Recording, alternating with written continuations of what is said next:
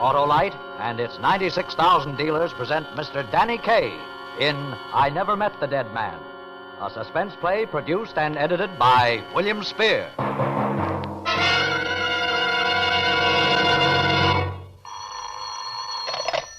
Hello? Wake up, Mr. Wilcox. It's a brand new year. Happy New Year. Okay. Oh, what a sleep. Hey, did she say a new year? Boy, let me at it. At that Autolite Stay Full battery I promised myself.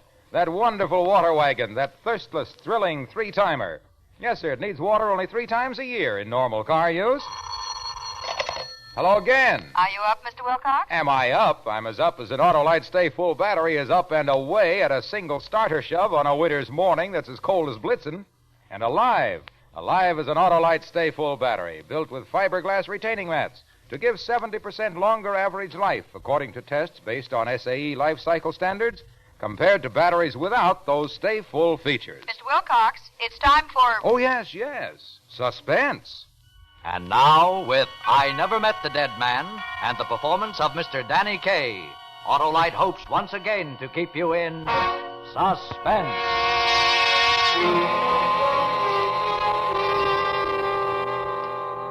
I never even met the guy. I was just walking along humming on an empty side street on New Year's Day.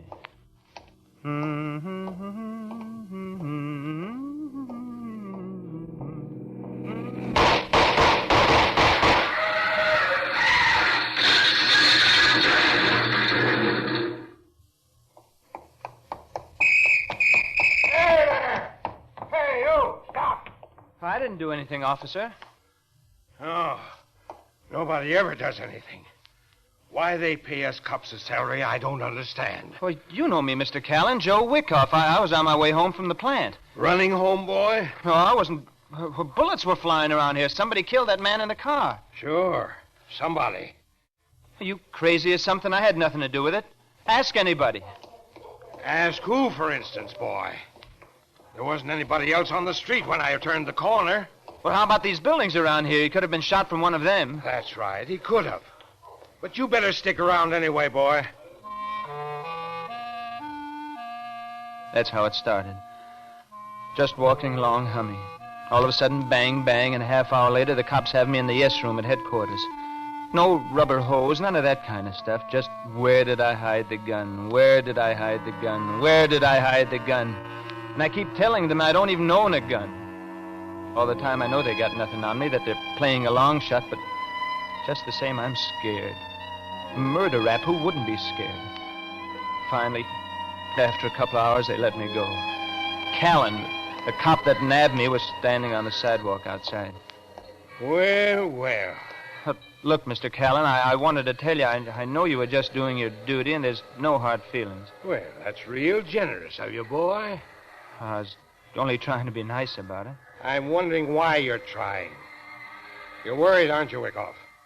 You're holding something back. You're worried. You You're guys. lying, I can tell. You know so much, why don't you sound off inside headquarters? I'm just a neighborhood cop, a beat man. But even a beat man gets a good idea once in a while. What are you holding back, boy? Nothing, Mr. Callan, nothing, I tell you. It's bad business lying to the police. I'm not lying. Go on home, boy. Talk it over with your wife. Maybe she's got some sense. Bella, my wife, with some sense. That was funny, only Callan didn't know. Bella's like a friendly kitten. Pretty and lovable and full of fun. All Bella could think was, gee, her husband's name was in the evening paper. Look, Joey, right here on page 27. The only witness to the murder was Joseph R. Wyckoff. They misspelled it. Only one F. Wouldn't you think they'd know better? Joseph R. Wyckoff, a truck driver on his way home from work. The victim has not yet been identified. The guy that got killed, the cops don't know who he was. No papers on the body, and his face was full of bullet holes. Terrible. The police expect to make An arrest within 24 hours. Huh. It says so right here. Well, a professional job like that is going to take the cops more than 24 hours to pin down. I don't understand. Professional? A hired gunman steps off a train from Detroit or someplace. He fires a couple of shots and takes the next train back. No clues, nothing. Oh. Well, then how come... Oh, let's forget it a while, will you, honey? I don't feel like talking about it. All right, Joey. Okay.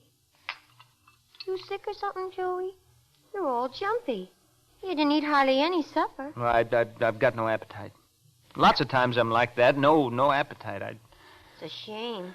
All that good spaghetti gone to waste. Joey. What? We ought to celebrate your name in the paper. Let's go out dancing somewhere. I'm tired, Bella. Bushed. Gee, we never go out anymore. Some other time, Bella. That's what I mean. All jumpy. I'm sorry, Bella. I shouldn't have yelled off like that. Those cops this afternoon, they got me upset. Oh, honey. I don't blame you being upset. They got their nerve, practically saying you killed a fella. You can't blame the cops, Bella. They know they got their work cut out and they ain't missing any bets. They're trying to advance themselves, too. But you've never been in trouble before. You'd think that'd be enough for them. Well, the only thing is I have been in trouble. Huh? Back in New York before I met you, I did a stretch in prison. You? Yeah, it was nothing very much. Robbing a grocery store, the kind of crazy things young guys do. Joey, you never told me. Well, you spend a year with the bad boys, you certainly don't hire a skywriter to tell people about it, Bella. But I'm your wife, Joey. I wanted to tell you, and I would have. Well, I'd understood. Sure, Bella. But lots of times you talk without thinking, honey. I was scared you might let it slip, and... Oh, I never would have blabbermouthed about a thing like that, Joey. You know that. Did you tell the police, Joey? No. They asked me, did I have a record, and I said no. Oh, golly. Maybe I shouldn't have lied, I don't know, but I was rattled. I'm still rattled. Well, will they find out anyway? I don't see how. They didn't book me this afternoon, so... Well, there's no fingerprints to check with. Oh, well then. Well, the Callan, the comp I told you about, he worries me. He's the one. He knows I got something on my mind, and he keeps needling and needling. So let him needle. You know how it would look. Guy with a record spotted near the murder, and Callan. Mr. Callan's got plenty other things on his mind. In a couple of days, he'll forget all about you. You think so, Bella? Why, sure. And I'm supposed to be the dopey one around here.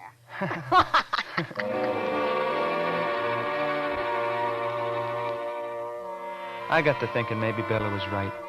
Maybe it was just another side street killing that wouldn't amount to a hill of beans. I might even have had a good night's sleep if we hadn't stayed up for the late news broadcast. An obscure murder lost in the back pages of tonight's papers will be headlined on page 1 tomorrow morning. The victim has been identified as Willoughby Roberts, feature reporter of the News Gazette. And that newspaper has already posted a $10,000 reward for information leading to the arrest of the killer. Willoughby Roberts, it was revealed tonight, had been engaged in an undercover investigation of the county's illegal gambling palaces. Today, President Truman made an address to...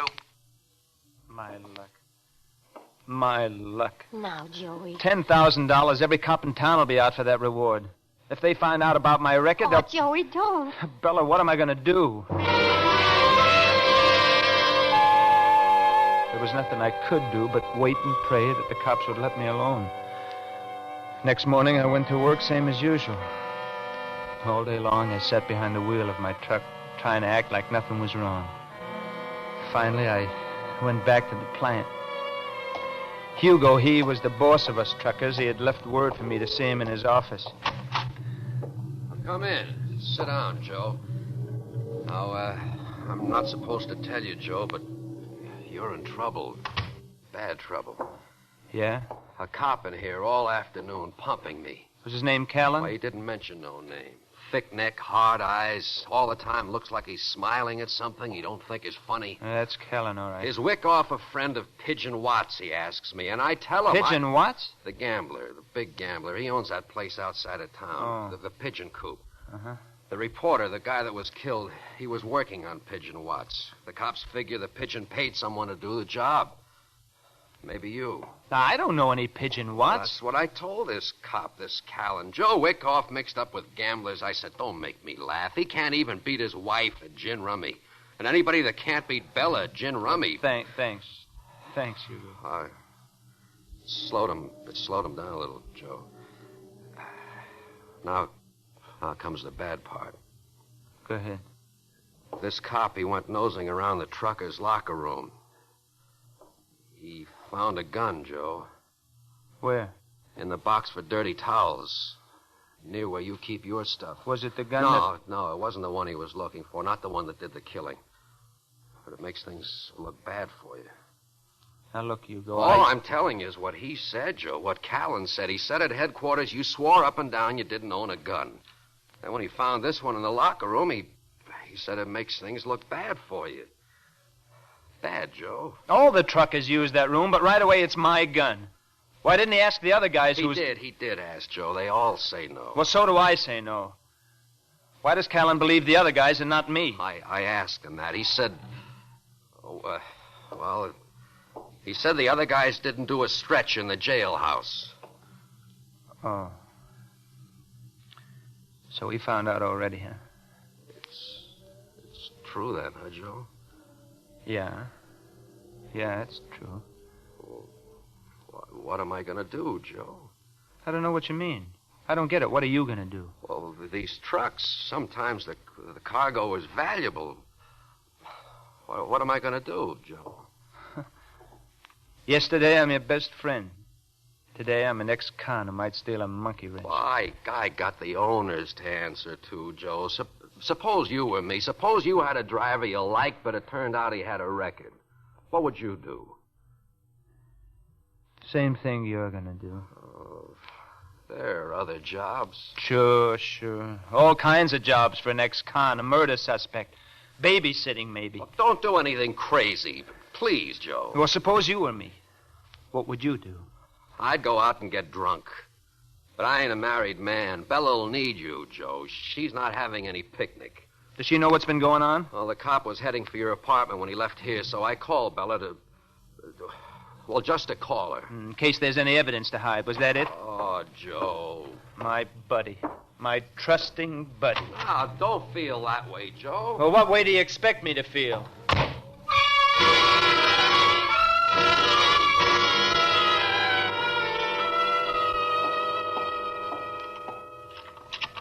Who's there? Who is it? It's me, hon. You all right? Oh, Joey. I've been so scared, Joey. A policeman, that Mr. Callan, he only just left. It was awful. Oh, now take it easy, honey. Take it. Everything will be all right if you'll just take it easy. He kept asking me, did you know Pigeon Watts? And I kept saying no, and all the time I had these things in my pocket. Things? I was afraid they'd fall out and he'd see them. It was awful, Joey. What things? Well, these chips or whatever you call them. But these are gambling chips. I found them in your bureau drawer just before Mr. Callan came. They all got a pigeon marked on them, and I figured you wouldn't want nobody to see them. So I hid them in my pocket. Wait a minute. I don't get this. It doesn't make sense. On account of the bird on them, the pigeon. I knew right away you must have got him at Pigeon Watts' gambling house. So I hid him. I never saw them before. Never. Oh, we better drop them down the sewer or someplace where nobody will find them. Bella, look, listen to me. I never saw them before. Oh. You believe me, Bella, don't you? Sure, I believe you. Bella, why were you looking in my bureau? Oh, don't ask me that, Joey. Why, Bella? Why were you looking? Please, Joey, don't. Oh, listen, it's raining. Why? All right, Joey. It was on account of all the crazy things that have been happening. Like about you having been in jail. And then Hugo, your best friend. He sounded so funny over the phone when he said they found a gun in your locker. Near my locker. Not in, near. Near, then. I was scared Mr. Callan might find something else when he got here. So I searched all through the apartment. And you found these chips from Pigeon Watts' joint? Yeah. Oh, Joey. You think I'm mixed up in this murder, don't you, Bella? Oh, no, Joey, no. It's just that I don't know what to think. What does that mean? Oh, I guess I'm kind of dumb, like you're always kidding me. And all these crazy things happening. I don't know what to think. First Callan, then you go, and now you. You're sore, Joey. I can tell just by looking at you. You're sore clean through. Yeah, I'm... No, Bella. Maybe it's better you're honest. Then I know where I stand. But... Maybe it's good I'm sore. Maybe now I'll get off the dime. Off the dime, Joey? Bella, I want you to listen to me now. Did you go out today, Bella? Did you go out at all for shopping or anything? Well, for just a few minutes at noon. I went in to talk with Mrs. Manelli and 4G, just gabbing. Well, try to remember now. Did you leave the door open, the apartment door? Yeah, I think so. Then somebody could have sneaked in here and planted these gambling chips while you were gone. I guess so. Sure. But who'd do a thing like that? Somebody who wants the $10,000 reward. Somebody who wants it bad enough to frame an innocent guy. Joey. I'm a natural. I'm an ex-con. I happened to be right there when the shots were fired. I would be But Joey, who? Who's framing you? I don't know who. But whoever it is, he got these chips from Pigeon Watts' joint. Where are you going, Joey? To have a talk with Mr. Pigeon Watts. Maybe I can get some information out of Mr. Pigeon Watts. Just a minute, Joey. I'm going with you. I thought I was so smart. If I only hadn't gone on with it. If I'd only just stayed there, let the cops arrest me, convict me, burn me, anything, just so it wouldn't have ended up like it did.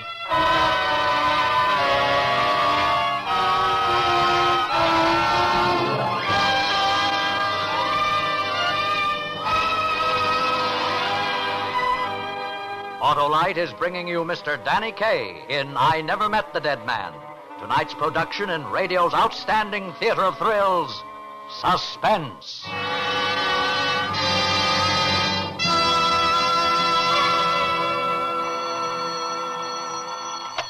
Hello? Mr. Wilcox, it's cold outside. Button up your... Overcoat's the word, my girl. And friends, Autolite Stay Full batteries don't need overcoats anywhere, anytime, any place. These power-packed partakers of water only 3 times a year in normal car use will make your new year as happy as a Texan with a spanking new oil well in his parlor. With an Autolite Stay Full battery, you're off like a hound in a hunt. And tests based on SAE life cycle standards show that Autolite Stay Full batteries have 70% longer average life than batteries without Stay Full features. Mr. Wilcox, the sponsor says... Don't bother me, my girl, don't bother me. I made one big New Year promise, and that promise is packed with Autolite Stay Full batteries. I'm bulging with Stay Full battery buildup, and by and by... No, not by and by, right now. Why don't you visit your Autolite battery dealer and buy yourself one of those wonderful Autolite Stay Full batteries? The batteries that need water only 3 times a year in normal car use. The new year will really treat you right when you switch to Autolite. And now, Autolite brings back to our Hollywood soundstage our star Danny Kaye in I Never Met the Dead Man. A tale well calculated to keep you in suspense. I was a lot more scared than I let Bella know when we drove through the rain to Pigeon Watts' place. I didn't know what to expect, so I told Bella to stay in the car with the lights out and the motor running. Then I started toward the door of the gambling place. It looked more like a warehouse, an old, dirty warehouse. Yeah. One of Watts' bouncers finally opened out. He told me to beat it. On account of all the stuff in the papers, they were only letting in regulars, people they were sure of. He said Pigeon Watts wasn't seeing anybody, and he began to get mean mad when I wouldn't go away. I saw the flicker of brass knuckles coming at me, but I didn't duck. I had to talk to Watts, even if it meant getting my lumps first. Right.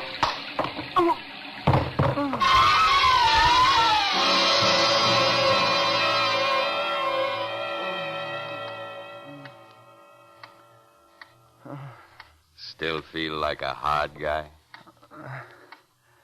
No. No, sir, I'm not a hard guy. I just wanted to see Mr. Watts a few minutes. You're seeing him. My name is Wyckoff, Mr. Watts. Wyckoff. You the one that saw the reporter get it? Yes, sir, Just a second. Nobody bother me a while. All right, hard guy. What's on your mind? Well, it's like this, Mr. Watts. And I told him the whole story. Everything that had happened, and he just sat there and looked at me. No expression at all, just sat there and looked at me. It was like talking to a chair or something. Even when I showed him the gambling chips Bella had found in my bureau drawer, it didn't seem to mean anything to him. 2-bit chips for the piker trade. Anybody could have walked out of here with a handful. Sorry I can't help you. I gotta have help. The cop I told you about, he really thinks I killed that reporter. I don't blame him. It's a good frame. Nothing obvious about it. Just little things pointing to you. Good frame, all right. A very good frame. But I didn't do it. Honest, I didn't. I know you didn't, but there's nothing I can do to help. Sorry. What makes you so sure I didn't kill the guy? Nothing I can do. I just asked why you're so sure I didn't kill him. Because I know who did. Because I paid an out-of-town torpedo 1,500 rockets for the job. Well You then. expect to tell that to the police? Well, you've got to, Mr. Watts. I could get the chair for this. So could I. It's you or me. Then you won't do nothing? No. It's a tough break for you, like I said. I'm sorry, but that's the way the ball bounces. If you think I'm going to take this lying down, you're crazy. Maybe you're not so tough as you think. I've got a couple... Yeah? Our friend's getting hard again. Outside with him, Roy. I'm not going anywhere. You're the man outside. No. Hey, look. I don't get no pleasure slapping people around. Outside before... Hey, a raid. Yeah. Should open up. Let them pound their way in this time. Maybe you'll talk for the cops, Mr. Pigeon Watts. What'd I do with this monkey pigeon? Why a raid? I mean, why right now, this minute? Who cares why? They're here, and I'll that's... tell you why, Wyckoff. It's so you and I get pulled in together. You got a car outside? I'm staying right here. The cops ain't brainless, Wyckoff. They're pretty sure I ponied up for that killing. The only place they went wrong, they figured I paid you for the job. They'd have faced us both before this if they could have found any connection between us. So what? So this, if they nab us together in this raid, it takes care of the connection. He's right, hot guy. Now will you get out of here? But how'd the cops know I'd be here? Whoever's framing you planted those chips so you'd come here. He even knew when you'd come, and he tipped off the police a $10,000 phone call. Yeah. Now beat it. Open the window, Roy. You're all right, Watts. You can think pretty fast. You just told me the answer. I think I can find the guy now. That's fine. Go on, kid. Out the window. 2 stories down. All right, it's 2 stories down. I can make it. So long, hot guy. Oh! Oh, my leg. Get over back. My leg. I'll make it. I gotta make it. I gotta know. I gotta know who's the guy.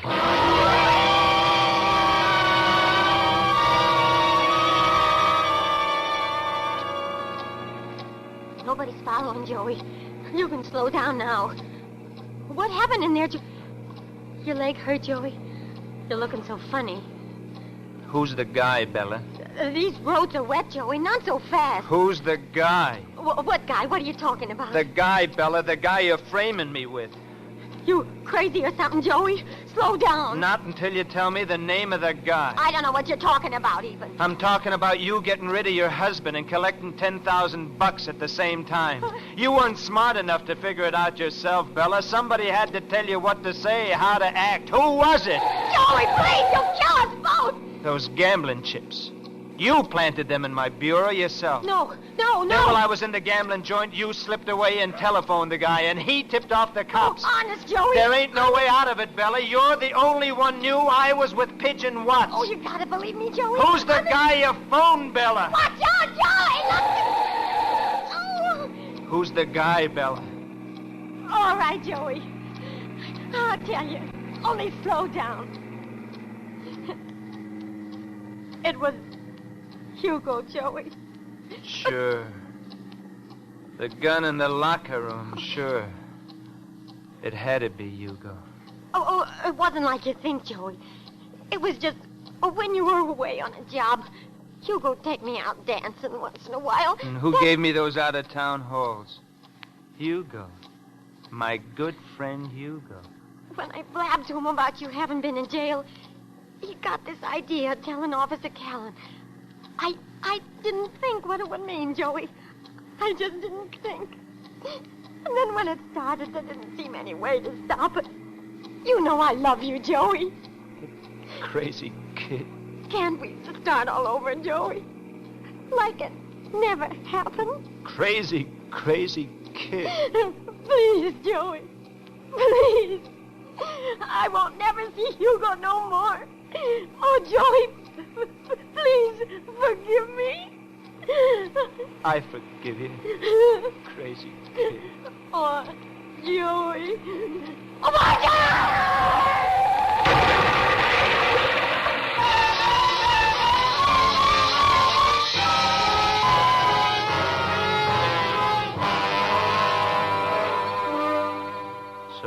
fellow's dead.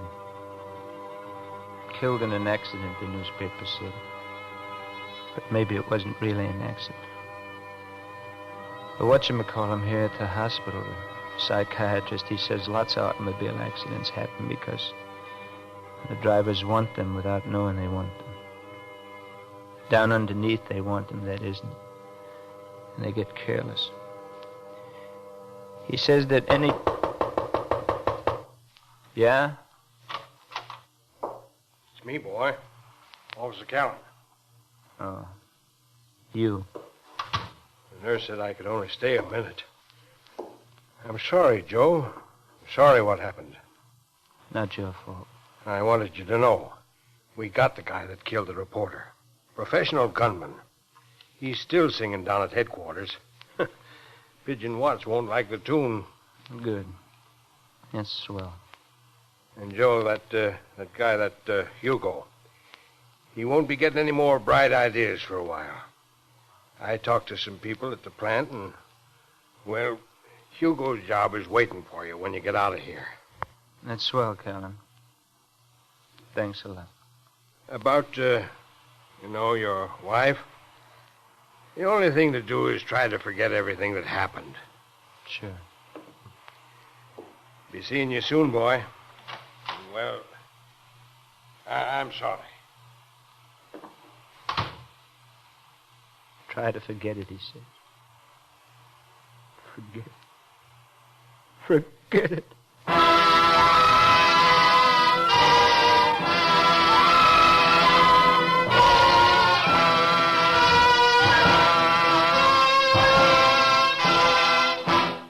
Suspense, presented by Autolite.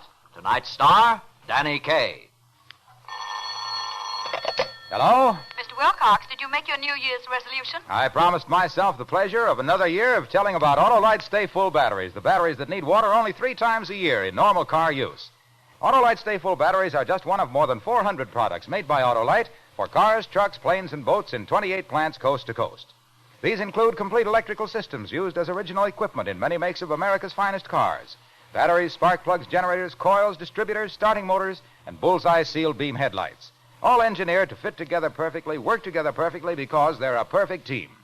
So don't accept electrical parts supposed to be as good. Ask for and insist on Autolite, original factory parts at your neighborhood service station, car dealer, garage, or repair shop. Remember, you're always right with Autolite.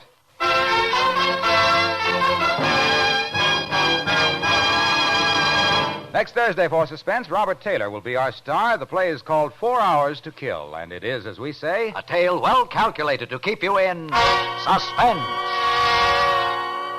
Tonight's Suspense play was produced and edited by William Spear and directed by Norman MacDonald. Music for Suspense is composed by Lucien Morawek and conducted by Lud Gluskin. I Never Met the Dead Man is an original radio play by William Bruckner. Danny Kaye can currently be seen in the Warner Brothers Technicolor production, The Inspector General.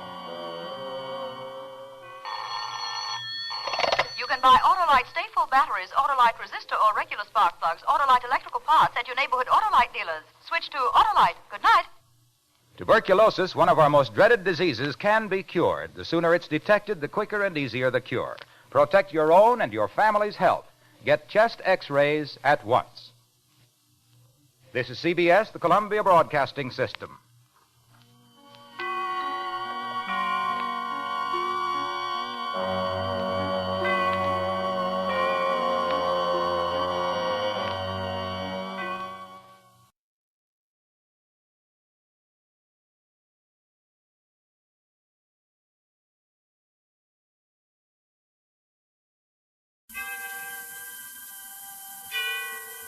Autolite and its 96,000 dealers present Suspense.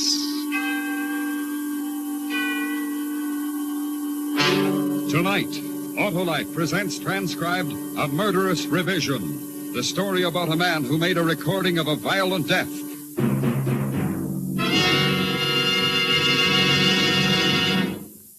Hi, Hap. Meet the team.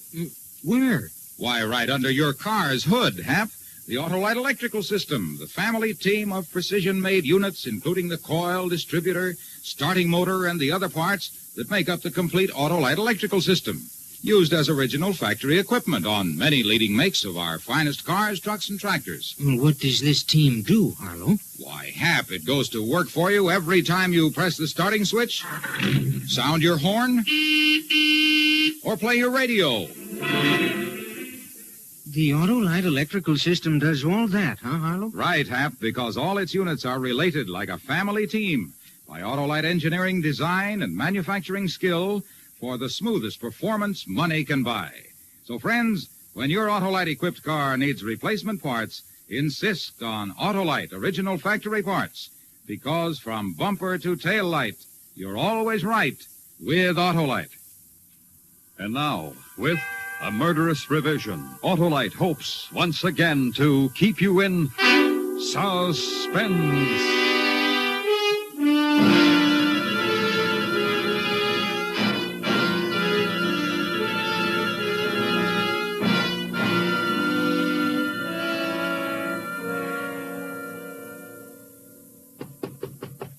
Yeah? What'd you want to see me for? Chris, come in. Sit down. You got to hear the show Sunday? I don't like to listen to the show. Why not? Because I don't, that's all. Oh, you missed a good one. I put some zip in that closing scene. I want you to hear it. Got the playback ready. Hand me that record marked part 2, will you? Sure. Thanks. I don't know, Chris. I don't make you come to rehearsals. You don't have to sit in the control room all day. The least you could do is listen to the show at home. Well, listen to this now. George. Honest, I didn't mean it, George. Get this, Chris. Get You this. mean to say that you didn't really mean it when you told my brother you didn't love him? You forget, Doris, that I heard you, every word, while I was hiding behind the Davenport the night my mother was here. George, I beg you, don't do this thing. Put down the gun, George. Oh, this is only what you deserve. You tricked me for the last time, Doris. You tricked me for the last time. I'll just shut this up. What did you change it for? What was wrong with the ending the way it was? Why did you change it? Just take it easy, Chris. I'll tell you why I changed it. Because it was wordy and repetitious. It didn't tell the story. The boys upstairs said that The boys upstairs, yeah, that's just what I thought. The boys upstairs. They do everything but breathe for you. Did it ever occur to you that maybe people are wordy and repetitious? Chris, I'm trying to tell you the scene, the way you wrote it, just didn't play. That's right. All the trade cliches. Drag them out. It didn't live. It didn't play. It didn't make the right goosebumps come out in your left elbow. How did you ever get into this business? Who ever let you into a radio station anyway? I'll tell you what's wrong with you. What you need is a good psychiatrist. Don't you tell me I need a psychiatrist. Don't you tell me. Let go of me. I said let go.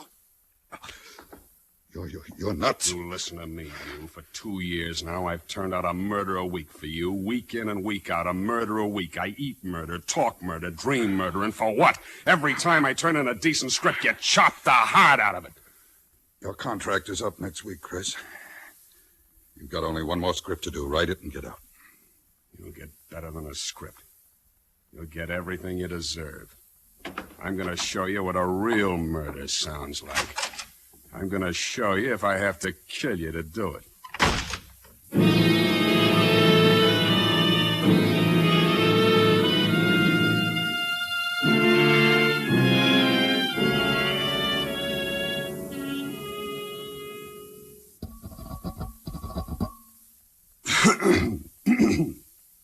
Good evening. This is a recording of an actual murder. The first, as far as I know. Not written, not rehearsed, but well planned. It is respectfully dedicated to Mr. Ken Avery, editor and producer of the radio program Murder, Please. This is my last show, Mr. Avery. I'm delivering it to you in its entirety. Cast, music, everything. The events and persons are absolutely real. It's going to be a great show, Mr. Avery. You'll hear everything but the climax. I'm speaking into a microphone concealed in my desk, concealed with the other recording equipment I've rented for the occasion. A special microphone is attached to my telephone to enable the listener to hear both ends of any conversation. The music you hear is coming from a high-fidelity phonograph at my side. This program is produced, edited, directed, narrated, engineered, and plotted by Christopher Turner, whose only claim to immortality is this single half hour. And now, Mr. Avery, the leading characters in order of appearance. The murderer, Christopher Turner. The catalytic agent, your daughter, Lois. The victim, yourself. And now, please to begin.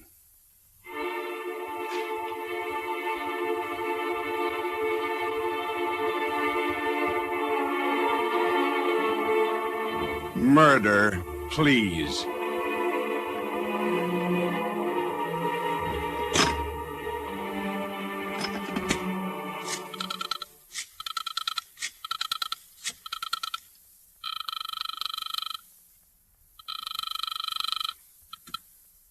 Hello? Ken, this is Chris. Now listen, Chris. I hate to bother you at home, but I wanted to apologize for the way I acted. Why don't you drop over to my office right away? Sorry, Chris, no go.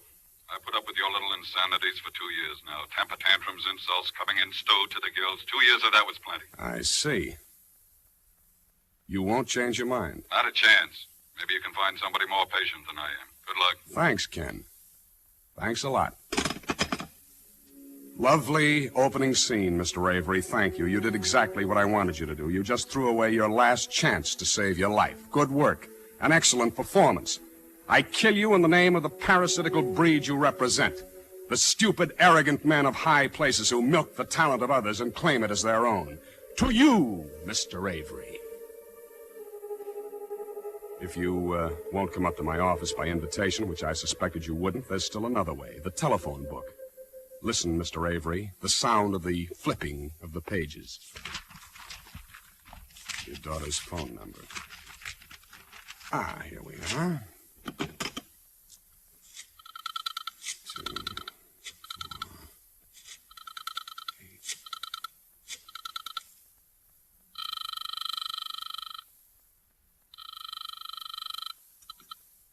Hello? Hello, Lois. It's been a long time. I bet you don't even know who this is. I don't recognize the voice. This is Christopher Turner. Oh, sure, Mr. Turner. How are you? Fine, just fine. How do you like living alone? It's all right, I guess. Rather be living with the folks? No, it's kind of independent this way. How's the writing coming? Not so good, Mr. Turner. I've written 5 scripts so far. Every one of them has been rejected. I don't know what's the matter. Yeah, well, the reason I called was your dad and I had a talk this afternoon about you. He thought maybe I could pass on a few tips. Oh, I wouldn't want to bother you. Ah, now, this isn't an obligation on my part, Lois. I like to help young people. Besides, it's been a long time. Yes, that's right. Say, what are you doing this evening? I was going to wash my hair.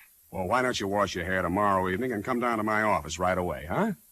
Well, I told a girlfriend I'd be home tonight. She was going to drop over. Can't you call her and tell her to make it some other night? Here's the point.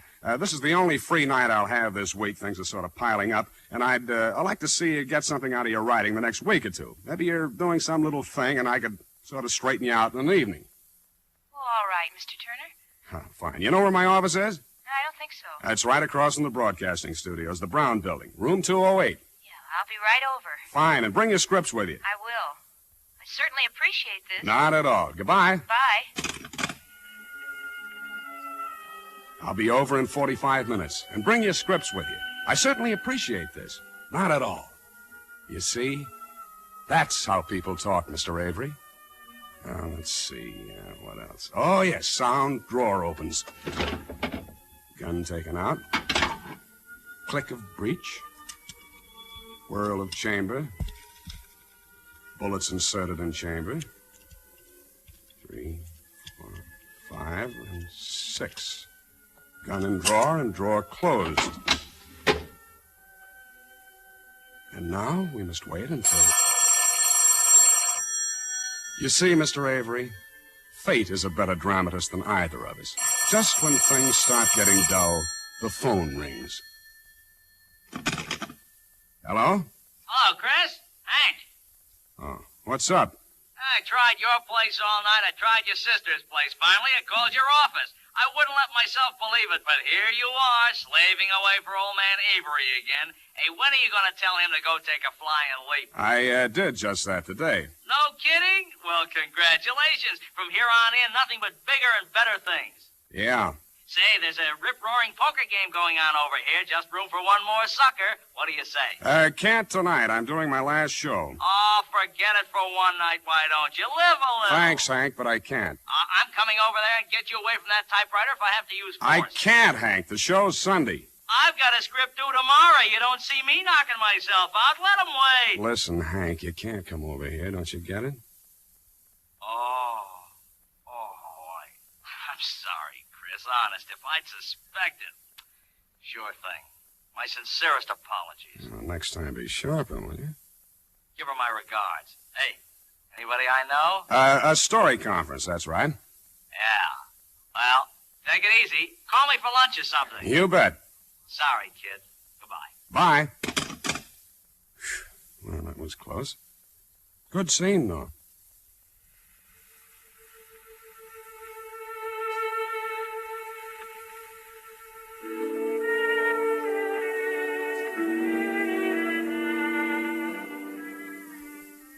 Lois Avery has just driven up in front of the building. She's getting out of the car, carrying her scripts. She wears a cardigan sweater, tweed skirt, flat shoes. She's young and very pretty, a girl with everything to live for. Now she's disappeared into the building. In a moment, she'll knock on my door. Then you'll see for yourself how youth resists the threat of death. And this, Mr. Avery, would be the proper, dramatic moment to end Act One. May I suggest at this point you insert one of your beloved commercials?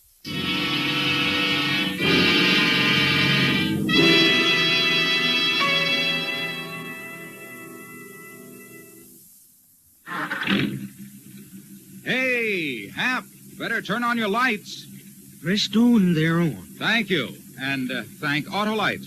Why, Harlow? Because in your Autolite-equipped car, the lights, as well as the power for your radio and power to crank your motor, are all provided by the Autolite electrical system. It has to be good, huh, Harlow? You bet, Hap. And that's why complete Autolite electrical systems are used as original factory equipment on many leading makes of our finest cars, trucks, and tractors. And that's good enough for me, Harlow. You bet it's good, Hap. And that's why it pays to treat your car's electrical system to a periodic checkup at your authorized Autolite service station or the dealer who services your make of car. You can quickly locate your nearest authorized Autolite service station in the classified section of your telephone directory, or by calling Western Union by number and asking for Operator 25. And remember, from bumper to tail light, you're always right with Autolite. And now, Autolite brings back to our Hollywood soundstage a murderous revision, a tale well calculated to keep you in suspense. You're listening to Same Time, Same Station, the best of old-time radio. And I'm your host, Jerry Hendigas.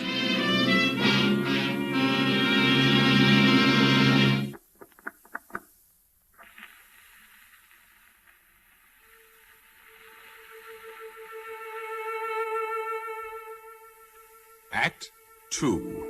This is Christopher Turner once again, Mr. Avery, bringing you by transcription the first recording of an actual murder ever made specifically for broadcast. The setting, my office. The music, recorded. The time, night. The victim, yourself. Your daughter has just entered the building, and in a few seconds I'll ask her in. I'm sorry I have to go to such lengths to get you into my office. I'd gladly have killed you in the street, but it's so much more difficult to make a recording there. So concludes the usual resume with which we begin the second act of every Murder, Please program. I hear her footsteps in the hall. Your cue, Lois. I hope I'm not putting you out. I always tell Dad to stop imposing on my behalf, but I guess he'll never learn. You're here because I want you here and for no other reason. Cigarette? No, thanks. This is a nice office. It serves. Just a hole in the wall, but quiet. Nothing fancy. I like it. How long have you been scribbling? 6 months, Mr. Turner. Let's just make it Chris. What sort of things? Murder, mostly. Somebody told me that's what sells best. True. Well, let's just start talking about murder. Maybe something interesting will come out. Question number 1. Why do you think people kill? Lots of reasons, I guess. Money, love, revenge. Not really. Only for survival. They kill for money only when money means life. their idea of life. They only kill for love when life depends upon that love. They only kill for revenge when life is intolerable without it, you see? That's very interesting. Could you kill? I don't think so. Maybe you could. Here. See? Gun. And loaded. Please put it away. Take it. No, I'd rather not. It's very obedient. It won't fire unless you press the trigger. Take it. That's it. Now, point it at me. Please, Think now. One touch of your finger, and you kill me. One little touch. A very delicate instrument, the trigger. There's a sense of power there. Feel it? I'm afraid. Fear, yes, but exhilaration, too. Like the second drink. I feel it, yes. You can give it back to me now. I never held one before. Ever kill anything before? A few flies around the house. The fly. Yes. Yeah, you see it rubbing its hair-like legs together in the white tablecloth. You pick up the swatter slowly. You stand directly over it. You slap it as hard as you can. You lift the swatter, and there it is, lying on its side, twitching its broken wings. You make it sound like murder. It is. So much for the murderer. What about the victim? Afraid of death? Sometimes, when I think about it. Ever go to a horror picture and have to walk home alone down a dark side street past an alley? You were afraid? Yes. That's merely the terror you imagine. But have you ever met death eye to eye? Once, in the car, Dad was driving. We rounded a curve on the highway. It was raining very hard. We started to skid. We just straightened out in time, or we would have gone over the cliff. Go on. I was helpless. I didn't want to die. What is death to you? Death? I don't know. No idea? Emptiness? Blackness? Nothing. Is that so terrible? Yes. Because you really don't know. Like the dark. That's it. Do you know any more about death than you do about me? You? Yes. Oh, I know you work for Dad. But you've never spent even 1 hour with me. Once at lunch, you and your father sat down with me, yet you came up here alone. How do you know you can trust me? Suppose I don't, really. Look at this. Please put it down. It makes me terribly nervous. Do you have any money? A little. How much? $10, maybe. Some change. Give it to me. Here. Why did you give me the money? Because you asked me for it. Because you were hoping I'd put down the gun. And if I'd said a kiss, one kiss, and I'll put down the gun, what would you do? Suppose I'd give you... But a kiss? That would be harder to give, wouldn't it? Yes. Kiss me. There. Thank you. Now put down the gun, please. I know it's a lesson in writing and all that, but it scares me. No. But you said you would. I said nothing of the kind. And if I had said it, you would have been foolish to believe me. You can't trust a man with a gun. You feel helpless, don't you? Yes. While you could give me money, there was hope. While you could give me love, there was hope. But if all I wanted was revenge, there would be nothing you could do to save yourself. Nothing. And if I told you that right now, this moment, I'm going to pull this trigger and blow you to bits, tell me, what would you say? I'd try to talk you out of it. What would you say? I wouldn't know what to say. Then I'd shoot. I'd tell you about the electric chair. Very little threat to a man about to kill. Later, perhaps, when he's running away, then he'll think about consequences, but not now. Now it's only kill. What else? What else would you say? I'd beg him. He wouldn't listen. I'd plead with him. I'd say, please don't kill me. And if he still wouldn't listen? Then I'd die.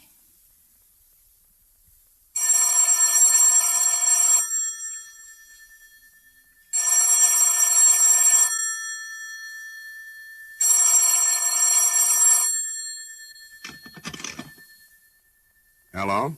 Bet you don't know who this is. I can't place the voice. Try. I haven't the slightest idea. Remember San Francisco and the Italian pizza and the cigarette holder? Vaguely. Who is this? I hate guessing games. Harriet. I know at least 18 Harriets. Harriet who? Crawford. Oh, You don't sound so bubbly about it. I've been working. Bet you have a girl up there. What do you want, Harriet? What do I want? Well, how businesslike can we get? I just came in. I thought maybe you could meet me for a drink. I don't know a single solitary soul in town. How did you happen to call here? I shouldn't tell, I suppose, but Hank said you were working late at the office. Hank, huh? He gave me the number and said to be sure to call. Bless his heart. What was that? I said bless his heart. Oh. Well, I'll call you tomorrow. You do that. Well, bye. I guess I'd better get going. We're not even started yet. Well, if you don't put down that gun, I'm going. I don't like it. Sit down. I want to tell you a story. Now, listen, Please sit down. This is just a sample plot. You can have it if you want it. It's about a writer who had great novels in him, great plays, but he was broke. And for the sake of a place to stay and a meal to eat, he started turning out radio mysteries. He turned them out until every drop of originality was squeezed out of him. And all the greatness he might have been ate into him because he would leave nothing to the world, nothing but scripts to be swept up by studio janitors after the broadcast. Well, the writer made his decision one day. He would do a last radio play, a radio play with an actual murder, the only chance he had for permanent survival. And he selected as his victim the man who had ground him into the dust. He selected his editor and producer, Ken Avery. Please. I like you. I like you very much. I wish this could be happening to almost anyone but you. Get to the phone. What? The telephone. What for? You're going to call your father. No. No, I won't do You'll it. call your father and you'll tell him to come up to my office. Now pick up the receiver. No, wait. I'll do it.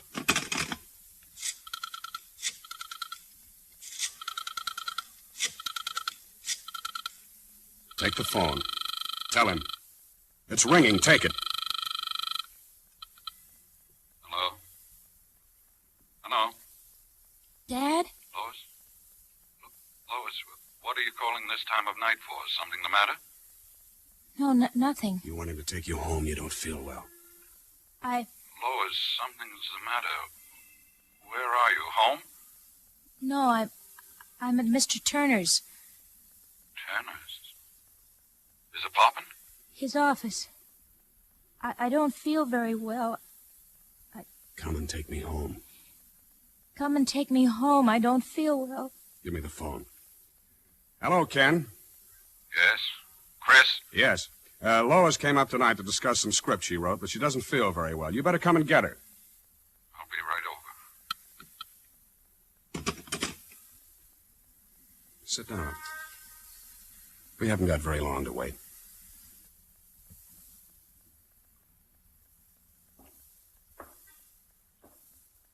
"20 minutes have gone by. Lois sits with folded hands in a straight-back chair. Her face is white. Her eyes stare at me as if I were the devil himself. Well, perhaps I am. I hear the steps in the hall, the sure, plodding steps of her father, Mr. Ken Avery.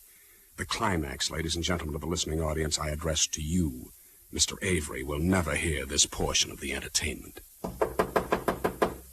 Come in. Lois, are you... What is this? Sit down. There's a chair reserved for you. Lois, what's been going on here? Tell him, Lois. He's going to kill you. He's going to kill both of us. Close the door. Chris, put that thing down. Somebody's liable to get hurt. What's the matter with you? Drinking again? Nothing to drink. Very sober. Sit down. Chris, are you crazy? Good line. Perfectly in character. The inane cliche from the mouth of the great producer. You see, Ken, everything is being recorded. Right now, your voice, Lois's, mine. Sit down. Recorded for what? For posterity. For the show next week. You'll have the honor of appearing on your own program as the murder victim. Let me show you here on the desk. You see? A recording machine. I've stopwatched every second. It's been running exactly 25 minutes. You always made it a rule to plan the climax for 26:30 so you could have room for a final commercial. Well, that's just what I'm doing. According to my timing, you have about 1 minute and 30 seconds to live. All right, Chris, that's enough of the phony dramatics. Give me that thing before somebody gets hurt. Stand back. I wouldn't want to mistime the climax of the show. This won't make a show. You won't have much editorial power, Mr. Avery, after a few seconds. There's the agency. They wouldn't put this thing on the air. Why not? You planned to kill me. From the beginning. There's the trouble right there. There's no twist. Oh, yes, the twist. Right. Yes, the surprise ending. You told the audience to expect the murder to be successful. But our shows have to have some kind of surprise for the audience, Chris. You know that. Where's the twist? Still the editor right to death's door. All right, Ken. Perhaps you can provide the surprise ending that's going to save your life. I don't have to. Oh? You provided the twist yourself, but you didn't know it, and yet the twist was part of the story all the time. Where, Mr. Editor Avery? You, Chris. You're the twist. Me? You're a flop, Chris. You're so used to dreaming on paper you can't live anymore. You wrote about love because you never had it. You wrote about fortunes, and you're still 2 bits. You wrote about murder, but you haven't got the guts to pull the trigger. Now, give me that gun. You think I won't shoot? I know you won't. Give me that gun, you hack. What did you say? I said you were a hack. Now, give me the gun. Stay away. Give me that gun, you hack. No, I'm not. Let go. Let go of my hand. Drop it. Drop it. Let go. Drop it. Chris. You always like to change the ending. Dad? It's all right, Lois. Dad, take me home. The records. They'll clear us. Take me home, please, Dad. As soon as I see what's on those records. This must be part 1. Let's see.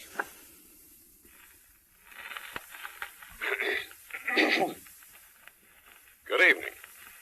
This is a recording of an actual murder. The first, as far as I know. Not written, not rehearsed.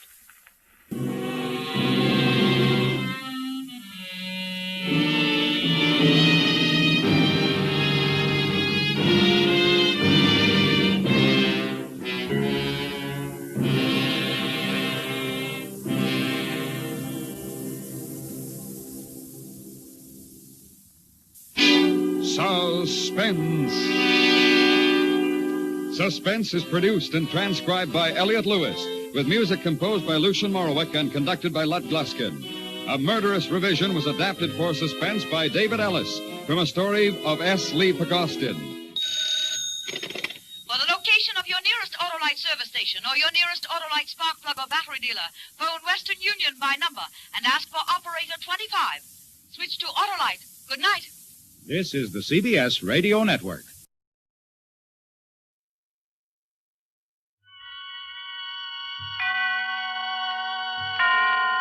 Autolite and its 96,000 dealers present Suspense. Tonight, Autolite brings you A Ring for Maria, a suspense play starring Mr. Cornell Wilde.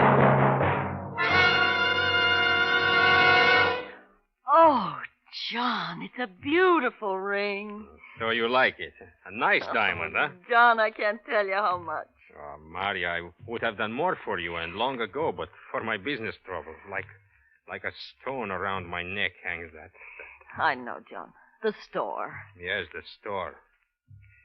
That's why it's necessary to do this thing tonight, for both our sakes. Oh, John, it was crazy of me, I know, but I was worried the way things were between us that perhaps you didn't love me anymore. But no, After tonight, Maria, there will be other moments like this, many of them.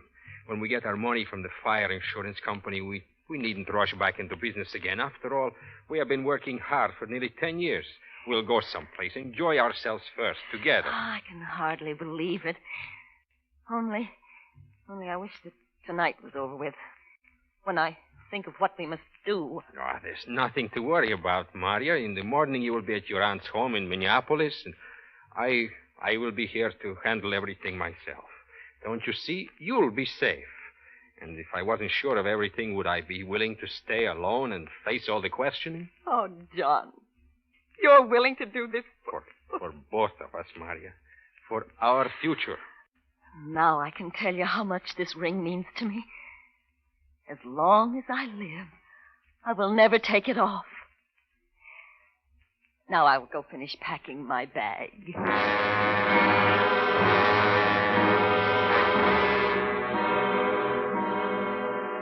She kissed me before she went, and then I sat there on the couch and rubbed away at my mouth. She always smelled like laundry water, I thought. She was so big, older than I was. No, she had never appealed to me as the kind of woman I should have. If I hadn't been so frightened by America when I first arrived, I would never have married her at all. But Maria and the marriage settlement her father offered, he wanted her to have a nice boy from the old country, he said. Yes, Maria and the money seemed to go with this great new land. No more slaving for a living. I could start a business and this big blonde would work. But now our business at the store had gone to pieces, so burned the store. With the fire insurance money, I would have a chance for the kind of life I deserved. Oh, it was a smart touch to give her the ring. With that blinding her eyes, she'd do whatever I wanted her to do. And afterwards, there'd be no trouble divorcing her. I had tested her in quarrels. She was the kind that takes her beatings silently. In just a moment, Mr. Cornell Wilde in the first act of A Ring for Maria.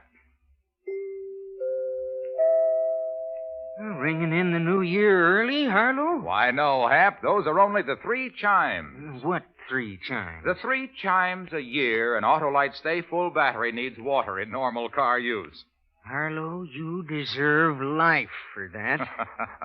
And I'll take it if it's the longer life of an Autolite Stay Full, because the Stay Full gives 70% longer life, as proven by tests conducted according to SAE minimum life cycle standards. You're positive, Harlow? Positive is the word, Hap. Every positive plate in the Autolite Stay Full battery is protected with fiberglass retaining mats to reduce flaking and shedding and keep the power-producing material in place. You've sure got your battery problem solved for 1951, Harlow. Right, Hap. And friends, for the new year, see your neighborhood Autolite battery dealer and have him install an Autolite Stay Full battery. A battery that needs water only 3 times a year in normal car use. And remember, you're always right with Autolite. And now, with A Ring for Maria and the performance of Mr. Cornell Wilde, Autolite hopes once again to keep you in suspense.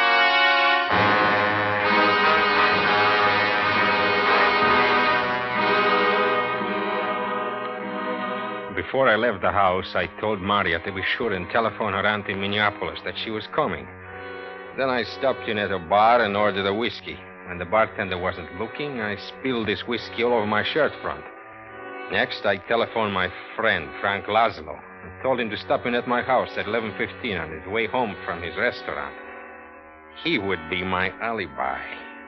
I was getting ready for the part of the plan I hadn't told Maria about yet. And I wasn't going to tell her. That part she was supposed to guess.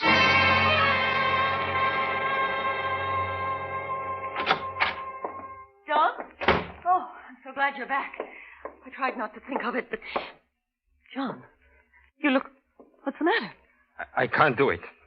What? I can't go. I can't trust myself. I even had some drinks to get up my nerve, but... No, I've been through too much all these months worrying. You have been drinking. I can smell it. You never drink. I told you, I had to do something. I tried to pretend that I was brave, that this thing tonight, because it meant so much to us, I would go through with it, but I can't. I can't. It takes a stronger person than I am. Oh, but, John, if you mean the fire, burning the store, I'm glad we're not going. It was a terrible thing anyway. I'm glad. What are you glad about? The insurance is our only hope. Do you know what it means? Without it, we have nothing. It's the end of things, of you and me, of everything. I will have to go away alone. I couldn't go on with you, knowing that I'm a failure as a man. John, it is not the end.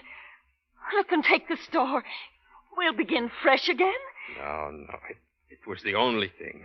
Now we shall fail. I shall just go somewhere and disappear, and you... Yes? Yes, John? What about me? That's what I hate to think about. That I must leave you. If only this thing tonight could be done. It's so simple. It's all arranged. We would have had happiness. John, let me do it. You were willing to stay behind and face everyone while I was safe at my aunt's. Why shouldn't I be willing to do as much now that this strain has proven too much for you? You stay here, John. I will go to the store. I will do it myself and then get on the train. It will be as we planned, only... Just don't talk like that anymore about leaving me. No. I was just talking.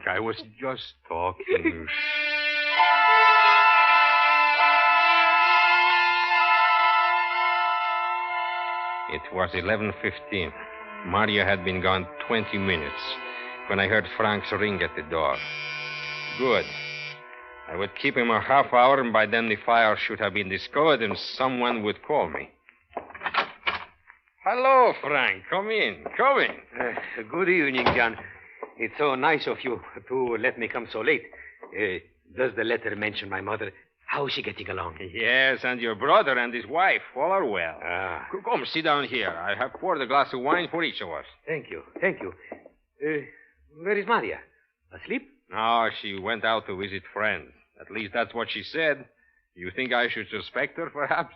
Oh, no, John. Everyone knows how Maria feels about you. Yes, of course. Now about her. A good girl, Maria.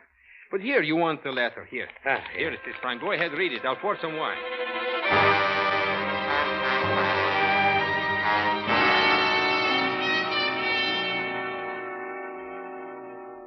John, a whole bottle of wine we put away. I'll never be able to sleep. And it's nearly midnight. Don't be foolish. It's wine, not that ink you sell for coffee. You'll sleep. Well, I'm off. Thanks for calling me about the letter. Don't go, Frank. I don't get to see you often. Your phone, John. Answer it. I will find my way out. Oh, well, all right, Frank. It is nearly midnight, eh? 7 minutes to. Good night. Good night. Hello? Hello, is there someone on the line? What is that? Who is it? John. What did you call for? John, I'm burned. What happened? I fell afterwards in the dark, in the fire. I don't understand. If you were burned. I beat at them. I beat at the flames on my dress and put them out. I got up the stairs and ran to the store. Did you remember to lock the door? I don't know. I was in pain, I tell you. I walked and cried. I didn't know what to do. And then I saw a little bar. I waited till it was almost empty, and that's where I am now. In the telephone booth. Oh, John, please come. Do something for me. But if you're in a bar, the people, can they see? No, I took my coat off when I went into the store before I went down to the basement. That's why the fire burned through my dress so quickly. Now I have my coat on. I can't tell. Maria, do you hear me? Yes, John. I'm coming with the car. Where is the place? A little bar. Clock Street. Near the railroad yard. Yes, I know. Leave the place and wait for me behind the freight loading platform where it is dark. I'll be there in 20 minutes. Don't talk to anyone. Don't let anyone see you too closely. You understand? Yes, John. Hurry.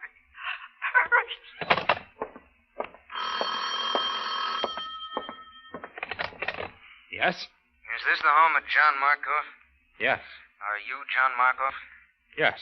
Do you operate a stationery store at 410 Wells Street? Yes, that's my place. Why? What happened? This is the police department. There's a fire there. You better get right down. Fire in my place? How bad is it? How did it start? What's burning? Don't know any answers like that yet, Mr. Markoff. I understand it's just striking out now, and they haven't been in the place yet to look around. You better get down there and help check. Shall I get word to them that you're coming? Well, yes, of course, right away. Mr. Markoff. Yes? You've been home all night, Mr. Markoff? Well, yes, why? You'd better hurry down. Yes, I will.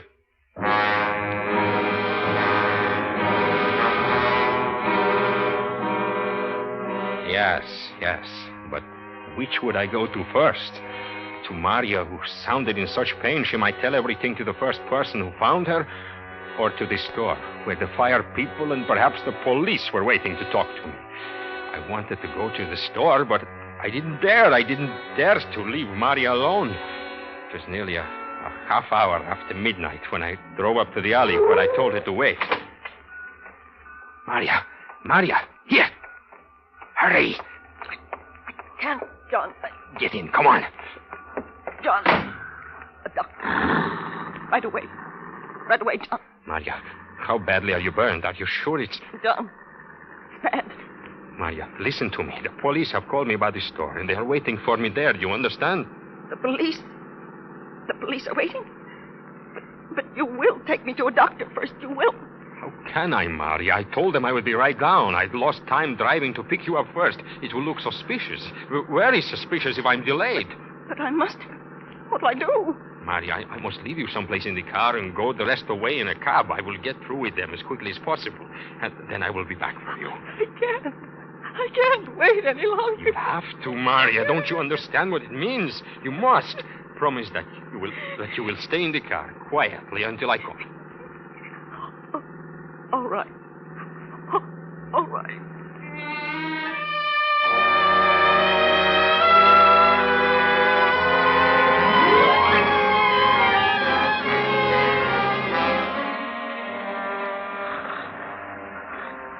So, you wouldn't know anything at all about how the fire got started, eh? No, I would not, sir. And, you were home with this friend from 11:20 until nearly midnight? Yes, that's right. I was home with my friend Frank Laszlo. He owns that restaurant right on the corner there. He always closes up by 11, and tonight he stopped in to read a letter I received from friends of ours in the old country. All right. We'll talk to Mr. Laszlo. In the meantime, Mr. Markov, you better drop in at the fire marshal's office in the morning at 10 o'clock. You mean that I... No, I don't mean anything. Well, certainly. Anything I can do to help, I'll be there, of course. Of course.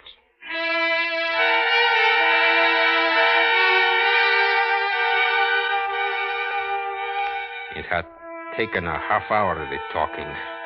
I knew from their manner that they had found the kerosene, or smelled it. Then I was back at the car looking at Maria. She appeared unconscious, but when I started to drive away... You were gone so long. I couldn't help it, Maria. It wasn't pleasant, you know. Now, Dr. John, so he can do something for me. All right. John, how are you talking to me? You frighten me. Frighten you? What about me? Don't you think I am frightened? What do you suppose will happen if I take you to a doctor? He'll want to know everything, and he will have to report it. But somewhere, John, I must have treatment. Where? Name the place where taking you won't be the same as going straight to the police. Well, then, the police. Anybody who will help me. John?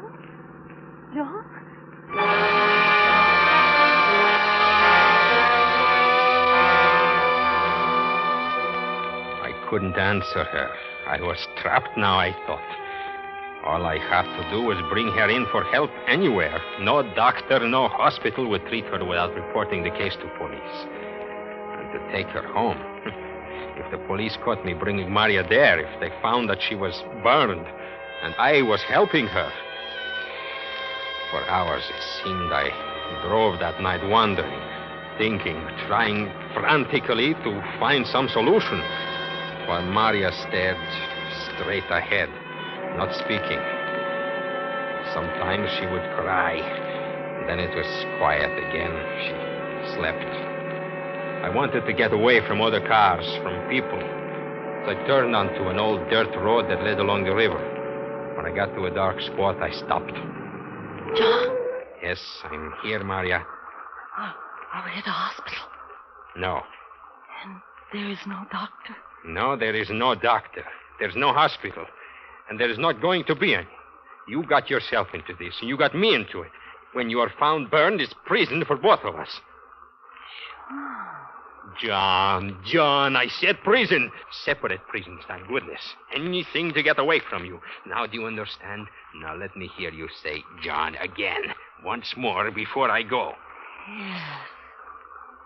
Once more. But let me touch you. Let me just touch you.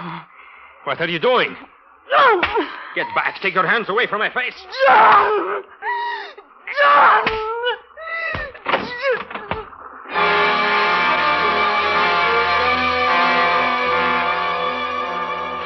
Somehow, I got out of the car and away from her. It must have been with her last strength that she attacked me because she fell back.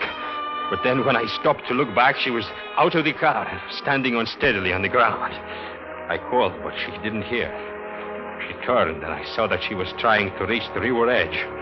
She was weak, sagging under her weight, but she kept on and made it almost. At the very edge of the river, she slumped to the ground in a kneeling position. I started for her, but inside of me I felt only jelly. And then as I stood there, I saw she was doing something with her hands, as if wringing them. Then I realized she was taking off the ring, the diamond ring she had said she would keep on as long as she lived. It must have slipped from her hand because she started pawing around in the dirt. Then she got it, turned, and threw it at the car with all her strength. With the effort threw her off balance, and she slowly fell backward, like an old doll, into the water. She was gone. God. Now I was out of it. They wouldn't be able to touch me. Free.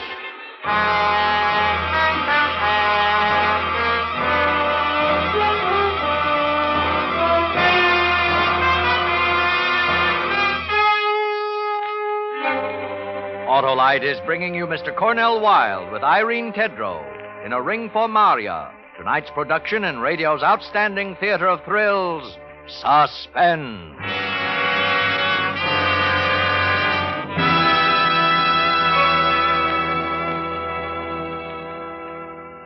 Say, Harlow, what are your plans for the start of a new year? Same as usual, Hap. I always get the start of the year with an Autolite Stay Full battery. The battery that needs water only 3 times a year in normal car use. But aren't you going to welcome the year in? Why, sure, Hap. Year in and year out, there's nothing more welcome than the dependable starting power and extra convenience of the Autolite Stay Full battery. You'll be the life of the party, Harlow. Hap, my good man, you can't beat the Autolite Stay Full for longer life.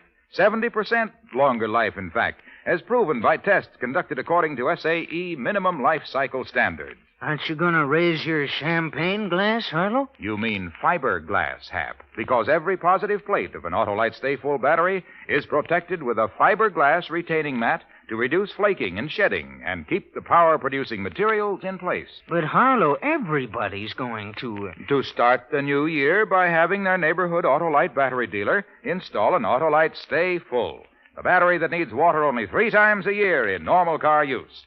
And remember, you're always right with Autolite. And now Autolite brings back to our Hollywood soundstage Mr. Cornell Wilde in Elliott Lewis's production of A Ring for Maria, a tale well calculated to keep you in suspense.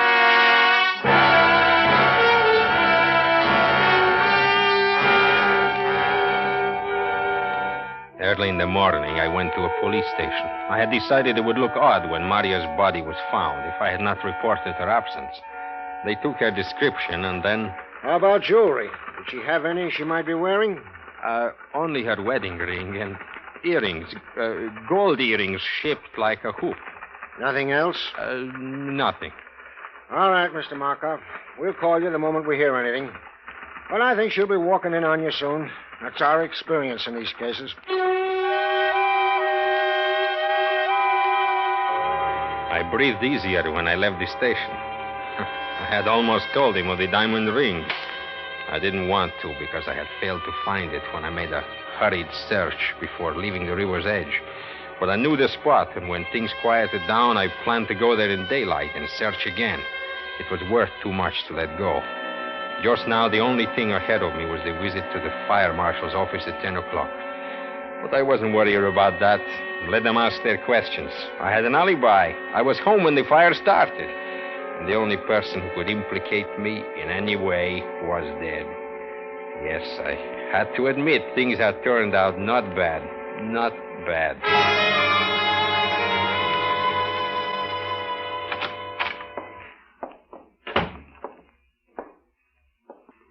Oh, yes, sir? My name is John Markov. I'm to see the fire marshal this morning. Oh, yes, Mr. Markov. Just a moment. Mr. Markov is here, Marshal. Very well. The marshal is coming out, Mr. Markov. Morning, Mr. Markov. Had a lot to think about. Yes, I've heard. The fire, and then this morning early you reported your wife missing, didn't you? Yes, I was going to tell you about it, too. I was already informed, and I'm afraid I have what may be bad news for you, Mr. Markov.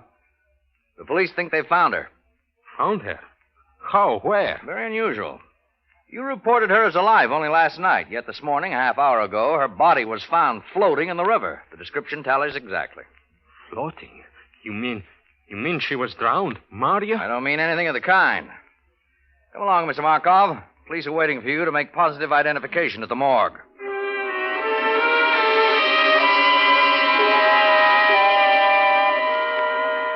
I didn't like the way the marshal talked or acted with me. Made me feel as if something had gone wrong. But I told myself to stop worrying. They could know nothing, especially if Maria was dead. But what did he mean talking as if she wasn't drowned? I was still thinking about this when we got to the undertaker's. Two men were standing outside. They nodded at the marshal, and something told me they must be detectives. Then one of them spoke to me. You're Mr. Markov? Yes. I'm Sergeant Holbrook with the Homicide Bureau of the Police Department, Mr. Markov. We'd like to take a look through your car. Is it here? Why, sure, go ahead. Let me have your keys, you mind? Yes. We might have to move the car, one reason or another. Yes, all right. Come along this way, Mr. Markov, for the identification.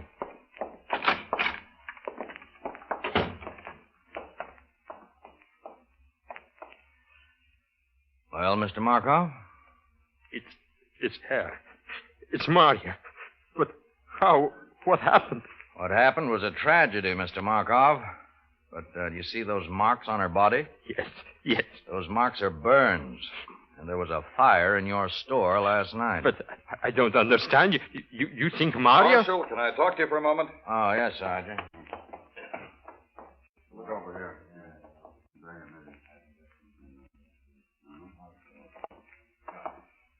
Mr. Markov, did you know your wife telephoned her aunt in Minneapolis last night and told her she was arriving for a visit there this morning?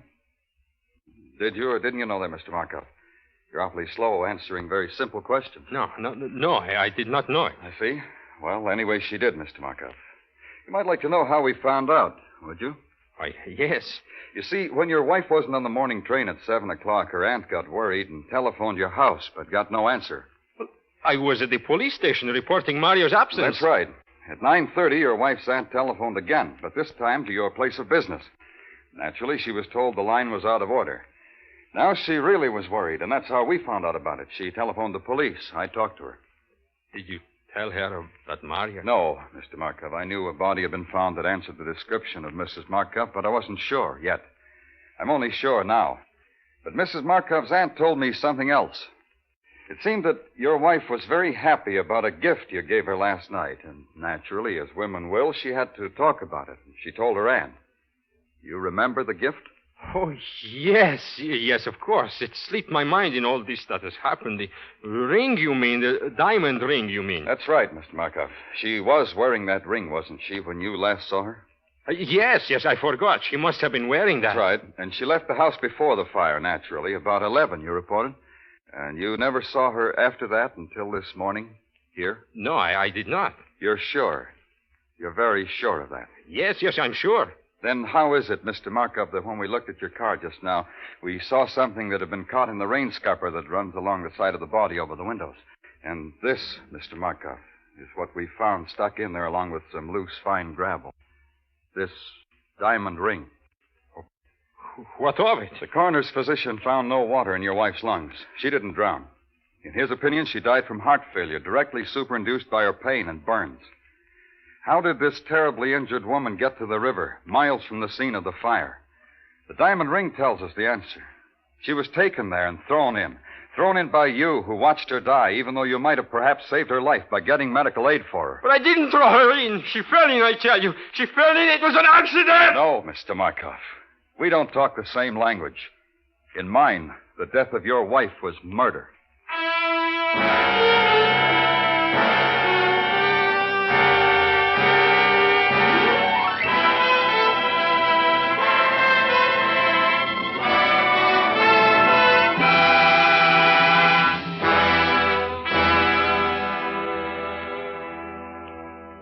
Suspense, presented by Autolite. Tonight's star, Mr. Cornell Wilde. Well, see you next year, Harlow. Okay, Hap, and in the meantime, don't forget. Don't forget what? That Autolite makes over 400 products for cars, trucks, planes, and boats in 28 plants coast to coast. These include complete electrical systems used as original factory equipment on many leading makes of America's finest cars. Electric windshield wipers, starting motors, voltage regulators, coils, distributors, wire and cable, generators. So, friends, don't accept electrical parts supposed to be as good. Ask for and insist on original factory parts at your neighborhood service station, car dealer, garage, or repair shop. And because all Autolite parts are original factory parts, you can be sure you're right. Because you're always right with Autolite. Next week on Suspense, Mr. Mickey Rooney as star of Alibi Me. And in weeks to come, you will hear such famous stars as Ginger Rogers, Eve Arden, and Ezio Pinza, all appearing in tales well calculated to keep you in suspense. Suspense is produced and directed by Elliott Lewis, with music composed by Lucien Moraweck and conducted by Lud Gluskin. A Ring for Maria was written for Suspense by Louis Pollock. Cornell Wilde is next to be seen in the new RKO Technicolor production, Sons of the Musketeers. And remember, next week on Suspense, Mr. Mickey Rooney in Alibi Me.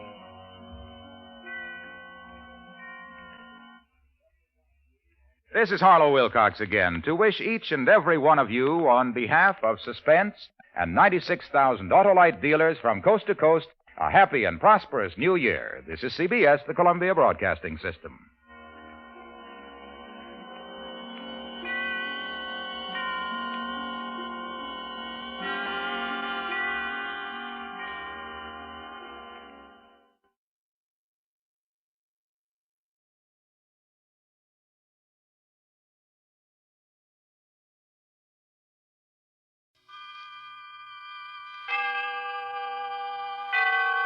Autolite and its 98,000 dealers bring you Mr. Charles Lawton in tonight's presentation of Suspense.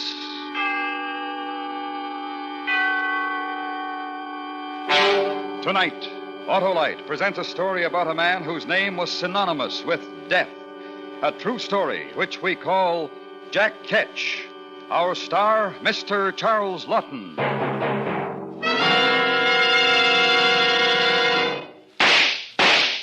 Hey, Sheriff, are you shooting at me? Sure am, Wilcox. You know someone who fires faster than me? Why, I'm the fastest. No. Wait a minute. Not someone, Sheriff. Something. A spark plug. A spark plug? Sure, a spark plug must fire at the rate of 1,000 times a minute at normal driving speeds to give you the smooth performance and economy you expect from your car. And that's why you should have your spark plugs in your car checked regularly by your Autolite spark plug dealer. Well, suppose he finds they aren't in perfect shape, Wilcox. Well, if they're worn out or wrong for your style of driving, he will replace them with ignition-engineered Autolite spark plugs. The spark plugs that are world famous for quality and performance. How do I locate my nearest Autolite spark plug dealer? Just look for the dealer displaying the Autolite spark plug sign, or call Western Union by number and ask for Operator 25. She will gladly tell you the name of your nearest Autolite spark plug dealer. And remember, from bumper to tail light, you're always right with Autolite. And now, Autolite presents transcribed Jack Ketch, starring Mr. Charles Lawton, and hoping once again to keep you in suspense.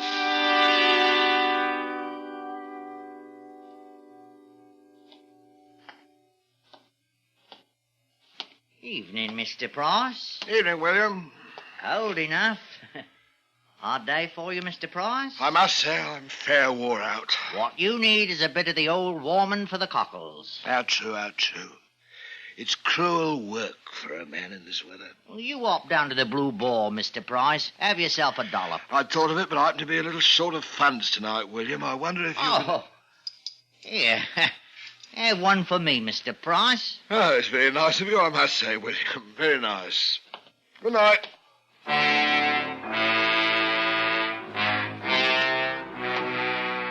Nasty little rat, that William Hartley. Got to keep an eye on him. Hartley. What right's he got to look at me like that? I know what he's thinking. Get my job. Fat chance of it. I'll see him turned off first. Gore, I got a thirst. Should go home, I suppose. Betty will be grousing out of all Nick leather grouse. I got my rights. Blue Ball for me. Evening, one and all. Evening.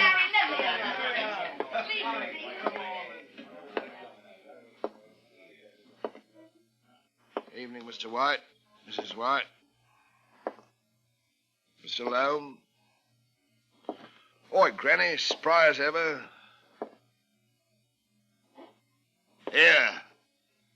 Here, what's all this? Somebody dead? So that's the way it is it? Keeper! Ale! I said ale! Ale! Perhaps you didn't hear me the first time. Can you pay for it? Yeah, I can pay for it. And more, don't worry about me. I can pay for anything. You hear that? All of you. I don't need a bloody one of you. You'll all come to me one of these days. Ale. The watchman is looking for somebody. He don't pay his debts, and he's going to Marshalsea prison for it. Who said that? Who said it? I wonder who's going to get Jack Ketch's job when he's out of office. Who called me that? My name is Price. John Price. John Price! John Price! You hear what I say? John Price. Oh, I have such an horrible pain in me throat, Mr. Ketch, dear. Do you have a cure? Got any old clothes for sale today, Mr. Ketch? Jack Ketch! Shut your faces, a lot of you. Stop, I'll do you a mischief. That's what you hear. You, stop it. Here, that's enough. There'll be none of that in here. If you want your ale, come over to the table and drink it. Otherwise, out.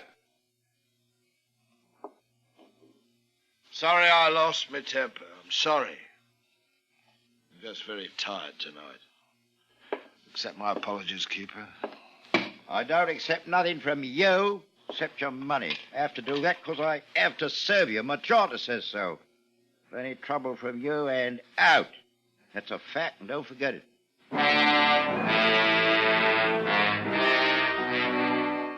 Why do they do that? Why? It's always like this. Either they won't say a blinking word or behave in that awful way. Can't they understand? I'm just like anyone else. I do me job, same as anyone. It gets lonely, a man sitting by himself, swilling ale all by himself. Oh, I wish I had some money. I mean, some of the actual, not coppers. I'd have friends then, lots of them. What was it they were saying about the watchman looking for me? They can't do that. I'll pay the debts what I owe. If I could only get a good job or two. Why don't they let a man alone? It's not fair.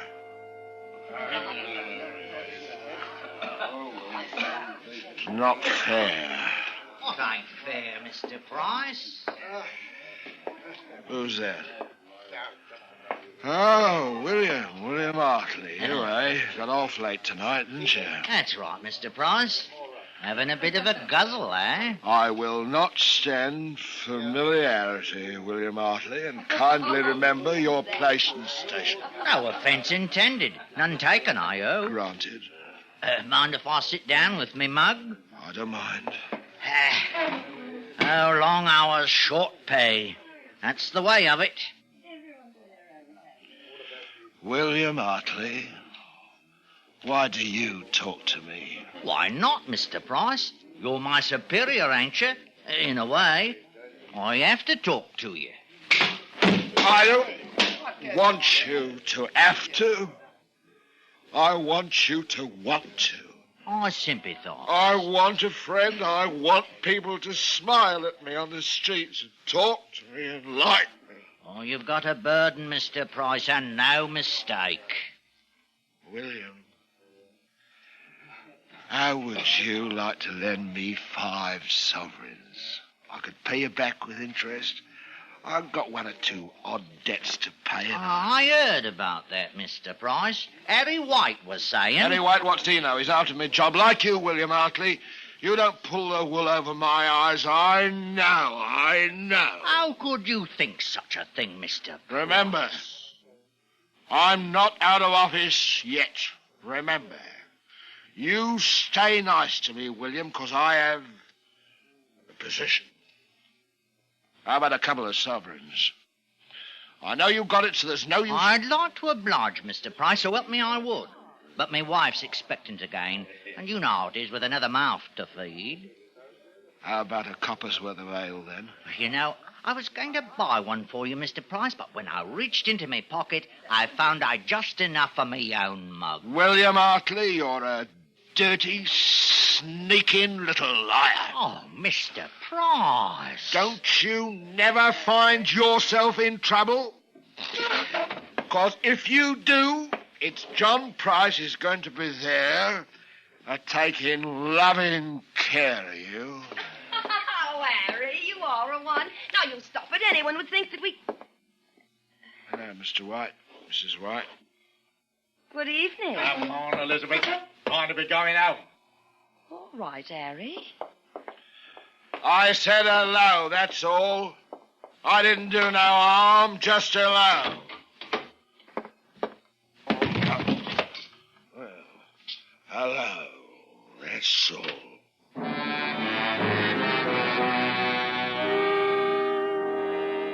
William Hartley, he come to the Blue Boar to laugh at me. That's how he gets his pleasure. They all do. When I get home, it's going to be the same. Wish I was dead.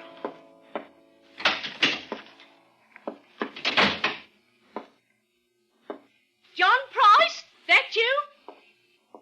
Where you been? I had a piece of mutton on the table at 6 o'clock. Hello, Bet. How's the kid? Where you been? Why? I should have knowed.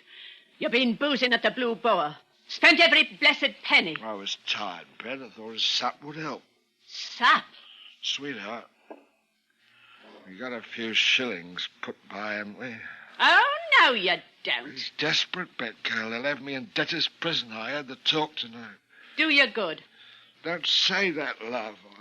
I only need it for a week or 2 at the most. I've got to raise every penny I can. That money's for me and the kid. You don't touch a farthing. I lose me job. Don't make me laugh. Your job. Call that a job? I'm ashamed. I'm ashamed to have people know my name. Now, Bet, I'm your husband. It's your duty to obey me. You give me what money you've got in the house, or I'm... Or what? What'll you do, Jack Ketch? Betty! What'll you do to Mrs. Jack Ketch? You murderer! Murderer! My husband, what's he do for an honest living? Why, he's a murderer. Mother, what does Daddy do? He's got a lovely job, Sonny. Didn't you know? Yes, dear old Dad turns people off for our bread. Here's Jack Ketch, the groom of the ladder, the public hangman. Hangman! I'll smash you!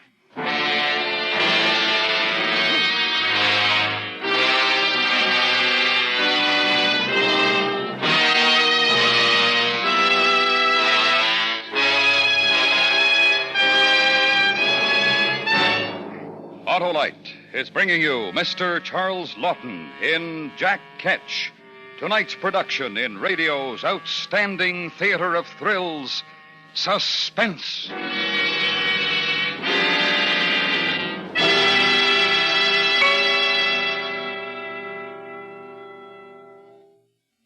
Say, Wilcox, what's this I hear about the Autolite resistor spark plug? Why, Sheriff, it's acclaimed as the most able, amazing, and ambitious advance in spark plugs for automotive use in the past 20 years. Yes? Well, inform me why, Wilcox. Well, you see, Sheriff, the Autolite resistor spark plug has something extra. That extra is the exclusive Autolite 10,000 ohm resistor that's built right into the spark plug for extra advantages important to every motorist. But what's that mean to me, Wilcox? It means that the built-in resistor in the Autolite resistor spark plug permits a wider gap setting, which makes possible advantages such as smoother engine performance, quick starts, and double spark plug life. That's why Autolite resistor spark plugs are used as original equipment on many leading makes of our finest cars. So, friends, visit your nearest Autolite spark plug dealer soon. He carries a complete line of Autolite spark plugs for every use. And remember, from bumper to tail light, you're always right with Autolite. And now, Autolite brings back to our Hollywood soundstage Mr. Charles Lawton in Elliot Lewis's production of Jack Ketch, a tale well calculated to keep you in suspense.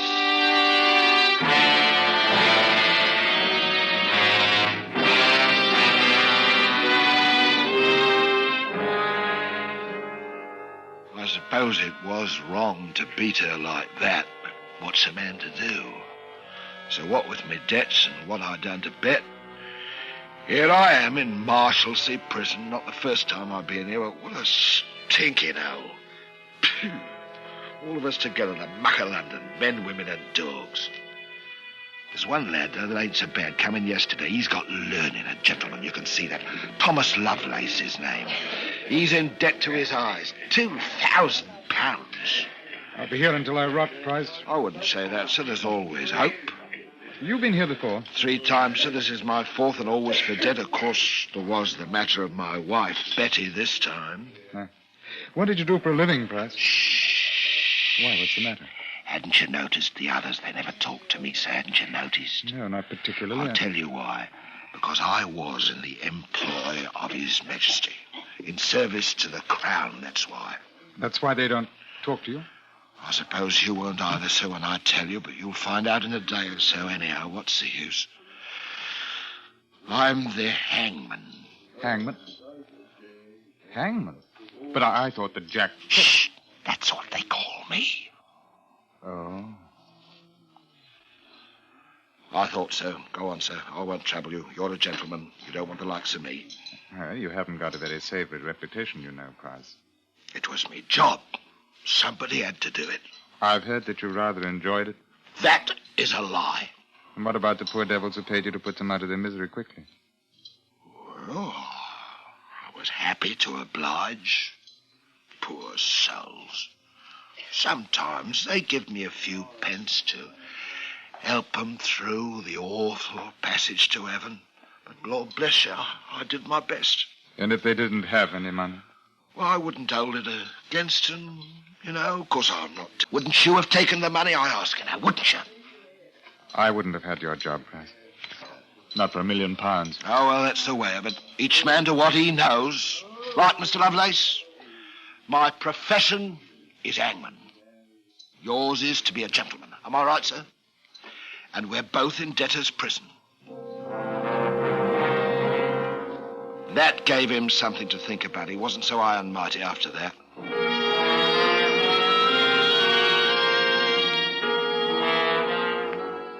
He never had visitors, and I didn't neither. That is, not till one day, 3 months after I first come here. And it was William Hartley. And I didn't like the nasty weasel smile on him. Well, Price, I heard about your misfortune, and I came to sympathise. How thoughtful, William. How did they treat you in here, eh? Like a bloomin' earl, can't you see? Ooh, nasty smell down here. Well, they haven't brought in the fresh roses yet. Oh, yes. What about your debts, Price? Any luck? Yeah. Well, it's only a matter of £5. William Hartley, you didn't you? You came here to help me? You're going to lend me the money? Have I misjudged you, William, my good friend? You haven't misjudged me, Price. I didn't come here to lend you anything. I came here to see you had your health and spirits, and I brought you a prayer book for your poor soul to feed on. Oh, bloody. Change your ways, Price. Change your ways before it's I'll too late. I'll change the shape of your... turn you off proper, Mr. William Hartley. Price, let him go. You hear me? Let him go. You'll get away from him. Let me stop it. Have you gone mad? You know what they'll do to you for this. I know. I've given it to others. You shouldn't have done that, Price. I won't forget. You'll pay for that.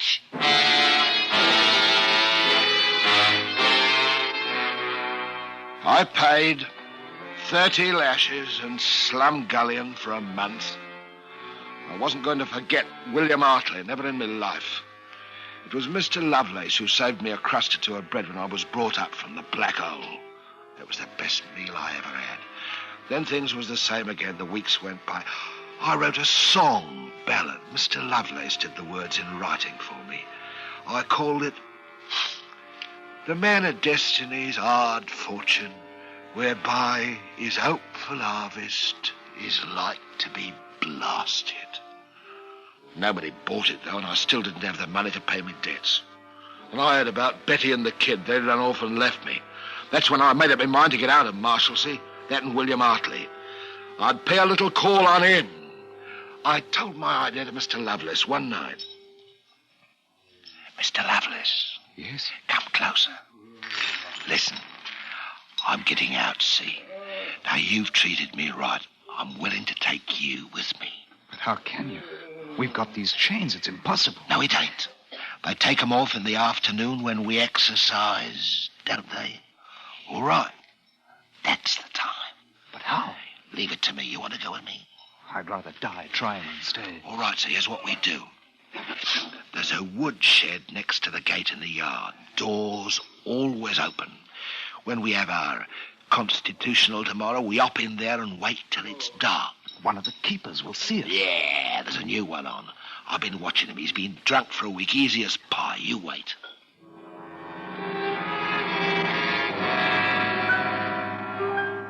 The next day we did it. Stayed hiding behind the wood until night. Felt funny without the chains on after so long. And about 10 o'clock we started out of the shed. I took a thick stick from the wood pile. Shh. Come on. The gate will be locked. Have to do a bit of climbing then, eh? All clear.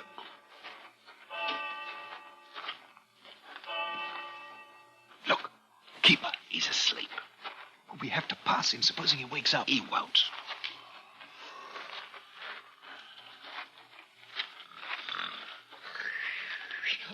Look, he... You give me an hand up first and I'll pull you over. Right. All right. Give me your hand. All right. Up you come. And there's London. Ain't that the loveliest sight? William Hartley's out there in it. Come on.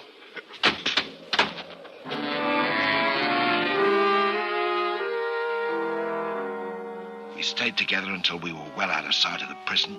Then Mr. Lovelace said goodbye. I'll leave you here, Price. I can't thank you enough for helping me. We shan't meet again, I suppose, but I'll always remember you. Goodbye.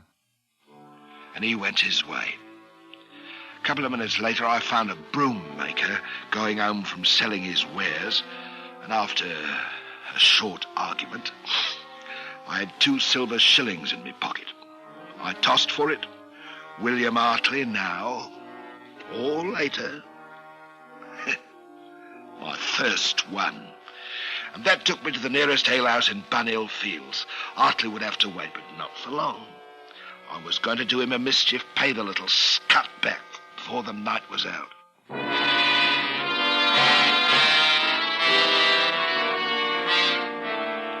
It was 2 hours later that I left the alehouse with a lovely swishing in me belly and happiness in me head. Being drunk, I couldn't on me life remember what it was I had to do. I knew there was something. How his groans was dreadful for to hear, as the stones they pressed upon him, and check stood solemn, not shedding a tear, when the awful... Hello, who's that? It's me, Elizabeth White. Is that you, John Price? I thought you were in Marshalsea. Elizabeth White? Well, I never. What you doing in Bunhill Fields this time of night? I had an order of gingerbread to deliver. You frightened me. Who, me? Well, I'm all right, you know. I've had one or two, but nobody can say John Price can't behave like a gentleman. Oh, you are wicked. Oh, I wish I was married to a sweet woman like you. Ooh, how I envy your husband. Now, Mr. Price. I apologize. Humbly. Do you hate me? Of course not. I never hated you. It was Harry didn't want me to talk to you. I mean, you know, because I'm hangman. Well, you're not anymore, anyway. I'm really very gentle at heart, you know. Just misunderstood by one and all. I suppose. Elizabeth, I've always had a liking for you. Mr. Price. Have you got a little money put away? We could make it a business arrangement, just you and me. I'd pay you next month. How's that? I haven't got anything, Mr. Price. Hold on, maybe a shilling or two tucked. Well, you must have copped something for the gingerbread. Please, Mr. Price, my Harry will be awful. It ain't honourable for a man in my position to be in debt. There's no one to turn to. Come on. I'll pay you back. I swear it's desperate. No, Mr. Price. Where do you keep it, eh? Stop it! You'll have the watchman down there. Stop it! Let me go. Where is it? Give it over, you hear me? You don't. I need this. I need it. I told you I'd pay it. Shut it off! Shut it off! Shut it off!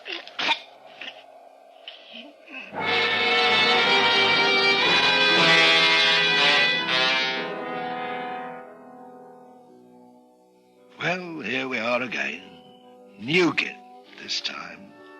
The watchman got me, but it was too late for Elizabeth White.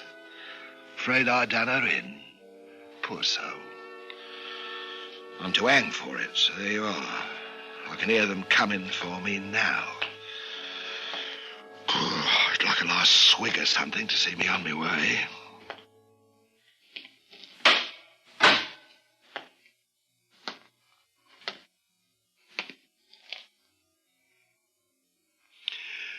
Go!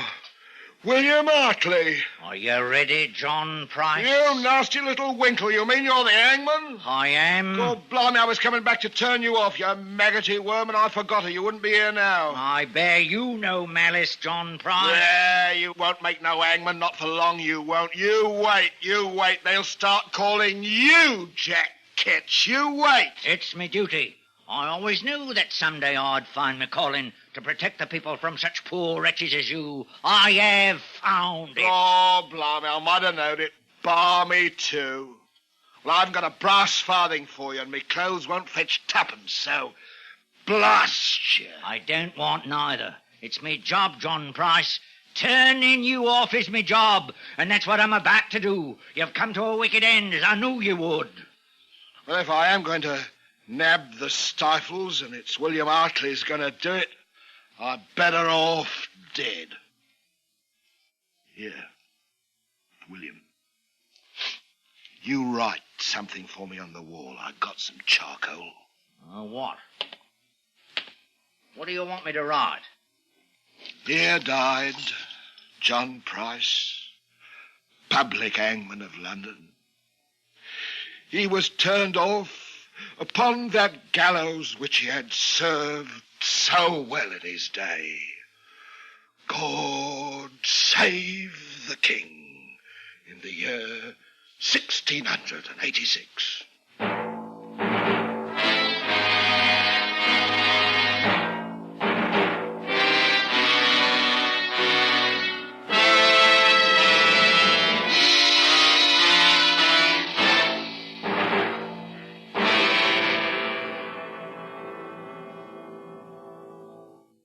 Suspense.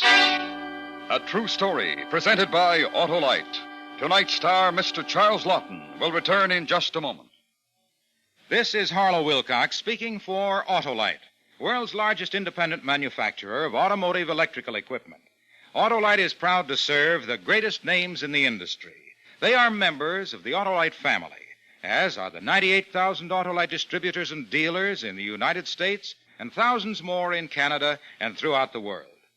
Our family also includes the nearly 30,000 men and women in 28 great Autolite plants from coast to coast and in Autolite plants in many foreign countries, as well as the 18,000 people who have invested a portion of their savings in Autolite. Every Autolite product is backed by constant research and precision built to the highest standards of quality and performance. So remember, from bumper to tail light, you're always right with Autolite.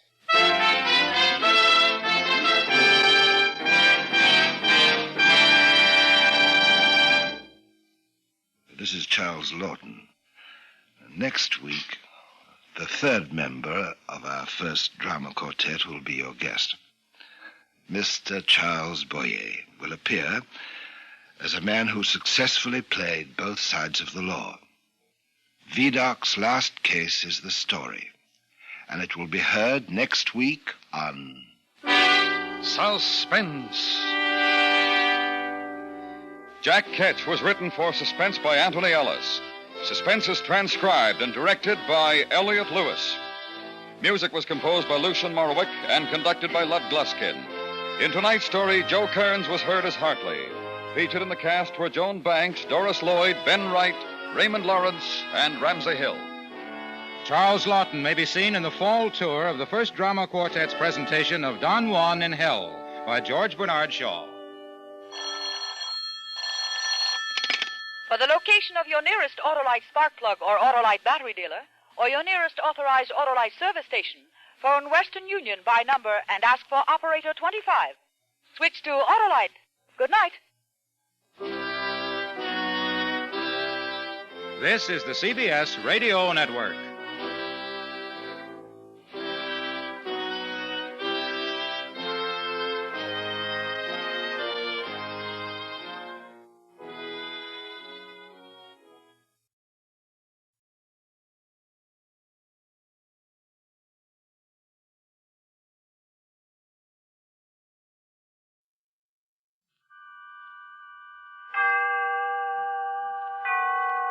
Autolite and its 96,000 dealers bring you Mr. Robert Young in tonight's presentation of Suspense.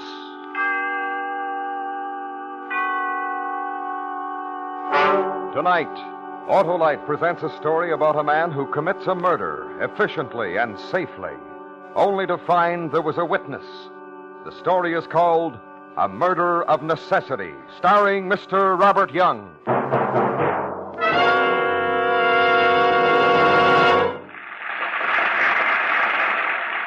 Great performance, eh, Harlow? It sure is, Hap. Reminds me of the outstanding performance of that team combination of precision-made units, including the Autolite generator, starting motor, coil, distributor, and all the other important parts of the complete Autolite electrical system in your Autolite-equipped car. I know, Harlow, but I'm talking about the show. And what a show that Autolite electrical system puts on, Hap. It works every time you start and run your car, blow your horn, light your lights, or use your electric windshield wiper, cigarette lighter, radio, or heater. And every unit is related by Autolite engineering design and manufacturing skill to give you the smoothest performance money can buy. Yes. Well, here's the next act, Harlow. The next act, friends, is to specify Autolite original factory parts when replacements are needed for your Autolite-equipped car. Because from bumper to tail light, you're always right with Autolite. And now, with A Murder of Necessity and the performance of Mr. Robert Young, Autolite hopes once again to keep you in suspense.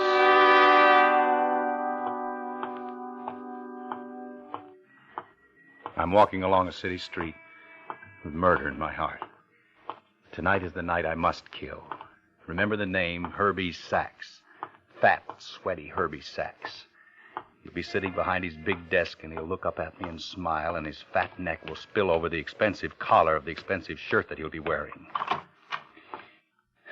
So far, so good. No one around.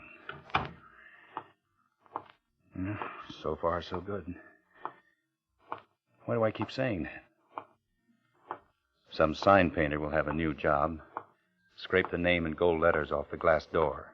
Herbert J. Sachs, private investigator, will soon be dead, gentlemen. Through the panel of the glass door, the fat shadow of the big man sitting happily in his swivel chair. Mr. Sachs waits within, murderer. Knock on his door. Hold it a minute. The janitor wants to come in. Gets up from the chair, Herbie. Come and open the door. Meet your doom.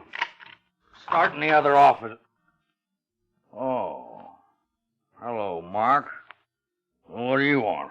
A few moments of your time. Oh, I'm busy. Let's make it some... Inside, Herbie. Go ahead, Herbie. Sit down. What do you want? Herbie, I'm through. You bled me for the last nickel. What are you talking about? I made a mistake a long time ago. I went hunting and I killed a man. It was an accident.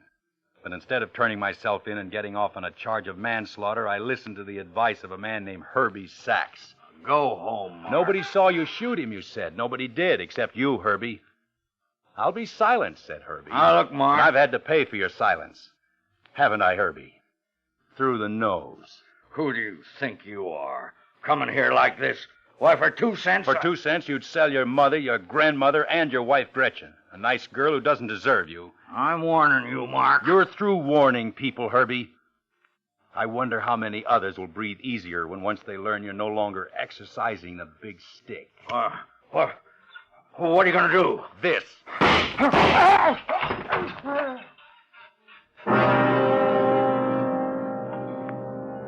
Now the sign painter can scrape the gold letters off the glass door.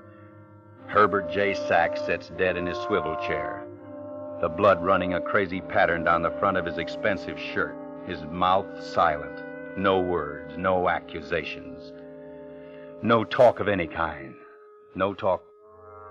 Wait, Herbie was talking to somebody when I knocked on the door.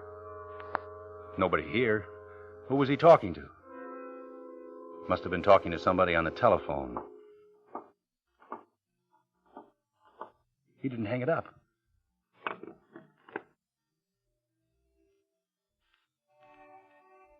Hello? Hello? Who's there? Please don't...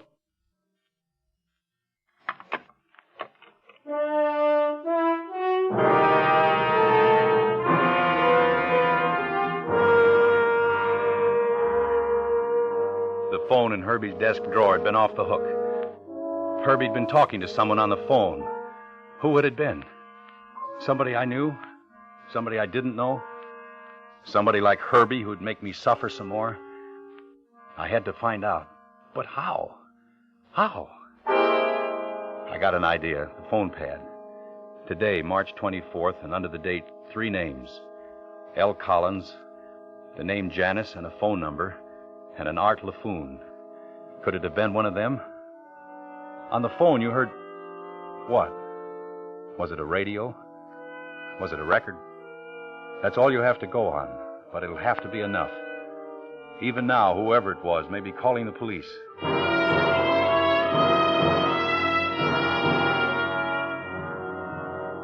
Down in the corner drugstore, I look up L. Collins. There's only one. Strange for a name like Collins, but only one. Lucius Collins, who lives on North Woodburn Drive. The taxi gets me there in 20 minutes.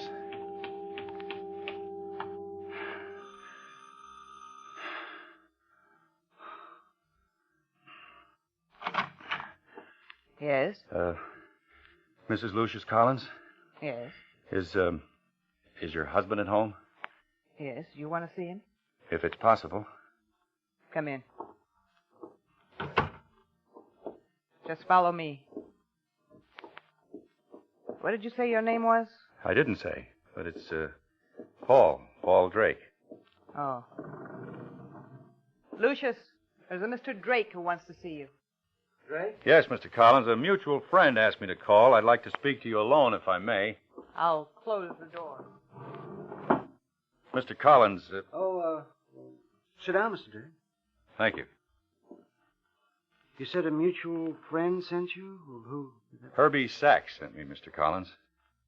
What does he want? He's not satisfied with the present setup. Mr. Drake, I'm paying him all I can now. I can't pay any more. If I did, my wife might find out. Then how would I explain it? Doesn't Mr. Sachs understand that? He's not satisfied, Mr. Collins. That's all I can tell you. But what am I going to do? Well, Herbie just gave me a general picture of your situation. Perhaps if you filled me in on the details... There are no details, Mr. Drake. I made a mistake once. I met a girl. We grew fond of each other. Naturally, my wife suspected something was wrong. She went to Mr. Sachs and had him trail me. He found out about us, the girl and me, but he didn't tell my wife. He said he wouldn't tell her if I paid him. And so I did. The girl went away, but I still pay Mr. Sachs. I understand, Mr. Collins. You do? You really do? Have you been home all evening, Mr. Collins? Well, yes. I guess I'll just tell Herbie what you told me. If you can't increase it, you can't do it. That radio over there looks like an old one. Huh? Oh, it is. We've had that for years. It's broken. Haven't bothered to have it fixed. Mm-hmm. You got a phonograph? Yes, an old one. The kind you wind's not much good. It's up in the attic, stored away. Well, thanks, Mr. Collins. Thanks. I mean, for seeing me, for letting me talk to you. Well, I don't understand it. A man like you working for Herbie Sachs? I know, Mr. Collins. I don't seem like the kind that would. That poor little man. If only I could have told him, whispered to him, yelled to him, Mr. Collins, your unhappiness is over. The man who held you in the arms of terror is no more. He's dead. He's up in his office, spilling blood all over his nice, clean carpet. You're a free man, free to pick up the pieces of your life and start again. But tomorrow you'll know. It'll be in all the papers. That'll be soon enough.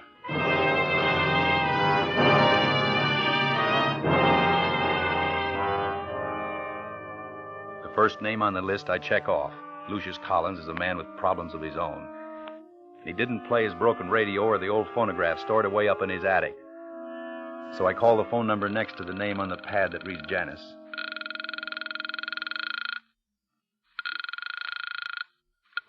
Just picked it up and walked away with it. Leon's Bar, Tex speaking. Is Janice there? Yeah, but she's awful busy waiting on tables. Can I give her a message? No. I'll call later. Okay.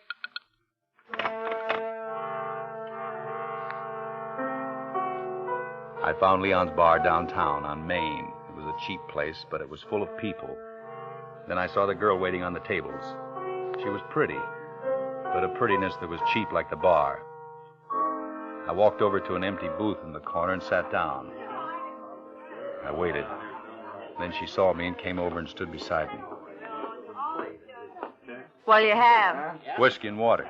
Whiskey and water, right. Janice, come here a minute. Yeah? What is it? I want to talk to you. Look, I'm awful busy right now. Herbie sent me. I didn't get your name. Drake. Paul Drake. Herbie sent you? Yes, Herbie sent me. For what? What does Herbie usually want? What kind of a holdup is this? Twice in 1 week. Herbie's an ugly man, isn't he, Janice?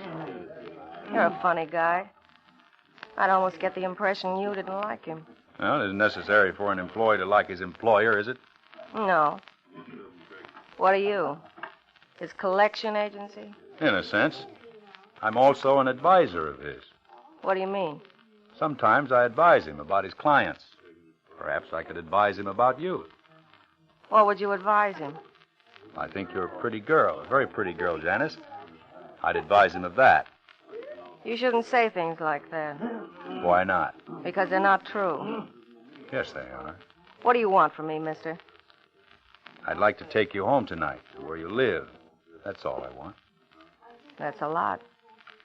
I think you're pretty, Janice. I told you. I get off in an hour. You can take me home. In an hour. She got up from the table and walked across the room. There was something strange about this girl, something I didn't understand, but something I had to find out. She stopped at the jukebox in the corner of the bar next to the phone booth and dropped a dime into the machine. That's when I heard the song again.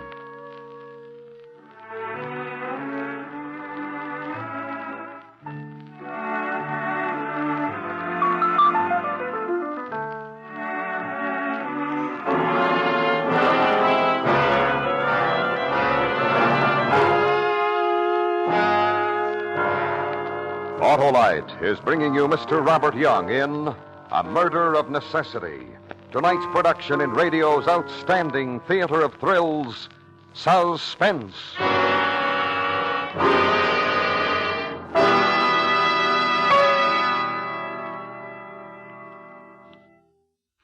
Well, Harlow, I'll admit it's the best system going. And it's always going when your car is, Hap. The Autolite electrical system that works every second your engine runs, as well as when you blow your horn, light your lights, or use your electric windshield wiper, cigarette lighter, radio, or heater. And the Autolite electrical system is used by the finest, Harlow. Yes, sir, Hap, as original equipment on many leading makes of our finest cars, trucks, and tractors. And in the Autolite electrical system, every unit and component part is related by Autolite engineering design and manufacturing skill to give you the smoothest performance money can buy. That's why it pays to keep your car running right. Right you are, Hap. So, friends, make it a point to see your car dealer or authorized Autolite service station soon.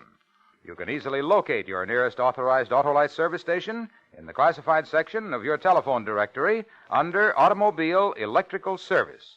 Or you can call Western Union by number and ask for Operator 25. She will gladly tell you his location. And remember, from bumper to tail light, you're always right with Autolite. And now, Autolite brings back to our Hollywood soundstage Mr. Robert Young in Elliot Lewis's production of A Murder of Necessity, a tale well calculated to keep you in suspense.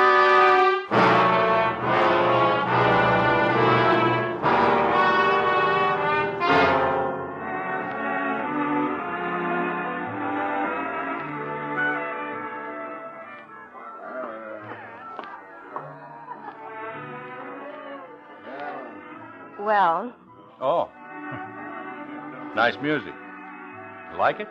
my favorite record. I play it all the time. You do? Mm-hmm. Well, shall we go? I'll call a cab. You don't have to. Why not? Ride home in style. It's only a couple of blocks from here. We can walk. Wouldn't you like to walk? All right.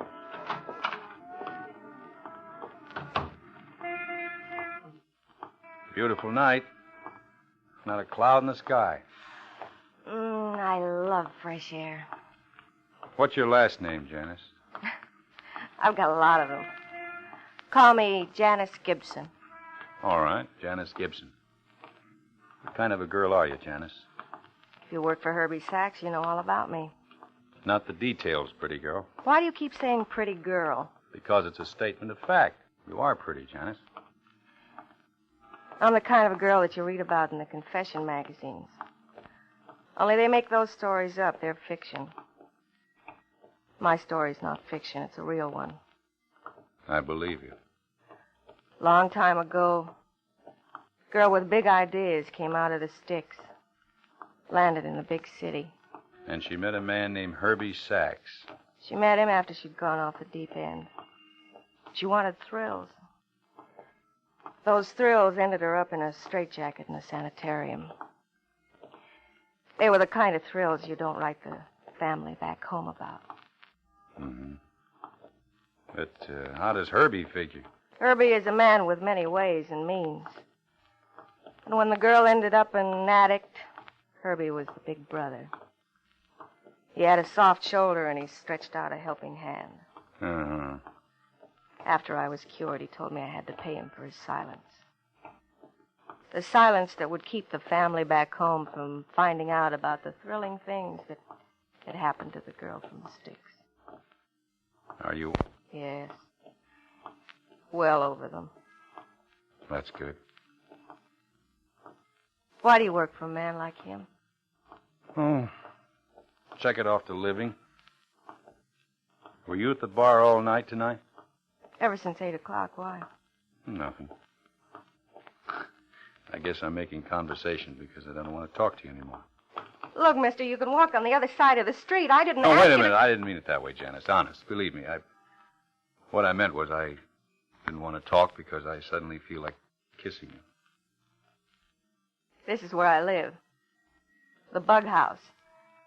Want to come up and meet the fleas? Courtesy of Herbie Sachs. Janice, don't be bitter. I got one room and a hot plate. What am I supposed to do? Dance a dance because I can't afford anything better? Look, I'll talk to Herbie. I'm his advisor, remember? Maybe I'll advise him to change his mind. If you thought you could... I'll try. That much I promise. I'll advise him that you ought to have a nice apartment to live in. And a stove. Paul? Yes? You want to come upstairs? I'll make you some coffee. I have something to take care of, and it's late. Maybe after...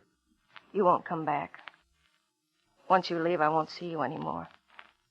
You're that kind of guy. I'll come back. I won't see you again. I know I won't.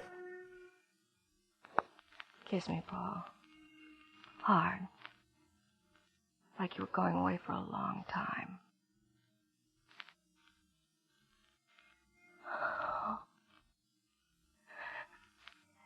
Come upstairs. Let me make you some coffee. I'll be back. Paul. Janice, someday if you ever find out that this is all over, go back home to where there aren't thrilling things for a girl like you to do. I don't know. They'll never know. Home is a long and faraway memory. I don't know. Promise me.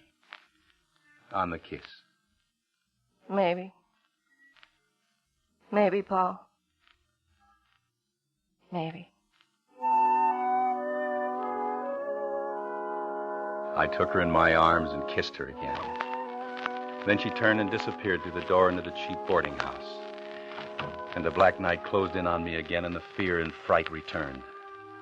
Under the street light up at the corner, I checked the last name on the phone pad, Art LaFoon. He's not at his place of business on Houston Avenue, the watchman tells me.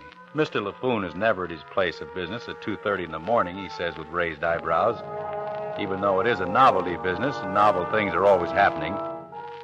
So I wait until 8 o'clock the following morning. Near his novelty business, I find a very shabby hotel, and for $2, the night clerk tells me that I can have a bed with a clean sheet and a loud knock on my door when it's 7 o'clock.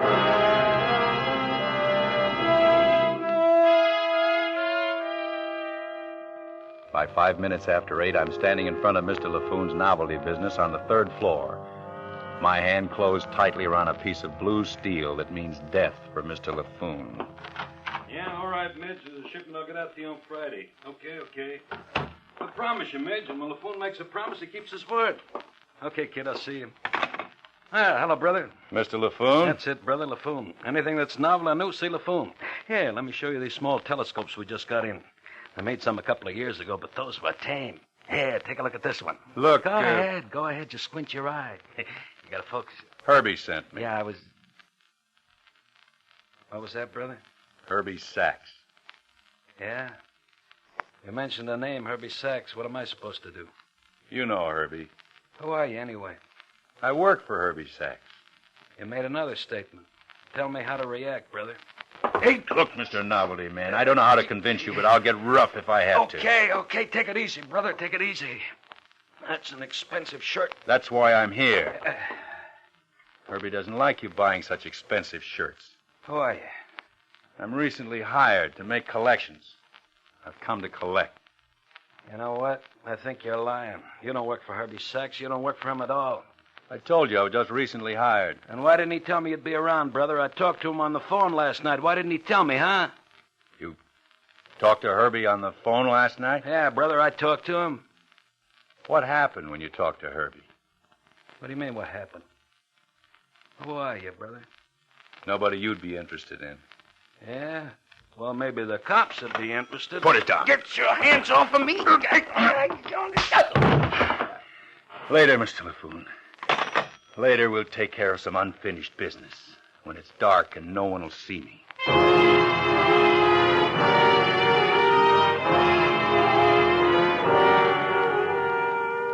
got out of the building. I had to before someone saw me. Saw my face and would recognize it again. But tonight when it's dark, I'll wait for you and follow you, Mr. LaFoon. It was you on the phone. Now I know. Buy a paper and go home. Lay low. When I get home, I open the paper, and there it is, on page 2, an account of the death of Herbert J. Sachs, the private investigator, shot through the chest twice by an unknown assailant. How soon would it be before Mr. LaFoon would tell the police the name of the unknown assailant?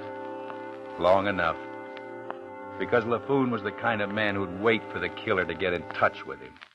LaFoon was the kind of man who could be bribed. And then while I tried to sleep,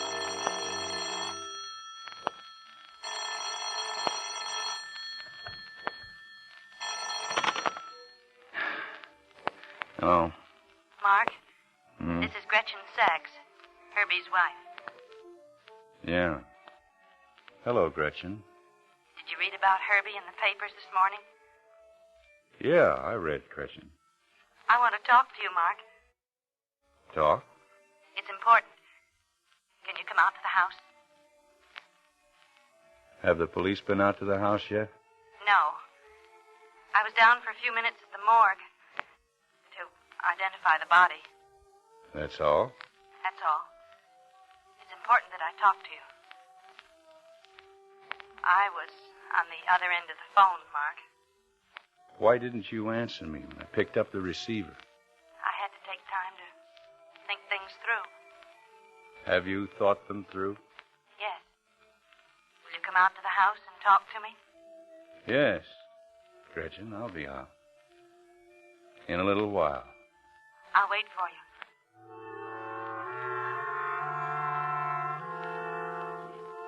It was Herbie's own wife, Gretchen, on the phone. Sweet and lovable Gretchen. And now the wife of the man I murdered waits to talk with me. What about? The weather? No. No, she waits to talk business. Before the police arrive, she waits to take up where the fat man left off. Another murder of necessity. Ring the doorbell, murderer.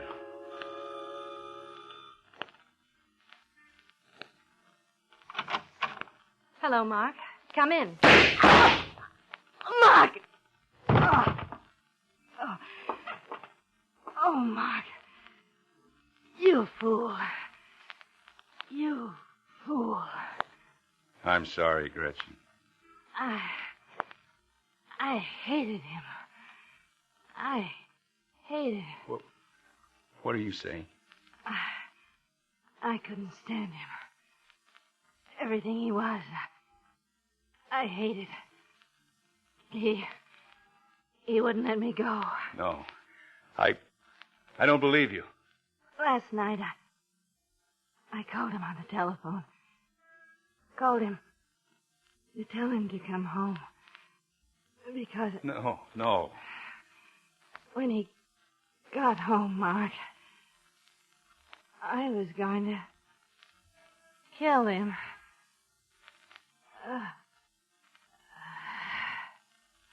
Gretchen.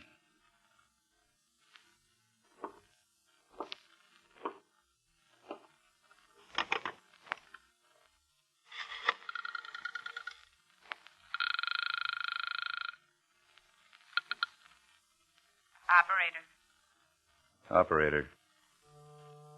Get me police headquarters. I just committed a murder that wasn't necessary. At all.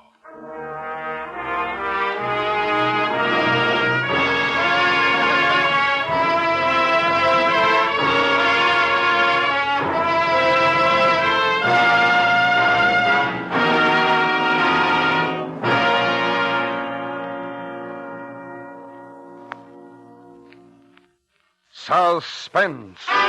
Presented by Autolite. Tonight's star, Mr. Robert Young. This is Harlow Wilcox speaking for Autolite, world's largest independent manufacturer of automotive electrical equipment. Our Autolite family is made up of the nearly 30,000 men and women in 28 great Autolite plants from coast to coast and in still other Autolite plants in many foreign countries. It also includes more than 18,000 people who have invested a portion of their savings in Autolite, as well as 96,000 Autolite distributors and dealers in the United States and thousands more in Canada and throughout the world. On April 1st, Autolite will present the national television preview of the great Parade of Stars automobile show from the Grand Ballroom of New York's Waldorf Astoria Hotel. This program may be seen at the regular Autolite Suspense television time on April 1st, or a few days later in some television areas. Don't miss this great program. And remember to be with us next week for another thrilling Autolite Suspense show on radio.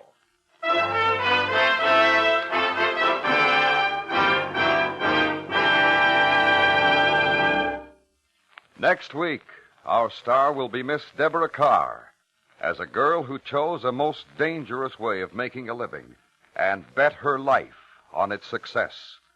A story true except for changes in names and places, which we call The Colonel's Lady. Presented on Suspense.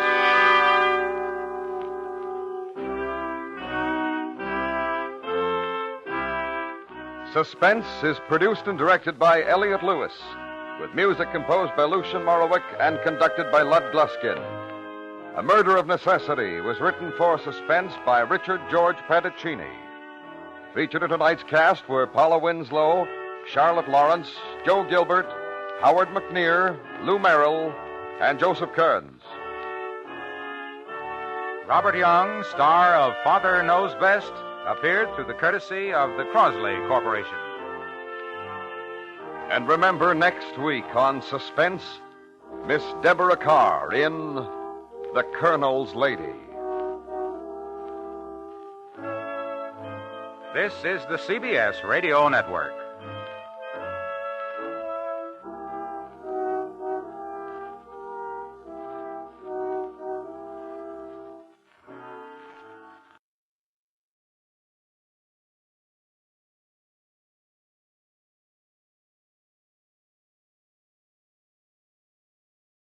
In just a moment, Autolite presents Suspense, starring Margaret O'Brien. Over the river and through the woods to grandmother's house we go. The horse knows the way to carry the sleigh. Why, Hap, that's not the way to sing hurrah for Thanksgiving Day. What are you telling me, Harlow Wilcox? Why, I've No, sung that song. Hap. This is the way it goes today. Over the river and through the woods, and never mind the snow. Grandpa's happy with his jalopy, his battery's never low. Over the river and through the woods, blow high ye winds, blow low. The car's as snappy as Grandma and Pappy, with an Autolite Stay Full, you know. But, Harlow, Why, that's you not... see, Hap, Autolite Stay Full batteries have changed a lot of things today. Harlow, isn't anything sacred anymore? It's Thanksgiving Day. Let's listen to Margaret O'Brien on Suspense.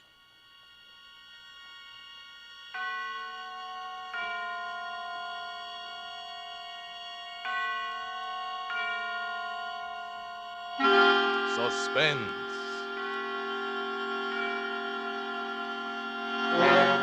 Autolite and its 60,000 dealers and service stations bring you radio's outstanding theater of thrills. Starring tonight, Miss Margaret O'Brien in Anton Leader's production of The Screaming Woman. A tale well calculated to keep you in suspense.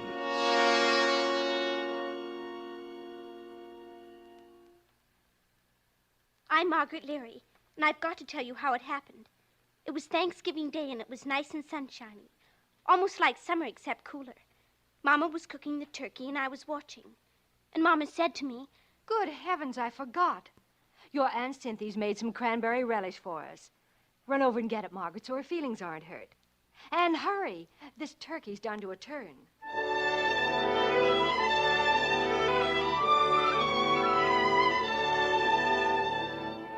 So I ran to Aunt Cynthy's, and on the way back I took a shortcut through Mr. Kelly's lot. It's a big lot, more like the side of a hill that slides down to Monument Creek. It's a swell place to play Indians and cowboys, or explorers or hunting for treasures, because trucks dump all kinds of stuff there. Loads of dirt and junk, and even big things like old cars and big pipes and chunks of concrete. Well, this day, coming back from Aunt Cynthy's, I saw that a lot of new junk and dirt had been dumped there since Saturday. They'd even covered up our swell big concrete pipe that us kids called our fort. Covered it clear up. I was looking around to see where it used to be when, all of a sudden, I stopped and listened. The sound was coming up out of the ground. A woman was buried under the junk and dirt and glass, and she was screaming all wild and horrible for somebody to dig her out. I started to run. I fell down and got up and ran some more. It was an awful, awful long way to our house that day. Mama! Mama! Margaret? Mama, Mama! Oh, Margaret, haven't I told you not to slam the door? Is that the relish? Listen, Mama. There's a screaming woman in the lot. Wash your hands, Margaret. She was screaming and screaming and screaming. Mama, listen to me. We've got to dig her out. She's buried under tons and tons of dirt. I'm sure she can wait till after dinner. Oh, next year, I swear I'm going to buy a bigger platter. Mama, don't you believe me?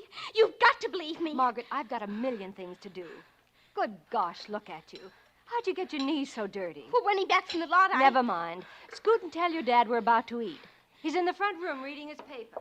Yes, Mama. Daddy! Oh, Daddy, I've got to tell you something. Getting hungry, baby? Daddy, there's a screaming woman in the lot. I never knew a woman who didn't. Smell that turkey. We've got to get picks and shovels and dig her up, like for an Egyptian mummy. Oh, Daddy! I don't feel much like an archaeologist today, Margaret. I can't think of anything but food. Let's have an expedition next Sunday and dig her up. But we can't wait that long. Oh, Daddy, she'll die if we don't do it now. I'll give you some money. Oh, so it's a business proposition. Well, how much do you pay by the hour? I've got $5 whole. It took me a year to save. Come here, Puss. You know I'm touched. Oh, but Daddy, You want me to play with you, and you're willing to pay me for my Oh, but- time. Why, dear, you're shaking. Calm down. Oh, Daddy, please. After our Thanksgiving dinner, I'll come out and listen to your screaming Oh, but- woman. How's that? Oh, no, now, Daddy. Maybe she'll die if you don't come out now. Oh, you've got to come now. Margaret. If you believe me, you wouldn't wait. You never believe me. Mama doesn't believe me. Margaret, Nobody Margaret, believes me. Quiet down right this minute. Oh, or I not only won't go with you, but you'll go to your room and stay in without your Thanksgiving dinner. Now, is that clear? Yes, sir. It's clear.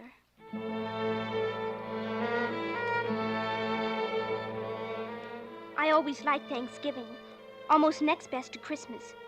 But that was an awful one. Dinner was a million years long. Everybody moved so slow, like a slow-motion movie. Forks and knives and spoons moved slow, and Dad's cheek muscles moved slow when he chewed. I'll try to make things faster. Margaret, you heard your mother now. Don't eat so fast. But, Daddy, the screaming woman, we've got to hurry. My dear young lady, this is Thanksgiving dinner, an occasion when we do not hurry. No, I intend to eat 4 or 5 helpings of everything until I can't eat any more. And I'm going to make an extra effort and find room for pumpkin pie, a few walnuts, and stuffed dates. Oh, please, please, Daddy. If you pester me any more, if you mention her again, this screaming what's this, I won't go out with you to hear a recital at all. That understood? Yes, sir. It's understood. I wanted to yell, oh, please, rush, get up, run around, come on, hurry. But I had to sit still, while out there in the lot with the sun shining down, all alone with nobody to hear or to help her, was the screaming woman. I could hear in my mind, screaming. Mom and Daddy couldn't hear. They just kept on eating and talking. Well, now that I can be thankful for a full stomach, I guess we should consider what other things we have to be thankful for, Well, we're all healthy. Prices are sky high, but we're not in debt. Yet. Those are mundane things, my dear. I'm thankful for my big daughter. Right, Puss? Yes, Dad. And for my loving wife, who is still the most romantic woman I know. Oh, silly. I'm thankful I didn't marry somebody else. You nearly married Dora Lampell. Even gave her a ring. No, I never meant a thing. No one... No. You're the only one who's been the serious competitor since we were all kids. Oh? There's only one. One Who? other. Helen Nesbit. Oh. Yeah, Helen was my first love. When she was about as old as Margaret, I gave her a present one Christmas, and she gave me one, and I still have it. Oh, that paperweight on your desk. Funny how we hang on to things that were important when we were kids. Daddy. Just a little longer, Puss.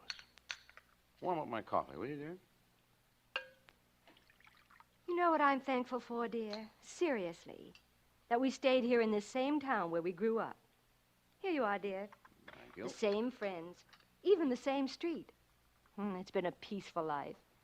Not very exciting, but... Daddy! Margaret finds it pretty exciting. Yes. You better take her out to the lot before she collapses.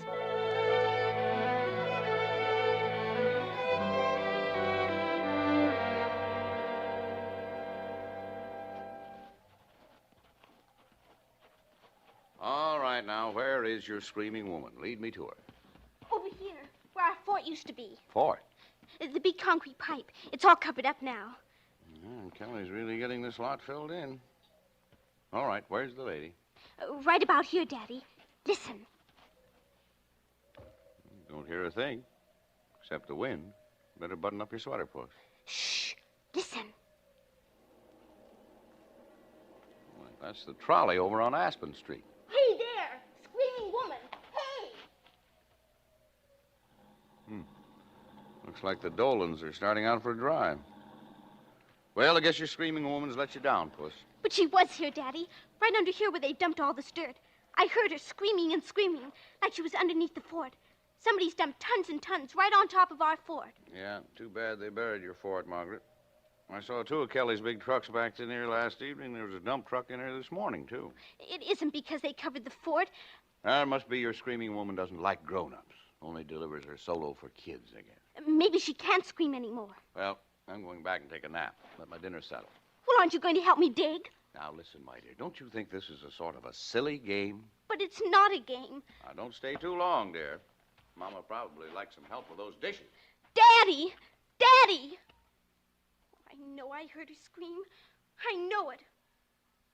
Oh, darn, darn, darn! You're there. You're still there. Hey, screaming woman! Oh, why did you scream before? Why didn't you scream so Daddy could hear you? Don't just scream for me. I can't help you all by myself.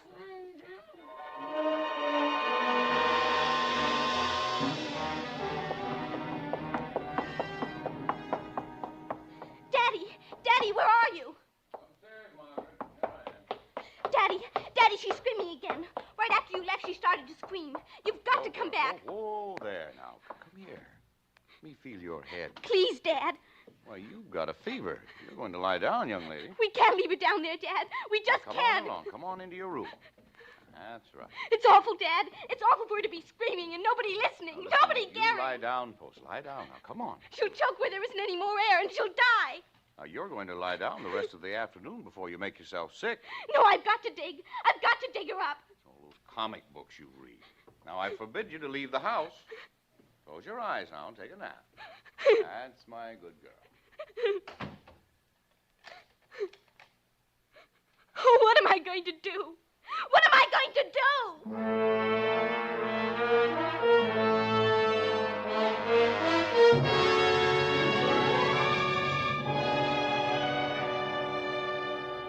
For suspense, Autolite is bringing you Miss Margaret O'Brien in radio's outstanding theater of thrills, Suspense.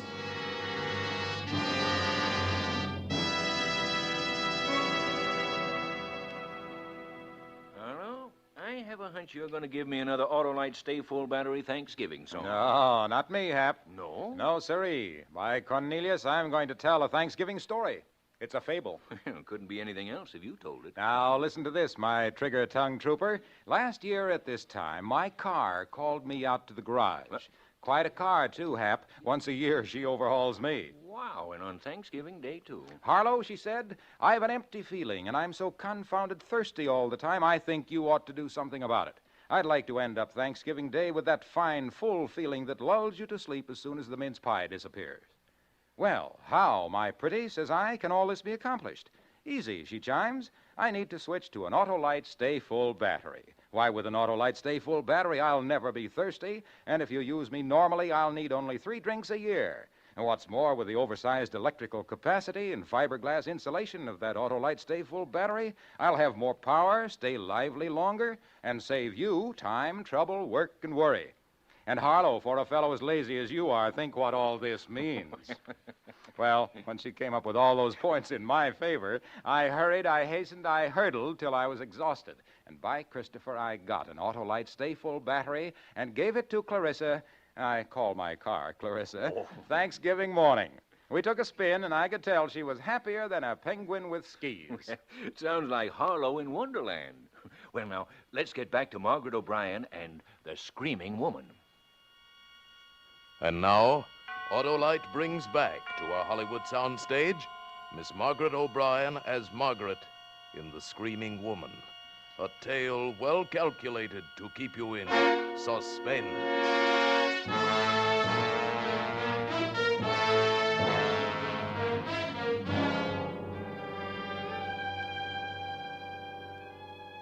After a while, I stopped crying. I had to get back to the lot where that woman was screaming, but I was locked in.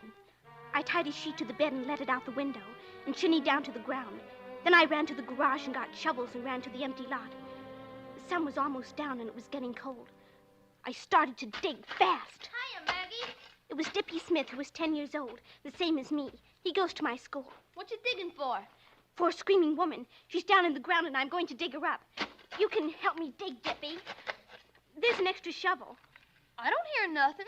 And I don't dig unless I hear a scream. Then listen. I don't hear nothing. Just wait. You will. There. Did you hear it? Hey, that's okay. Do it again. Do what again? Scream. Do it again. Go on. I'll give you this Aggie if you teach me to do it. Hot dog, did you get that ventriloquist book for a dime from that magic company? You got one of those tin things in your mouth? I won't tell unless you help me dig. Okay, swell. Give me the shovel. Hot dog. And you got to dig fast. Like this, Dippy. Boy, you'd think she was right under our feet.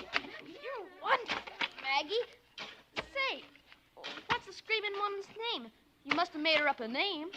Oh, sure. Her name is Wilma Schwager, and she's a rich old lady, 160 years old. And she was buried by a crook named Spike. Come on, Dippy, dig.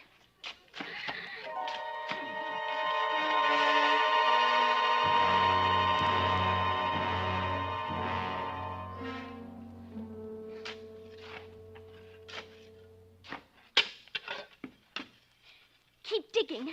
We can't stop, Dippy. Oh, I'm tired. I think I'll go home.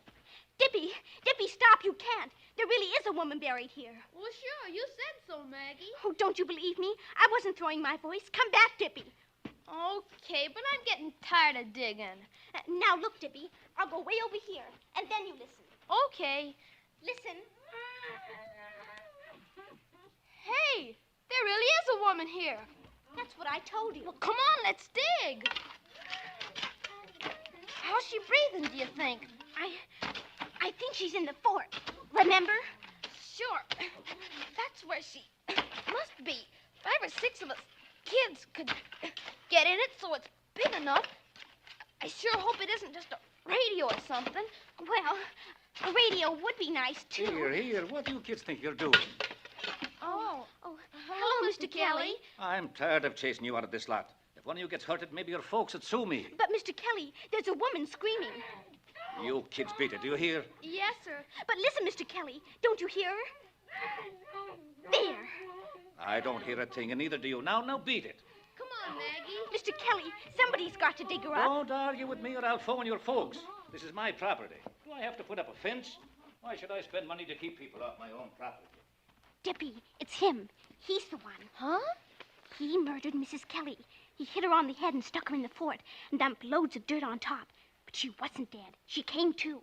Why, you saw him. He stood right there when she screamed and wouldn't pay any attention. Hey, that's right. He stood right there and lied to us. What'll we do, Maggie? There's only one thing to do. We'll phone the police and tell them to come and arrest Mr. Kelly.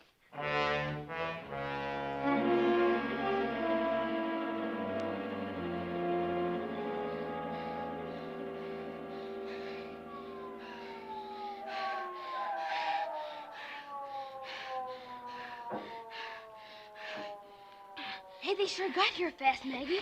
Shh. Don't make a sound. Mr. Kelly in the house? Yes, he went right home from the lot.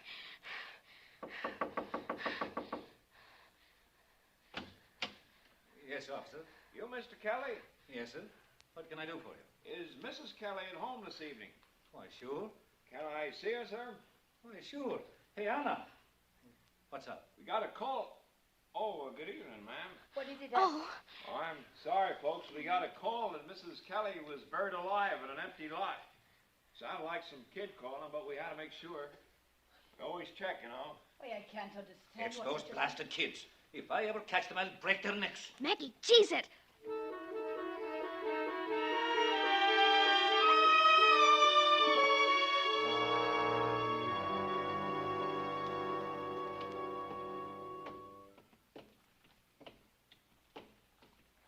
Boy, if Mr. Kelly telephones my dad, I'll get a licking. What'll we do about the screaming woman? What the heck with her? I'm not going near that lot again. Wait, Dippy. Huh? I know why he didn't hear the screams. Kelly's sort of deaf. Mama says he's hard of hearing. He heard us, didn't he? He heard the cop. He reads people's lips, but he couldn't hear the screaming woman because he couldn't see her. Dippy, come on. We gotta dig some more. No, sir. But we've got to. We're already in a peck of trouble over your darn old ventriloquist voice.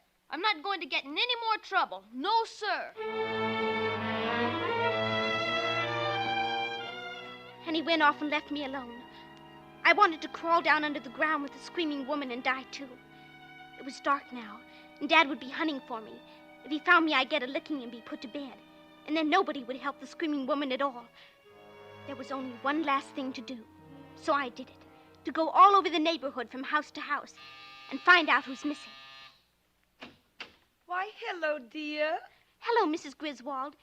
Is anybody missing from your house? Is your sister from Detroit still here? Yes, she's sitting right over there by the radio. Don't you see her? Little Margaret Leary wants... No, I only wanted to see her, Mrs. Griswold. I was just wondering. I just wanted to know if she was here.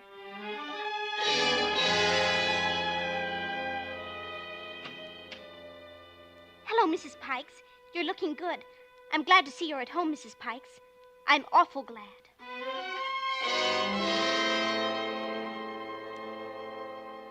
Mr. Hyde, is your wife still here? Dora, aren't you out pretty late, Margaret? Yes. Oh, hello, Mrs. Hyde. What is it, Margaret? I just wanted to see you, Mrs. Hyde. That's all.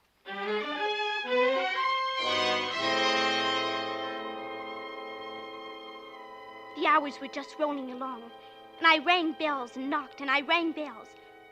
I was about to give up when I came to the Nesbit's house. The house was quiet, like nobody was at home, but I saw a dim, spooky light inside somewhere. So I just kept knocking and knocking.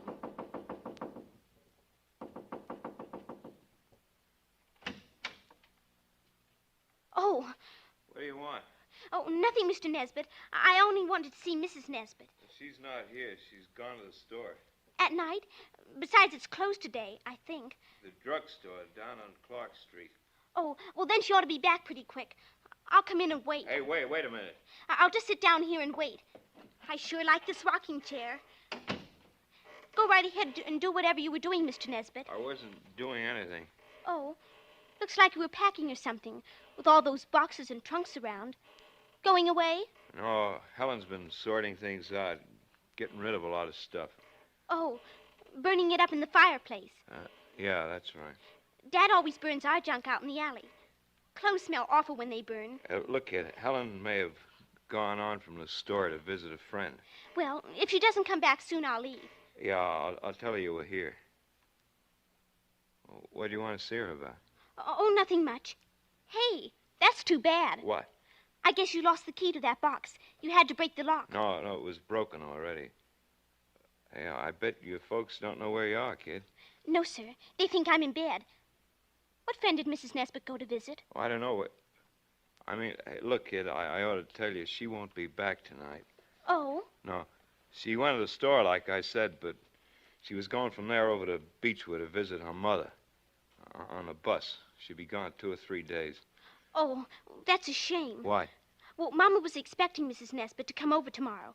Maybe to sell. Hey, you better not tell your mother. You see, it's kind of secret about Helen going away. She doesn't want people to know for a while. Oh. You know how to keep a secret, kid? I guess so. Hey, I'll give you something for not telling. Hey, I'll give you a reward. Let's see. Hey, here's something for a kid. A doll. A doll? Yeah, well, Helen was going to give it to you. I heard her say when she was sorting the stuff. She said, I'll give this to the little Leary girl. Mrs. Nesbit always calls me Margaret. Well, sure, that's what she said. Margaret. That's quite a doll. Old-fashioned. It's made of leather. Face is china or something, see? Mm-hmm. Thank you, Mr. Nesbit. It's a reward for not saying anything about Helen being gone. Understand? Now, come on. I'll snap on the porch light.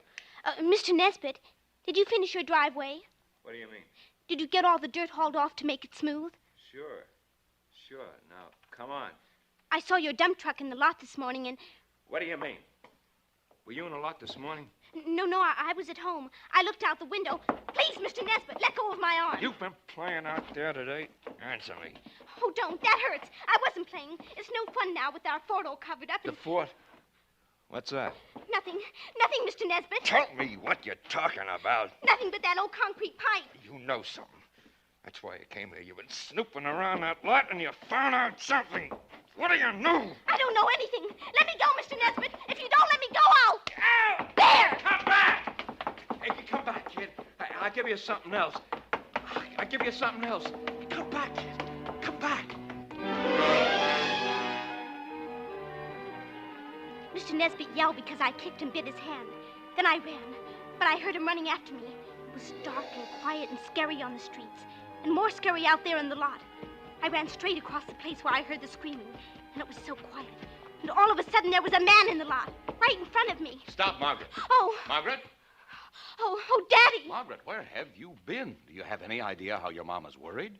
Do you know how late it is? Daddy, he's after me. We've been Mr. up and Nesbit. down alleys and clear down to Clark Street. I was about to call the police. The screaming woman. It's Mrs. Nesbit down there. I'm going to give you a good licking. Mr. Nesbit killed her, and now he wants to kill me. I've had all of that idiotic talk I can stand. It's true. You've got to believe Margaret, me. I'm going to lick you right now, right here. I've had enough of... What have you got there? Where did you get that doll? Why, I gave it to Larry. The kid stopped by the house. I remembered Helen said she wanted to throw it away. Helen said to throw it away? He's lying, Dad. He gave it to me so I wouldn't tell about her. It was locked up in a box. He didn't have the key. He broke it open. She's a high-strung kid, Larry. All the stuff she was telling me. He's lying, Dad. Yes, he is lying. Why are you lying, Charlie? Lying? How do you get that, Larry? Helen never let you have that doll. It was locked up. That was a present I gave her a long time ago. She wouldn't throw it away anymore, and I'd throw away the paperweight she gave me. Why are you lying, Charlie? I'm not. Don't look at me that way, Leary. As God is my witness, I...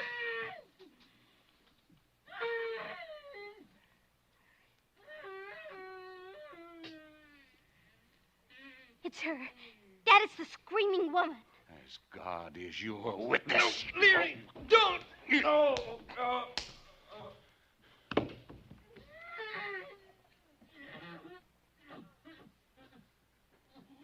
Margaret, run to the house. Phone the police and tell them to hurry. Tell them we've got to dig.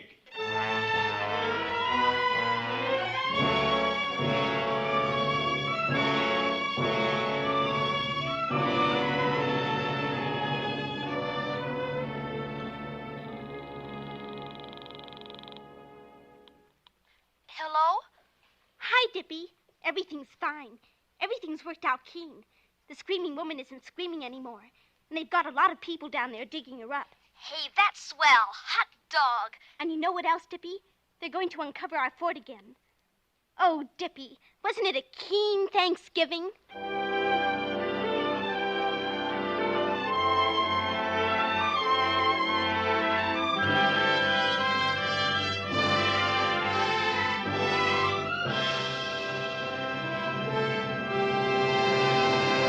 Thank you, Margaret O'Brien, for a splendid performance. Miss O'Brien will return in just a moment. Oh, no, that Autolite Stay Full Battery fable wasn't bad, coming from a fairly fabulous fibber. Ah, but you haven't heard all of it, Hap. Why, by Cornelius, Clarissa, that's my car, spoke to me again this morning. Thanks to you, she said, and that Autolite Stay Full Battery, this has been the happiest year of my life. Why, even these cruel, cold mornings, I've got that Autolite pep, that Stay Full Battery, get up and go. Well, Clarissa, I says to my gas buggy, you're the queen of the May, the lass with the delicate air, and the pride of Wilcox Alley all in one. What do you want now, my Thanksgiving precious? And she says, just to go to sleep out in the garage once again. Why, Harlow, you can even use my Autolite Stay Full Battery for a pillow. Happy slumber and good night, everybody. And remember, Autolite means batteries. Stay Full Battery. Autolite means spark plugs. Ignition-engineered resistor spark plug. Autolite means ignition systems. The lifeline of your car.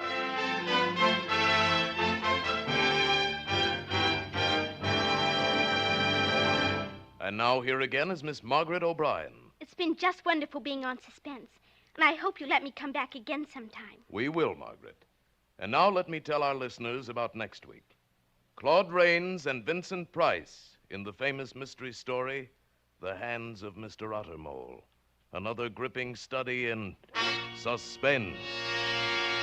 Margaret O'Brien appeared by arrangement with Metro-Goldwyn-Mayer, producers of the Technicolor picture The Three Musketeers, starring Lana Turner, Gene Kelly, and June Allison.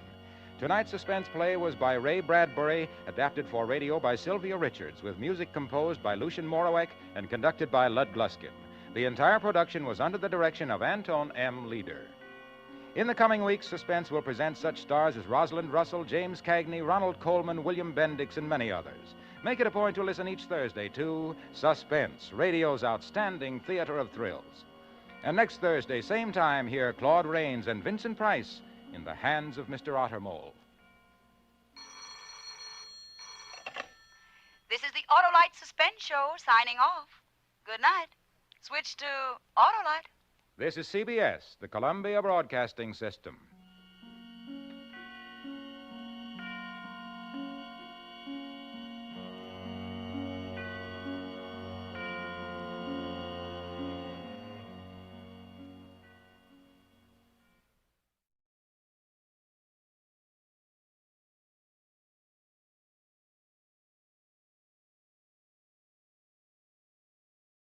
Now, the Roma Wine Company of Fresno, California presents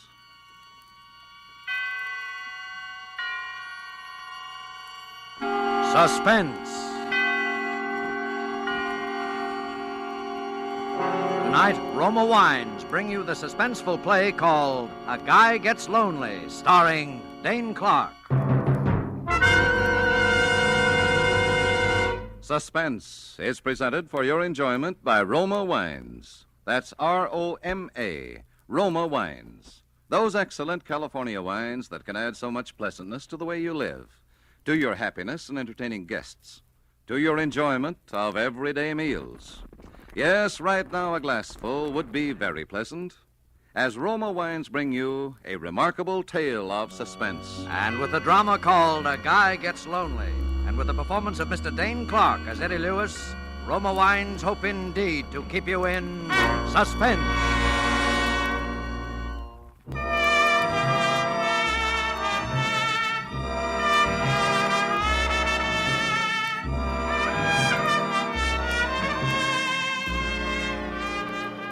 Have you ever been lonely? Desperately lonely? Well, there's an emptiness in the pit of your stomach that no food can remove.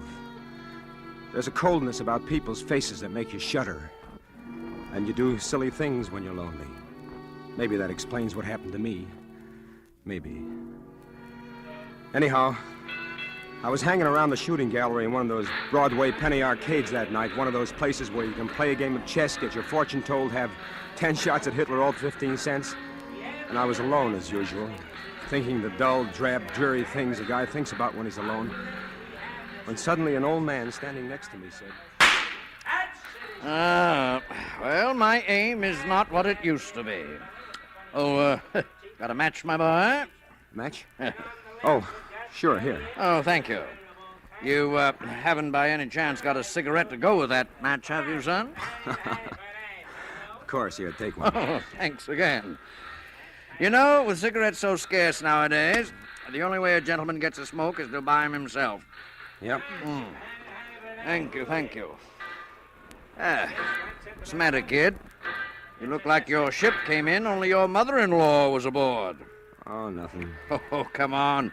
Fess up to old Horace. I'm Beatrice Fairfax without the girdle. Well, I'm just fed up with this town, that's all. There's nothing wrong with this town, kid. It's like all other towns. Yeah, except the one you grew up in. Well, I suppose you're right. You know what you need is a little diversion. Huh? Oh, here, my man. Load these guns up again, will you? Yes, sir. Both guns, chum. Naturally. You'll try it again, won't you, son? All right, sir. Okay. You know, I think perhaps I've got just the right medicine for your homesickness, young fellow. Oh, what's that? A girl. A girl? Yes. Don't tell me you've never heard of them. Well, if you haven't, bless me. I don't want to be the one to tell you. And there we No, are. it's That's not it. that. Here you are, sir. That'll be $2. $2? That's right, chum. There's a war on, in case you haven't heard. Ammunition's kind of hard to get nowadays. Oh, well, as a matter of fact, it's a little dark in here, and my eyes aren't what they used to be, so perhaps I'll simply forget. No. Here's the money. Go on. Go ahead, Pop. Shoot. You wouldn't care to make a small wager on this, would you, my boy? As I say, my eyes... No, thanks. Well, as I was saying, son, I have a splendid idea.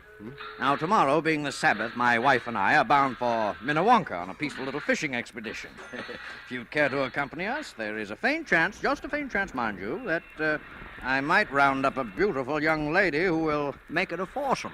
Well, wouldn't that be too much trouble? Oh, not at all, son. Meet me here tomorrow at 9. What do you say? Gee, well, that's swell, except that... Except what? Oh, do you mind if I shoot first? No, go ahead. Except that I've never been fishing before in my life. Well, don't worry about it. Hey, your eyes aren't too bad. With a fish, the big thing is not so much your experience as your bait.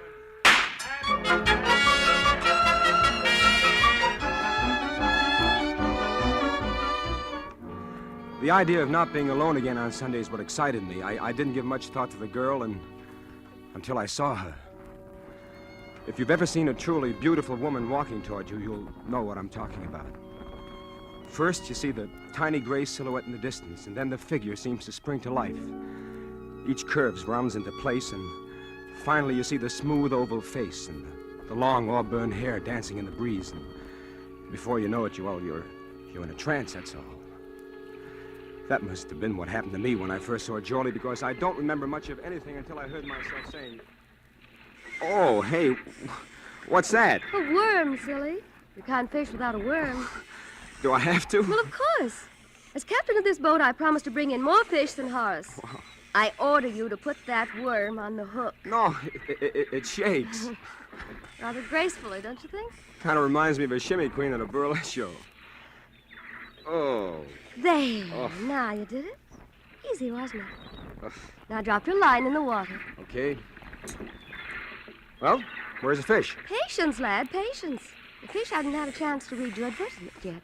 Well, if they could only see you, Jolie, I doubt if they'd bother with my line at all. Oh, your line isn't bad, Eddie. This is so bad at all.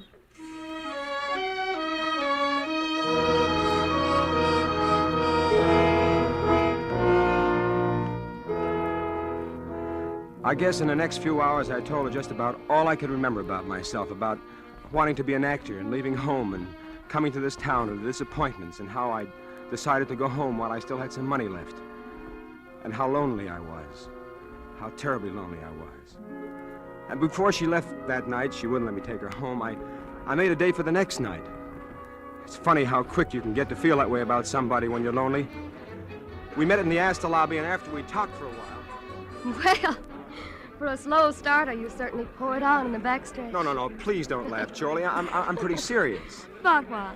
About you. How about me? Jolie, look. I was planning to go home today. I had the ticket in my pocket, and this morning I turned it in. Oh. Look, I still want to go home, Jolie, but I want you to go with me. You want what? I want you to marry me. Jolie? I heard. Well?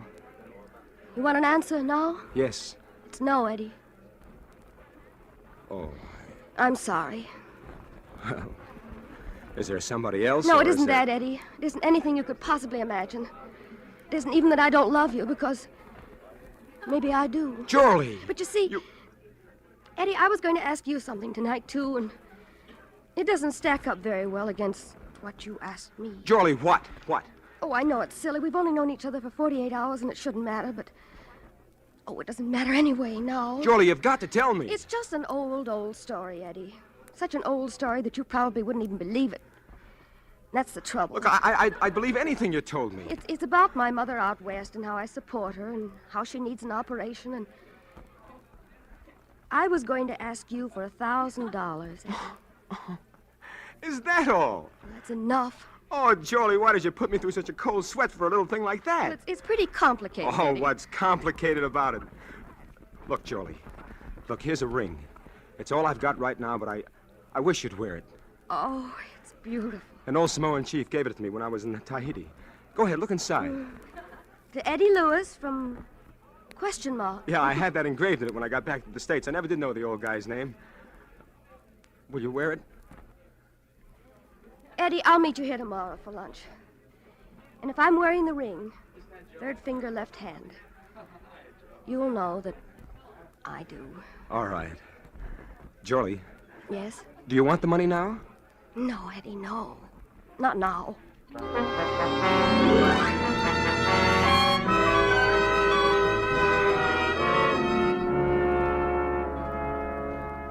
The next day, I was there waiting for her, way ahead of time again, but this time she was late.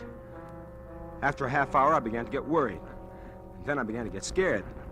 And after a full hour had gone by and she still hadn't shown up, I was half crazy, and then I felt a hand on my arm and a voice speaking over my shoulder. You, waiting for somebody? That's right. A lady? Yeah, what about it? Would your name be, Eddie Lewis? Yes. Say, what do you know about the fact that I'm... We found your name written in lipstick on the back of a bathroom door up on the 10th floor. After it said Astor Lobby, 1 o'clock. So we, sort of put two and two together. You see, I'm from headquarters, Eddie. What? I'm a detective. Detective? Listen, if you know anything about Jolie Andrews, I was supposed to meet her here about an hour ago, and she Would hasn't... she have been wearing this ring by any chance? Well, that's right. That's my ring. Where is she? She's down at the city morgue, Eddie. She's dead.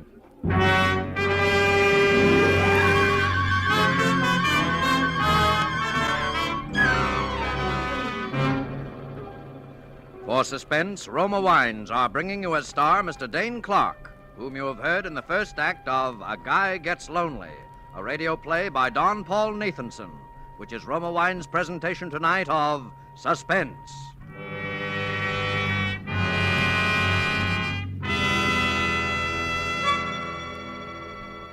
Between the acts of suspense, this is Truman Bradley for Roma Wines. Gracious hostess, internationally known on entertaining, Elsa Maxwell's suggestions are always worthwhile.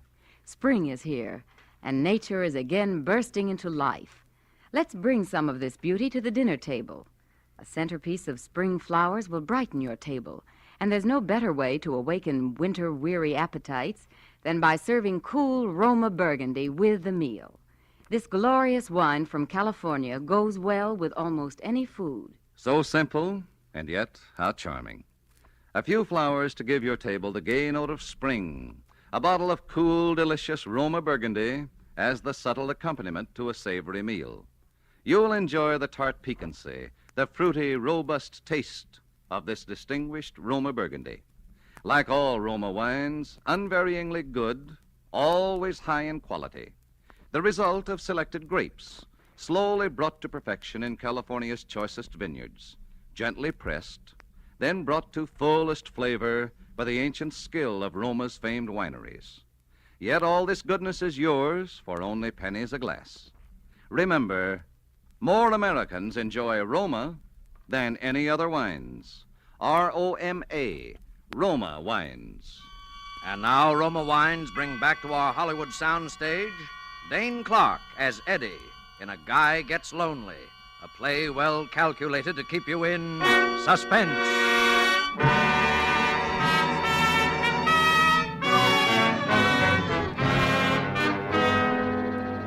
My mind was going round like a merry-go-round. Having an old moocher like Horace walk up out of a clear sky and introduce you to a girl like Jorlie. Proposing to her after only 48 hours. And then having a cop come along and tell you she's dead. They took me down to headquarters, and I was there all day answering questions and trying to dope out what had happened myself. I even told them how she'd asked me for $1,000, but they didn't pay much attention to anything I said. It's a simple case of suicide, and that's that. But it couldn't be. Jorlie wouldn't commit suicide. You recognized her, didn't you? Well, Well, what? People don't look quite the same after they've fallen 10 stories on a concrete side. But you recognized her? Yes, I recognize it. But why did she write my name on the inside of that door? How do I know what women think about before they jump out the window? I'm not Mr. Anthony. Well, look, maybe somebody followed her. Maybe somebody tried to force the door. There wasn't any lock on the door. Then it would have been that much easier. Maybe somebody... Look, Eddie, just what are you trying to make out of this? I don't know. All I know is it couldn't have been as simple as this. You wouldn't be thinking about murder, would you? Maybe. Now, Eddie, this sort of thing happens all the time. Look, I'll draw you a picture. Friendless girl meets guy. They start going together. Then she asks him for money. He doesn't give. The next day, Look, I told you we were I'm going to get doing the married. talking. She asks him for money, and he doesn't give, see? The next day, she writes his name on the handiest plain white surface, and boom. Now, how does that look to you? All right. But what about Horace? Have you tried to trace him? Yeah, sure. We tried to find Horace. Only we didn't. Mainly on account of he doesn't exist, if you ask me. I talked to him, I tell you. He introduced us.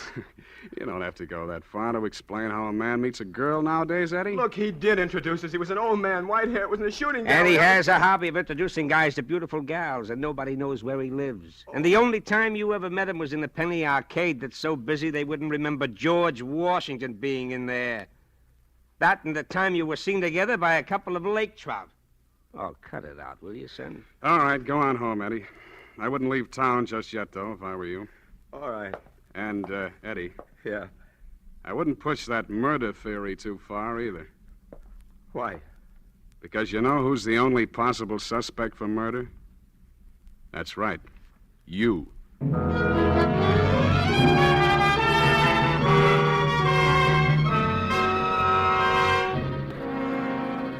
First, I didn't know what to do or what to think. I didn't blame the cops. From where they sat, it just didn't make any sense any other way. And then all at once, I knew what I was going to do. First, I moved to another hotel, just in case. And then I started growing a full beard, and I dyed it black. And my hair, too. You see, I'm a natural blonde, so it turned out pretty good. Good enough to pass off for a night anyway. And I really am an actor. Maybe no Barrymore, but enough to give a fair imitation of an accent. And I got some different clothes, and then I was ready. I began haunting that shooting gallery because I figured the old man had a system. But after about 3 weeks, I'd about given up hope. When one Saturday night, I walked into a little place off Times Square, and I saw him. My heart was jumping through hoops, but I just sort of moseyed around, tried to look as down in the mouth as I could, kept my face out of the light. I felt pretty safe with the beard, so I went over and I stood next to him. Oh. Well, my aim seems to be off tonight. Oh, pardon me. Do you have a match? I reckon I do. Sure, here you are. Oh, thank you. My boy, like to try your skill at the shooting gallery? Perhaps a little wager? Oh, no, thanks. I've just about had enough shooting to last me a lifetime. I just come back from 2 years in the South Pacific. So that's where you got the beard? Yeah, a bunch of us fellas grew 'em down there. I promised my kinfolk I'd let 'em see it before I shaved it off. I'm not so sure I would shave it off. It's mightily becoming to Thank you. Where are your folks? Texas. Got a mighty nice little ranch of my own down there. I sure do miss it. Kind of lonely, huh? Oh, you all can say that again, mister. Well, son, if you'd forgive an old man for sticking his nose in somebody's business where he's got no call to. Shucks, no. What's on your mind? I think I know just the medicine for you. Why, what's that? A girl. That was it. That's what I've been waiting for. First, I thought of taking the old devil out in the alley and sweating it out of him right then and there. Then I thought, no, there'll be a girl, and I want to have a talk with that girl. In the meantime, the old man was going on about that fishing. If you'd care to join us, my boy, I think I can promise you a very pleasant afternoon. Well, I reckon I couldn't do that. Perhaps if you could make it tomorrow night. Well, now, that might be arranged. Where would you like to have us meet you?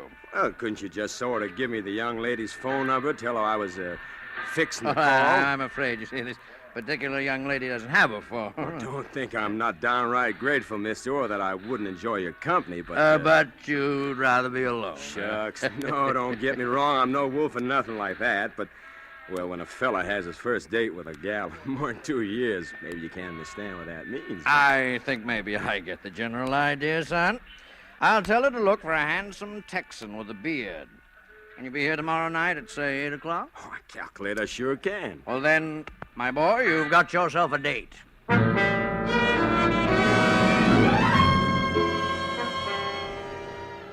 next night I was there in plenty of time.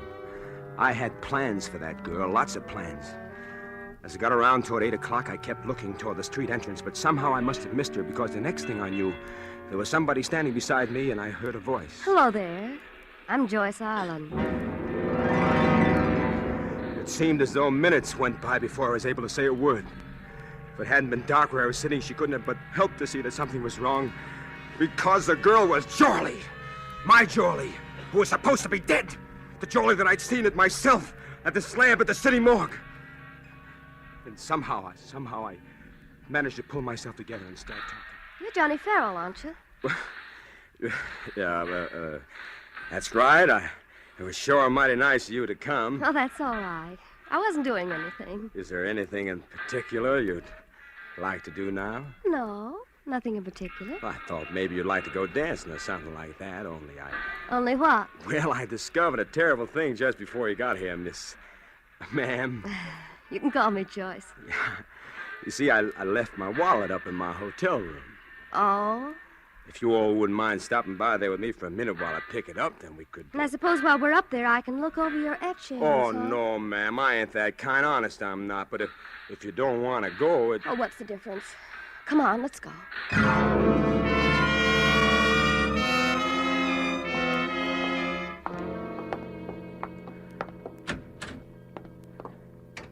You always keep it this dark in here? Well, there's a couple of bulbs burn out. I told them to have them fixed. Oh, but well, they... never mind.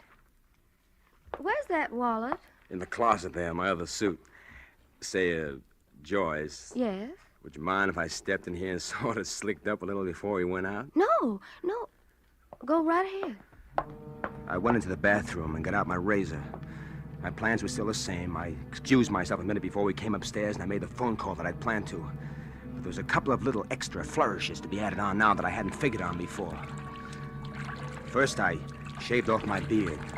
Then I went to work on the hair dye with some rubbing alcohol. It came out pretty easy. And I was almost ready when I heard her voice in the next room. Johnny? Yes? I think maybe I'd better go home. You mean you reckon you don't want to go out with me? Oh, well, it isn't you, Johnny, but Well, what is it? you'll think I'm crazy if I tell you. No, I won't. What is it? Well, you sort of remind me of someone. Who? Oh, just someone I used to know. Oh, but Joyce, I'm all ready to go now. Well, Only first I thought maybe we better have a little more light on the subject. I thought you said you didn't have any... Hello, Jorlie. Eddie. That's right. Eddie, You I thought you... I'd never catch up with you. All right, Jorlie, all right. Give. What? Come on, talk and talk fast. Who was that other girl, the one they thought was you, the one who's dead? Well, she was my sister. Sister? What happened to her? I don't know. What kind of a racket are you and the old man running anyway? Well, Horace is... He's my father, Eddie. He's my stepfather, Oh, anyway. that's nice. That's very nice. It keeps it all in the family, huh? Oh, Eddie, you can think anything you want to. Nothing could be quite bad enough, but... Please believe me, I wasn't playing any games with you. No? No. That's why I sent Evelyn that day, my sister. I gave her your ring so you'd know she really came from me. I just couldn't face you myself. Face me with what? With what Horace and I had planned to do to you. The old shakedown, huh? I guess so. Evelyn was horrified anyway when she got wind of it. She was a funny girl. She belonged to one of those religious sects, and she said we'd have to atone for our sins and be punished. No. Maybe you better start from the beginning. Well, that's about all. We were awfully hard up. And Mother really was sick. And I'd borrowed some money once from a man I'd met. I paid it back that time, but it gave Horace ideas. He wheedled and threatened and said our mother might die, and... Well, I'd had a couple of pretty raw deals pulled on me out here, and I just didn't care anymore, I guess. That is... till I met you. Yeah, and so you sent your sister to me to confess all, and she jumped out of the window instead. Is that what you think happened? I don't know. Then why didn't you tell me what you knew then? Well, I wouldn't have brought Evelyn back to life. And Horace said we'd all go to prison, and... You see, Mother didn't know what was going on. It would have broken her heart. Yes, but you went right back at it again. Horace said if he'd had just a little money, he'd go away. He'd leave us alone and go back east. And I was supposed to be the next victim as Johnny Farrell with a ranch in Texas. No, Eddie, no. Not after I met you. No. No. You weren't before, were you? Oh, Eddie, maybe if you knew a little more about what a girl is up against in this town, you'd understand. Telegram. Telegram? Well. Yes. I had a hunch about you, my boy. Horace! Why, you... Oh, don't try anything foolish. I'm quite expert with this little gun, as you may recall, my boy. Now, I suggest we close the door and have a nice, quiet talk just between ourselves. That's better.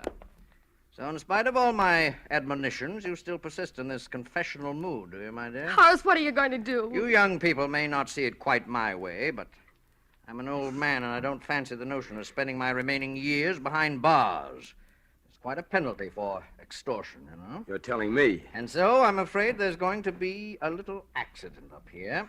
Something like the accident that happened to poor Evelyn. So you did kill her? Well, technically, yes, I did assist her through that window after she insisted on making a scene. Why, you... Evelyn was always excitable, you know. Really not quite normal, I'm afraid. Oh, Horace, you're mad. Now, my dear, I want you to write a little note. See, there's paper and pen over there on the desk. And you will say, Darling, forgive me, but it will be best this way for both of us. And sign your name. You must be mad to think I'd do such a thing.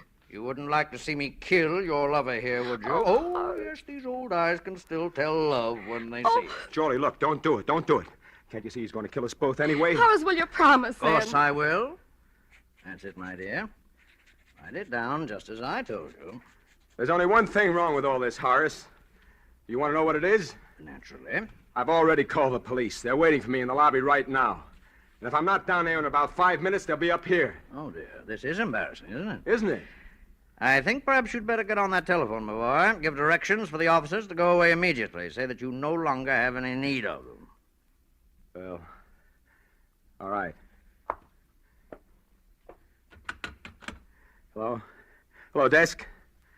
You know those two men who are waiting in the lobby for me? Well, tell them to get up here as fast as they can. You! Horace, no! Jolie! Why, you won't... Jolie! Jolie, are you all right? I think so. It's only my shoulder. Oh, darling, you shouldn't have gotten I'd in the... rather have had it been me than you. Look, I'll call a doctor. What's going on here? We heard a shot. Look, there's the man who's responsible for the suicide of Jolie Andrews. Oh, only it wasn't a suicide. He killed her. It wasn't Jolie Andrews. That's Jolie Andrews over here. What are you talking Hello, about? hello. I've got to get a doctor. Wait a minute, will you? All right, Hello? What was that again? Don't now? you understand? Look, that isn't Jolie Andrews that's dead. That's Jolie Andrews over there. You're not making sense, man. Look, fella, look. I met this guy at a hotel. Yeah? And then we went fishing, and then we put the worms on a hook, and... Yeah? And then she was in the slab, and she was dead, only she's not dead. She's wonderful. We're going to get married, see? I love her. And then Horace and I were in the shooting gallery. Then I met him, and I dyed my hair, and I made a fake Texas accent, see? And I met him one afternoon, and I packed the whole thing all by myself. And Joey's alive. And so closes A Guy Gets Lonely, in which Roma Wines have brought you Mr. Dane Clark as star of tonight's study in suspense. Before our star returns to the microphone, let me say a word for Roma Wines, the sponsor of Suspense. Elsa Maxwell is known the world over for her great charm as a hostess. Now, here's a brief message from this noted authority. It is always a gracious act of hospitality to serve a glass of distinguished Roma wine. I suggest you try Roma California Tokay, a wine of unusual versatility, enjoyable any time, before or after meals, I serve it frequently with dessert or coffee. It's perfect with fruit or nuts or with any light snack. Follow Miss Maxwell's good suggestion. Try Roma Tokay. A velvety smooth, flame-bright wine, moderately sweet, light, yet delightfully rich in flavor. And you'll find that all Roma wines are always delicious, always of unvarying goodness and fine quality. The next time you use vermouth, sweet or dry, use Roma vermouth. Zestful, herb-flavored Roma vermouth is blended, mellowed, developed, and bottled in California with all the traditional wine-making skill of Roma wineries, yet surprisingly low-priced. Try Roma vermouth soon, won't you? This is Dane Clark. That I enjoyed appearing on Suspense goes without saying. All of us do. Next week's show sounds like it'll be really swell. It's a story written by one of the great contemporary masters of the art of suspense, Dashiell Hammett. And starring in it will be two of your favorite Hollywood people, John Payne and Stuart Irwin. I'll surely want to catch the one next Thursday, and I know you will, too. Suspense is produced, edited, and directed by William Spear. Dane Clark appeared through the courtesy of Warner Brothers and will soon be seen with Dennis Morgan in their production, God is My Co-Pilot. Next Thursday, same time, John Payne will be your star of Suspense. Presented by Roma Wines, R-O-M-A, made in California for enjoyment throughout the world.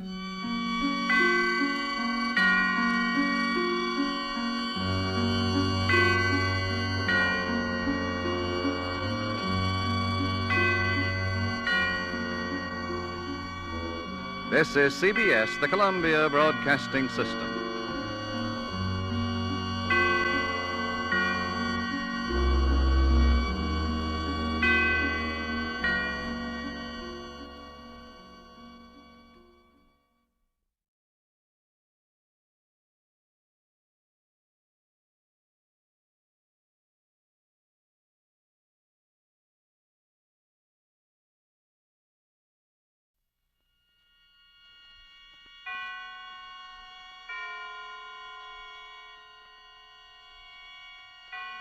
And now, Autolite and its 60,000 dealers and service stations present Suspense.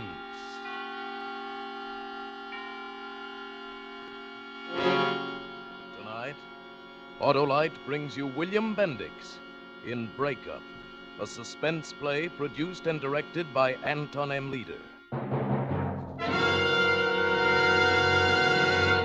Suspense, radio's outstanding theater of thrills, is presented for your enjoyment by Autolite and its 60,000 dealers and service stations. And friends, today is the very first birthday of Autolite resistor spark plugs. Yep, and a more popular one-year-old you never saw. That's why car owners everywhere are switching to Autolite resistor spark plugs, and no wonder. For when you replace your narrow gap plugs with wide gap Autolite resistor spark plugs, your car will idle smoother. You'll have better luck with lean gas mixtures, actually save gas dollars. What's more, wide gap Autolite resistor spark plugs cut down spark plug interference with radio and television reception. So, friends, don't debate, delay, defer, or defray, but drive down tomorrow to your nearest Autolite dealer and switch to a set of sensational Autolite resistor spark plugs. You'll be glad you did. And now, here is William Bendix in a tale well calculated to keep you in Suspense.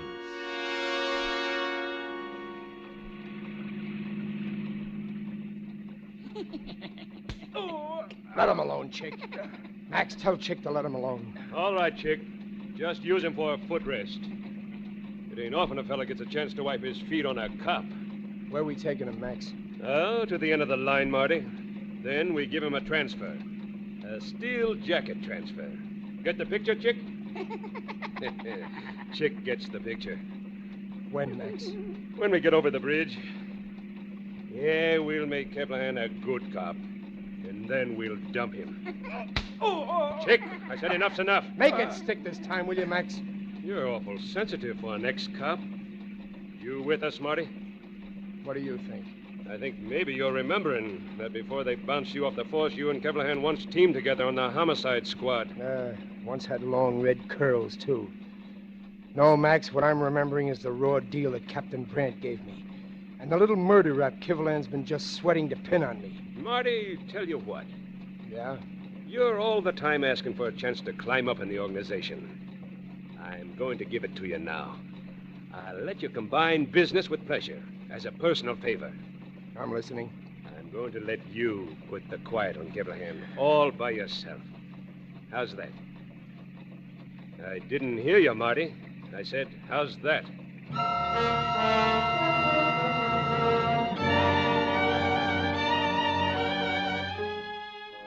How's that, he says. How's that? I leave it to you, Captain Brandt. You dealt the cards for this hand. How is it? Me, Marty Connors, turning cop killer. Are you satisfied, Brandt? We're on the Queensboro Bridge now. Me and Kivy. Remember your tough team of Connors and Kivalan? Only this time he ain't my partner, Brandt. He's my gun meat. I guess I should have expected anything. Anything at all once I started to roll on my own. No holds barred since the breakup. Just a lot of dirty infighting from the day Brandt put the skids under me in front of those newspaper vultures. Morning, Chief. Hi, Kiv. Hi. What are those reporters doing outside? Hand me your shield, Connors. What? I said hand me your shield. You're suspended on decision of the board. But... You heard me. You're going up on charges. But, Brandt, give me a break. Oh, give him a break, Captain. Break? Tell me, Connors. Where were you last night? Well, I had a date. At a bar, huh?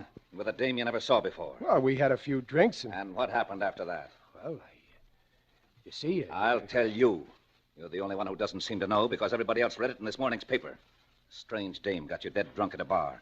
Rode you for your gun when you passed out. Tried to stick up, shot the joint to splinters, and was collared still carrying your gun. Now you know, do you still expect a break? Sure, I expect a break. In the first place, I was off duty at the time. And in the second place, I've been on the force 11 years. And third place, if it was 111, Connors, I'd still bounce you and bounce you hard. You want to hand me that potsy of yours, or do I tear it off your chest? Here. Add it to your collection, Captain Brandt.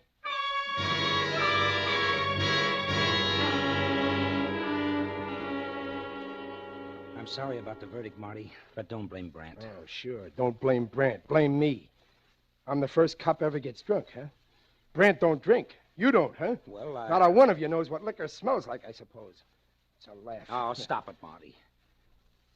What are you going to do? Going out to tie one on. What'd you think I was going to do? What are you trying to prove? Oh, Marty, look, you didn't get jammed up because of a drink now and then. It was a dame. With you, it's always a dame. You lose your head, Marty. You let him make a sucker out of you. Lay off, kid. It's the truth, I said lay off. Lay off. Okay, then.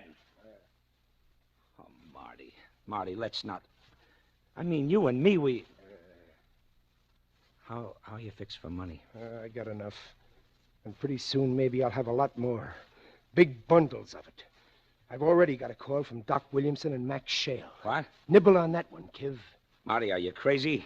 Steer clear of them. Why? Show me why. You know as well as I do. If you don't, well, just ask any of the boys on the narcotics squad. Oh, Marty, stop short, or I can see where you're headed just as plain as... Listen to me, Marty. Go on. No, listen to me. You tangle with Williamson and Shale, and no telling what can happen. One of us might one day have to go after you. It might be me. You ain't on narcotics. Narcotics and homicide don't mix, huh? Mercy me. It gives his Sunday school. After the deal I got... Look, if you'll only mark time for a while and not lose your head, the newspaper blast will die down, and I'm sure the commissioner will give you another... Nuts to the commissioner and nuts to Brandt. This to him, look, all 5 fingers. And to you, Kivalan. And you stay away from me, you hear? Stay away, I mean it. I'm going to go line up that job right now.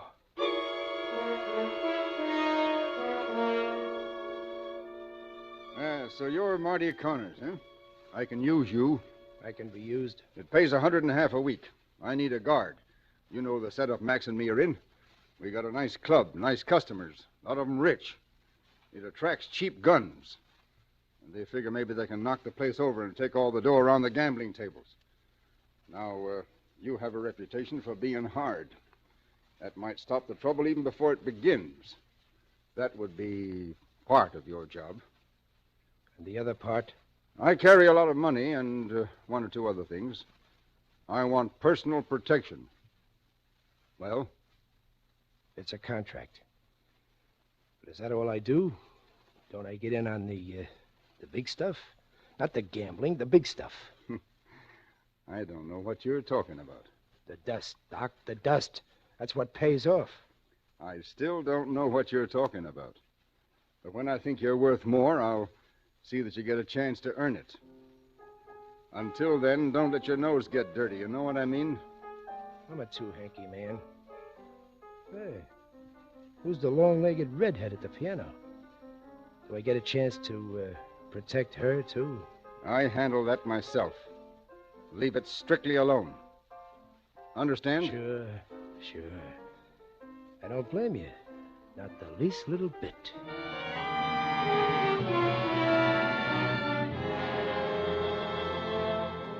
So I went to work as a stalker for Doc Williamson and Max Shale. I'd call for Doc every night at 1, take him to the club, and then walk around the tables, and that was all. Bottom of the heap for weeks. I wasn't making any headway in that direction, but I was in another.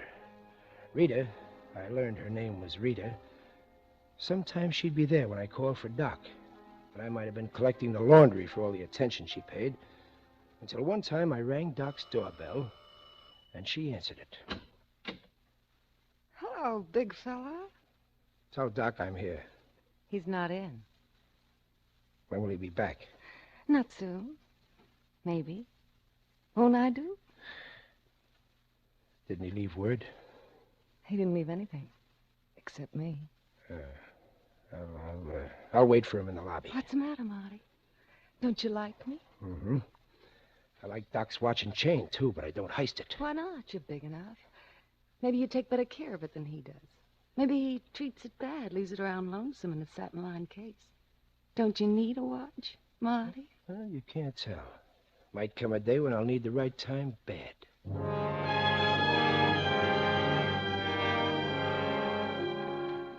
I thought about that watch a lot the next few days.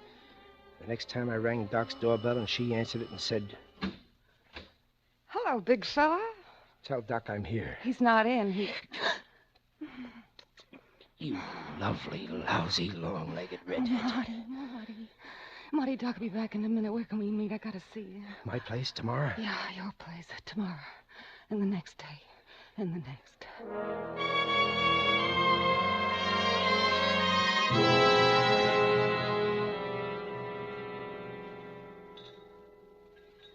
Marty, I'm afraid of him. I'm afraid of him. Right of Doc, he's just a yellow slob. I think he knows about you and me, that we've been seeing each other the last few weeks. I'm scared. Marty, he beats me. Once he threatened to kill me. Well, the next time he tries it, flash this. You'll see how quick he'll fold. Here. Take it. It's only a little 25 automatic. Put it in your purse. No. Go on, take it. Do as I say. Hold it in reserve.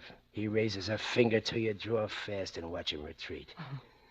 You know, I feel better already. Sure. That's why they call you the old equalizer. Was it about me he threatened to kill you? No. Who, another big fella? No, nothing like that. He once found me going through his bureau.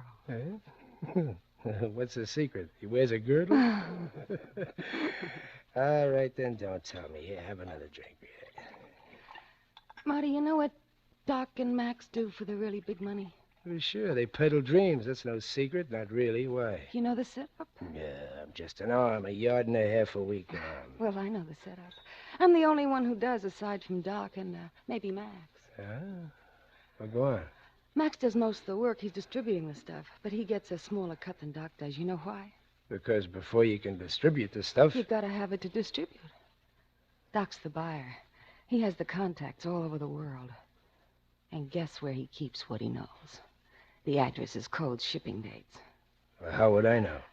In a little green notebook in a chamois bag hung around his neck. That's why he hired you, Marty. Oh, Marty. Marty, do you know what it could mean to us if we had that notebook? Yeah. He wears it on him, huh? Uh-huh, around his neck. Rita, listen hard. This evening before I come to pick him up, snuggle up to him. See if he can feel that chamois bag. If he's wearing it, give me the nod when I call for him at 1. Do you follow me? Oh, yeah, Marty, I follow you. Maybe I'm even ahead of you.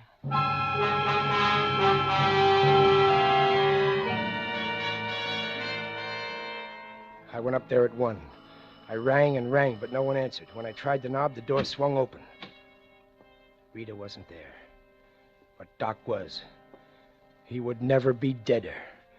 He was lying face down, what was left of the face, on the bedroom rug. The room still smelled of cordite. A .25 shell lay near his feet. His body was still warm. I know because I felt it when I reached for the chamois bag, which wasn't there.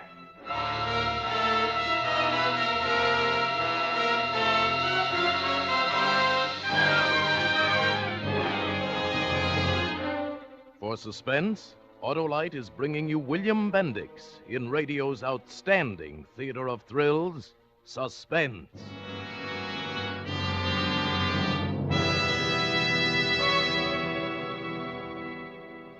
Okay, Harlow, give us a lowdown. Did you invite Mary and me to the studio just to hear you talk about Autolite resistor spark plugs? Talk about 'em? Why, by conniving Cornelius, we're going to celebrate 'em. Because, Hap, you have the honor of being present at the first birthday party of those super sensational Autolite resistor spark plugs. Gee, Harlow, have you got a birthday cake, Have too? I got a cake? Why, I've got a cake studded with Autolite resistor spark plugs instead of candles. Hey, pull the card off that nearest plug, Hap, and read what it says. Let's see. It says, replace your narrow gap plugs with me. If smoother idling, you would see. If you want more miles to cost less money, cuddle up and be my honey. Signed, ALRSP. Guess who? ALRSP, Autolite resistor spark plugs, of course. Try another one, Hap. Many happy returns of the day, Autolite resistor spark plugs say. P.S. To cut down interference on your radio and television, see that your car is in. That's a rhyme? Well, now, you wouldn't accuse me, would you? I don't know. Well, anyhow, Hap, now that we've had our fun, let's get back to suspense. And now, Autolite brings back to our Hollywood soundstage William Bendix as Marty Connors in Breakup, a tale well calculated to keep you in suspense. I got out of Doc's apartment fast, left it just as I found it, him dead on the floor with the shell beside him. I had to find Rita. Poor kid, she'd really be in a mess now. Everybody knew she was Doc's girl. I had to locate her and the chamois bag. I took a cab to her flat and let myself in. No Rita. That meant I would have to go hunting, but not without a gun, not now. I went home to pick up my police positive. It was in my bureau drawer. And snuggling next to it among the socks was Rita's little .25, with one chamber empty and a smell sharp as incense. So I was being suckered again.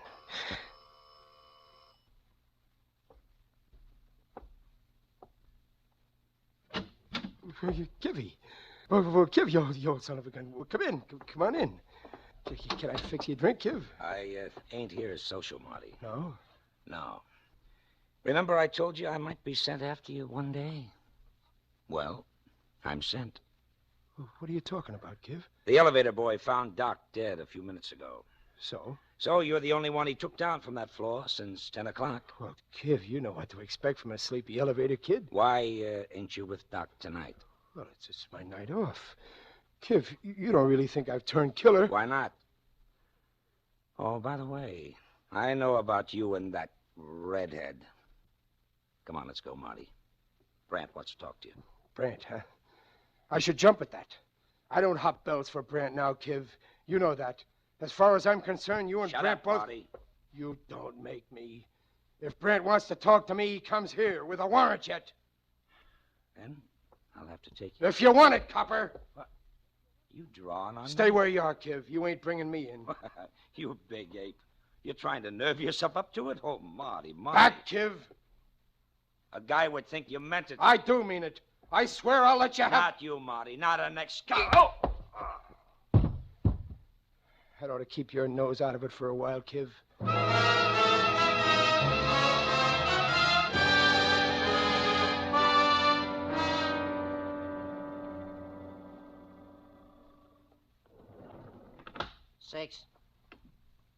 Sixth floor, sir. Huh? Oh, okay. Mr. Shale's apartment is just around there. Thanks.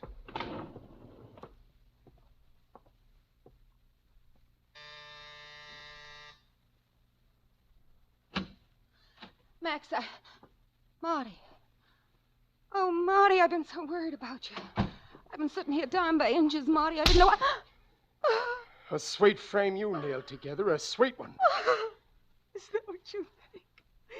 Marty, honey, it wasn't. I swear it. I swear it by all that's holy to me. Such as what? A dollar bill, maybe? Marty, listen to me. When I got to Doc's, he was waiting for me. He knew all about us. He began to hit me. I did what you said, Marty. I took out your gun. My finger must have slipped. Oh, yeah. It wasn't a frame, Marty. I love you. Lots of men would like me to say that to them, but I love you. All right, stop it, stop it, stop it. I didn't mean to hurt you. Shh. After I lost my head, I went to your place, but you weren't there. I put the gun in the drawer where I thought it would be safe, and I waited for you, but you didn't come. So I came here. I thought maybe Max would It's help all me. right, baby. It's going to be all right. Now, shh, quiet. Let me have the chamois bag. Rita, the chamois bag. Let me have it. I haven't got it, Marty. I didn't even look for it. I couldn't have touched him. You're not lying to me now. No. It wasn't on him when I found him. He was clean. Rita, shh. Who would that be? Max, maybe? Max would have come right in. Who is it? Elevator boy, sir. What do you want? The lady, Miss Carter, lost her gloves in the elevator. You were wearing gloves? I don't remember. All right, boy, give him Hold it, Marty. Kev! Nothing fancy now, you're covered. Okay, son. Thanks. Get back to your elevator. Yes, sir. Back in, Marty. Go on, both of you. Get back in. Well, you've lost a lot of savvy since you left the squad, Marty. Taking a cab here from the hack stand in front of your place. Huh. Marty Connors and Doc's baby together. Well, the DA won't have much of a job with this one. No, I don't know anything about Easy, it. baby, easy. He's got nothing on you. A copper gun, Ratsy. Who'd have figured it? Get away from that phone, Marty. No sucker, Kiv. We're getting a lawyer. You got things to ask. Wait for him. You move again without I say move, and I'll plug you. You wouldn't, Kiv. Try me. You're just a cheap hood, and I'm treating you like one. The palsy stuff is true. You'll see Brandt first, you and the girl, and then you can call a lawyer. Let me at that phone. Drop it, Copper. Huh? You're covered. Max. Oh, Max. Hand him, chick. Make sure he's clean. Okay, Marty. Relax. This'll get you nothing but tears and moans, Shale. Is he clean, chick? Okay, cold cock him. Oh! All right now. What's it all about? Oh, when I called for Doc tonight... I'll get to you in a minute, Marty. Talk, Rita. Doc's dead. Good. Who did it? I did. He showed fight when I told him to hand over the notebook. Rita, you... Shut up. Go ahead. That's all. Except, here's the notebook. Ah, nice going, baby. Got it at last. Rita, you've been stringing along with him? Sure she has. If it's any of your business, which it ain't. You lousy redhead. What's he so heated about? Well, I used his gun, then planted it on him. You gave her your gun for the job? That guy's getting to be a habit with you. Framed spotting the frame and then talked out of the spot by a lousy redhead. Forget it, Marty. The frame is out. I need an arm like you now that Doc has done me. All sorts of guys will get ideas about moving into the business. Look, here's the pitch. You gave Doc your gun last night because he asked for it. He was afraid of something. Didn't say what. That's your story. Stick to it. I'll set up an alibi for you for the rest of it. Leave it to me. Okay? Okay. You lousy redhead. What does this copper know? Too much. We dump him right now. You can't. He came in with the elevator boy. Chick, take care of it. Davy, you're leaving town in a hurry before they grab you. Start packing. All right, Maxie. Now, give me a hand with the cop, Marty. We'll take him out the back way. I said, give me a hand, Marty. Going to play it smart or not? Yeah. Yeah, sure, Max. I'm going to play it smart.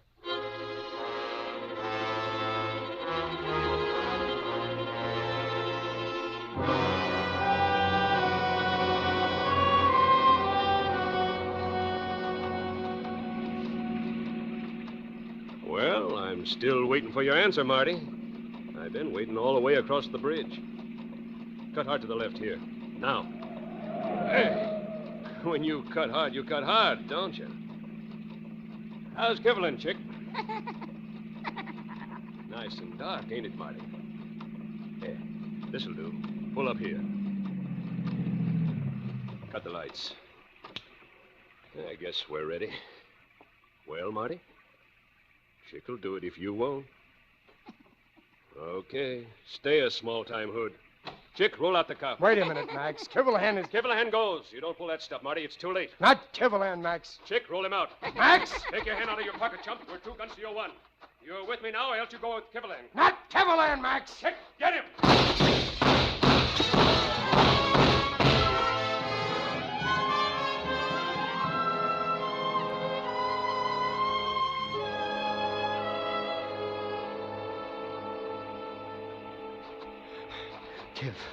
Kiv, are you all right? Okay, Marty. Didn't touch me. You? I'm okay. Help me get Max's overcoat off. I'm cold. He don't need it no more anyway. Let's dump them both in the back seat. Okay. That does it. You want to take the wheel, Kiv? Yeah, sure.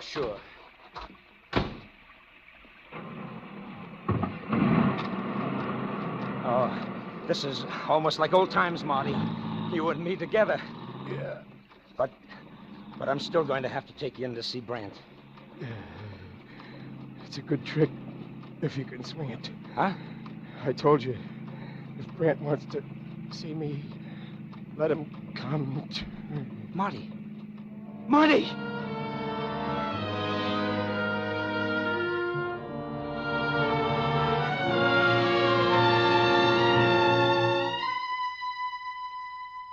Brant.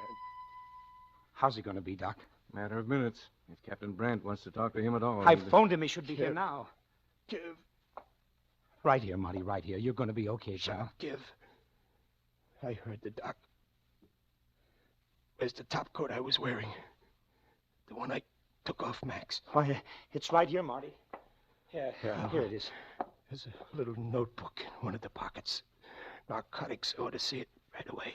Yeah, that one. Holy cow. Marty, you know what this is? What's in it? Hello, Marty. You see, Kiv, I told you Brant would have to come to me if he wanted to see. Marty! He can't hear you. He gave me this, Captain.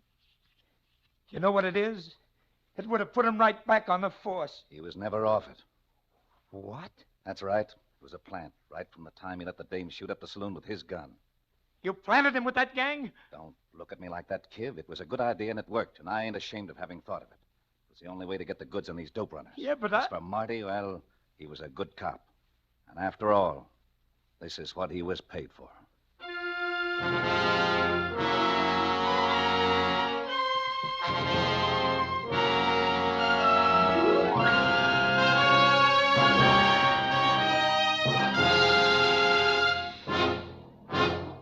Thank you, William Bendix, for a splendid performance. Mr. Bendix will return in just a moment. Well, now, have you got any more birthday banter about Autolite resistor spark plugs? No banter, Hap, just facts. For the fact is, those wide gaff Autolite resistor spark plugs are wonderful. They're sensational. They're ignition engineered. And there's a type for every make of car. Why, by Cornelius, everyone ought to switch to a set of Autolite resistor spark plugs right away. And now, Hap, here's one more rousing spark plug rhyme. Let's read it together. Okay. You can tell the difference in your car with Autolite resistor spark plugs thar. Well, Hap, you certainly ought to remember this Autolite resistor spark plug birthday.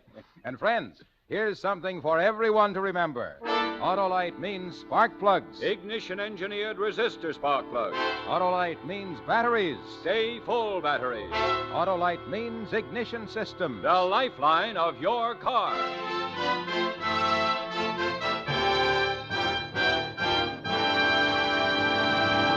And now here again is William Bendix. Thank you. It's always a pleasure to appear on Suspense. This is probably every actor's favorite program, and I know that... Help! Help! Let me out! Hey, there's someone in that closet. Well, Jack Benny, what are you doing in there? Oh, hello, Bill. Yeah, I'm glad somebody let me out. Well, I don't get it. What's the idea, Jack? Well, you see, Bill, I'm moving my program to CBS Sunday nights, and I thought I'd drop in and look over the studio, pick one out. And then all of a sudden, all that shooting started, and I hid in the closet. Oh, well, I'm sure glad you didn't stop any of those bullets, Jack. We all want to hear you next Sunday night on CBS. Your program has always been on my must list, along with Suspense. Well, thanks, Bill. By the way, what about next week's Suspense? Next week, radio's outstanding theater of thrills presents Gene Kelly and Ethel Barrymore in To Find Help. Another gripping study in... Bill, wait a minute. Wait a minute. Wait. Let me say it, will you? Huh? You know, that one word. Let me say it. Well, sure, Jack. Next week, hear Gene Kelly and Ethel Barrymore in To Find Help. Another gripping study in... Suspense. Who said I can't do drama? William Bendix appears through the courtesy of his own radio show, The Life of Riley, sponsored by Prell, and will soon be seen in the Paramount picture, The Streets of Laredo. Wally Mayer was heard as Kivlahan. Tonight's suspense play was adapted for radio by Joseph Ruskall and Walter Newman from the original story by Thomas Walsh. Music was composed by Lucien Moraweck and conducted by Lud Gluskin. The entire production was under the direction of Anton M. Leader. In the coming weeks, Suspense will present such stars as Danny Kaye, Robert Montgomery, Dana Andrews, and many others. Make it a point to listen each Thursday to Suspense, radio's outstanding theater of thrills. And next Thursday, same time, hear Gene Kelly and Ethel Barrymore in To Find Help. This is the Autolite Suspense Show. Take advantage of high prices for steel scrap. Turn in yours to your local scrap dealer. Good night. Happy New Year from Autolite. This is CBS, the Columbia Broadcasting System.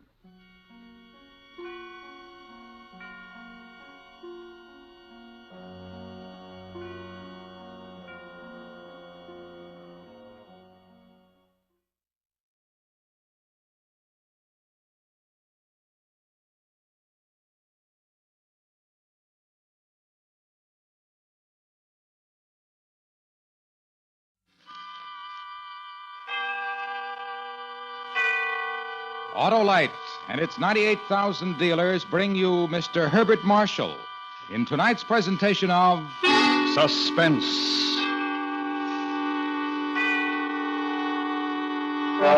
Tonight, Autolite presents a story based on fact and written by a master of suspense.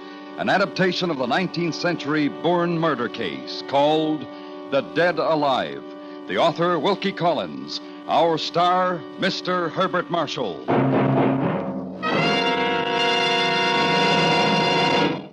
Hey, Wilcox, how you hitting them, kiddo? Hello, Stan. How's our bouncing, bantam, and brainy baseball manager? Feeling like a home run, Harlow. Purring along like a set of those Autolite spark plugs of yours. Yeah, couldn't understand you better, Stan.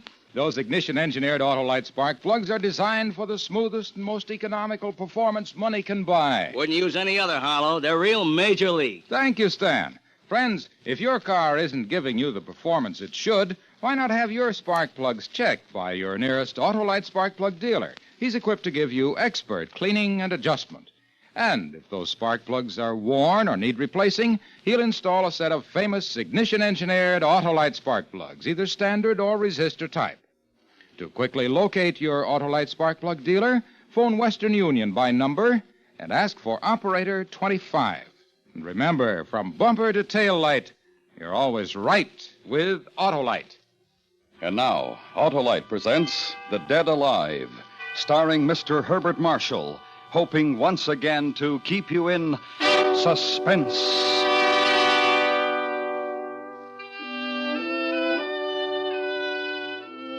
How did the doctor put it to me back there in London?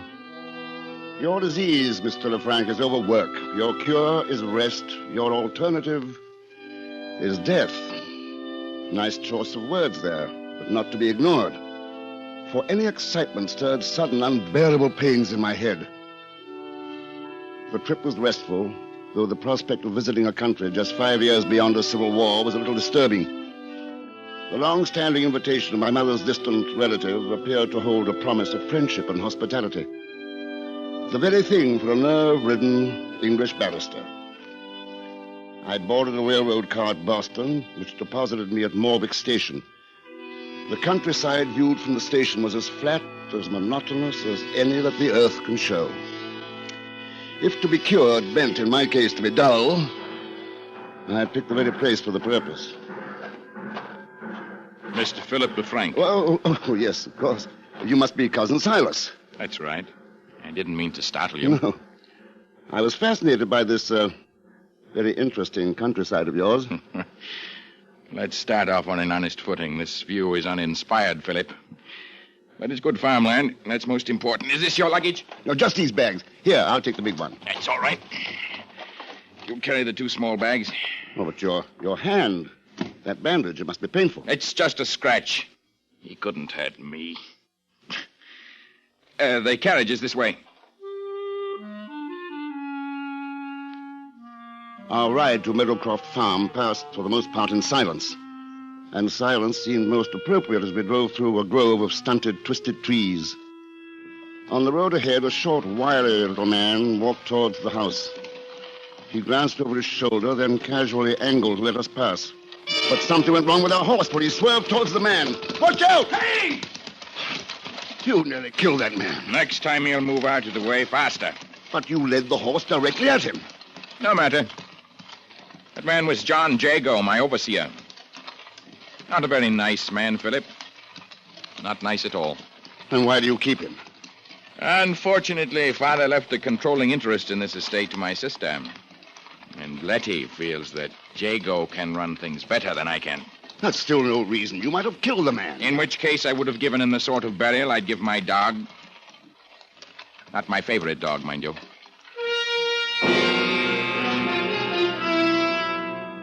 A gray house, like a huge toad, squatted massively at the end of the road.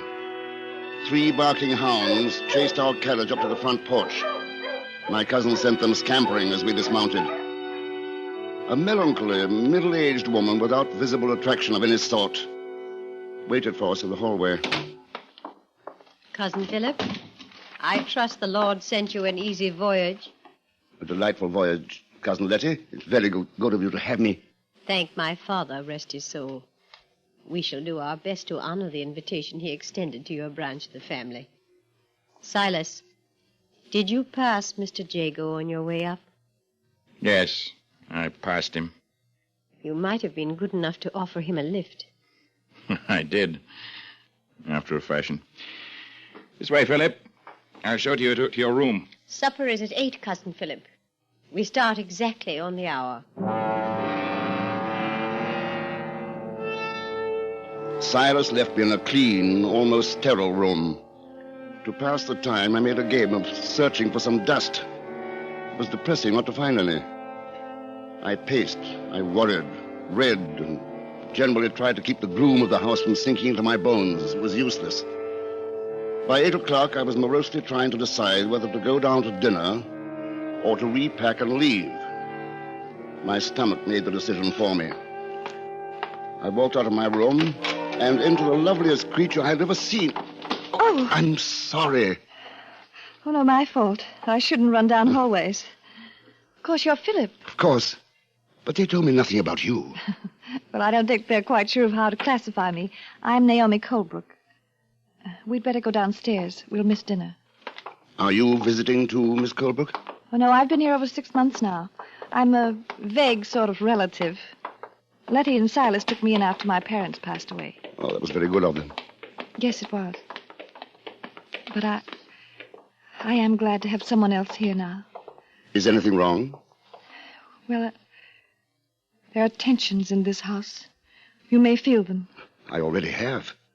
Something most unpleasant about it all. Oh, please don't let it drive you away. I have to talk to somebody. You see, Naomi, where are you? We're coming, Silas. We'll talk later.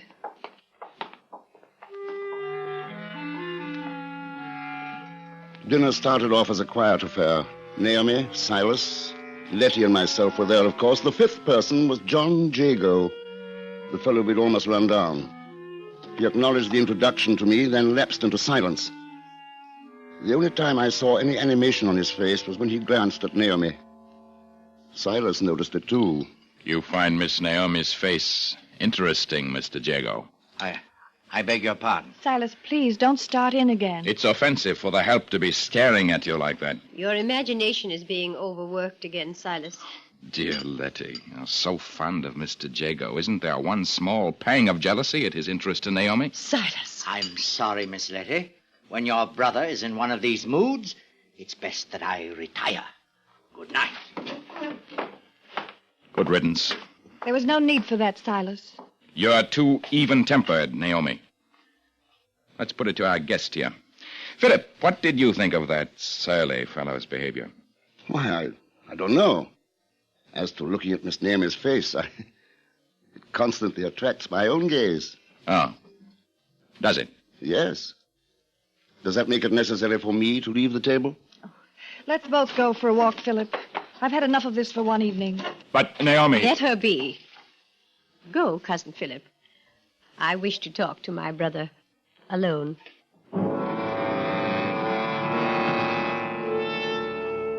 The danger signal in my head and those flashes of pain did not slacken until we, Naomi and I, were deep within the grove of trees that surrounded the house.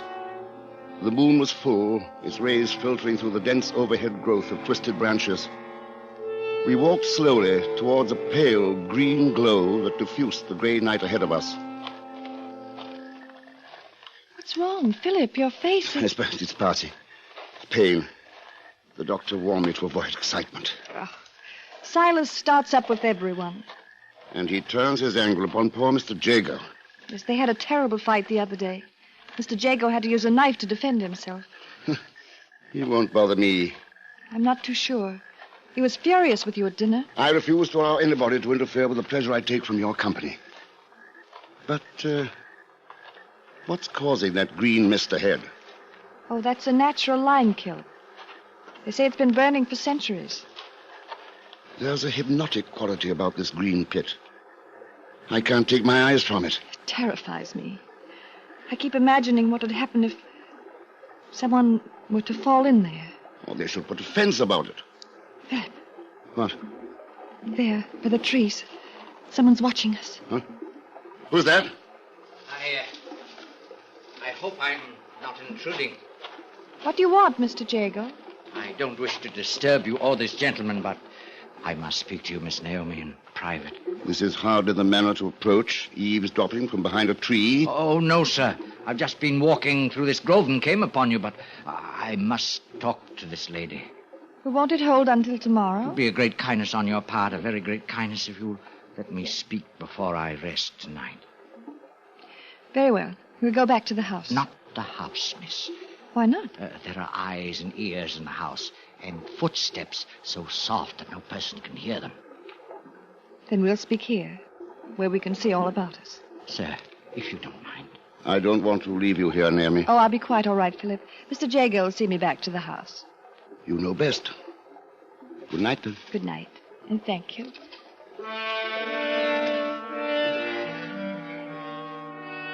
I slept but little that night. I wanted to leave. Get away from that wretched house. But the idea of leaving Naomi there all alone was unthinkable. With the dawn, I dressed and went down to the front porch. An angry sight met my eyes. Silas, holding his walking stick like a bludgeon and waving it at Jago, while the little overseer crouched before him like a snarling gamecock, the wicked blade of his knife flashing in the light. Stay back, I warn you. You warn me. I told you to stay away from her. She's not my style, Mr. Silas. You impudent beggar! Keep back! I've set my mark on you once. I may do it a second time. I'll crush your skull! Stop that! Here, Silas, give me that cane. Let me go! I said, give it to me. You meddling fool. He's gotten away. Just as well. He handled that knife with some knowledge. You wouldn't have fared well in that fight. You think not, do you, Cousin Philip? May I have my stick now? If you must have it. Here. Thank you.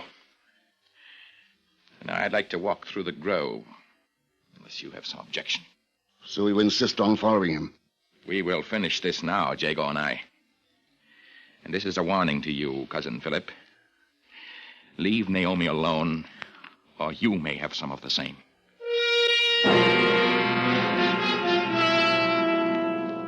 Neither of them had returned to the house by late afternoon.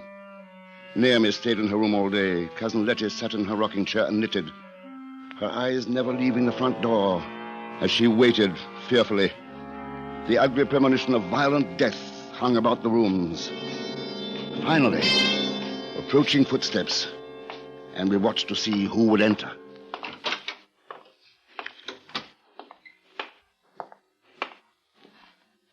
Silas, where is Mr. Jago? I believe we've seen the last of that one. Did you? You haven't brought your walking stick? No. But don't fear, Cousin Philip. I have another. Should you want to take a stroll through the grove?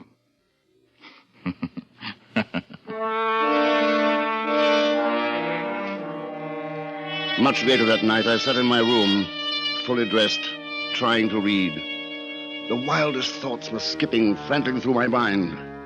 Was my cousin Silas a murderer? He had all but admitted it. And yet...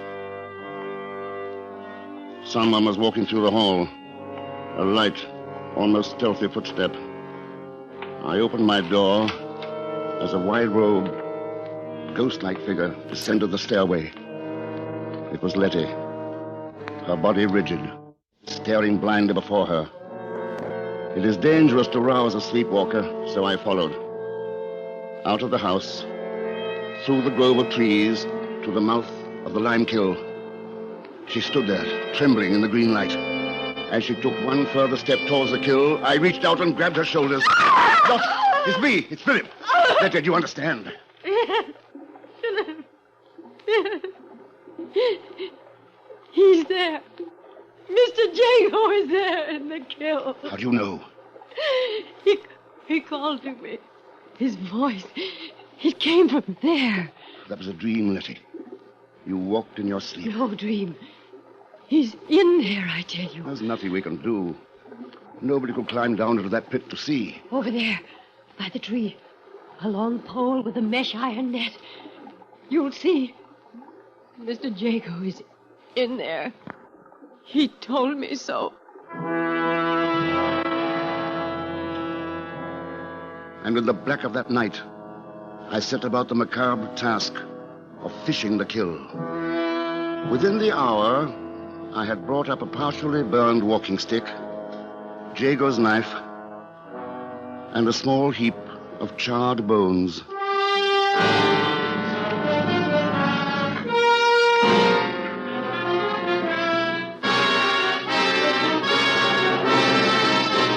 Autolite is bringing you Mr. Herbert Marshall in Wilkie Collins' The Dead Alive. Tonight's presentation in radio's outstanding theater of thrills, Suspense.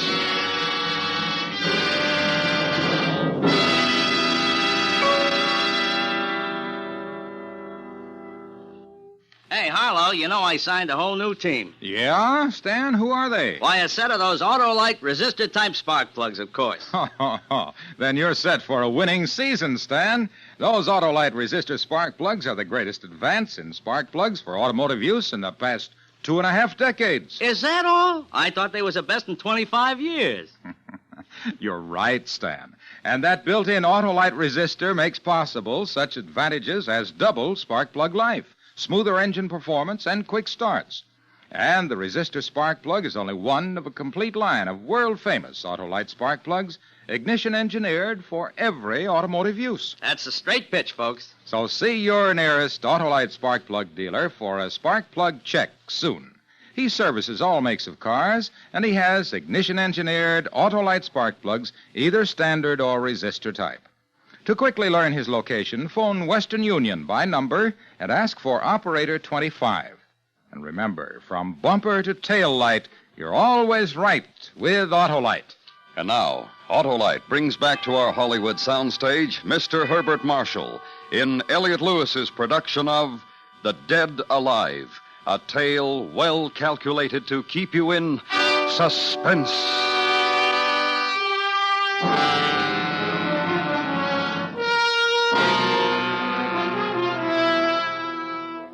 On the parlor table were lying the walking stick, the knife, and the charred bones of John Jago. I'd roused Naomi and Silas. And now the four of us sat around the room, our eyes studiously avoiding the grisly pile before us. The light from the oil lamps failed to clear shadows from the dark corners of the parlor. And so we sat and waited for the silence to accuse. I didn't kill him. You have murder on your soul. Mr. Jago told me that, too. Oh, in your dream, I suppose. He never cared for you, Letty. Why do you carry on so about him? He was too shy to tell me. And now he never will. For you killed him. That is your stick, Silas. I stumbled near the kill. It fell in. And the knife and the bones, Silas. You killed him, Silas. And make the most of it. I'm going to bed. There's nothing more to be done tonight. We may as well all get some sleep. I don't think I'll ever sleep again. Or at least try, Naomi. Tomorrow we'll have to call in the magistrate. Aren't you coming, Letty? Oh, I'll stay here. With Mr. Jago. Letty, please. No. Leave her, Naomi. Come. Oh, Philip, why did it happen? You probably know best of all. I know nothing. No? What did Jago say to you the other night in the garden? The police will want to know. We'd been talking. I don't recall about what. Suddenly, he seemed to go mad. Mad? In what way? He fell on his knees. He kissed my gown, my hand. He cried that he was in love with me. Poor fellow. I imagine you told him it was impossible? He wanted me to marry him. Of course it was impossible. Silas must have found it out. That could explain the why of this murder.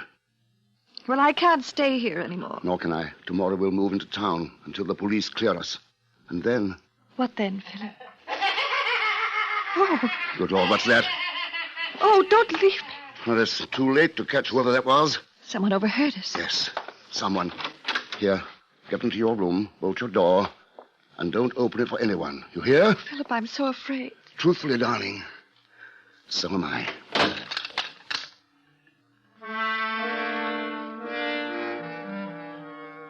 If ever a house was accursed, this was it. With madness or worse, mocking from every crevice and corner. In my room, I locked the door and went to bed. Sleep did not come easily, but it came. I must have just dropped off when some inner sense warned me of a presence in the room. Something was gliding quietly towards the bed. I half opened my eyes and caught the dark shadow of movement and the momentary flash of metal. I rolled out of bed as a knife slashed into the mattress where I'd been lying. My assailant followed me, slashing, hacking at the pillow, the chair that I held before me. I tried to get out of the door. It was still bolted. I slit the bolt, and the shadow rushed, driving me back. In terror, I threw a lamp and hit someone. It was suddenly over.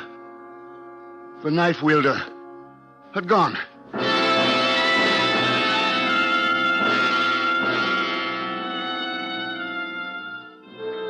I fired a lamp, then stood, staring at the butcher knife that lay on the floor.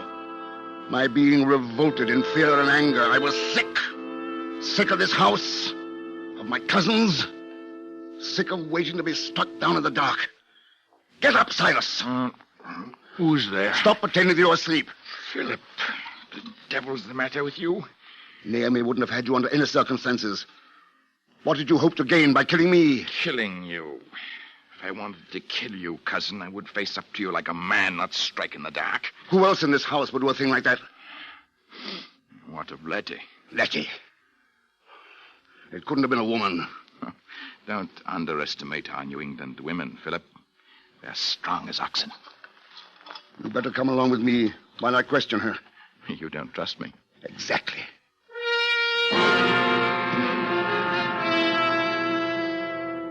Letty was still in the parlor, staring at the bones of her dead lover, sitting stoically in her chair. Something had changed her, though. There was an ecstatic look about her, and for the moment her face was almost pretty. Letty, someone just tried to kill me. I know. How do you know? Mr. Jago told me you were going to die. She won't grasp the fact that John is dead. Oh, yes, I know he's dead. But now he's closer to me than ever. He comes to see me and talk to me. Did you go upstairs, Letty, to my room with a knife? Mr. Jago told me I was pretty. I asked him if I was. And he told me. He's dead now. But he's with me all the time. Well, Philip, are you still quite positive it was I? Naomi!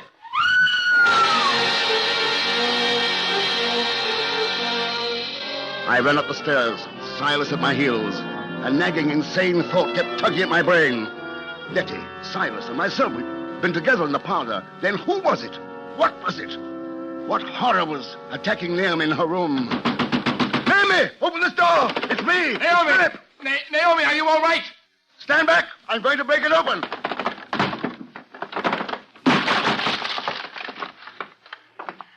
She's not here. The window's been smashed. There's nobody in the yard. Look, over through the grove, the branches swaying. Something's moving through there. That one again! But who? Or what? Silas, can your dogs track? Of course, they're hunting dogs. Bring them around and put them on the scent. Whatever that thing is, it has Naomi.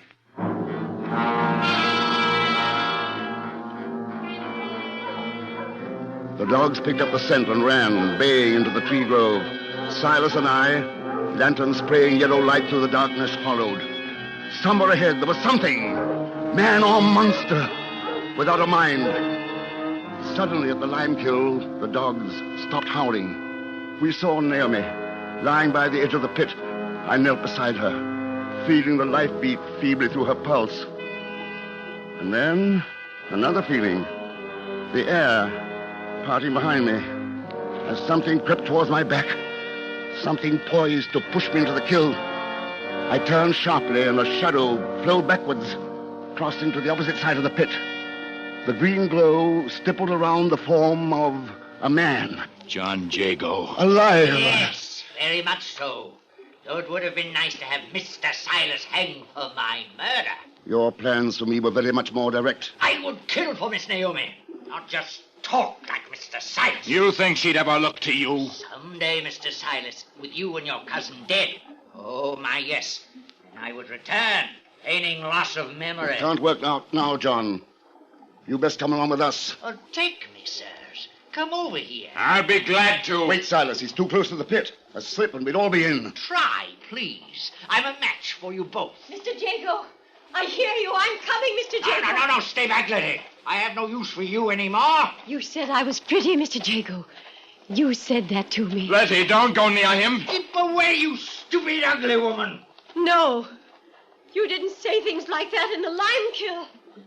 In the kiln. Letty! Keep back. Keep back. Mr. Jago! Letty! They're both gone. Poor devils.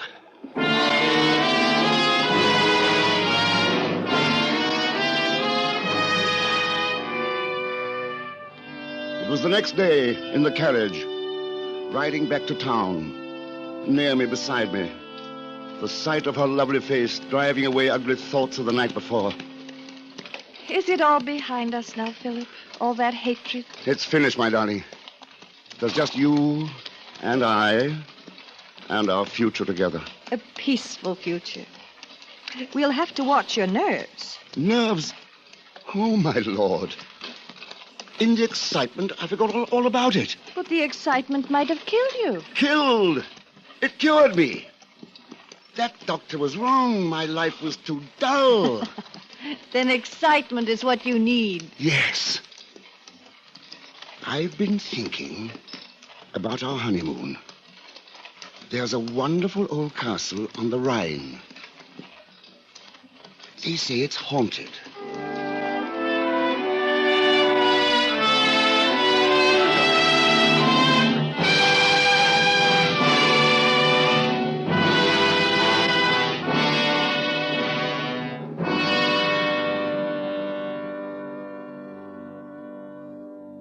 Suspense, Presented by Autolite. Tonight's star, Mr. Herbert Marshall. This is Harlow Wilcox again, speaking for Autolite, world's largest independent manufacturer of automotive electrical equipment. Autolite is proud to serve the greatest names in the industry. That's why during these early months of 1953, the Autolite family is again saluting the leading manufacturers who install Autolite products as original equipment. As a climax to this salute series, Autolite will present on both radio and television the Easter Parade of Stars Auto Show from New York's Waldorf Astoria Hotel. Just 4 weeks from tonight, we will bring you the exciting dramatization of the only round-the-world automobile race ever run. The program will star Van Johnson and will originate from the Grand Ballroom of the Waldorf, where the auto show will be in progress. That's Monday, April 6th. And, of course, you're invited to join us next week for our regular suspense program.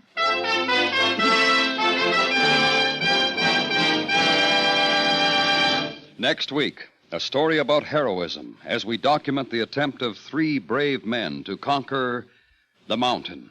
Our star, Mr. John Hodiak. That's next week on Suspense. Suspense is produced and directed by Elliott Lewis, with music composed by Lucian Morowick and conducted by Lud Gluskin.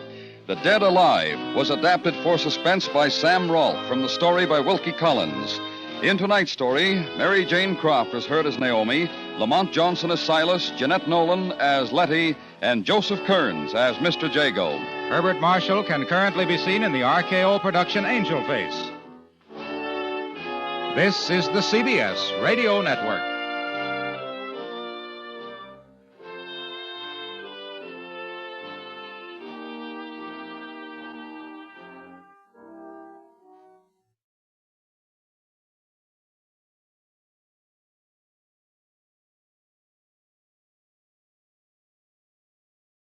And now, a tale well calculated to keep you in suspense. I only ask the place and time enough to give some small meaning to the meaningless and point to having lived. Listen now to 2462, starring Lawson Zerbe, and written especially for Suspense by George Bamber. I woke up on the floor, shivering. All my clothes were gone. It was like a nightmare I had dreamed many times before and dreaded coming true.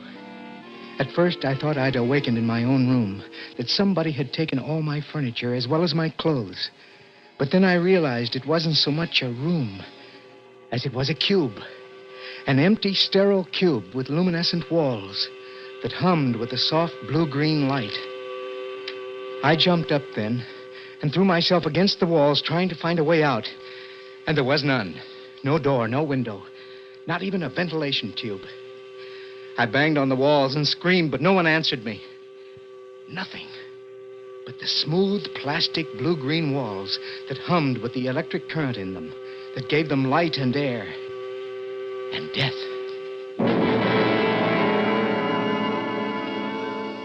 I slumped back down to the soft foam plastic floor of my cell, afraid to admit to myself where I was, and squeezed my eyes tight against the walls because I was afraid I was going to cry. Just then, the wall in front of me slid back on its tracks, and in the pale light of the corridor, I could see a large, shambling man in prison coveralls with a 9-digit number tattooed on his forehead. What do you want? Follow me. He turned his back on me and stepped on the moving conveyor in the corridor. I stumbled after him because I was afraid to be alone. And I had to know what was happening. Where are you taking me? No talk. Follow me. I could tell by the steady movement of his jaw and the dull, faraway look on his face that I could question him all day, and it wouldn't do any good. He was chewing Tranquil gum, and the effect of that stuff lasts for a week. I could scream at him, and it wouldn't bother him. Nothing would bother him unless I tried to escape. I knew where I was now. There could be no doubt of that. I rode behind my silent guard, up and down what seemed like endless corridors, past row on row of cells just like the one I had left. Some of them had their reverse scanners on, That means you could see in, but the prisoners couldn't see out. Some of them were sitting in the middle of their cube, staring at nothingness. But most of them were slumped on the floor, asleep. Kept that way by somnogas, a gentle gas that kept the inmates unconscious and manageable until their cases came up. I knew one day I would wind up here. And here I was in the most scientific escape-proof termination center in the world. In here. The guards stepped off the conveyor in front of a heavy chrome door marked courtroom and pushed a button. I moved through the doorway like a schoolboy called upon to recite. The room was not much bigger than the cell I had left, and as empty. A lieutenant sat behind a desk. His plastic bars gleamed at me brightly from his shoulders. I heard my guard close the door behind us, and then I noticed that one wall was completely covered with the sleepy face of a computer. Sit down. Sit down. I did as I was told on the only other piece of furniture in the place, a small three-legged stool in the middle of the room. I wished that they had given me some sort of clothes to cover my nakedness because there was a young girl, a secretary, sitting on an electro-writer, taking down everything that was said, feeding it into the computer. Your identity. Frank Smith. I said your identity. I told you, sir. Do not hold up the proceedings. Time is precious. You were issued a combination serial, social security, and telephone number that was imprinted on your forehead at birth. From here, it appears to be 108-303-715. Is that correct? That is the number tattooed on my head. Clerk, let the record show the subject is hostile. Yes, sir. Let us proceed. Case of the People versus 108-303-715.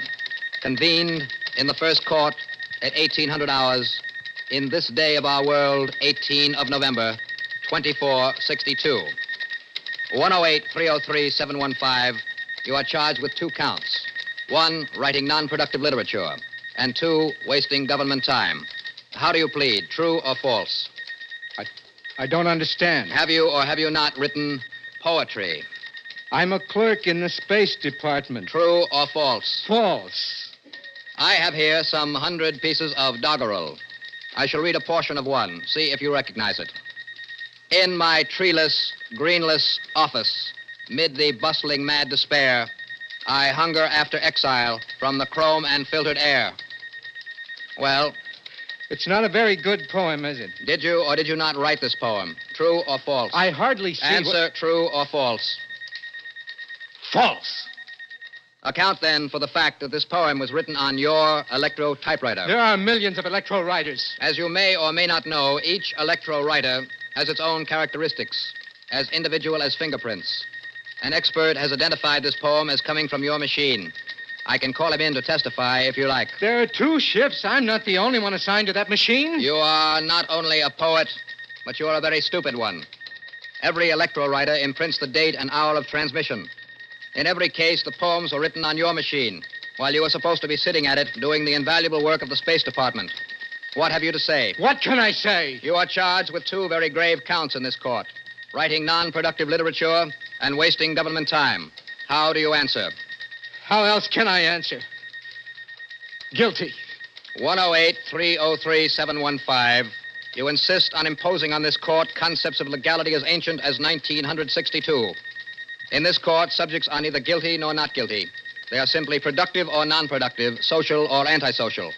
I repeat, are these charges against you true or false? Answer one or the other. False. Very well. Clerk, Yes, sir.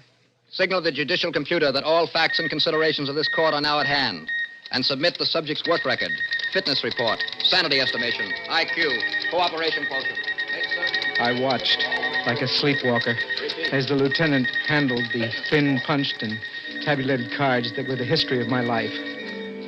I watched with a gambler's fascination as one by one she fitted them into the monster's mouth, and the lights blinked and flitted across its face, digesting my life and worth on Earth, and estimating in hours and minutes how much longer I would be permitted to stay. Suddenly, I realized the computer had stopped. The lights across its face were dark. The machine's mouth spat out a thin red plastic card, and the girl handed it to the lieutenant. Number 108-303-715. It is the decision of this court that you are no longer essential or desirable to life on this earth. What? On the 343rd day of the year 2462, you will be taken from your cell to the Division of Agriculture for processing. No. Your corporal body will be reduced to its basic components. Oh, no. And your existence on earth will be terminated. No. Oh, no. No, in God's name, give me another chance. It is the decision of this court. You can't condemn a man to die just for writing a few lines of poetry. Not for writing a few lines of poetry, for being a poet. If you were a scientist or an engineer, we could afford to overlook these recessive characteristics in your personality. Forgive the writing of a few lines of doggerel. But you are not a scientist or engineer or even a mathematician. You're a clerk in the Space Department. And according to your work record, not very good at that. I have no head for figures. At a time when the world is crying out in need of mechanical and technical brains, the best you're suited for is rhyming lists of words on scraps of paper. Can you possibly imagine that in our society we could looking at the young man who was a lieutenant, saw his eyes on me, his lips move, but no sound came out. Everything he said was true. The world was in trouble. 300, 400 years ago, they thought they were having a population explosion. They should see it now. People live as far beneath the ground as they did above. New York was built out 30 miles over the water, and people commuted to work from as far away as Ohio and Michigan. Even the deserts were populated. It took mathematical and technical brains just to keep it all going, not to mention the problem of finding new worlds in space. It must be apparent that even if you had some mechanical ability for the service and repair of computers, machines... I could try to learn. But you have no mechanical ability. Your aptitude tests show that. Well, just give me a chance to learn. There is no time. The world needs these talents now, not a year from now, months from now. Well, all I want is to live. We all want to live. That's the whole problem. The function of this court is to weed out the people who are not necessary to the continuation of life from those who are. Artists, philosophers, theologians, and poets are not necessary. You have been found to be a poet. I appeal to the mercy of the court. There is no mercy in a mathematical equation. Well, give me another chance, just one. Number 108-303-715, you are wasting the court's time. I have many more cases to deal with today. As you stand now, you are a drain on the Earth's natural resources. In exactly 20 days from now, you will contribute to them. Case dismissed. Look, I have one favor to ask. Everyone is granted one last request. What is it? I have the right, do I not, to spend my remaining days conscious? Yes, but you should request semi-gas. Time goes much faster when you're asleep, and then the end is not so painful. I want to spend my last days conscious. Conscious? Why? So I can write. Write? Yes, write. I wouldn't have to have an electro-writer in my cell. Just an asthmatic pen would do. I know how to use a pen and some paper. I know you have no power over the decision of the court, but just this one last request is one man to another. Very well. Orders will be left that a pen and paper are to be placed at your disposal. Oh, thank you, sir. Thank you. No more can be granted than the law allows. You may spend your remaining days on Earth conscious and writing gibberish or poems or whatever you wish. Next case. I had to bite my tongue to keep from shouting and turning handsprings all the way back to my cell. I had won the right to remain conscious during my last days on Earth. The right to have one more chance at life and freedom. I realized fully how small that chance was. In the days when men still believed that crime was cured by punishment, my cell would have been a jailer's dream. The smooth plastic walls were flawless. I searched the whole cube and found no more than the first time I saw them, not even the little pinholes that admitted the gas that finished you. I had hoped to dig under the soft foam rubber plastic on the floor with the point of my pen, but I dug at it and couldn't even scratch it. For what must have been 5 days, I studied the prison routine in hopes of jamming the door and overpowering one of the guards. But it was impossible. Once a day, the wall was rolled back and food was tossed in, wrapped in electroethylene, and then rolled back again before you could get to them. It was impossible to wait near the wall because the guards could see you waiting there and would not open it until you were well back in the center of the cell. On what must have been the 10th day, I began to have hallucinations. People began to appear in my cell and chat with me. People who had long since been dead. To stave off madness, I picked up the broken stub of my pen and began to write feverishly. I wrote a poem to the girl I had seen once when I was 14. And then I wrote about the last blade of grass I had seen. I wrote faster and faster until I was completely wrapped up in the joy of writing. Writing about all the things I could remember. Until I lost all track of time, of place, and then... Oh, no. No, it isn't time. I still have 20 days left. Oh, 20 days, he said. Quiet, son. You still have 2 days to go. What do you want? To talk. Mind if I come in? It's your prison. He didn't come all the way in, but stood in the door, out of sight, off the hall, but blocking my way. He was a very old man with mottled parchment skin. His prison coveralls hung on him like elephant skin. Oh, who are you? I'm the night duty guard. What do you want? Oh, just to talk. I've never seen you before. Oh, but I've seen you. Every night I've been looking over your shoulder, reading the things you write. I hope you enjoyed yourself. I did. I haven't read any new poetry in 50 years, since the computers came in. You've got away with words. Thank you, sir. That's all right. There's one poem you wrote night before last. I wonder if I could see it again. Which one, sir? The one about a man's going to die and doesn't know why. Oh. You mean this one? Yes. Yes, that's the one. Would you mind reading it for me? My eyes tire easily. Okay. In the monumental silence of a long and pointless strife, I'm pained at my reluctance to let go this last of life. I only ask the place and time enough to give some small meaning to the meaningless and point to having lived. Yes, I like that.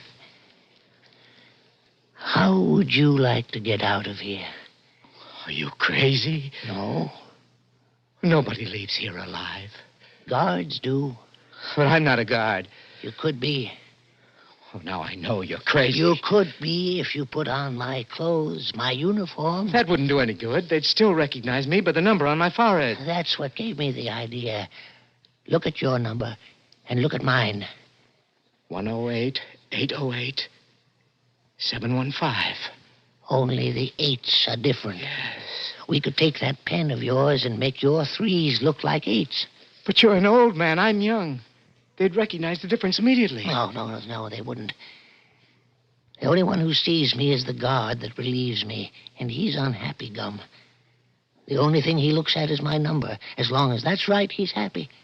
He couldn't tell you what I looked like if his life depended on it. But why? I don't know why. Maybe I just like poetry. Maybe it's because I'm going to die anyway. Look at me. I'm 110. Yesterday, I read where they're going to start eliminating everybody over 102. It'll probably be law before the year is out. But that's still a year to live, maybe more. A year of what? I can't smell any more. My taste buds are gone. My hands and feet are always cold. That's not the real reason, is it? No. No, it isn't. Then what is? I have a granddaughter about your age. Beautiful girl. She used to write and paint some when she was young. Of course, we had to discourage it after the computers came in. You know, it just would make me feel good to know they hadn't stamped out the genes for poetry completely. I hate to live in a world where you don't get anything more than what comes blasting in at you over the telecommunicator. Well, what do you say? Are you willing? I'm willing, if you are. Oh, good. Now, listen carefully. He sat up most of the night, explaining his job to me, cross-questioning me to be sure I remembered it right. His job was simple, mostly just pushing buttons. The difficult part would be finding my way out of the huge prison without looking like I was groping and getting off the overhead rail at the right stop to find his daughter's home. Finally, when he was convinced I had it right, he left, promising to change places with me the following night. I was almost afraid to believe him. The hours of what was to be my final night on Earth crept by.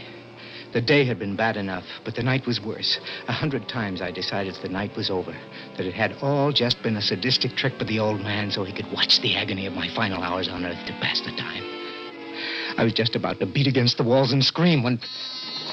Quickly, help me out of these coveralls. I thought you wouldn't come. I had to wait till just before the end of the watch so you'd have the best chance of escaping. How much time do I have left? About 20 minutes. The day guard will be coming to relieve me soon, so hurry, will you? Where's your pen? Here it is. Now, hold your head still while I change these 3s to 8s. All right. Yeah.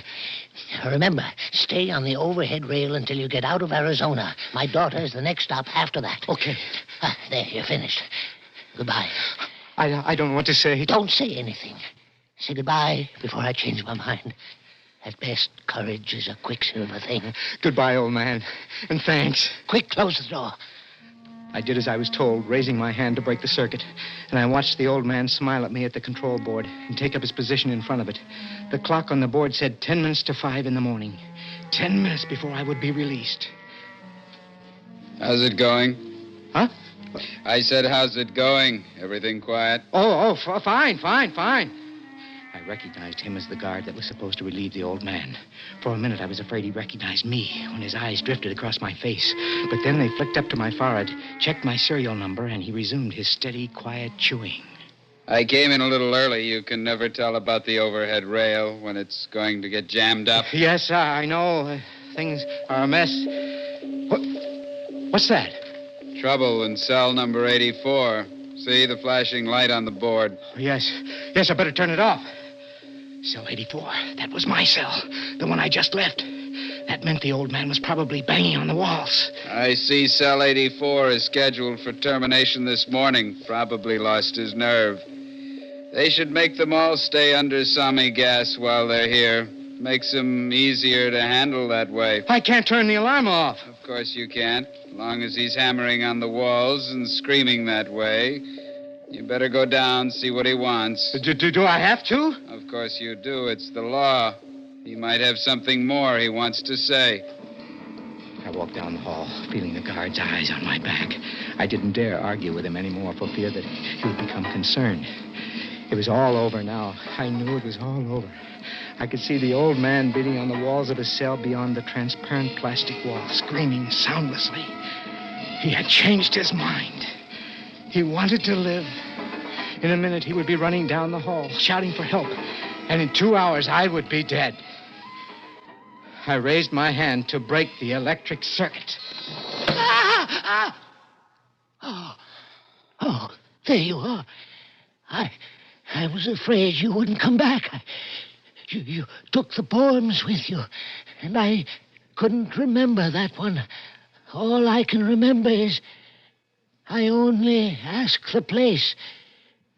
I can't remember how it ends. I only ask the place and time enough to give some small meaning to the meaningless and point to having lived.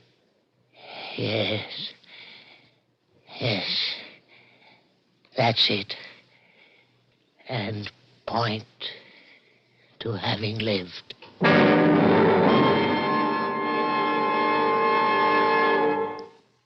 Suspense. You've been listening to 2462, starring Lawson Zerbe, and written especially for Suspense by George Bamber. Suspense is produced and directed by Bruno Zerato Jr., music supervision by Ethel Huber. Featured in tonight's story were Robert Randall as the lieutenant, Bob Dryden as the old guard, William Mason as the young guard, and Rosemary Rice as the court stenographer. Listen again next week when we return with Please Believe Me, written by Ben Kagan. Another tale well calculated to keep you in suspense. They're the most. Bing Crosby and Rosemary Clooney weekdays on the CBS Radio Network. In the event of any important news developments, the sponsor will interrupt this program.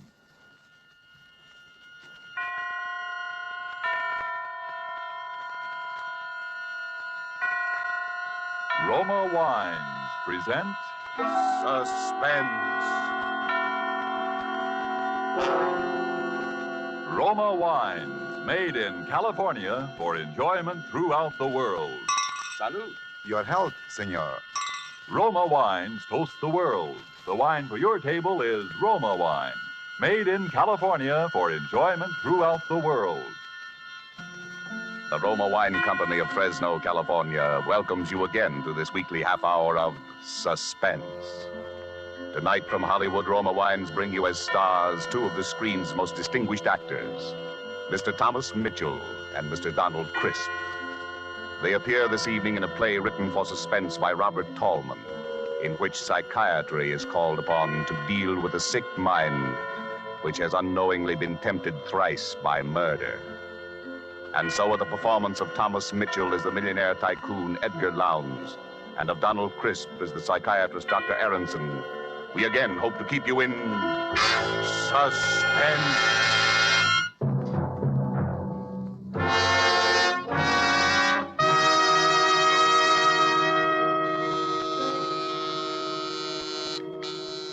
Yes? There's Mr. Edgar Lowndes here to see you, Dr. Aronson. Lowndes? Edgar Lowndes? When did we get him for patient? I think you'd better talk to him, Doctor. Yes, and I think he'd have to go through the usual routine. I don't go through usual routines. I'm Edgar Lowndes. I dare say you've heard the name before, Doctor. Well, who hasn't? Edgar Lowndes, the railroad magnate. Sit down, sir. Thank you. Well, I'm a man of a few words, Doctor. Frankly, I'm at my wit's end. Why, if my business associates had any idea I was consulting a psychoanalyst, I'd be laughed off the floor of the stock exchange. But we'll never mind that. It's these headaches, Doctor, I've been having. And aspirin, codeine, nothing seems to help. How long has this been going on? A little over a month. Since the death of my wife, in fact. We were very attached, you know. Very attached. Her death was a shock to you? No, I wouldn't say a shock precisely. She'd been an invalid for years. Bad heart. Wasn't so much what happened the night she died, but the way it happened. Oh, but why shoot off my mouth to you about it? I've told the story 1,000 times till everybody's sick of hearing it. Well, perhaps you haven't told all the story, even yet. Well, as a matter of fact, that's the truth, Doctor. There's one little thing I left out. But the funny part of that is I didn't know it myself till yesterday. And what was that? Well, I was dressing for dinner. I was getting ready to go out when in comes my wife's servant. You know, her nurse. She's all aflutter about something. Mr. Lowndes, I hope you'll forgive me for bursting in like this, but Mrs. Lowndes... Yes, speak Well, up, she's Sarah. resting quite well, Mr. Lowndes, but she did have that little attack this afternoon, and I can't be here this evening. And what with the servants' night out being tonight, I thought... Yes, you thought I'd better stay with her, and I certainly will. Now, you just go along about your business. I look after Mrs. Lowndes personally. Oh, I knew you'd see it that way. You're a good, considerate man, Mr. Lowndes. Edgar. Feeling a little rocky, darling? Well, old Edgar's not going to let you down, not even if it means losing that war contract. Oh. I'm going to sit right here with you, sweetheart, and Lowndes, Reed and Company can go hang. Oh, no, Edgar. There's no reason for you to stay, really. There isn't. Just the same, I'm going to stay right here with my little wife this evening. Really, Edgar, it's not necessary. If you'll just get the brown bottle out of the medicine chest, the digitalis, and leave it here by my bed with a glass of water. And leave you here alone in this big house feeling the way you do? Not much, not for 100 war contracts. Now, Edgar, do as I say. Just leave the medicine here by my bed, and everything will be all right. Now, go on, darling, and do as I say. Please, it's the brown bottle. Now, Dr. Aronson, what would you have done under the circumstances? After all, I'd left her alone before and nothing had happened. And this dinner was important in a business way. That night was my big chance. Your big chance? Yes, I suppose it was. Well, to make a long story short, she died while I was out. Now, if only I'd stayed with her. That's what I kept telling myself. And people I told the story to kept telling me that I shouldn't reproach myself. After all, it could have happened to anyone. And then yesterday... Yesterday I was packing up her things and I came across this bottle in the medicine cabinet. It was the Digitalis. I'd left the wrong bottle by her bedside. That was what drove me nearly crazy, Doctor. Finding that bottle. It was bad enough leaving her alone, but making a blunder like that on the medicine, why, it made me feel almost like I'd murdered her. But as you say, it was your big chance. Huh? What do you mean? What are you trying to tell me? You mean you think I wanted to get rid of her? You say that, Mr. Lowndes. I didn't.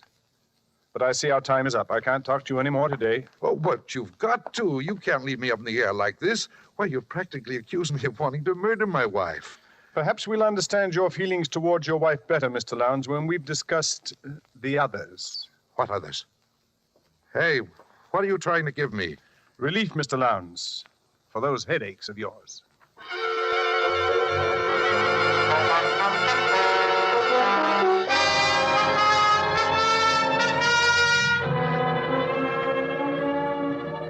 Tonight, for Suspense, Roma Wines are bringing you as stars Mr. Thomas Mitchell and Mr. Donald Crisp, whom you have heard in the first act of Case History on Edgar Lowndes. Tonight's tale of suspense.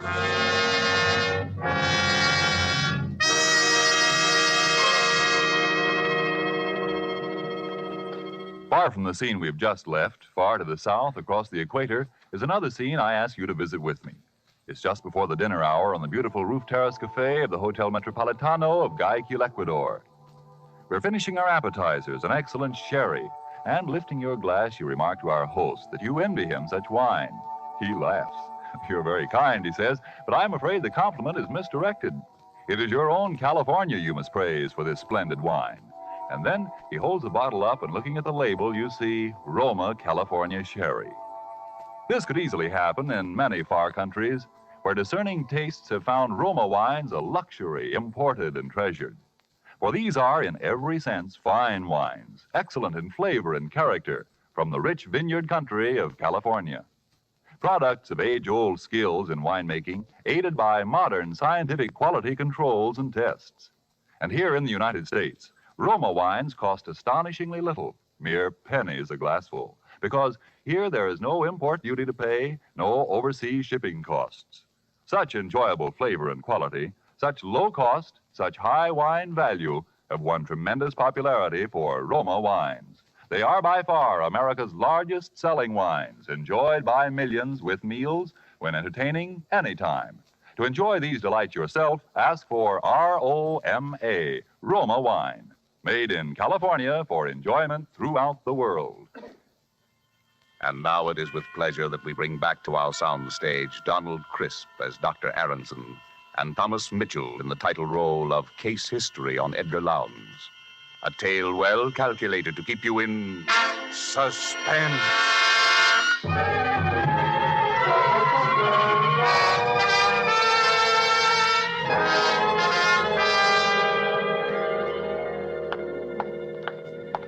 He's outside now, Doctor. Here are your notes on the case. Oh, good. Just leave them here on the desk. And, oh, Miss Finchley. Yes, Doctor? From now on, when Mr. Lowndes is in the consultation room, I want you to keep an eye on my private office. Make sure that the recording equipment is in operation at all times. I want a record of every word he says in his own voice. Is this a criminal case, Dr. Aronson? I don't know yet. But hadn't you ought to... I'm sorry, Doctor. You can let him come now, if you will, Miss Finchley. Yes, Dr. Aronson. The doctor will see you now, Mr. Lowndes. Thank you. Well. Here I am again. Surprised to see me? How are the headaches, Mr. Lowndes? Well, sir, they evaporated just like that. I slept like a top. Don't know how you did it, but you've sold me on this psychiatry deal. So I thought while we were at it, Doctor, I might as well straighten out a couple of other little things that have been worrying me. I rather thought there were others. Now, listen, Doctor, don't start talking in riddles again. Maybe you were right. Maybe I did want my wife to die. Unconsciously, of course. Well, why not? She'd been an invalid for years, always complaining, never really getting anything out of life. Yes, sir. After I left your office yesterday, I thought the whole thing over, and I said to myself, Edgar Lowndes, you look at this thing squarely. Maybe you killed her. Maybe leaving the wrong medicine by her bed that night was not so much of an accident as you think it was. So what? You did her a favor. You did yourself a favor. She never really loved you anyway. If Jim Bascom... Who's Jim Bascom? Why, he died in a railroad accident. We were brakemen together on the old Nickel Plate Road. Jim and me were like twins. Roomed together, worked together, liked the same thing, even fell in love with the same girl. Why, I remember the night it happened. We were leaving on the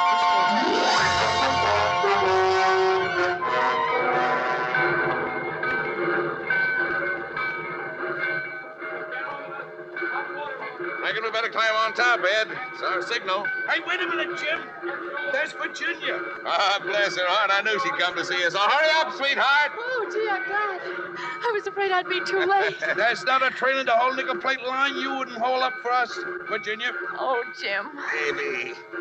Hey, what about a kiss for me, too? Why, Edgar, you're jealous, I do believe. Well, why not? Oh, there. How's that? Like my own sister. Well, come on, Ed. They're getting impatient up there. You've got to tell him this time. You hear me, Jim? Yeah, I'll tell him. I promise, Virginia. Hey, come on, Jim. Coming, Ed. Coming. One more kiss, baby. Oh, darling. My darling, take care of yourself, Jim. I will, baby. Don't forget to send out the invitations.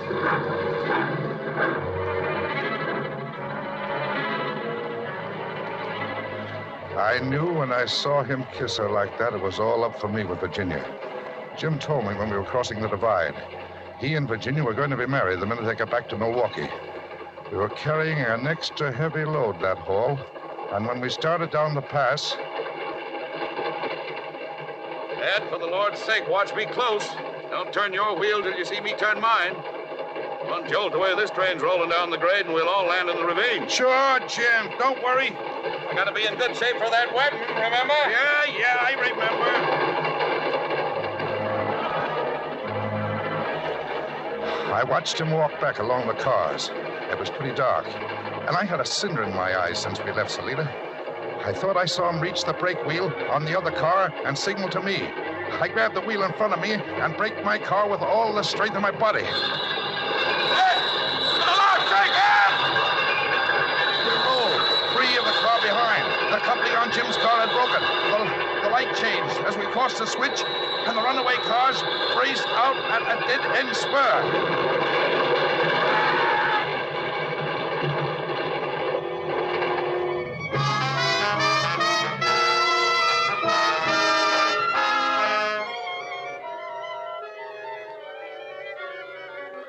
I saw Jim's body jolt free of the splintering car and hurtle out over the gorge.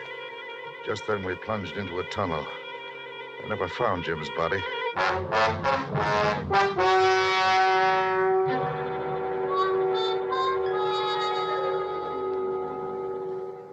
Well, so you can see why I think of trains in connection with death, can't you, Doctor? Yes. Yes, the association is quite clear. Uh-huh. Now, you're thinking I killed Jim, too, aren't you? Isn't that what you're thinking? Is that what you're thinking, Mr. Lowndes? I don't know what to think. Say, what are you trying to do to me anyway? I came here to get professional advice. You're trying to drive me crazy. If that's the way you feel, perhaps you'd better try another doctor. I will. By George, I will. That's just what I'll do. Well, good luck, Mr. Lowndes. Huh?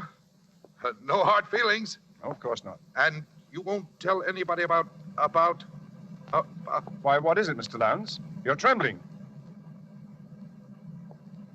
There it is again. It's happening again, Doctor. Say, Doctor, you've got to help me. You've got to. Forget what I said about getting another doctor. I need help. Mr. Lowndes, calm yourself.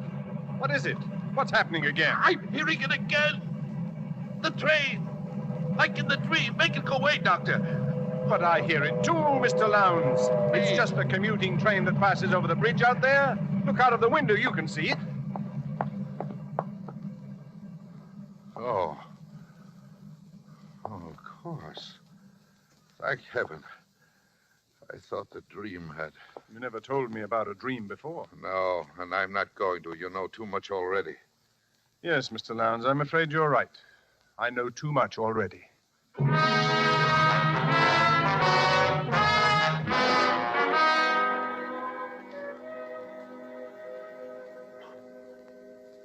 And I have kept a complete record of each interview with this patient by means of a recording machine concealed in my private office. There is no doubt that the patient has twice committed murder unconsciously, and on the day the patient stopped the analysis, he exhibited hysterical symptoms which were brought on by the sound of a railroad train. Yes, go on from there, Miss Finchley. New paragraph. The train is a death symbol for this man and appears to be the subject of a recurrent dream. The danger of the present situation lies in the fact that the patient's unconscious impulses have been brought to the surface without being rationalized. There is, in my opinion, a positive danger that the patient, in his present condition, may commit one or even more conscious murders, particularly should he take it into his head to board a railroad train.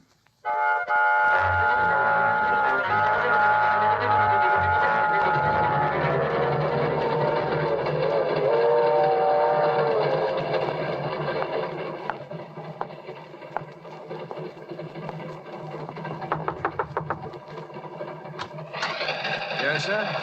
Pardon me, but I noticed you were traveling alone, too, and I wondered if you'd like to join me in a little game of cards. Oh, well, that's a great idea. Come on in. Thank you. Railroads are my line. Edgar Lowndes.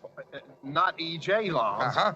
Oh, well, this is in the nature of an honor, sir. You're something of a tycoon, Mr. Lowndes. Thanks. My name's Ellis. Neckwear is my line. Mr. Ellis, say, I could use a couple of neckties. Got any samples with you? Oh, sure thing, Mr. Lowndes. Right here in this case. There you are, sir. Take your pick. Compliments of the Swalligan Cravat Company. Now, this one strikes my fancy. Well, go ahead. Take it. See any others you like? Well, let me think. Oh, hey, there's another tray under there. Say, hey, look. What? Out the window there. You see it? I don't see anything. What are you doing? Come on. So his line was neckwear, was it?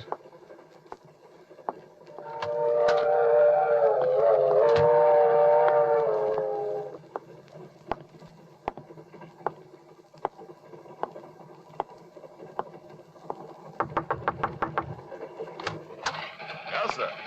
Pardon me. But I noticed you were traveling alone, sir, and I wondered if you'd like to join me in a little game of cards. Oh, that's a good idea. Come in. My name's Jenkins. Cutlery's my line. Knives, scissors, and surgical instruments. What's your line?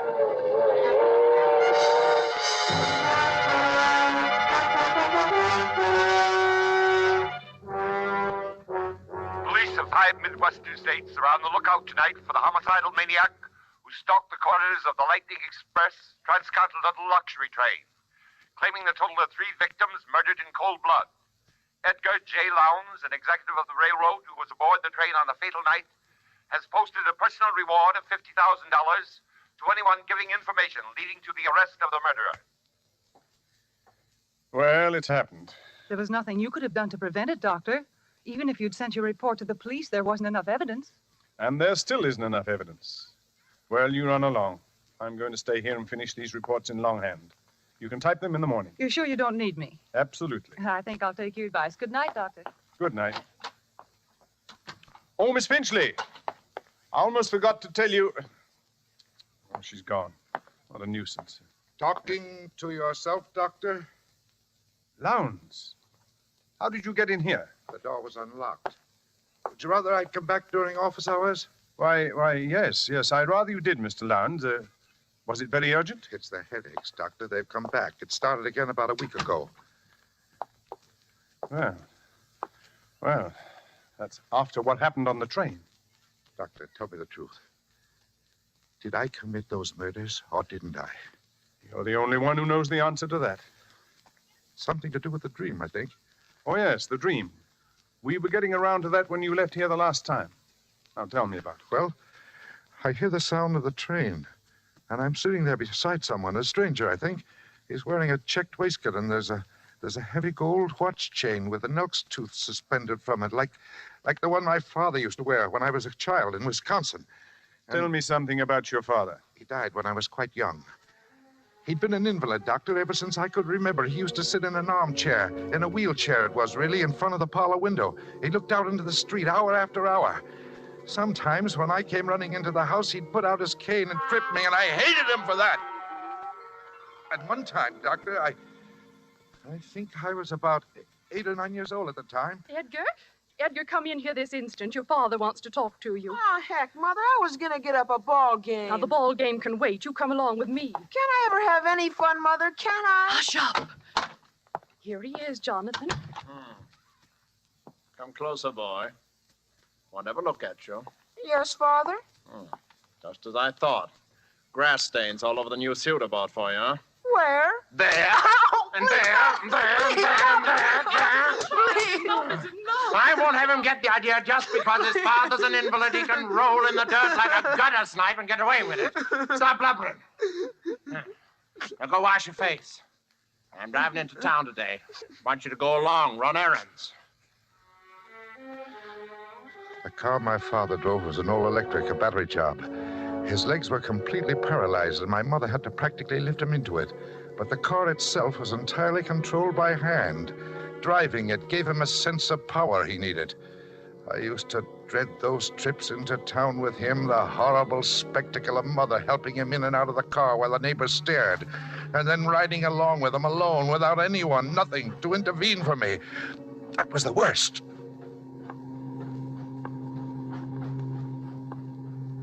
Well, speak up, boy. Why don't you say something? Cat got your tongue? No, sir. I don't know why I had to raise a boy like you. You don't even keep me company on these trips into town. Poor helpless invalid, your own father. I'm sorry, sir. Oh, sorry. I think I'll give you another caning when we get home, just to make good and sure you're sorry, huh? What do you say to that? Oh, bother. Now look what's happened. Stalled. Battery's run down again. Get out and open the hood in the back, boy. You see a switch there. Turn it to the left where it says reserve battery. Hurry up. We're stopped right on the railroad track. Turn the switch to the left where it says reserve battery. Yes. Hurry up. There's a train be along here any minute. Oh, yes, Father. Don't just stand there looking stupid. Go and turn the switch, as I told you. What's the matter with you? Have you gone crazy? Don't you hear the train coming, Edgar? Edgar, you want your father to be killed? I can't get out of here by myself, Edgar. Now, please do as I say. No, the train can kill you for all I care. I'm going back home. Son, don't you understand what you're doing? You're murdering your own father. Now, this is murder. Murder, I tell you, murder. Murder. Murder.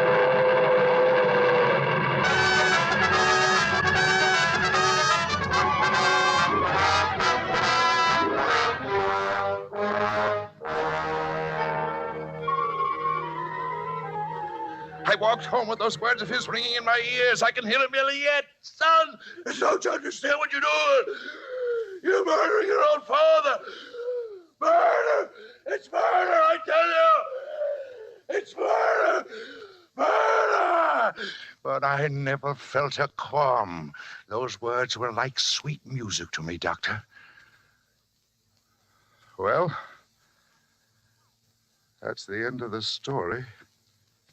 But it's only the beginning. When I walked into this office for the first time, I was a man suffering from headaches, seemingly brought on by grief over the death of a loved one.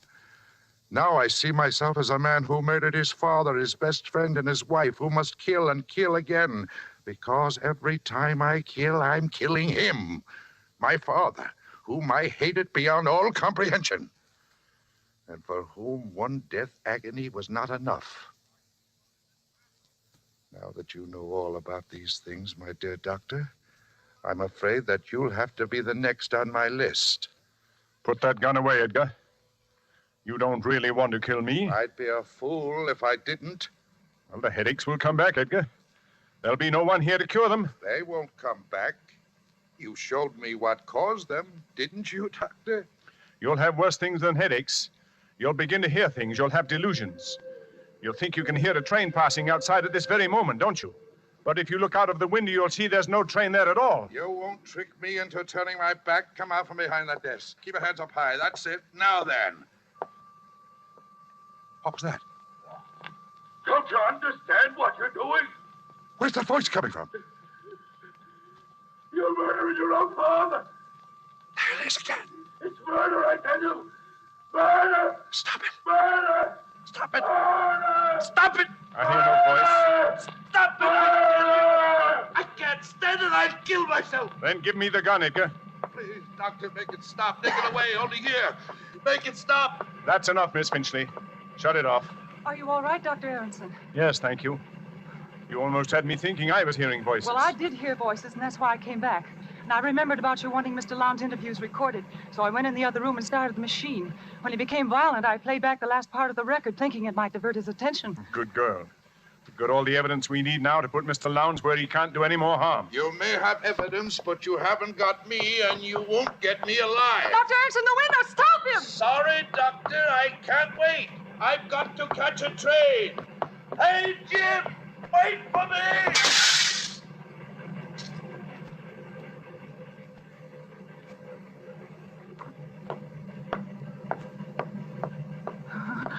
21 floors to the street. Or is it 20? Do they skip 13 in this building? Well, it doesn't matter to Lowndes. He's back with his friend Jim Bascom on the old nickel plate line. Listen. It's just crossing the divide.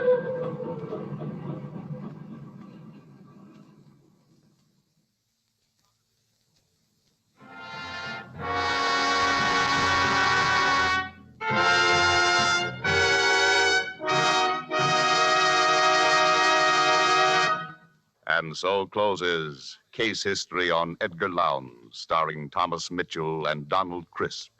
Tonight's tale of Suspense. Suspense is produced and directed by William Spear. To every woman listening tonight, I want to say a special word about making every dinner or supper you serve taste better. I want to urge you to start serving Roma wine with your meals. It's simple, the cost is very, very little, and it works magic in making food more enjoyable. You can serve Roma wine with any meal or any time in any kind of glass you wish. Serve it chilled. Try different kinds of Roma wine until you find those you enjoy most of all. Try hearty red Roma California Burgundy or the delicately delicious Roma California Sauterne. The cost is mere pennies a glassful, but you'll find even a pickup supper tastes like a banquet. Get Roma wines today, and if your dealer is temporarily out of them, please try again soon. Just ask for R-O-M-A, Roma Wines, America's largest selling wines, made in California for enjoyment throughout the world. This is Donald Crisp. I'm sure I speak for both Mr. Mitchell and myself in saying how much we've enjoyed appearing this evening as the guests of Suspense, which I'm sure must be one of your favorite programs, as it is one of ours. Next week's stars of Suspense will be Geraldine Fitzgerald and Richard Wolff, who appear in one of the most extraordinary stories by that most extraordinary writer, James Thurber. Thomas Mitchell will next be seen in the 20th Century Fox production of Wilson. Donald Crisp will be seen in the coming Metro-Goldwyn-Mayer production National Velvet. Next Monday, same time, you will hear Geraldine Fitzgerald and Richard Wolff in Suspense. Presented by Roma Wines, R-O-M-A, made in California for enjoyment throughout the world. The following message from our United States Treasury is brought to you by Roma Wines. The invasion is on, the biggest in history, and it needs backing that is equally big. So back the attack. Buy war bonds. Buy more than before.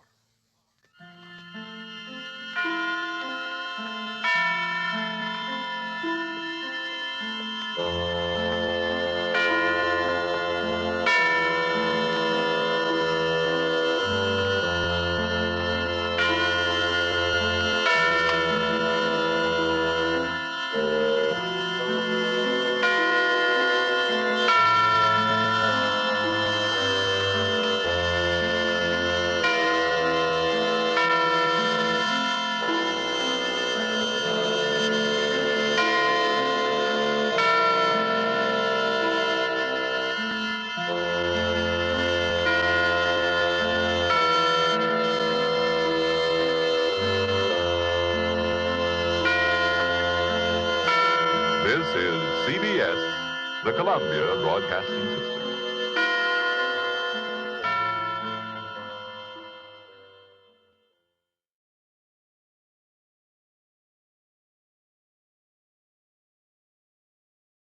In just a moment, Suspense with Madeline Carroll. Hello. Oh, hello, Tom. Where are you? Thought you were driving over tonight. Couldn't get your car started. Well, what's wrong with it? Uh-huh. Well, sounds like ignition trouble to me, Tom.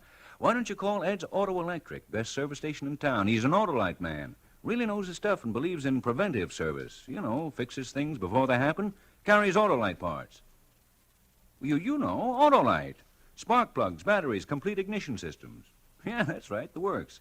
Oh, by the way, Tom, Autolite has that swell high-tension show on the air, Suspense. Ever hear of it? Well, why don't you tune in? It's coming on right now.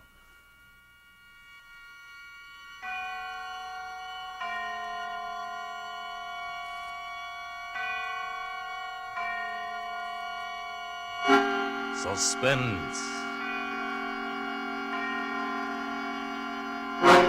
Autolite and its 60,000 dealers and service stations bring you radio's outstanding theater of thrills. Starring tonight, Miss Madeline Carroll in Anton Leader's production of The Morrison Affair, a tale well calculated to keep you in suspense. Oh, Mr. Ballou, there's a woman outside. She doesn't have an appointment, but she must speak to Mr. Ballou privately. All right, I'll see her. I'll lay you 6 to 5 it's a divorce. She's got that nothing must get in the paper look. Will you come in, please? Thank you. Thank you very much, Mr. Ballou. Please sit down. Dottie, buzz me when it's past. Okay, Mr. Ballou. We can't be overheard here, can we? No. Now then, Mrs. I'd rather you didn't take notes. Oh, well, all right. But I do need your name. I'll tell you later.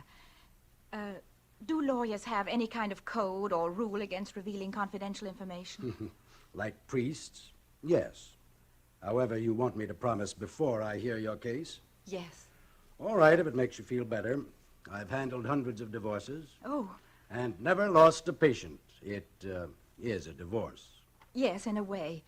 But he's dangerous, and there's a child. The courts usually lean toward giving the mother custody. I know, but Mr. Ballou, I'm in desperate trouble. I'm afraid.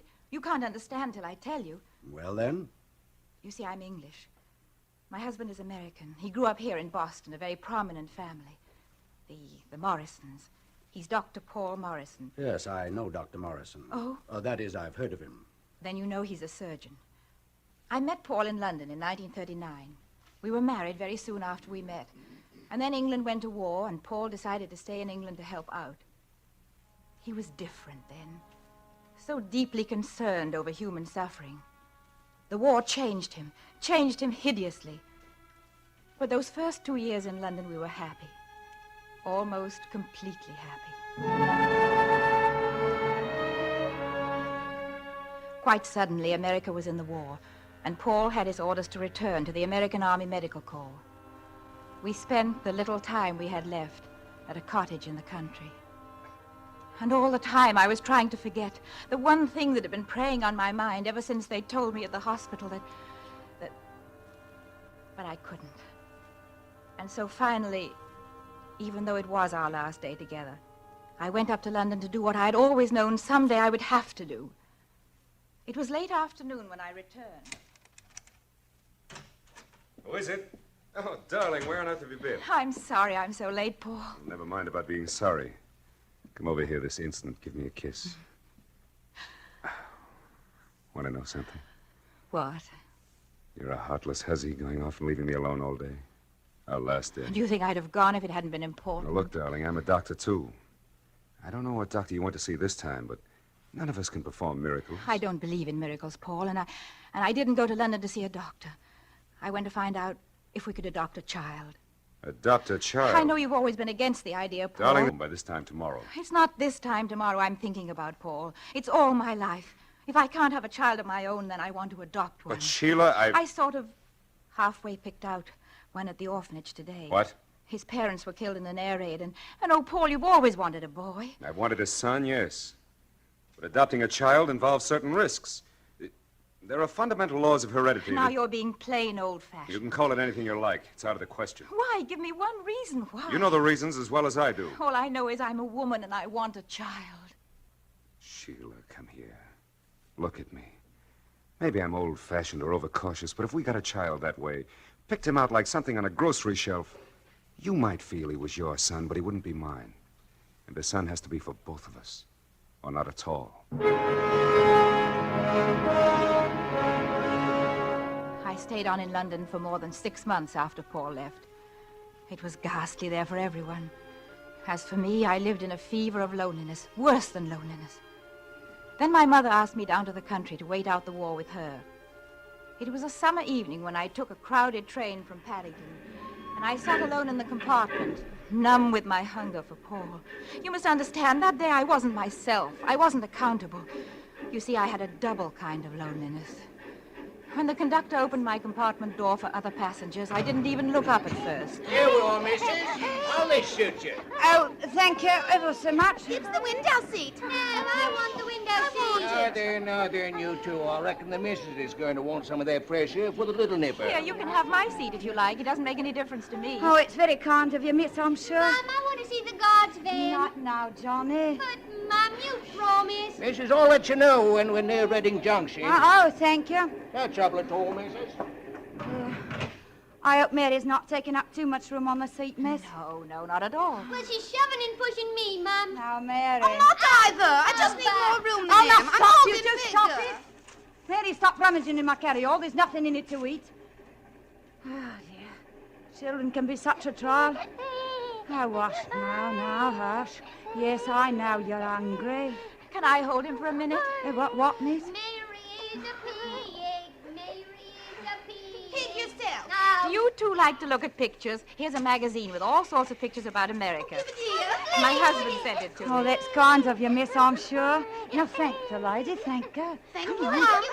Yeah, that'll keep them quiet. A mother ought to be two people, that she ought. I'll hold the baby while you fill his bottle. Well, if it won't trouble you. Oh, no. I don't mind. I sat there, scarcely breathing, looking down at the baby in my lap. It was as though I'd never felt warmth before. He stopped whimpering and looked up at me with very big brown eyes that seemed to hold recognition. He's taken a real fancy to you, miss, and no mistake. What's his name? Jamie. It was his father's name. He was killed last week in a bomber over Germany. Oh, I'm terribly sorry. But at least you have the children. Oh, yes, miss. But sometimes, I don't know. Sometimes I think it would be better if I didn't have this last one. Oh, no, you can't mean that. It's not easy, miss, with no man to provide. You said you're married, miss. Do you have any children? No, I have no children. Yeah, baby. You'd know if you had one. Knowing all the things I won't be able to give him. I can't help thinking he'd be better off if I left him on someone's doorstep, so to speak. Someone well-fixed, like you. You'd regret it all your life. But it's his life I'm thinking about when I say it. Of course, I'm not brave enough to do it. But I wish I was. Oh, well. If wishes was horses, as they say. We're just pulling into Reading Junction, missus, if you still want to get that cup of tea. Oh, thank you, John and Mary. Come on, Mary. Mum's going to get us something to eat. I want to see this porridge first. Well, you can look at the magazine when you come back. No, run along, Buff. Well, wait till I get my coat. I'll take Jamie now, miss. I'm going to sit right here. Why don't I hold him till you come back? Oh, I wouldn't want to bother you. Oh, it's no bother at all. Well, you won't have any trouble with him. He's always been a good baby. Come in, I'll wait. If you're sure, miss. Quite sure? Oh, yes, I'm quite sure.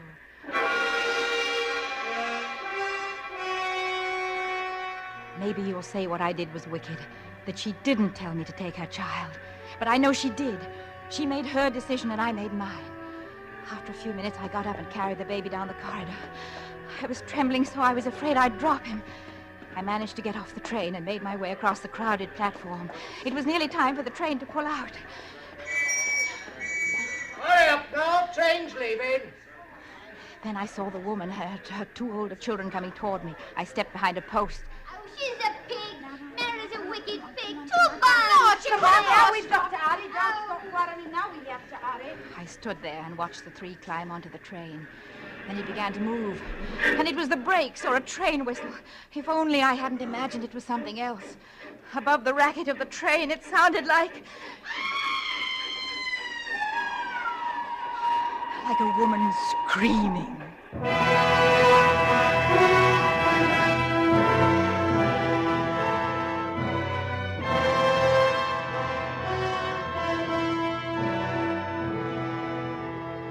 For Suspense, Autolite is bringing you Miss Madeleine Carroll in radio's outstanding theater of thrills, Suspense.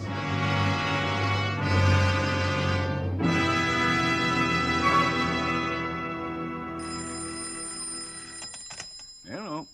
Oh, it's you again, Tom. Swell program, eh? What? The name of that Autolite service station? Well, it's Ed's Auto Electric. Just look for the big Autolite sign down on Main Street. But wait, here's more dope on Autolite service. Listen to Frank Martin. For expert ignition checkup and repair, stop at your nearest Autolite service station. Highly trained mechanics working with specialized machines are ready to give your car the best, most complete, most reliable ignition service possible. And when it comes to replacement parts, why, money can't buy finer ignition equipment than Autolite. Autolite is the world's largest independent manufacturer of electrical equipment for automobiles. And many of America's finest cars and trucks are equipped with Autolite distributors, coils, generators, starting motors, batteries, and spark plugs right on the assembly line. So, friends, if you want truly reliable ignition, parts, and service, call on your nearest Autolite service station or the car dealer who sells your make of car. Autolite? Autolite service stations are listed in your classified telephone directory under Automotive Electrical Service.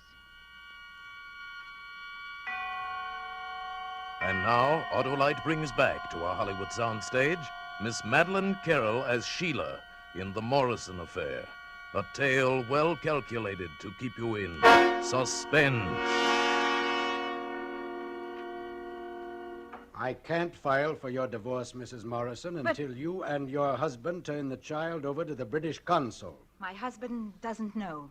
He thinks it's his child. He suspects something's wrong, but... Well, then make a clean breast of it. Tell him. Oh, no, you mustn't. He mustn't ever know. He'll kill me or Jamie or both of us. How on earth did you make your husband believe? That was easy. I figured it all out on the way to Mother's. I took a bus at Reading Junction, then another train. It was almost midnight when I got home and let myself in the front door.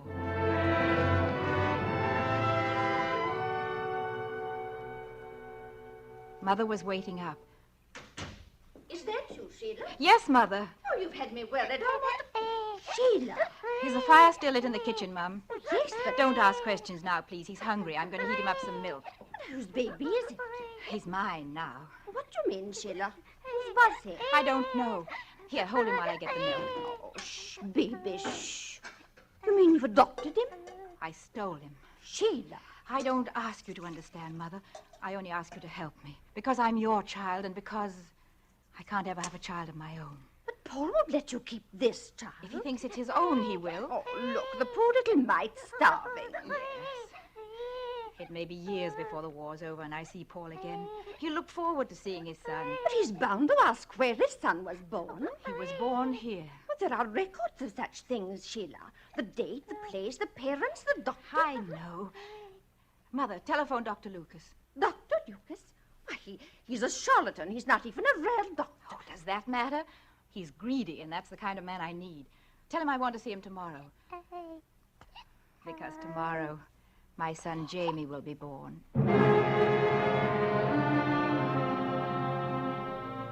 That night, before I went to bed, I cabled Paul at his last APO address. Why haven't you answered my letters? Or don't you like my news? His answering cable came in the morning. What letters? What news? We'll phone. It was going to be easy. Paul had traveled so much. New York, Baltimore, 3 months in the Pacific. It would be easy to make him believe that some of his mail had gone astray. I waited all day for Paul's call and for Dr. Lucas. That miserable little man took his time about it. Mrs. Morrison, I'm late, but your mother assured me no one was ill. No, it's about my son. Why, I didn't hear that I'm you had having difficulties about his birth record. I've lost the certificate and I need a duplicate. Why, Mrs. Morrison, I'm sure if you write As a matter of fact, I want the record changed. Change? I want the certificate to say that he was born here today. Mrs. Morrison. It can be done, can't it? It's rather difficult. You mean it's expensive? Yes, very expensive. There's the risk to a doctor's reputation. How much? £1,000. All right. No, I'm afraid it will have to be £1,200. All right, but that's all I can pay. Here, you can write it out under this lamp. One moment, I'll find the form. Yes, here it is. He's the son of Mr. and Mrs. Paul Morrison. Excuse me, please. Yes? Go ahead, Major Morrison. Hello? Hello, Sheila. Paul! Paul, darling! Where are you? India. I turned the whole army inside out to get a priority. Can you hear me all right? Fine. But, darling, why didn't you answer my letters? Well, I answered every one I got. Then the important ones got lost or something. You haven't heard the news? What news? You're going to be a father, Paul. Did you hear me, Paul? Yes. But, Sheila, that seems impossible. But it's happened all the same. Any day now, you'll have a son and heir. Oh, you've made up your mind. It's going to be a boy, eh? That's what you want, isn't it? Yes, it's what I want. But it seems like a miracle. I was dead certain that I... Something wrong, Mrs. Morrison? I was cut off. Operator! Operator! Yes? Operator, I was cut off. It was a call from India. Didn't you hang up? Certainly not. I was cut off. Well, I'll try to get your party back. Yes, try. But it's all right if you don't. What is the name of your son, Mrs. Morrison? Jamie. Jamie Morrison. Jamie Morrison, born July 3rd, 1942. You know, Mrs. Morrison, heredity is tricky. There's nothing wrong with my son's heredity. And then there's always the danger of being found out, as long as anyone knows beside yourself. At first, some nights I dreamed that Jamie's mother had come to fetch Jamie, but that was only at first. I buried my guilt, buried it deep. 4 years went by. Then the war was over, and Jamie and I sailed to join Paul in America. The day I arrived in New York, I may have been nervous, but I was sure at last of happiness, as sure as I'd ever been in my life. Oh, Paul. Paul, darling. My dear. Oh, I've never seen you look better, darling. Motherhood suits you. Is that my daddy? Yes, Jamie. Well, how do you do, James? My name isn't James. It's Jamie. Jamie? Yes, I've always called him that. I don't know why. It's a kind of nickname, I suppose. Well, from now on, we'd better settle for James. We Morrisons never appreciated nicknames. Funny about his eyes. His eyes? I've got to look up my Mendel. Can two blue-eyed people have a brown-eyed child? They must. We did, no matter what Mendel says. Well, he's positively the first Morrison with brown eyes. But why not? He's the miracle kid.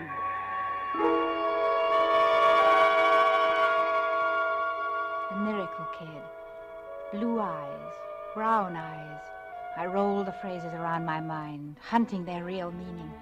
I was oversensitive, of course, but from the first day I felt that Paul was hostile to Jamie.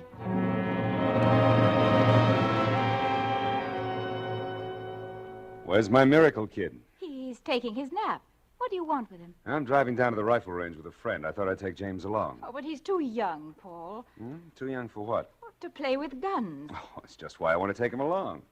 The sooner he knows how to handle guns, the better off he'll be. Mommy,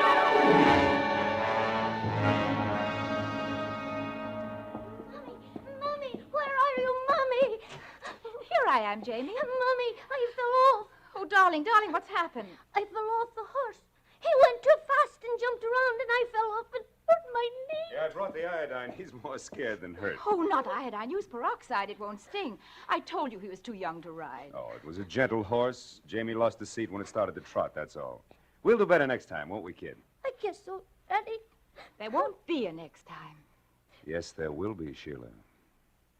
Jamie, go up to Mother's room. I'll be along in a minute to fix your knee. All right, Mummy. There's candy in my bureau. You know where. Yes, Mummy, I know. Paul, what are you trying to do? I'm trying to make my son like my son. He's my son, too, you know. What you're doing to him, Sheila, he's not anybody's son. He's a zombie. I swear I'd rather see him dead than what you want him to be. I suppose it was then that I first realized what I would have to do. That someday soon, I'd have to get Jamie away from Paul. I was frightened. I even began to carry a gun in my bag, and I began to make plans. I'd start again, build a new life for myself and my son. Then yesterday, I knew that I'd have to hurry, that I couldn't postpone my decision any longer. I found out when Paul came home from the hospital. He came directly to my room. Ah, there you are. I want to tell you something, Sheila. What is it? What's happened? A big day at the conference. Oh, you mean the medical conference? Yeah, a psychiatrist from Chicago named Drake read a paper on psychosomatic medicine. Terrific. And then there was a curious report on euthanasia. You know, mercy killing. Interesting, but extreme. In what way? Well, the doctor delivering the report favors not only the mercy killing of incurables, he advocates weeding out and purifying the race by studying heredity and eliminating those whose heredity is questionable. Real crackpot. Horrible. Sheila, while his report was going on, though, I began to wonder about you and Jamie. About me and Jamie? Yes. I wanted to ask you, is there something about Jamie's heredity that you don't want me to know?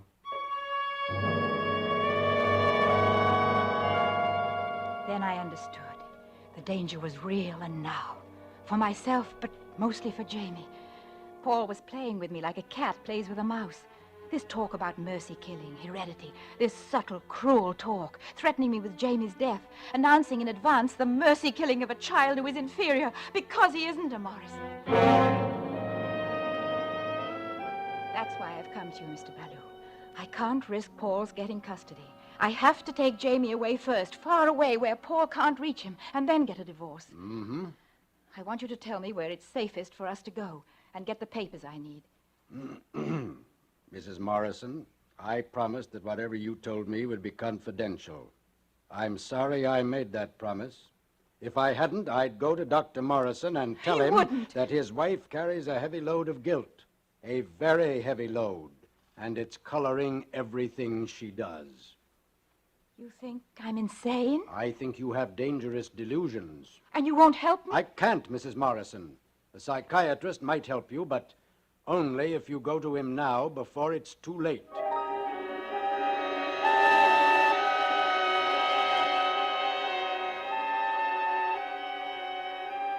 Mrs. Morrison! Yes?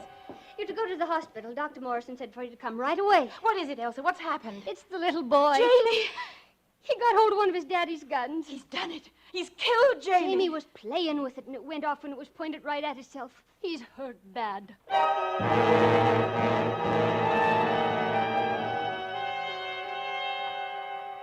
Take my blood, Paul. Take it. I'll do anything. Sheila, get hold of yourself. You're hysterical. We have to know his blood type first. The lab should be calling back any minute. Paul, I'd rather you didn't operate. Ask Dr. McDonald. This isn't McDonald's kind of a case. Don't you trust me, Sheila? I thought you might be too nervous being his father. Am I, Sheila? What? Am I his father, Sheila? Dr. Morrison speaking. All right. It's the lab. Hello? Yes, Brooks. It's what? You're absolutely sure. You checked twice? I see. Yes, thank you. You gave the results of the blood test. We can't use your blood, Sheila. You know from the blood test? Yes, Dr. Morrison? Get the boy ready for operation. I'll start immediately. Yes, Doctor. No, what, Sheila? No, don't tell me. All I know is that your blood is type A and mine is type A and James is type B. Wait here, Sheila. Don't do it, Paul. Do what? I won't let you operate. I won't. I won't. Get Dr. McDonald. Or I'll kill you. You're out of your mind. You can't shoot that gun. I can and I will before I let you touch Jamie. Now that you know he's not your son. I've always known it. You're lying. From the first moment I saw him. It's a proven medical fact. Two blue-eyed people cannot have a brown-eyed child. And all your cruelty was deliberate. At first I thought you'd been unfaithful. That Jamie was your son and another man was his father. But the blood proves he's not yours either. You adopted him. I stole him, and I'm not going to lose him now. We're all ready, Dr. Morrison. Thank you. Wait here, Sheila. Paul, I warned you. Mrs. Morrison, don't! He fell like a sack of dry leaves, and liquid the color of dark grapes seeped through and spread slowly across the front of his surgeon's jacket. Then people came and dragged me away. I've seen no one since except those who guard me, and my lawyer, Mr. Ballou, who came to tell me that Paul was dead and that Jamie would live. The operation was performed successfully by Dr. MacDonald. Then Mr. Ballou began to talk about how to defend me against the charge of murder. Why not tell them the truth? Let me tell you the truth, Mrs. Morrison. After you shot Dr. Morrison, he could have lived. He had to choose between his life and Jamie's. What could he do for Jamie? The bullet had lodged in Jamie's brain. It would take hours to find a brain specialist as good as Dr. Morrison. But he didn't operate. He ordered them to take him to the operating room. Then for an hour and a half, he stood at Dr. MacDonald's elbow, directing every move of his scalpel. When the operation was over, Dr. Morrison was dying. But Jamie would live.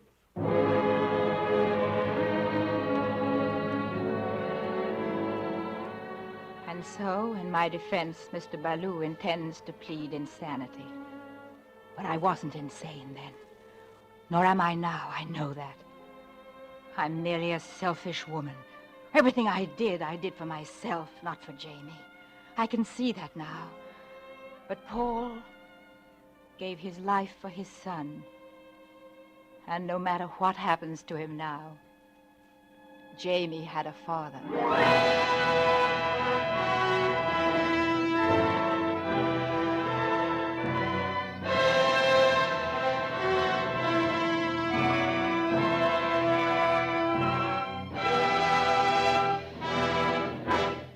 Thank you, Madeline Carroll, for a splendid performance. Miss Carroll will return in just a moment. Hello, Tom. Yeah, I knew it was you. What? You just called to say thanks for telling you about Autolite? Well, don't thank me. Frank Martin's your man. Well, friends, you'll thank and congratulate yourself for depending on your Autolite serviceman because of the way your car will perform after it's had his expert care. He's got the skill, equipment, and those great Autolite parts to put your ignition system in top shape. Look up your nearest Autolite service station. It's listed in your classified phone book under Automotive Electrical Service. And keep in mind, wherever you go, Autolite means spark plugs. Ignition engineered spark plugs. Autolite means batteries. Stay full batteries. Autolite means ignition system. The lifeline of your car.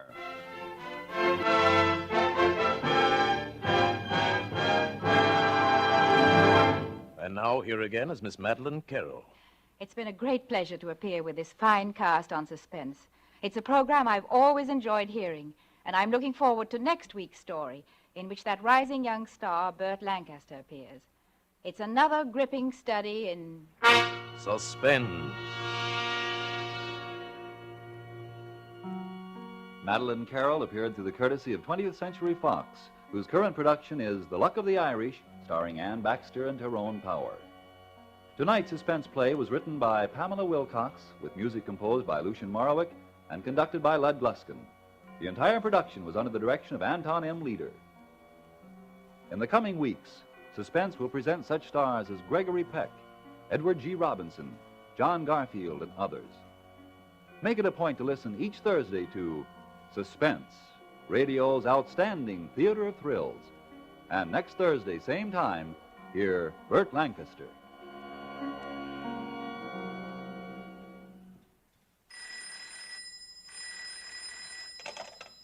This is the Autolite Suspense Show. Drive slowly. Death and danger travel in fast company. Good night. Switch to Autolite. This is CBS, the Columbia Broadcasting System.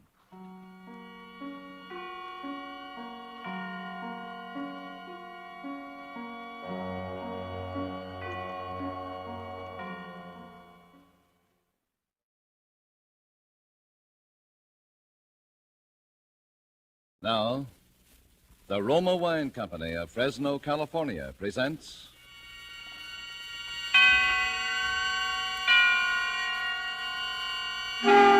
Suspense.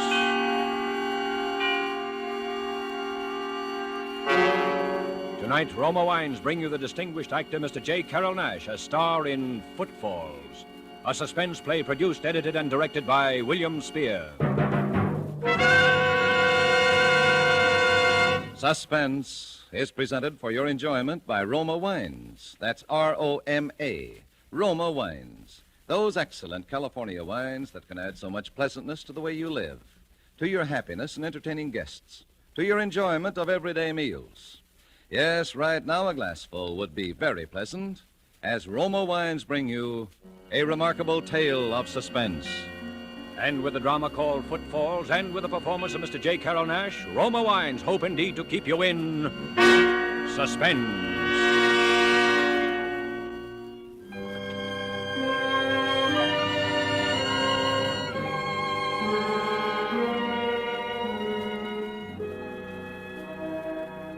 How you feeling, Bose?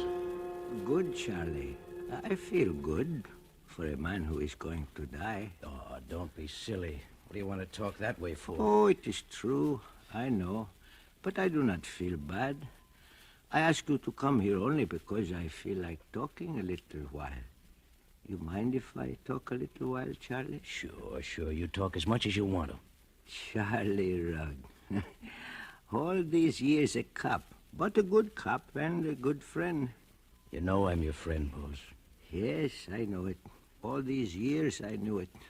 All those years when I keep silent, waiting to kill a man.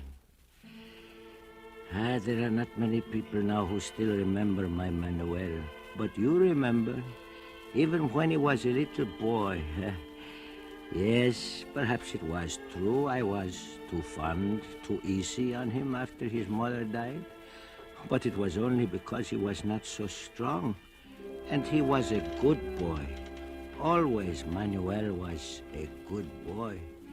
You were like the others too, Charlie, the way you thought of him. But you, I know it was because you were afraid he would bring sorrow to all boys.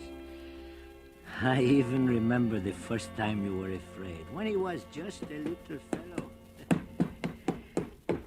Papa, Yes, Manuel?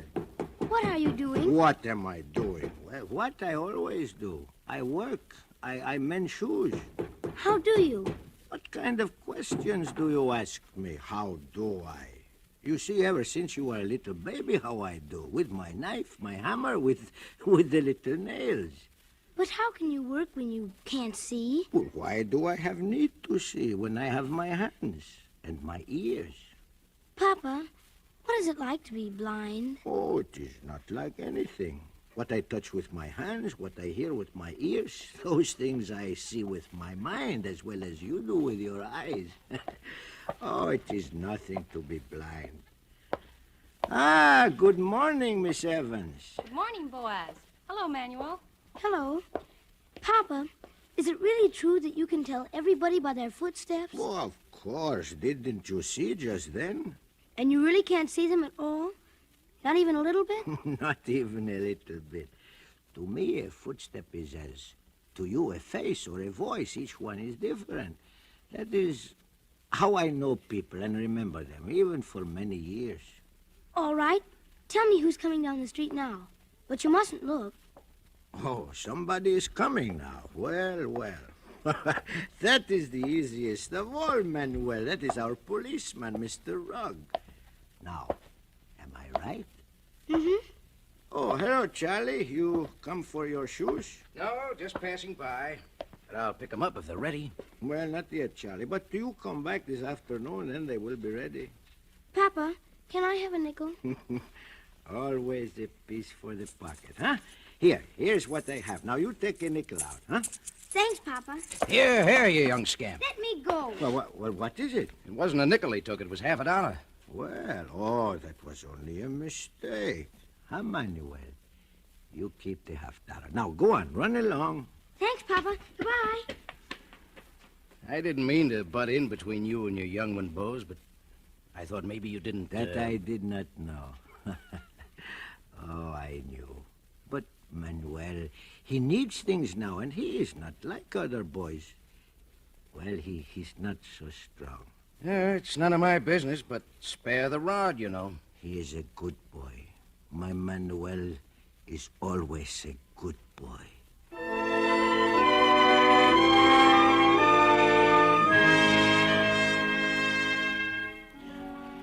So it was like that through the years, a quiet life, my work, my shop, my house behind the shop, a quiet life until that day he came.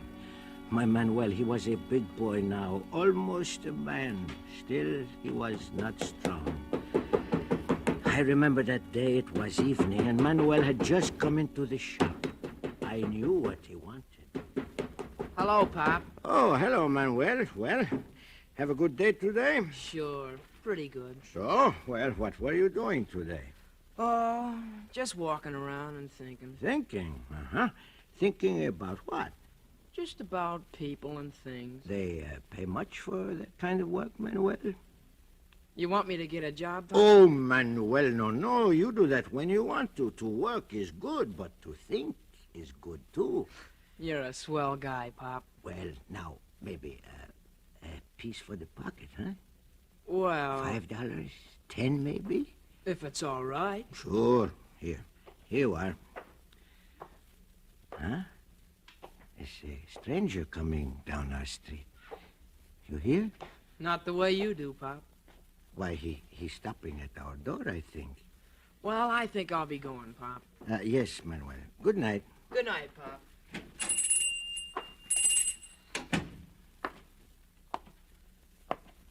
Mr. Negro? Mr. Boaz Negro? Yes? I'm a stranger in town, Mr. Negro, and I understand... Yes, I know. What? What was that you said? Oh, nothing. I was merely thinking out loud. Please continue, Mr. Wood.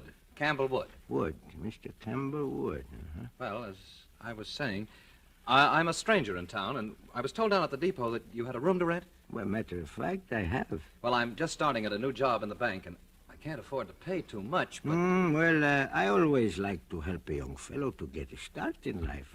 How would $5 a week suit you, Mr. Wood? Oh, that is if you like the room, of course. That'd be just fine, Mr. Negro. Now, if I could see the room?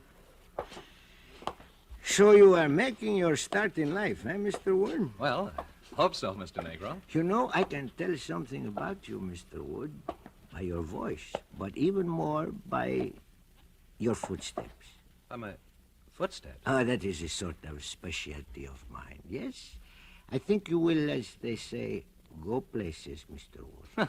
Well, I'll certainly try. Oh, yes, you will, Mr. Wood. Very definitely you will go places.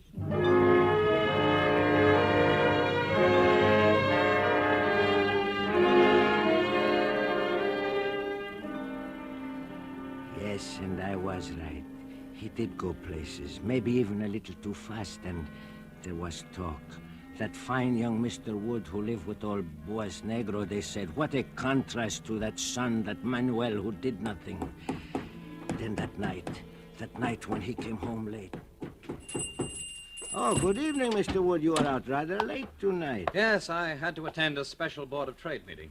And you're up rather late tonight yourself. Yes, I had to attend to my special shoes. Mr. Boaz, I'd like to speak to you. Well, do you need my permission? Well, this affair is none of my business. Well, go on. Well, darn it, I hate to see a hard-working man like yourself support a lazy son. Oh.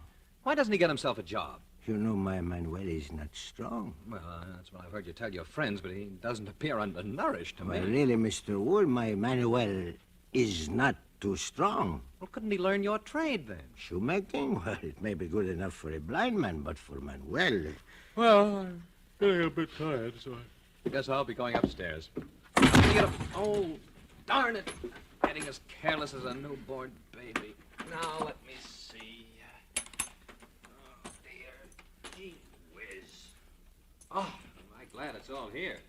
I'm responsible, you know. Responsible for what? Why, for the gold I have in this sack. It's government money for the breakwater project. Indeed, but why have you... I know what you're thinking, Mr. Negro, but I'm keeping the money for the bank until tomorrow morning.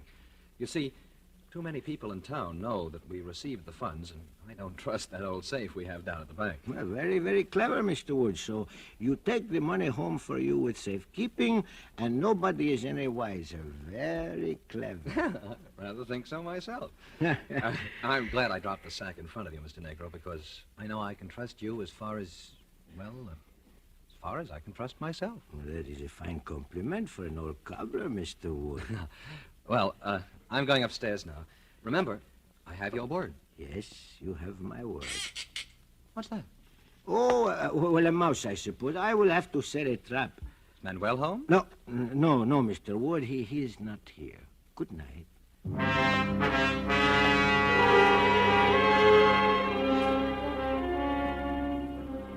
That was the first time I was frightened.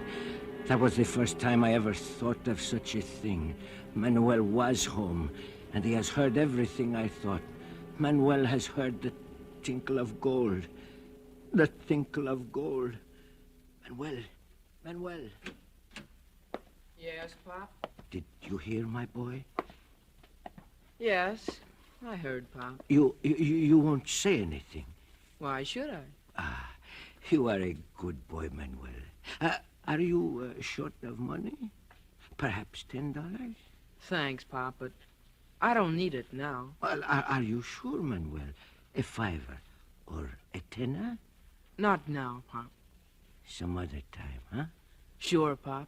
Sure, some other time. Some other time.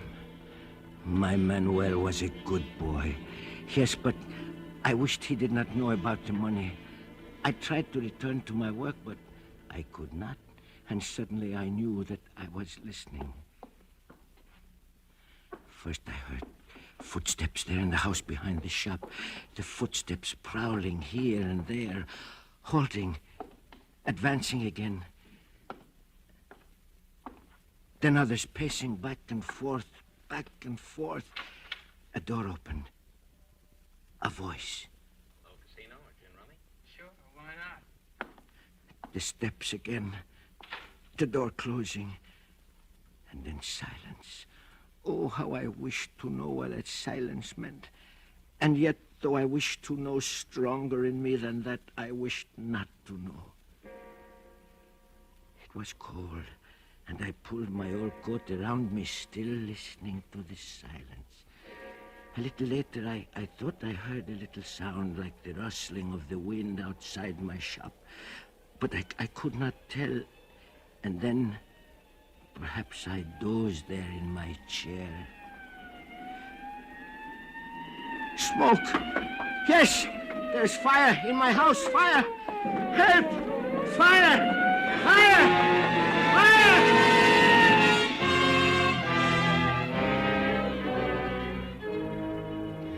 The rest was like a nightmare, because I knew. Even as they poked and searched through the ashes of my house, I knew. Hey, look here. A body. A man's body. Yeah, what's left of it. Oh, a dreadful accident. It wasn't an accident. Well, why not? A guy can fall asleep with his clothes on. But this guy's got his skull smashed in. And that makes it murder. Murder.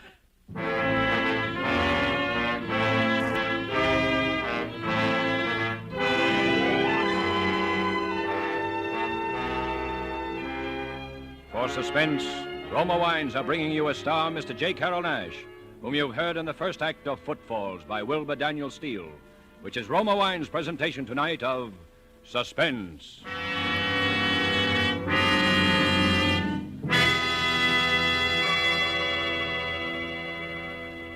Between the acts of Suspense, this is Truman Bradley for Roma Wines. Elsa Maxwell's ideas on gracious entertaining are followed by women all over America. The other day, she said this about Roma wine. One of my favorite wines is distinguished Roma California Sherry, a glorious golden amber wine, delightfully light and nut-like in taste. Roma Sherry is ideal for any occasion, before dinner with appetizers, or during the friendly evening hours. Yes, good Roma Sherry, like all Roma wines, is always delicious, unvaryingly good, the goodness of carefully selected grapes, brought slowly to perfection in California's choicest vineyards, gently pressed, then unhurriedly guided to flavor richness by Roma's ancient winemaking skill. Yet all this goodness is yours for only pennies a glass. Remember, because of uniformly fine quality at reasonable cost, more Americans enjoy Roma than any other wine. R-O-M-A, Roma Wines. And now, Roma Wines bring back to our Hollywood soundstage J. Carrol Naish, who, in the character of Boaz Negro, the blind cobbler, continues a narrative well calculated to keep you in suspense.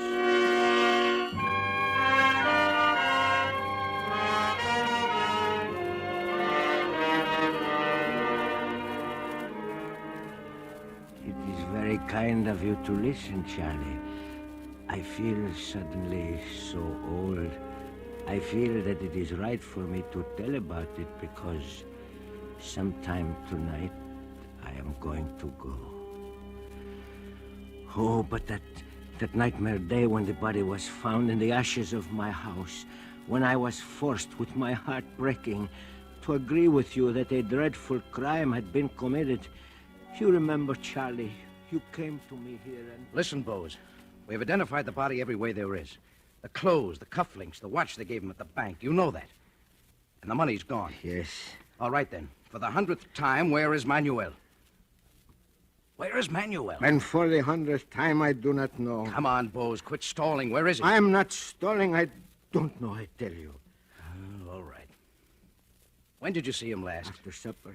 He was in the shop. You knew about the government money, Bose. Yes. And Manuel, he knew too? Manuel knew? Yes. I see. Just as I thought.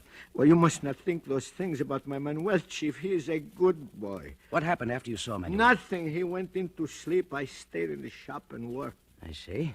Did you hear anything, Bose? Yes, I heard the men moving about. What men? Mr. Wood upstairs and my son down here. Ah, then Manuel wasn't asleep. No, he was not asleep. Go on. A while later, the noises stopped and... We must know everything, Bose. Well, a while later, Mr. Wood called down to Manuel and asked him if he cared to come upstairs and play cards with him. You heard him ask that? Yes. Are you sure it wasn't Manuel who asked Mr. Wood? It is as I said. I do not lie to you. All right, all right. Did Manuel go up to Mr. Wood's room? Yes, he went up. I see. Now, did you hear anything else after that? No, nothing. Nothing, hmm? Well? There is something else. Sometime during the night, I thought I heard something, footfalls perhaps, stealing past my shop. I see. That you wouldn't swear in court that you heard them? No, not in court or here in my shop. I cannot swear to something I am not sure of. Bose, you're a good man. We don't want to cause any trouble, but you understand, a man has been murdered, government funds are missing, and your son is gone. What else can we think? As far as I'm concerned, it's an open and shut case. I've issued a warrant for Manuel's arrest. No, you cannot. Yes. And if you know where he is, it'll go easier for him if you pass on that information. I've told you all I wish to tell. All right, be stubborn. Stubborn? Do you wish me to dance a jig? I tell the truth and you do not believe me. What more can I do? Gosh, put yourself in my place, Bose. This is serious business. And will you change places with me? I have lost everything. My house, even my honor. My only son. Well, I'm sorry.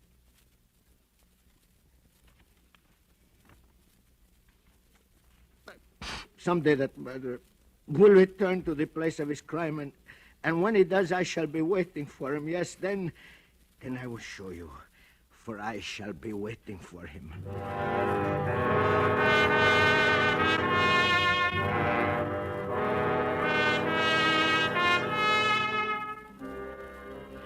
To questions, I gave no answer. To threats, I gave no heed. I scarcely heard them, for my ears were deaf to all sounds save one. The sound of footfalls. The footsteps of a murderer. Patiently, as the weeks, the months, then the years moved by, I listened. For 3 years, I listened, wondering only when they would come. For 3 years more, I wondered if they would come. Only the last 3 years was I troubled by the growing of a terrible doubt. Suppose the steps had come and gone and I had not heard. Suppose I were to make a mistake. Suppose my ears should fail me and I could not remember. Could not remember. From that first hour of doubt, every waking moment, yes, even in my dreams, I lived in a nightmare of echoing, jumbled footsteps. Footsteps slow and halting, footsteps quick and running, pounding heavy footsteps, and those light as a cat's tread, more, faster, footsteps, footsteps, footsteps.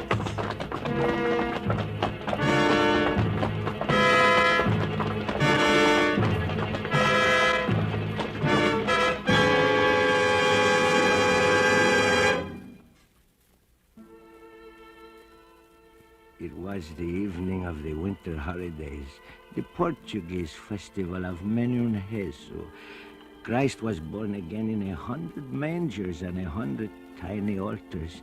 There was cake and wine and song, and in all the houses there were lights, even in my shop, the shop of Boaz Negro.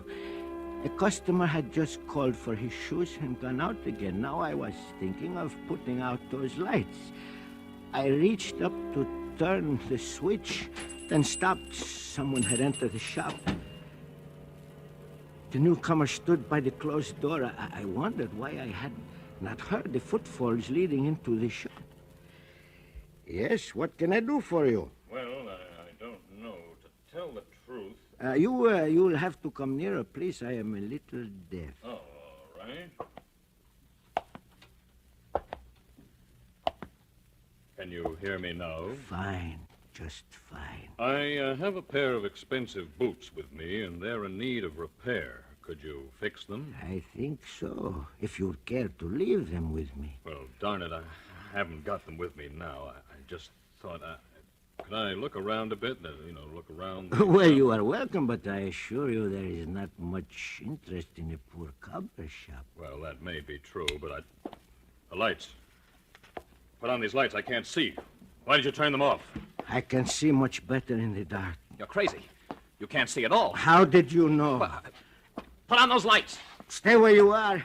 I can hear every move. What are you going to do? Keep away from me. Don't touch me. No! Murderer. Murderer. I have waited 9 years. I have lived for this day. Murderer.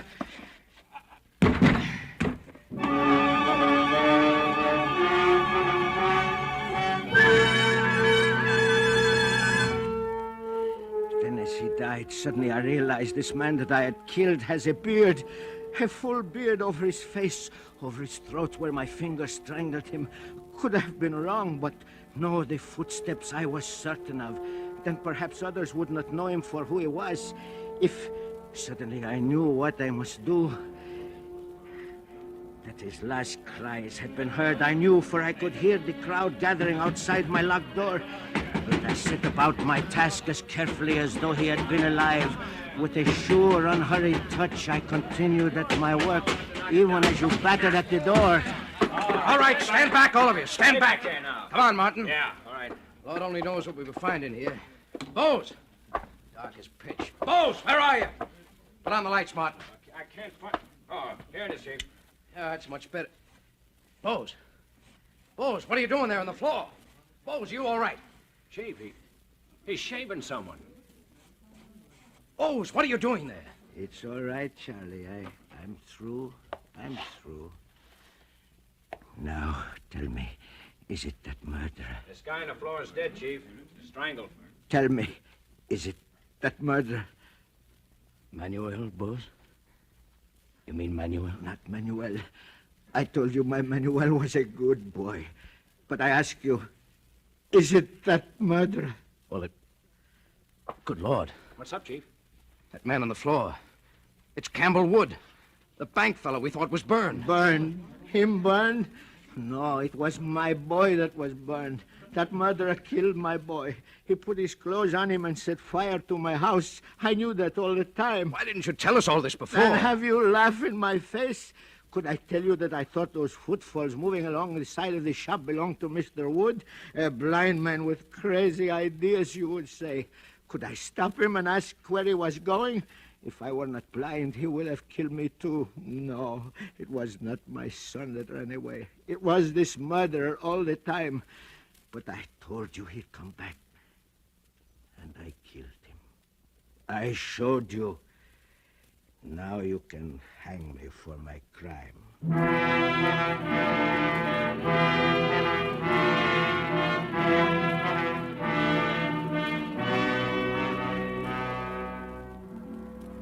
You remember, don't you, Charlie?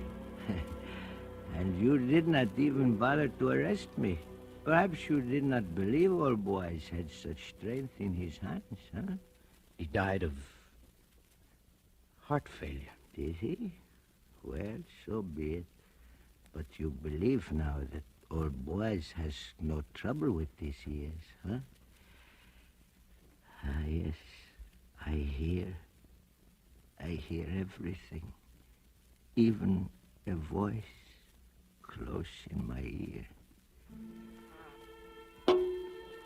Hello, Pop. It's Manuel. Yes.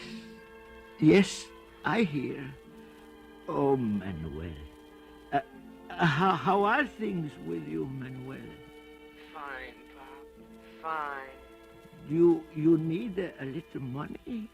A $5, perhaps? A $10? No thanks, Pop. Not now. Some other time.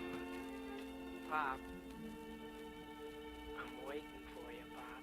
Yes, I know you are waiting. And I am glad to come with you. My Manuel is a good boy.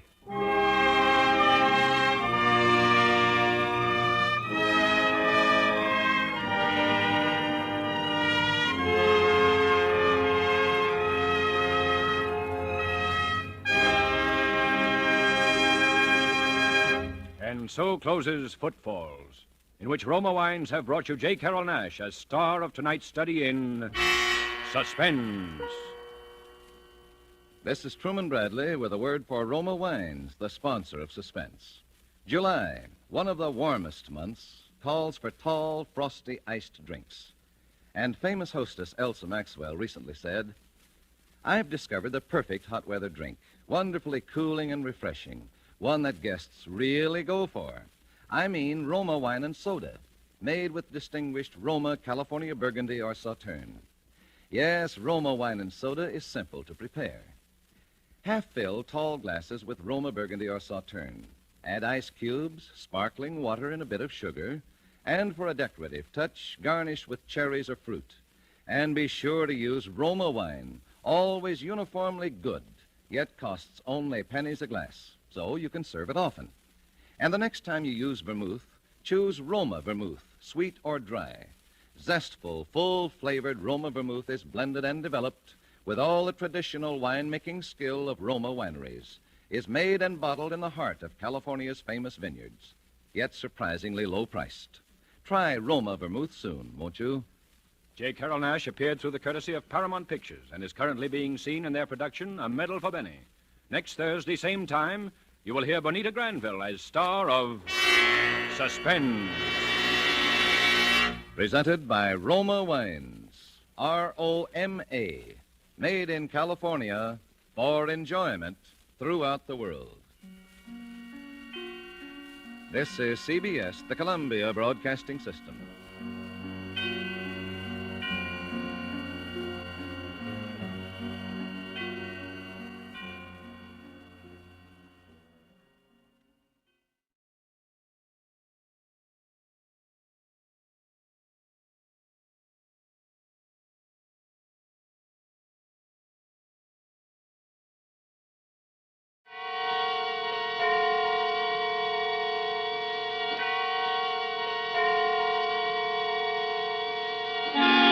Suspense.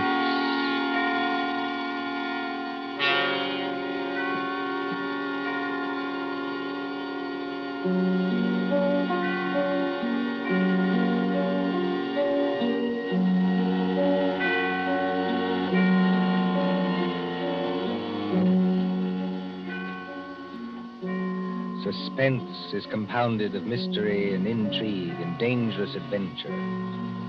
Stories calculated to intrigue you, to stir your nerves.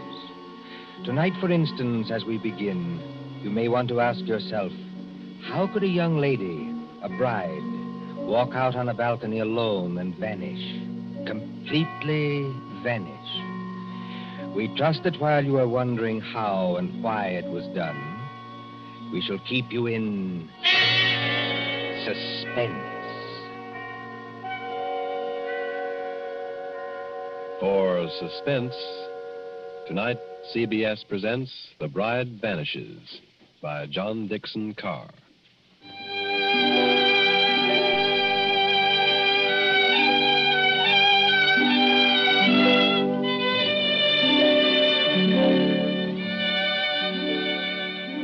Italy in springtime. Italy as we used to know it before the jackal struck. And the island of Capri, 20 miles out across the Bay of Naples. Blue water a-dazzle under the sun. Behind you, the bone-white beaches, and Vesuvius dull purple in a heat haze. Ahead, as the little steamer from Naples chugs out across the bay, rises Capri. Olive trees and white roads and vineyards above the cliffs. Could young Americans find a better place to spend their honeymoon? While the guitars sing and the warm winds blow and the little steamer carries them. Well, Mrs. Courtney. Well, Mr. Courtney. I can't keep it up, Lucy. I'm going to break down and ask if you're happy. Oh, I'll break down, too. I want to walk up to everybody I meet and say, "Oui," just like that. What I want to do is turn somersaults myself, all along this deck here. I want to say, I've been married to Tom Courtney for practically 2 weeks. And now we're going to have a villa at Capri for a month. Oh, Tom, I ought to be the happiest woman in the world. Only... You shivered. What's wrong? Well, ever since we got aboard this ship, people have been staring at me. I can't blame them for that, dear. No, I mean in a funny way, and muttering. Even your American friend, what's his name? Granger? Mr. Granger. When you introduced him to me at Naples, I thought his eyes were going to pop out. Be careful. He's standing over by the rail now. Oh. He lives at Capri. I like to see him wearing that white 10-gallon hat in Italy. Before Granger made money in oil wells, he was a real old-fashioned cowpuncher. And he's proud of it. Good fellow, too. He's too polite to say anything, but he keeps looking around at me, just the same as the rest of them do. Well? Well, Tom, they look scared. You know, Lucy, this isn't the time to start imagining things. I know. Well, maybe I'm just so happy I'm afraid it can't last. Oh, don't say that. But wouldn't it be pretty awful if something did happen and we weren't together any longer? Wait a minute. Hasn't this ship stopped? Yes. Well, that is Capri ahead of us, isn't it? It can't be anything else. Well, it seems a funny place to stop. No sign of a harbor. Only rocks and little gray cliffs. Oh, Mr. Granger. Mr. Granger. Yes, young fella. Do you happen to know why we're stopping here? Well, yes, that's an easy one, son. We're stopping so that you and your good lady and anybody else who's curious can get a look at the Blue Grotto. The Blue Grotto, of course. Now, just shade your eyes with your hand, ma'am. You see that tiny little arch under the cliff? Yes. And all the little white rowboats are coming out towards us? Yes. Now, when the first boat comes alongside, you climb down that iron ladder and get in. The boatman will row you out and through the arch into the grotto. It's a great, big, dark cavern. The water in there looks as though it's lit up underneath with blue fire. Like to go out and see it, Lucy? Oh, I'd love to. But let me give you a little tip, though. The current's pretty fast out there. You'll go shooting under that arch like 60. Are we likely to upset? Oh, no, but the arch isn't as high as your head. When you see it coming, lie back flat in the boat. That is, unless you want your block knocked off. Oh, thanks, Mr. Granger. We'll remember. Come along, Lucy.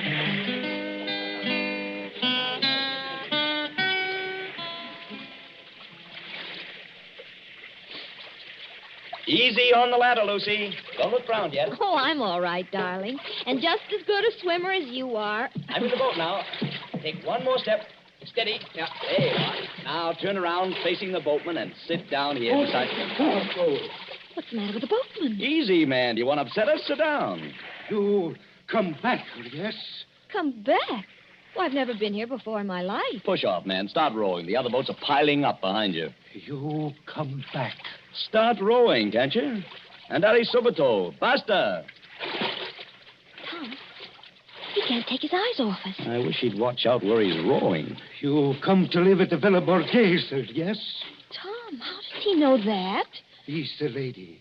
She is not dead. Dead? Of course she's not dead. What are you talking about? She never come to Capri before? Never. Then I tell you, she will disappear, just like the other one. Disappear? I rest my orders, and I tell you. Tom, aren't we moving rather fast? Yes, that's the entrance to the grotto ahead. I tell you, there was a lady so much like your own, Coptic back. Oh, it scared me. Now, look, old man, I don't want to teach you your business, but you've got your back to that grotto. Take this lady back where she come from. Do not take her to the Villa Borghese. Down, Lucy. Flat on your back. Down!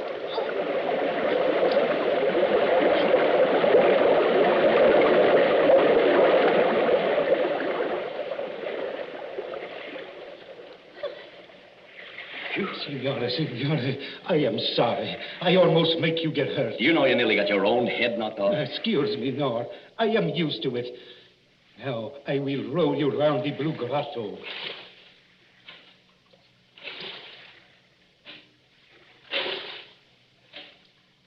I don't think I like it much, Tom. Neither do I. Dark. Except for that blue light under the water. Oh, it's transparent. You can see the fishes swimming. Just a minute, boatman. This lady who disappeared from the Villa Borghese. 2, 3 years ago, she disappeared. You say she looked exactly like my wife? Si, signore. She was going to be married. She was trying on her wedding dress. Her mother and sisters, they were in the room with her. She walked out on a balcony over the sea. You know what I mean, on a balcony over the sea? And nobody ever hear of her again. You mean she jumped over into the sea? Oh, a young girl going to be married. Kill herself. No. And what did happen? Over the back, I do not know. But sometimes they say you can meet her ghost in the air. She float just under the water where you can see her and turn over and over. And the wedding veil is still round her face. Tom, let's get out of here. You want to go, yes? Lucy, if this fellow's stringing us along... He's not stringing us along. Then somebody ought to know what this means. If we've inherited a haunted balcony where people disappear like soap bubbles, I say it's too much. Let's get back to our ship and talk to Granger. Yes, boatman, take us back.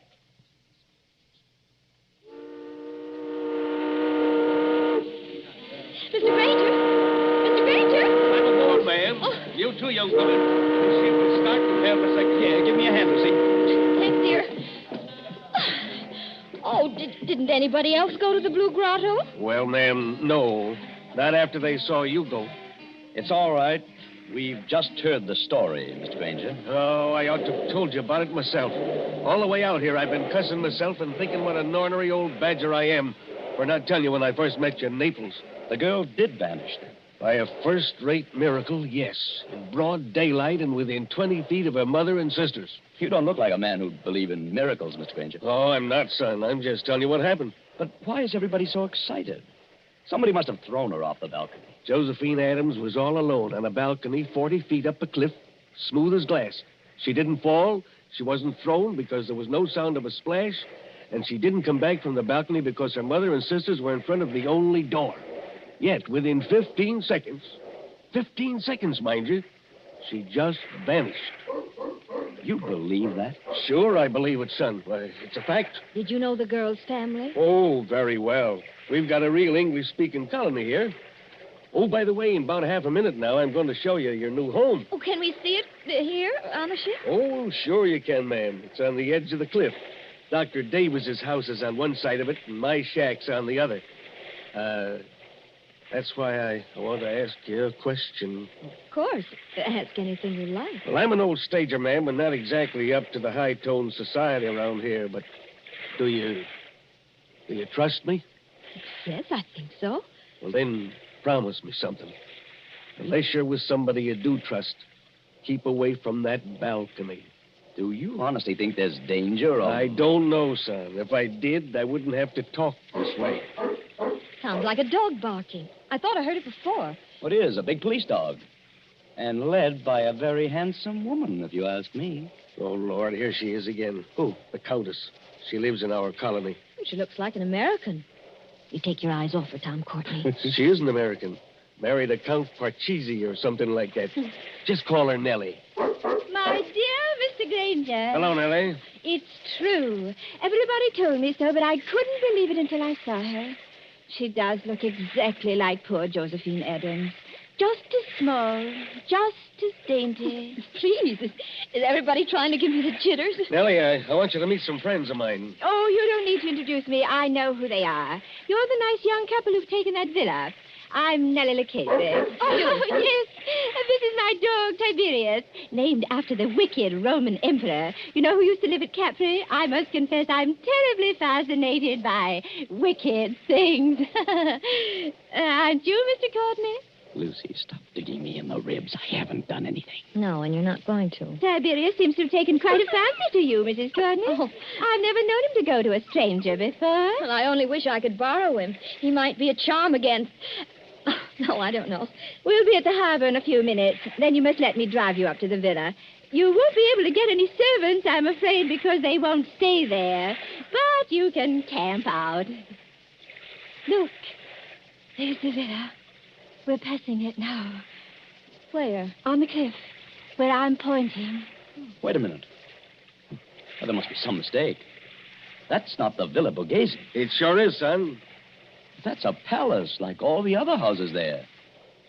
And I rented it furnished for about $25 a month. Can't you guess why you got it so cheap, son? If you take my advice, you'll turn around and go back to Naples by the next steamer. Harry Granger, don't be an idiot. Let's have some excitement. Let's have some excitement. Tom is beautiful. Too infernally beautiful, if you ask me. There's the balcony. It's all right by daylight, son. Marble and tapestries and whatnot. But at night, when you got to put out the lights, you start thinking what happened there.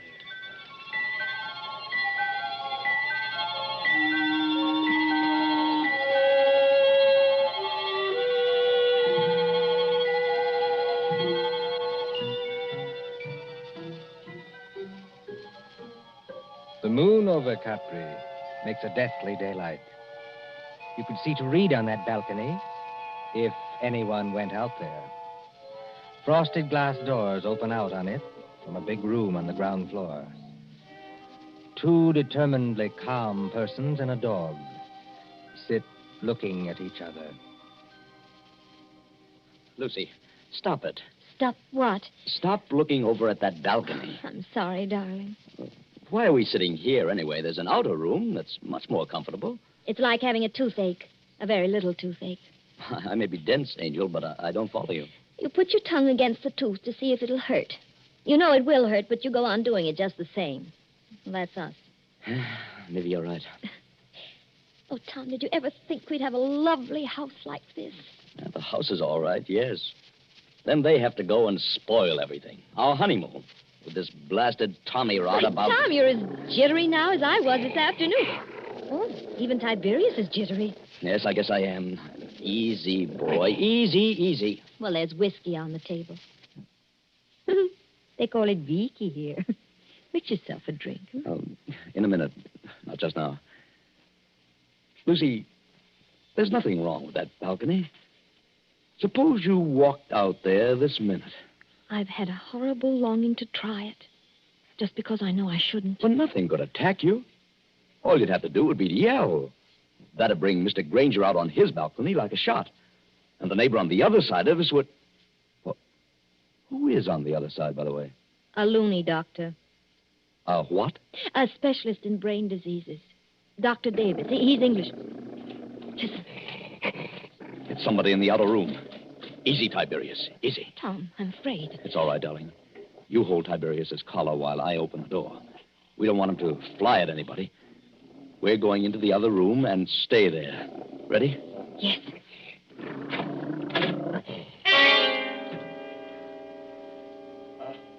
Good evening, Mr. Courtney. Good evening, Mrs. Courtney. I'm no ghost, though you appear to regard me as one. I'm merely your neighbor, Dr. Rutherford Davis. Oh, yes, of course. Mr. Granger mentioned you. I trust you will pardon this intrusion. No one answered my knock, so I ventured to come in. It's no intrusion, Dr. Davis. We're a little disorganized here, that's all. Naturally. Mr. Courtney, I wish I could say welcome to Capri, but I have a very different message. Well? If you value Mrs. Courtney's life, you'll go back to Naples immediately, sir. Not you, too. I do not say that as a ghost hunter, sir. I say it as a medical man. May I sit down? Oh, of course. Please do. Oh, thank you. We seem to be forgetting our manners. Dr. Davis, will you have a drink? Oh, thank you. Perhaps a small whiskey? I'll get it, darling. You sit down and talk to Dr. Davis. You're not going back into that room alone. Oh, I'm only going to get the drinks, Tom. I promise to be good. And Tiberius can come with me. Can't you, Tiberius? Oh, I see you've borrowed Tiberius from the Countess Lucchese. Yes. She was kind enough to offer him. Excuse me, I'll be back in a minute. Come on, Tiberius.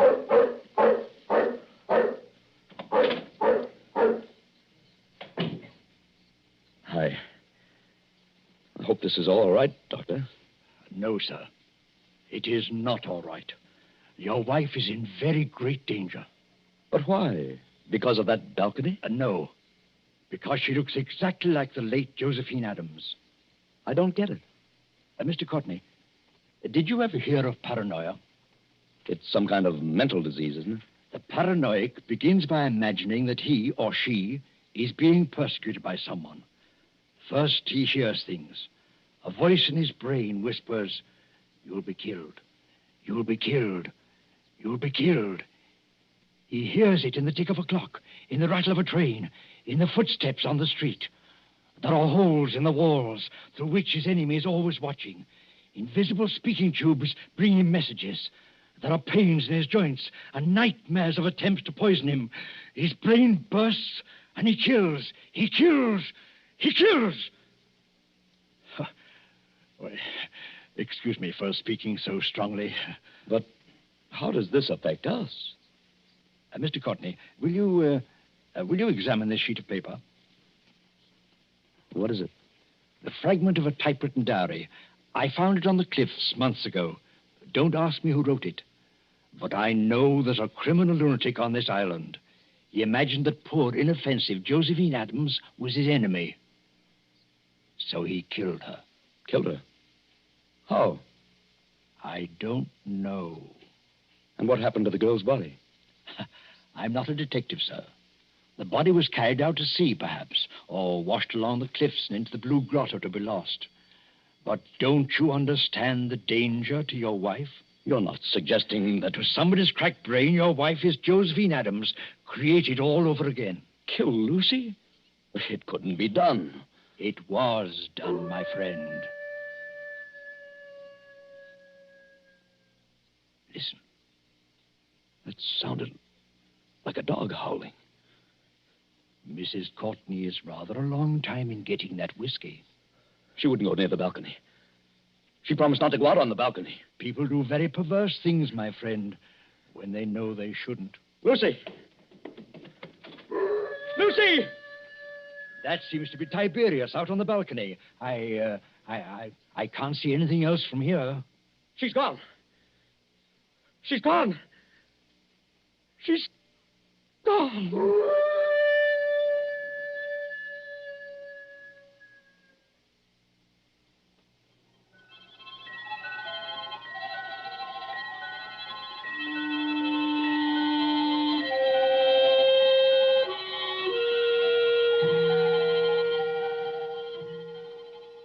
An empty balcony, a howling dog, and a sea turned clear silver under the moon.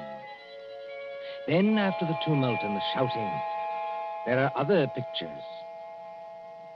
Don't you hear the noise of that motor launch, with a half-demented young man at the wheel? 3 other familiar figures are gathered around it. Don't you recognize the brunette prettiness of Nellie Lucchesa?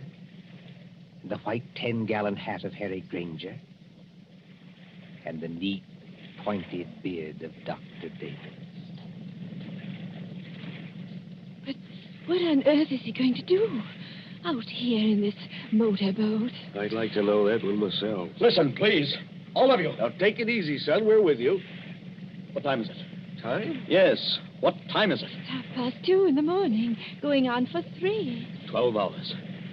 Then the tide ought to be just where it was this afternoon. What's the tide got to do with it? A whole lot. Somebody set a trap and made Lucy fall off that balcony. I know it. Oh, that's absurd. If Lucy's been carried out to sea, there's nothing we can do about it. But if she's been carried along with the current and into the Blue Grotto... Blue Grotto? One moment, sir. You're not proposing to run this big launch under that arch after dark? Yes, Doctor. That's just exactly it. Go on. Do it. I'll back you up. Let's have some excitement. It'll be exciting enough, I assure you. Mr. Courtney, have you got some wild hope of recovering your wife's body? I've even got a wild hope she may be alive. Lucy's a very strong swimmer. You're acting like a nut, son. Get set, everybody. I'm going to swing around.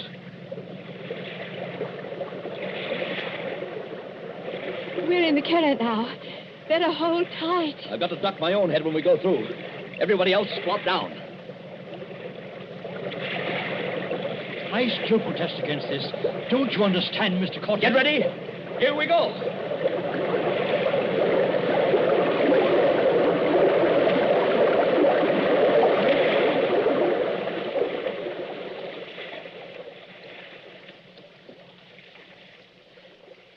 What on earth is wrong? There's no Blue Grotto. It's as black as pitch. My dear Nellie, I kept trying to tell all of you. The Blue Grotto effect is caused by the sun's rays. There never is one except when the sun is out. Just how does our friend propose to find anything in here? Listen. Something's got hold of the side of the boat. I felt it move. Not the dead girl, I trust. There's a hand here. A wet hand. Lucy. She's not alive. Mr. Granger, help me lift her up over the side. Easy now. Don't tip the boat. Oh, Lucy. Lucy, are you all right? Tom. Are you all right, Lucy? Can you hear me? All right. I'm just exhausted. I got in here. Couldn't swim out against the current. Now, don't try to talk. I've got to talk. I'm going to faint. Tom, who's with you? Only our friends. Who's with you? Is the murderer with you? I was just wondering the same thing. To be shut up in the dark at 3 o'clock in the morning with a criminal lunatic. Who spoke then? Now, Lucy, don't hold me so tight. Let go, dear. I'll get the boat started and have you out of here in a second. Who spoke then? Only Dr. Davis. Tom, I've got to tell you. I know how that girl, Josephine Adams, died. Almost killed me. Has anybody here got some brandy? Or a flashlight? I have a flashlight, my friend. Will you allow me, as a medical man, to examine Mrs. Courtney? You better keep back for just a second, Doctor. She's hysterical. Give me the flashlight, please. I walked into the other room. Nobody with me. All alone except Tiberius. Yes, Lucy? Somebody called my name. From the balcony, I thought. Very softly. Mrs. Courtney said. Mrs. Courtney. Did you recognize the voice? Yes. That's why I went. Hadn't you better start up this boat and get out of here, then? Don't pay any attention to them, Lucy. Nobody can hurt you now. I went out on the balcony. It was bright moonlight. Bright as day. But there was nobody there. Nobody on the balcony? No. I looked out over the sea. And then something came at me. Something flew out of the air and came at me. Just one moment before Mrs. Courtney goes on. Is anybody in this boat carrying a revolver? Not that I know of. Excuse my mentioning it, but I felt something. Metal. Like a revolver. Brush past my hand. Oh, it was only the flashlight. Excuse me, it was not a flashlight. Mr. Courtney's got the flashlight. Would you please let Lucy go on and finish? Lucy, you were on the balcony and something came at you. Yes. Like a snake. Sideways. Out of the air. It went over my head. Fastened around my neck. It was a rope. With a running noose in it. A rope? That's it. A rope. It was thrown from another balcony. I'm small and light, like Josephine Adams.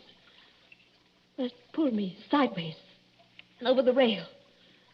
I fell. I think I begin to understand They what... couldn't see what happened to Josephine Adams.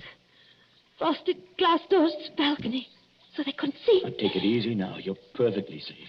Is she perfectly safe? The murderer let her fall on the rope. But the rope was jerked tight long before she struck the water. That broke her neck. Then the murderer lowered her softly. So there wasn't any splash. And the current took her away, rope and all. That's it. It would have happened to me. Only the rope must have slipped through the murderer's fingers. Through whose fingers? What did I tell you? Somebody in this boat has got a revolver. Who's overboard? Somebody went. Switch on that light, my friend, and shine it on the water. All right, Doctor. There's your light. Look at it. Turning over and over. The water in the blue grotto is red now. Tom, stay close to me. Oh, it's all right, Lucy. I swear you're safe enough now. Did he shoot himself? Yes. Did who shoot himself? Who had a balcony exactly like ours on the house next door? Who began life as a cowpuncher and would have known how to use a lasso? Yes, and knew Josephine Adams well, and got it into his maniac's head that Mrs. Courtney was Josephine Adams all over again. Harry Granger. Look. There's his 10-gallon hat floating away.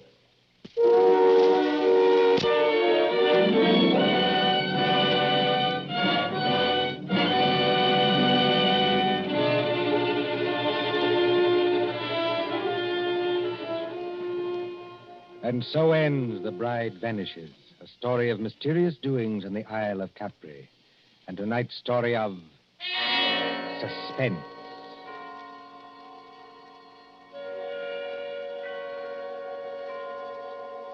Columbia presents these tales of mystery and intrigue and dangerous adventure for your relaxation and enjoyment.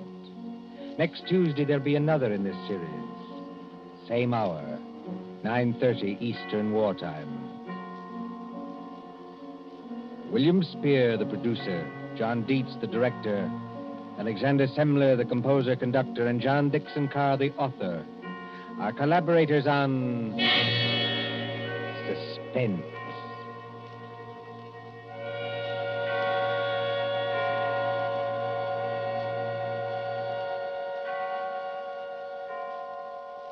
This is the Columbia Broadcasting System.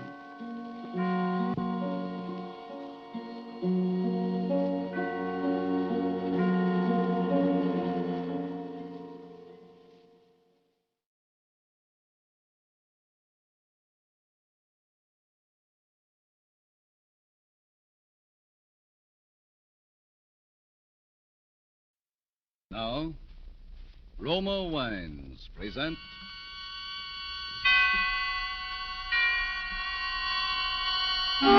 Suspense.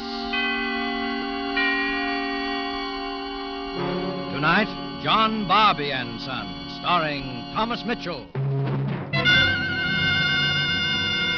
Suspense is presented for your enjoyment by Roma Wines. That's R-O-M-A, Roma Wines. Those excellent California wines that can add so much pleasantness to the way you live, to your happiness in entertaining guests, to your enjoyment of everyday meals. Yes, right now a glassful would be very pleasant, as Roma Wines bring you Suspense.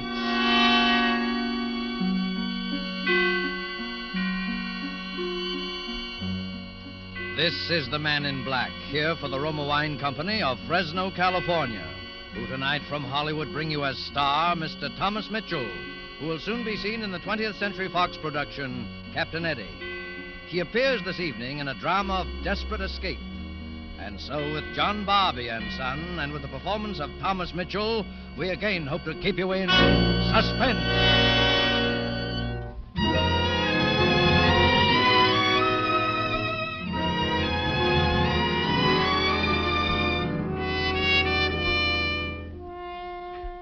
I'm afraid, Mary. For the first time since you've been gone, I'm afraid. I'm going to have to break my promise, Mary. I've tried. I've kept him out of sight, like you told me. I did just like you used to do when you were here, Mary. But it was that kitten that wandered into the place today. Carl didn't mean any harm. What he did, he didn't mean to do. It was just that he'd never held one in his arms before. And now they're coming for him tonight. They'll take him away. They'll take him to the home. Oh, if I could somehow just put them off for one more night. Ah, Mary, it would be easier if you were here. No, Carl, I told you to stay upstairs till I called you. Oh, no. You're to stay in your room. I'm not going to let them take you away. Maybe I'll think of something. I've got to think of something. Shh. Carl, they've come. No, be still. Go back to your room. Hide yourself. One moment. Here. Take my hand. No, come with me.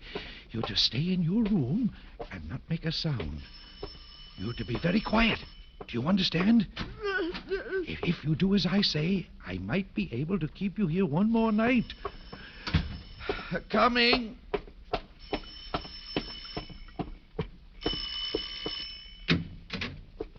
Mr. Barbie? Yes? I'm Mr. Wilk from the home. I've come for your son. I know, but the boy is ill. We'll take care of him. Oh, far better than you can here alone with him. But I'm afraid it's something contagious. He's broke out in a rash. Are you sure? Yes, he's got some sort of red spots all over him. Well, I wouldn't want to run the risk of infection. I mean for the others at the home, of course. Of course. That's what I mean, Mr. Wilk. Perhaps I'd better have a look at him. Oh, please, Mr. Wilk. The boy's asleep. We'll have to wake him. You don't understand, Mr. Wilk. He's miserable since he knows he has to go. Don't wake him. You have my sympathy, Mr. Barbie, but I have my orders. Well, if you could bring a doctor first thing in the morning, then you'd be sure of no one catching anything from him. Well, I suppose that would be better. Yes. What about the neighbors? Oh, they won't know. They've never even seen him before today. If it hadn't been for that kitten... I can't go into that with you now, Mr. Barbie. No. The animal's dead. Yes. However, under the circumstances, it might be better if I brought the doctor back with me in the morning. Thank you, Mr. Wilk. But the boy's not to leave the house. Do you understand? Yes. We'll be here at 9 sharp in the morning. Good night. Good night.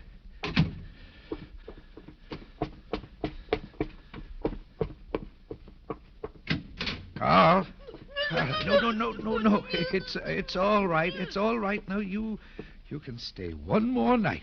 Well, Carl, I promised your mother that I'd never let them take you away. That I'd do anything before I let them do that. What are we going to do? I know what happens to them at the home. I've seen them after they've been there a while. They'd be better off... Carl, how would you like to go away? Yes, how would you like to go someplace where they'd never reach you? Yes, that would be better, Carl. That would be much better.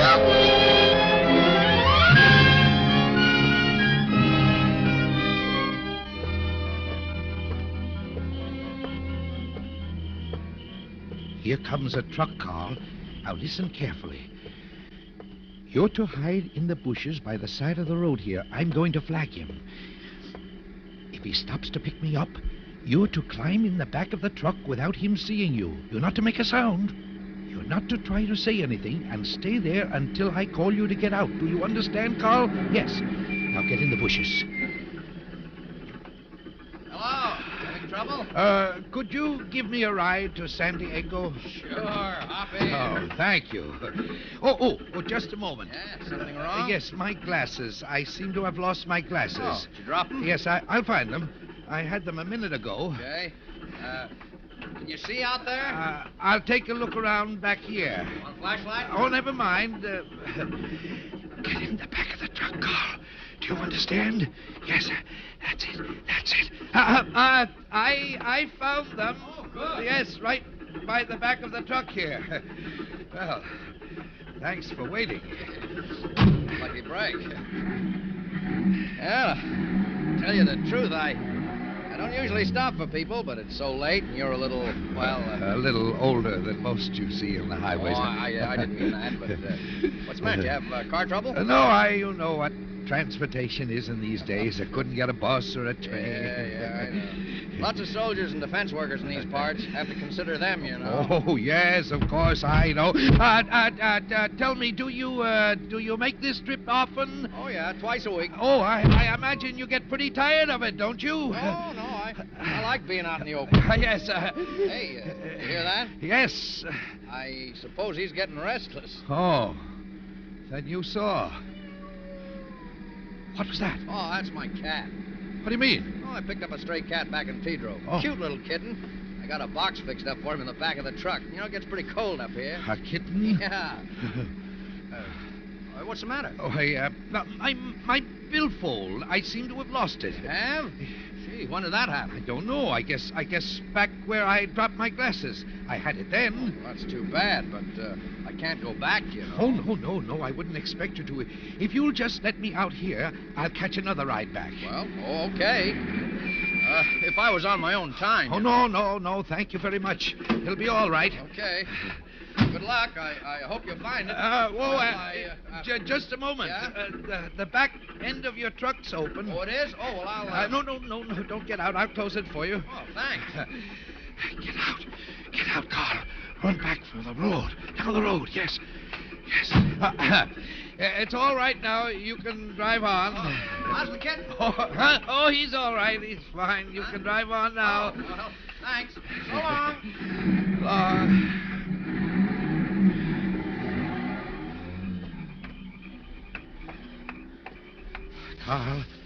Carl. Oh, no, you don't have to hide anymore, sonny. He's gone now. Oh, you were a good boy, Carl. You did just like I asked you to. And you didn't touch the kitten, did you? Come on now.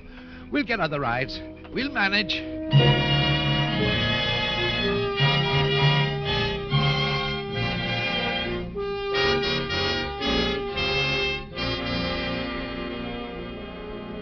Tonight, for suspense, Roma Wines are bringing you as star Mr. Thomas Mitchell, whom you have heard in the first act of Mel Dinelli's radio play, John Barbie and Son. Tonight's tale of suspense.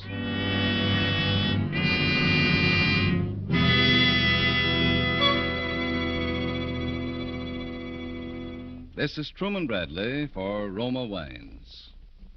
Have you ever noticed the knack some women have for making their guests feel welcome, relaxed?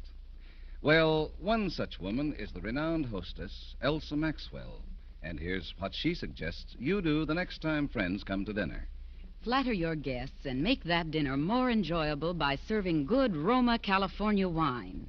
You'll find Roma's Golden Sauterne is delicious with all main dishes, and particularly a delightful flavor mate with fish or fowl. 2 point-free foods now more popular than ever. Just be sure you serve that good Roma Sauterne well chilled.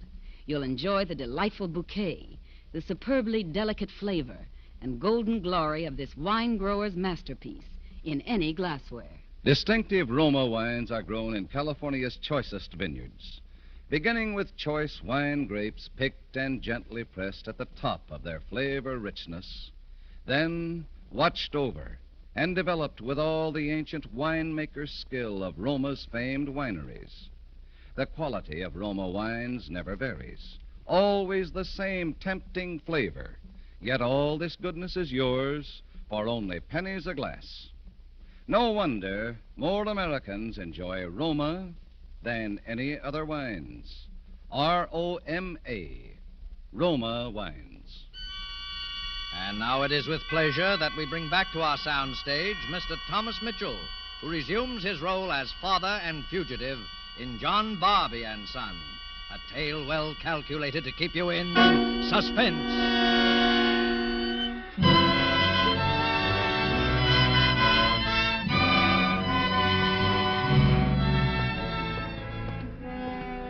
Well, it was a long walk, eh, Carl? But we'll get us a room now and get some rest. I'm going in alone. It's not good for us to be seen together. You wait here on this bench, and you're not to talk to anyone. Not to anyone. Do you understand? I won't be long.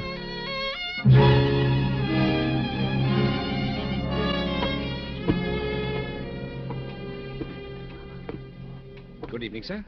I'd like to have a room, please. Oh, you're very lucky, sir. I've just had a single vacated. Oh, you haven't a double? Oh, I'm sorry, I haven't. I thought you were alone. Oh, well, I am, but I prefer a double bed. I'm afraid you're going to have trouble finding any kind of a room in San Diego, sir. We're lucky to have this one. Yes, I'll take it. It'll be all right. All right, sign here, please. Yes. It's really not a small bed. It's 3/4 size. Here's your key, sir. Oh, that's fine. Thank you. Oh, could you tell me, is it on the ground floor? Why, no, it isn't. Oh. Had you wanted it on the ground floor? Yes. You see, I'm a little nervous about fires. Oh, well, there's a fire escape just down the hall from you. Oh, there is? That'll be all right, then. I've got to get... I'm going out for a while. I'll be back later. Thank you. Yes, sir. Did you hear that, Miss White? Yeah. Can't sleep in a single bed. Afraid of fires. I'll tell you, you meet all kinds, don't you? You certainly do.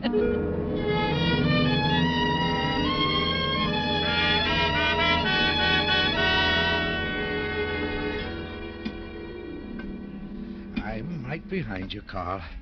Yes, son. Nothing to be afraid of. You've never been on a fire escape before, have you? It's fun, isn't it? It's only a little ways now. Here, take my arm. Here we are. Now, you stay back until I look in the window first. See if anyone's in the hallway. Huh? It's all right. I'm sure it's... Wait. Yes, it's all right. Come on. I'll help you through. Shh. Someone's coming. Stay out there, Carl. No. Stay out there on the fire escape. Don't make a sound. Oh, Mr. Wilson. Oh, good evening. Aren't you at the wrong end of the hallway, sir? Yes, Can't you find your room? Yes, but I was just looking around. Oh, the fire escape. Yes, I see. You wanted to try it out, huh? Well, I'm a little nervous. I understand, sir. Would you like me to show you how to get out onto it? Oh, no, thank you. I've been out there already. Oh, you have? Uh-huh. Well, you feel better about it then? Yes, thank you. Anything I can do for you, sir? No, I'll be getting to my room now. Well, I guess we'd better close this window. It looks like a rain's coming. I'll close it. Okay, sir. Good night, Mr. Wilson. I hope you sleep well, sir. Good night.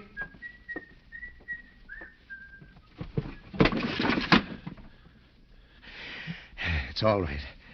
Come on, Carl. Careful now. Follow me, quickly.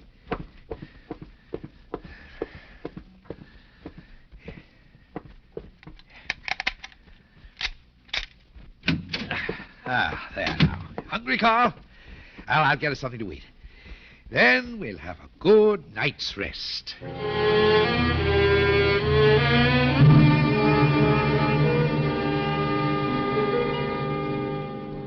Miss White. Yeah? I just found the old boy up in the hallway. He was trying out the fire escape. Can you beat it? When? Just now. Well, but how did he get up to his room? He didn't come back through the lobby. What? He didn't. No. I know I would have seen him. He must have used the fire escape then. Say, there's something funny going on around here. Hey, look, it's his room. Office? No. Yeah, well, I'm sorry, Mr. Wilson, but we don't have meals sent up anymore. There's a cocktail lounge and a restaurant on the roof. Oh, it's really quite nice. And there's a terrace where you can step out and get a wonderful view of the entire city. Yes, sir. You're welcome. Meals sent up. I guess he don't know there's a war on. That fire escape business puzzles me, and now he wants his meals sent up. Say, do you suppose he's got somebody up there with him? I don't know, but I'd certainly like to take a look at his room. And I think I will if he goes out. That's a good idea.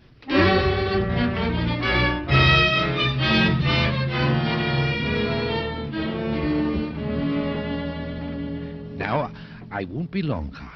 But you're not to make a sound while I'm gone. And if someone comes to the door, don't you answer it. And if someone starts to unlock it, you hide. Here. Hide here in this closet. You understand? Remember now, no noise. Do everything I tell you, and everything will be all right. Yes. I'll get you something to eat, and I'll be right back.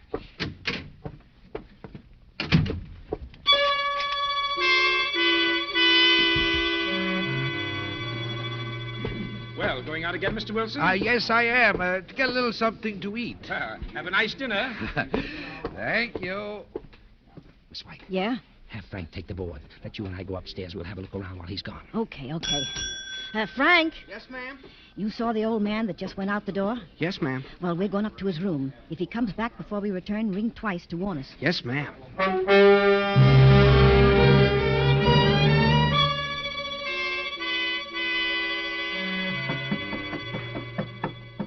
Why are you knocking? I have a feeling someone's in there. Well, if there is, they're not coming to the door. Not if he sneaked them into the hotel. Oh, yes, I suppose you're right. I guess I'd better unlock it.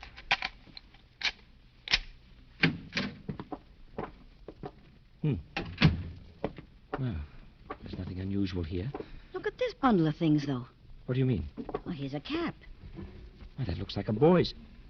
Still, it might be his. He wasn't wearing a cap when he come in. No, he wasn't. Should I look in the closet? No, I don't think we need bother. If he did have someone in here, they're not here now. Well, I just think I'll take a look, as long as we're here.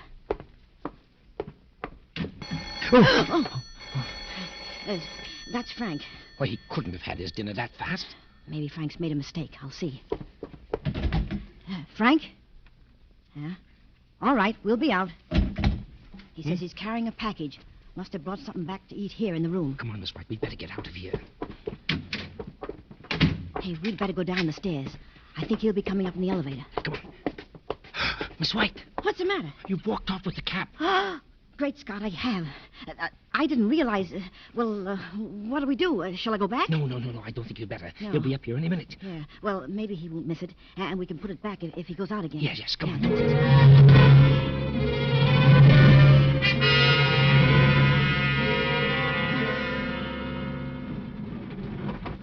Yes, sir. Top floor. Thank you.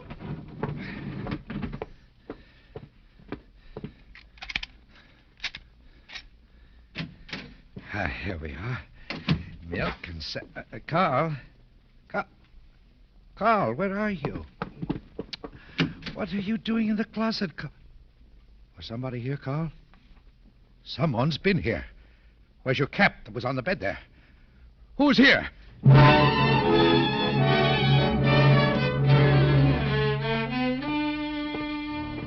Evening. I'd like to see the manager. He's not in. I'm in charge. Could I help you? I'm Detective Bowen. Oh. We're checking hotels in the vicinity for a certain John Barbie. Have you anyone registered with that name? No, I don't believe I have. But what kind of a looking man is he? Older man, about his 60s. Hey, wait. I have someone here who answers that description. He's been acting peculiar, too. But he's registered under the name of Wilson. Here it is. John Wilson. He might be the one you're looking for, and I have a hunch he is. Is he in his room now? Yes. He went up just a short time ago. I'd like to go up. Here's my badge. Oh. What's the room number? 408. Is it something serious? Yeah. Murder.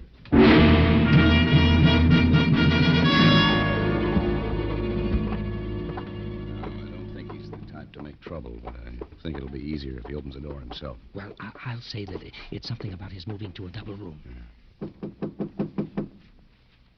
Mr. Wilson? Oh, Mr. Wilson, I have another room I think you'd be interested in seeing. Well, I don't think anyone's there. Maybe a pass key? Oh, yes. Open the door. But That's all right. I have a gun. I'll stand back out of sight.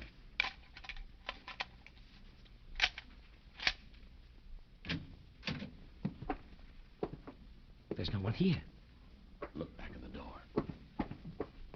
No. Here. Maybe the closet here. No. No, there's nobody here. Say, he must have had somebody with him after all. What do you mean? Well, he registered alone, and I suspected there was someone with him, but look on the dresser there. 2 bottles of milk and 2 sandwiches. We haven't been touched either. He must have left here in a hurry. Is there a fire escape on this floor? Oh, yes, there is. And I found him looking it over right after he moved in. Well, come on, let's have a look at it. Yes. Right this way, please. Down the hall here. Look, the window's open. He must have gone out that way. Huh? Let's have a look outside. No one down below. You must have just missed him. Look, Mr. Bowen. What is it? There's somebody up above. Somebody climbing in the window at the top of the fire escape. That's him. Come on. Wait.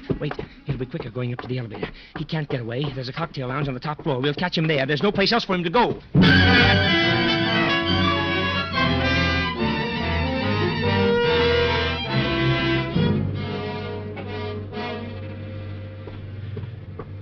Careful now. Careful. Go through the window, Carl. That's the boy, Carl. They're following us. I know that. They'll always follow us. You've got to do everything I tell you now. You've got to understand. Come on. Pardon me, sir. Yes? Is there a terrace room on the floor? Oh, yes, there is. You'll get a wonderful view of the city. It's straight ahead through the cocktail lounge. Oh, thank you. Oh, isn't it beautiful? Just look at the skyline. That's Coronado over there. Nice, isn't it, Carl? Carl, if they catch up with us, it means you'll have to go back to the home. You understand that, don't you? We promised your mother we would never let that happen, and we're not going to. Oh, look at that man over there. He's climbing up over the iron fence. Stay there. You better get back. Oh, somebody stop him. It isn't going to hurt much, Carl. It'll be quick. Mr. Bobby! Mr. Bobby, don't! Stay where you are.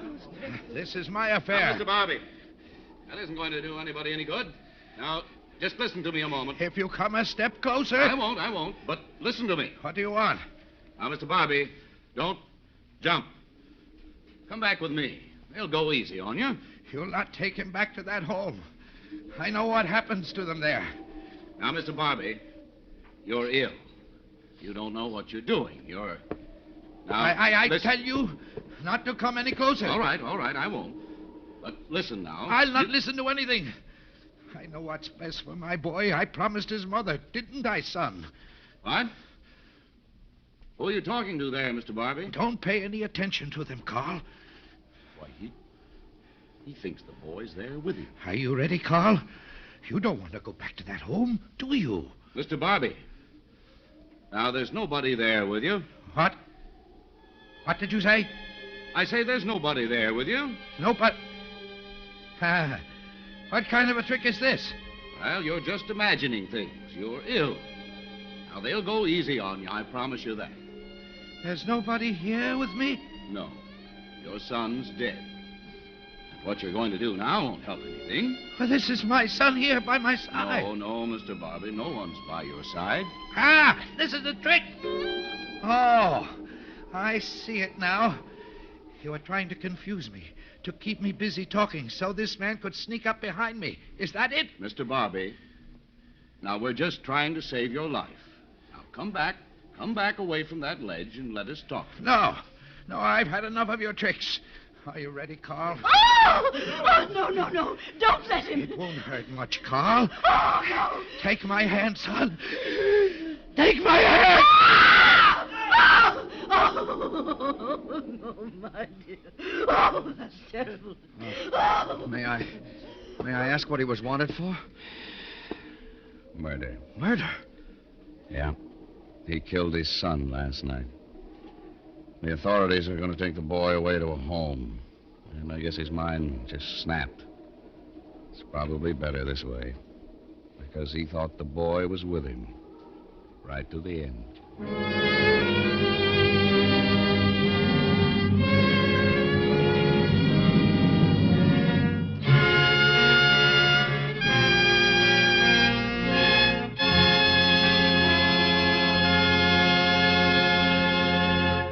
And so closes John Bobby and Son, starring Thomas Mitchell, tonight's study in Suspense. Suspense is produced, edited, and directed by William Spear. Before Mr. Mitchell returns to our microphone, this is Truman Bradley for Roma Wines. Genuine cordiality, unaffected simplicity. These are qualities that have made Miss Elsa Maxwell's hospitality famous the world over. In her own words, friendliness and hospitality begin at home. And there's no better or simpler way than with a glass of distinctive Roma wine.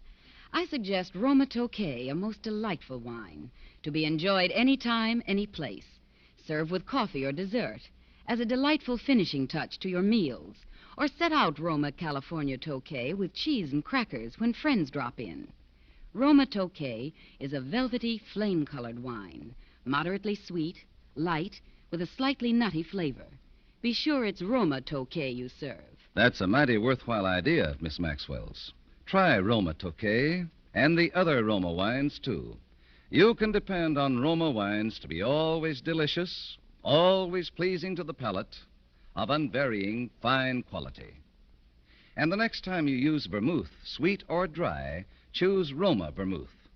Zestful, herb-flavored Roma vermouth is blended, mellowed, and developed with all the traditional wine-making skill of Roma wineries, yet surprisingly low-priced.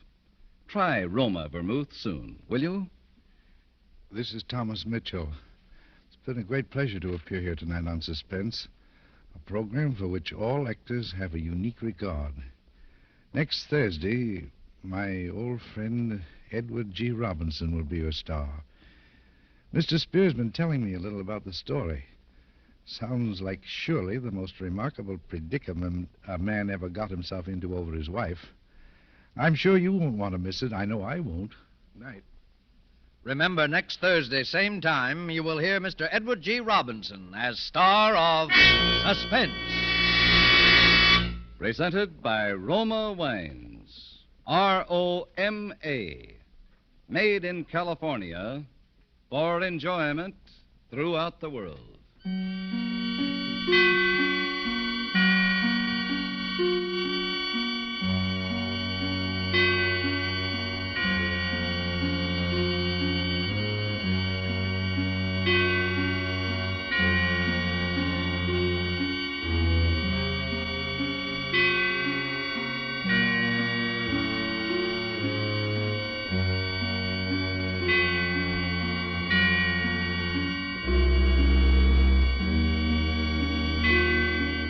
This is CBS, the Columbia Broadcasting System.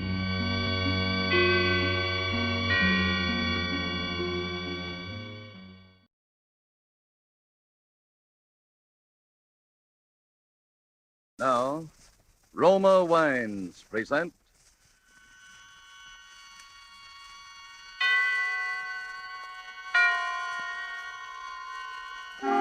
Suspense.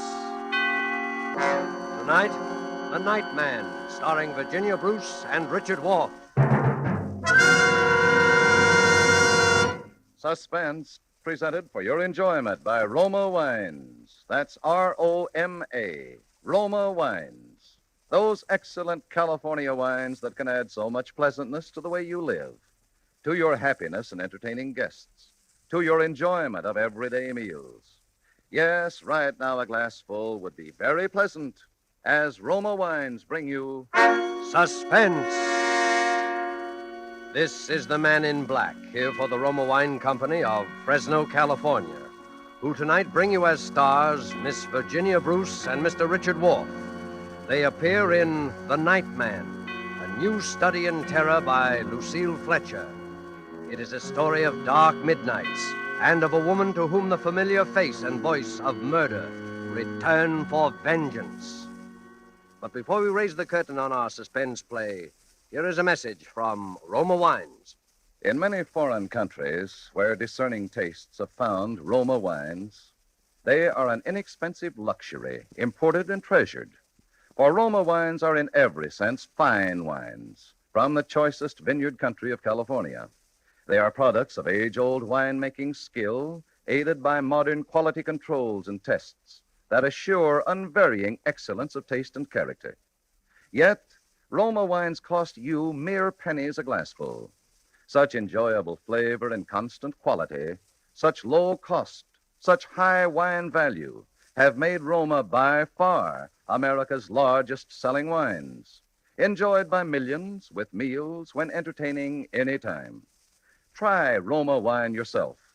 Tomorrow at dinner, no matter what you are serving, place on the table a cool bottle of ruby red, hearty Roma California Burgundy.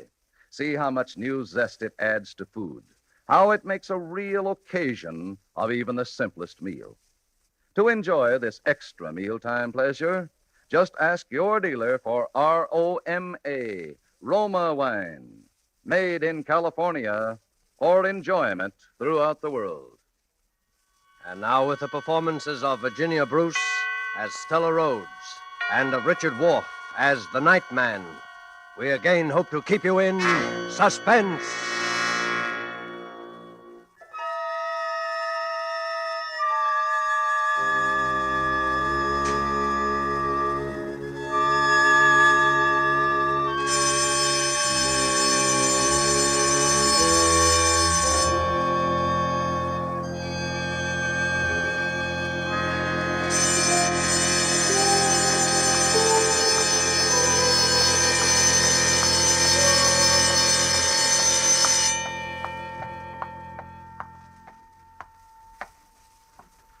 Warden Graves. Yes, Miss Rhodes. Sit down, won't you? Thank you. I hate to disturb you like this, but I've traveled clear across the country. They wouldn't give me the information over the phone. I know. You know what this visit is all about, Warden. To some extent, yes. You think one of our prisoners, Tom Nixon, has escaped. He has escaped. I'm as sure of it as I'm sure of sitting here now. I saw him at Lodge in New York City 2 days ago. You knew Tom Nixon well, Miss Rhodes? Knew him? He was my mother's murderer. My mother was Mrs. George Rhodes of Huntington, Long Island. She ran a boarding house there. He killed her on September 18th, 1933. We have all the records of the crime, Miss Rhodes. Tom was Mother's chief boarder for 10 years. Know him? Why, I sat opposite him at dinner table from the time I was a girl of 15. I knew him as well as I knew Mother. I'd know him anyway. I see. And now he's at Lodge. He's free. He's escaped this place. Maybe you're not aware of it. Maybe even his fellow prisoners aren't aware of it. But he's wormed his way out. And he's after me. He's after me. Oh, now, my dear young lady. Warden Graves. 10 years ago, when Mother was found murdered, I knew it couldn't have been anyone but Tom. I testified against him. I was practically the only witness at the trial. And when they sentenced him here for life, he swore to kill me. He swore in the open court to get even with me. For 10 years, I've lived in deadly fear. I've watched the newspapers for prison breaks. I've moved from house to house, made few friends. He's hung over me like a shadow. Even though I told myself he was locked up here forever. And now it's come. And where exactly did you see the prisoner, Miss Rhodes? That's just the point. That's why I know he's after me. I saw him in my own apartment house. Well. He has a job there, running the elevator at night. That's what makes it so horrible. I've never married, Warden Graves. I live all alone in a small 3-room penthouse on the 18th floor of an office building. The other night, about a week ago, I came home alone from the movies after midnight. The big marble lobby of my building was deserted, except in a far corner near the elevator with his back toward me, there was a man, down on his hands and knees, scrubbing the floor.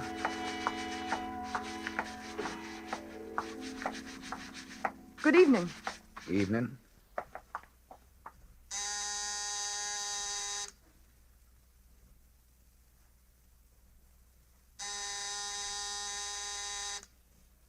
Well, where is everybody?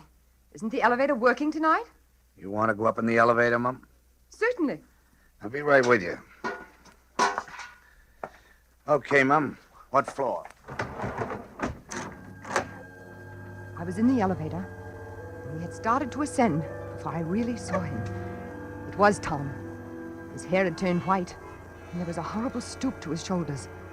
But everything about him, the crook of his head, his high, thin, bony nose, the hollow cheekbones, were all the same.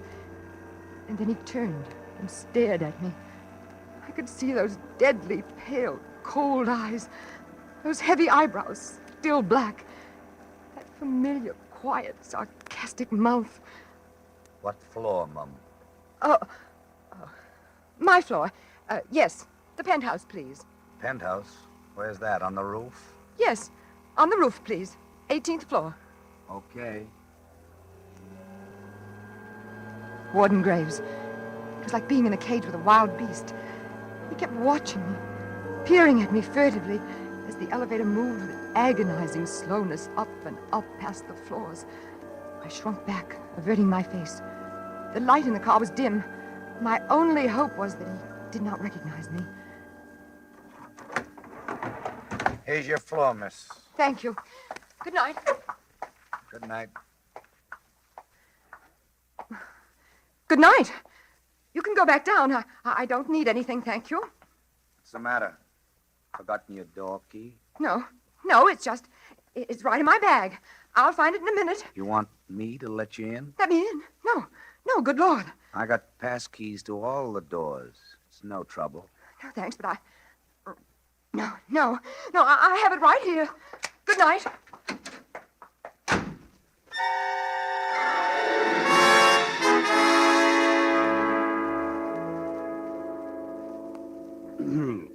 And that was the first time you saw him? Yes. Oh, I wanted to die. I didn't know where to turn. And that was all he did or said? Yes, but it wasn't so much what he said as the awful resemblance, the feeling that he was only playing with me, torturing me like a cat with a mouse. Warden Graves, I didn't even have a phone. I've always been afraid to be listed in the phone book. And the only way up to that penthouse was by that one elevator. I was trapped up there, at his mercy whenever he wanted to come. What did you do? I spent the night crouched against the wall with a flat iron in my hand, waiting for that key to click in my lock. And the next morning? The next day, I began to wonder if it all wasn't just a dream.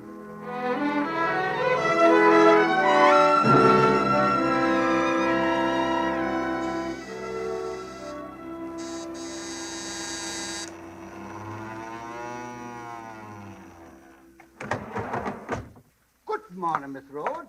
Good morning, Gallagher. Lovely weather we've been having, lovely, dry and brisk, but not too brisk, not overcoat weather yet. No, not overcoat weather yet. I was only saying to Foley this morning. Gallagher? Yes, Miss Rhodes, yes. Who's that new night man running the elevator?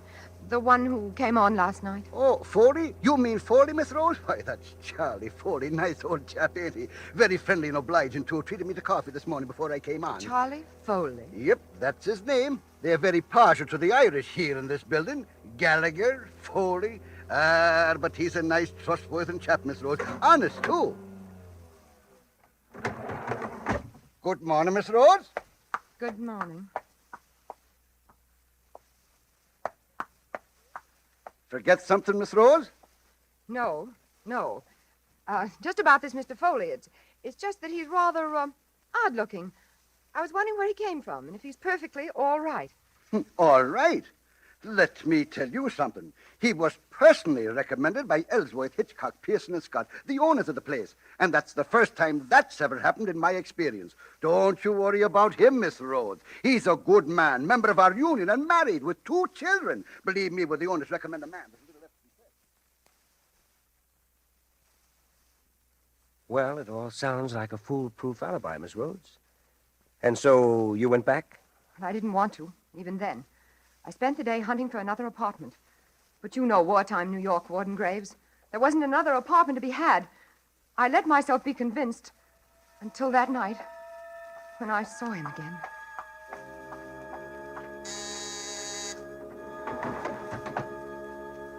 Good evening, Miss Rhodes. He called me Miss Rhodes.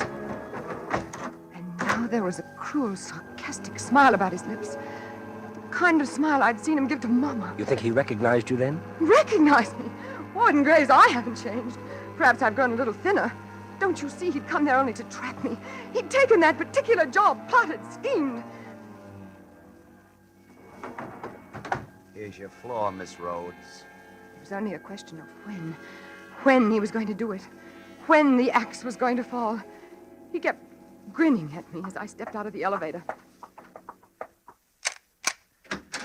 Good night, Miss Rhodes. Good night.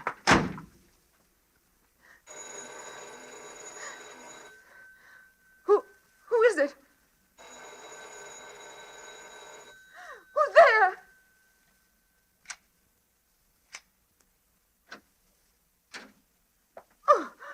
Oh, excuse me, Miss Rhodes. There wasn't any answer to my ring. What do you want? What are you doing here? It's your laundry. They told me to put it inside the door in case you weren't home. My laundry. Oh, but you knew I was home. You just brought me up. That's right. Excuse me, I guess I must have been thinking of something else. Yes, I'm sorry, Miss Rhodes. Very sorry. that's all right. Good night. It was a crazy mistake. There I was thinking you could get up here some other way. But there isn't any other way, is there? No, Even the service elevator doesn't get up this far, does it? no. It's just like you're all alone here. Alone. On the roof. Yes. Tom, if you come any closer, I'll kill you to hear. I'll kill you with my bare... What was that, Mum? Get out! Get out! Get out! It's my buzzer. I better answer it.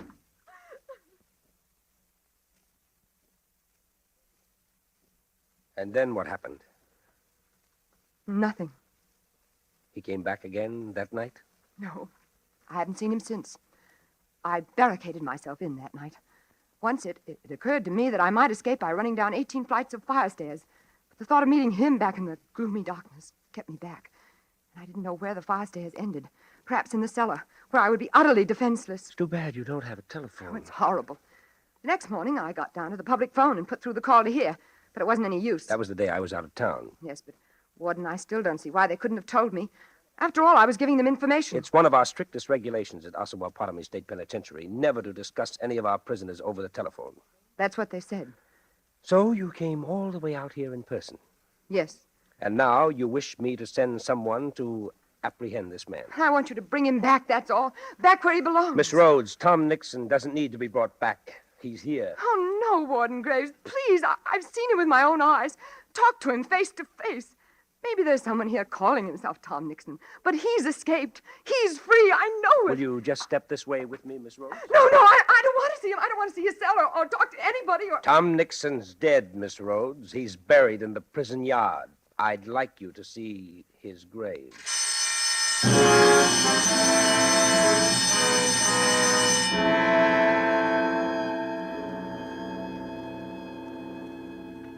And this is the photograph taken of him just a week before he died. You see, he wasted away quite a bit. He was in the infirmary all last year. Became very religious, too, toward the end. Spent a good deal of his time praying. Praying? Mm-hmm. All the fight seemed to go out of him as soon as he knew he was seriously ill. But you'd say this was his picture, wouldn't you, Miss Rhodes? Yes, it's Tom, all right. Mm-hmm. And these little personal belongings. Ordinarily, we turn these over to the family, but in Tom's case, there wasn't much family. You'd recognize these as his. Yes, I don't know them all, but that gold watch, he used to wear it every Sunday at Mama's. He wrote a couple of notes before he died to a fellow prisoner and to the prison chaplain. You remember this handwriting? Yes, this seems to be it. Well, Miss Rhodes, now you feel a little better about your elevator operator? Hmm? You must think me a fool. No. An awful fool. Not at all, not at all. But the likeness was so extraordinary. It was almost like seeing a ghost. A ghost? Come, Miss Rhodes. Snap out of it. Now that you've gotten all this off your chest, isn't it perfectly obvious that that poor nightman's done nothing or said nothing to you at all out of the ordinary? It's only that, well, you seem to be the victim of some kind of guilt complex. Guilt complex? Oh, I'm not guilty of anything. Oh, what I mean is, Tom has been on your mind now for 10 years. You testified against him. He threatened you. Gradually, you see him everywhere. No, only this once. Only these last few nights. All right. But now you know the truth. That should clear your fears forever. Tom's dead and buried. Now, go back and take a look at that night man again. Now that you know Tom's dead, I'll lay odds the whole resemblance will vanish. Well, I hope so. My advice to you, Miss Rhodes, would be to go straight home. Use that elevator as much as possible. Get acquainted with this Foley fellow. For your own sake, try to get the better of these hallucinations. Otherwise, you'll start seeing poor Tom everywhere you turn. Well, I'll try, Warden Graves. Well, thank you. You've been very kind. Not at all.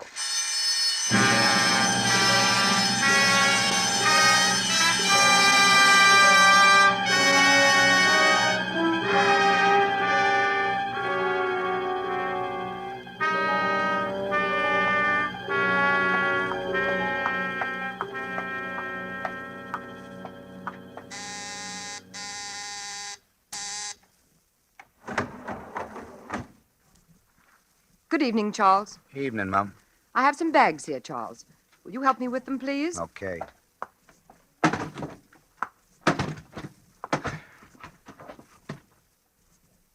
That all, Mum? Yes, thank you. This is for you, Charles. No, thanks, ma'am. I never take tips. It's all right. I'd like you to have it. I'm sure the superintendent wouldn't mind. The superintendent hasn't anything to do with it. Well, aren't we going to start? Yeah, in a minute. Been out of town? Why, yes, I have. You've gone quite a while. I didn't see you for 3 or 4 nights. I was in the country visiting a friend. Oh. It's beautiful weather out there. The leaves are beautiful. I wouldn't know. You live in the city, Charles? Of course. Oh, isn't it hard to bring up children in the city? Children? Yes. Didn't I understand Gallagher to say you had 2 children? Me? What chance I have to have any children? Oh, I'm sorry. I'm a bachelor. By the way, my name is not Charles. Well, guess this must be my floor. No, it's not. Then why are we stopping? The elevator's stuck. Power's been cut off. Cut off? Mm-hmm. Oh, but how could that happen? It's never happened before as long as I've lived here. Yeah? Well, sooner or later, I guess it had to happen. Isn't there some way we can get it back on? Some buzzer for the cellar or something? If the power's off, the buzzer isn't working. It's a wonder the lights are still on. The lights? Yeah. They'll go out in a few minutes, though. And then it'll be black in here. Black as a grave. Let's get out of here. Open the door. Can't. She won't budge. But you haven't even tried. I don't have to try. We're stuck between floors.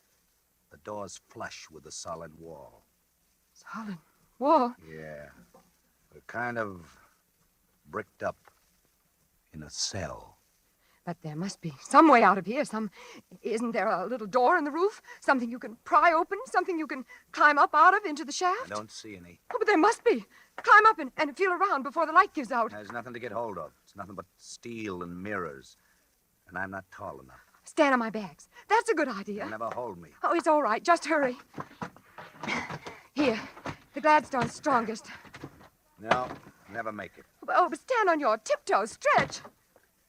No. Let me try. Oh, dear. No, I can't. I didn't think so. Oh, what are we going to do? What are we going to do? Wait. Wait. Wait until somebody comes along downstairs and finds the elevator stuck. And then rings up the superintendent. Oh, but that might be hours. Sure. No! Help! Help!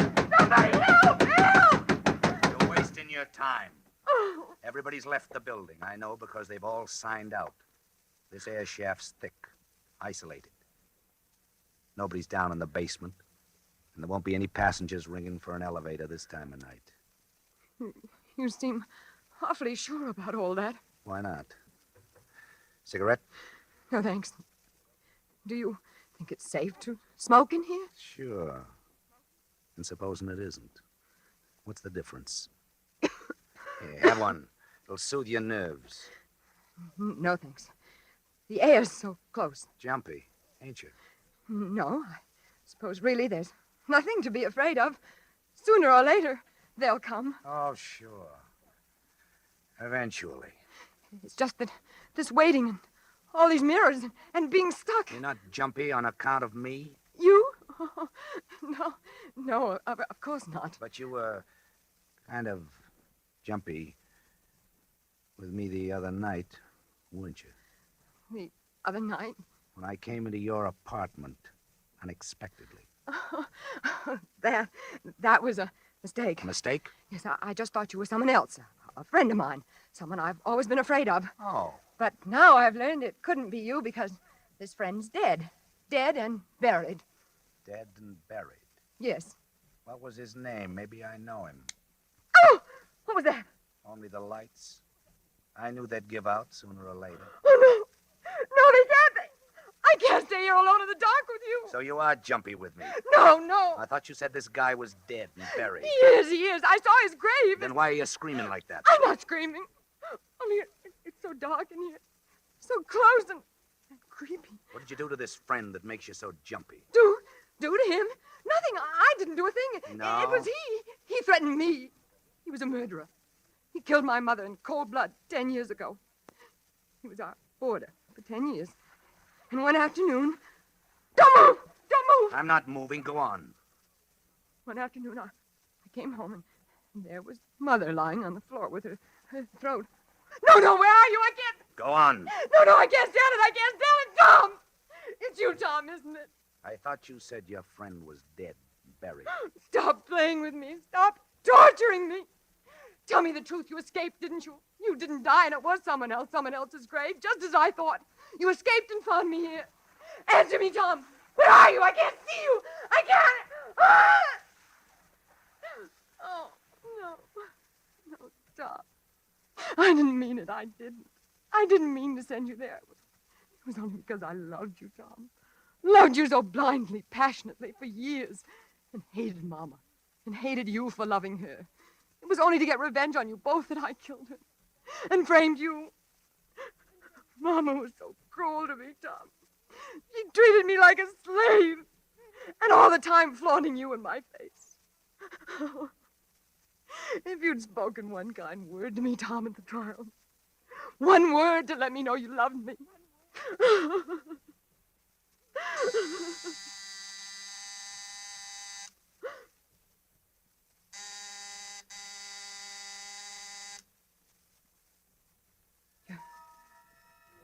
You're going to kill me, aren't you, Tom?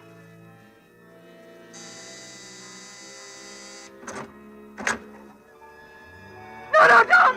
I don't want to die! I don't want to die! I don't want to die, Tom!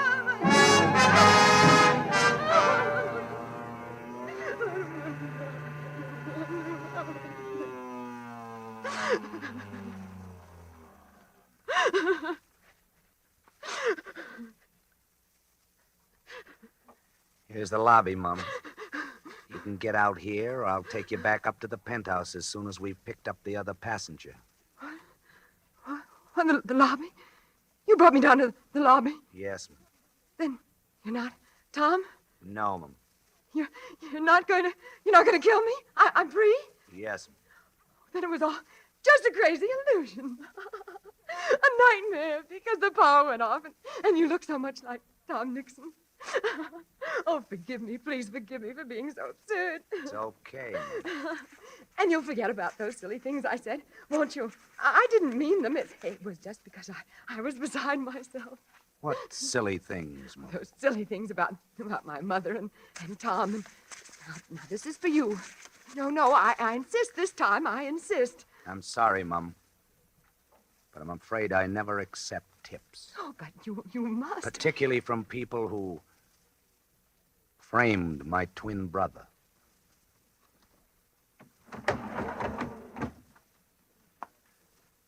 Good evening, Warden Graves. Good evening, Lieutenant Nixon. Well done.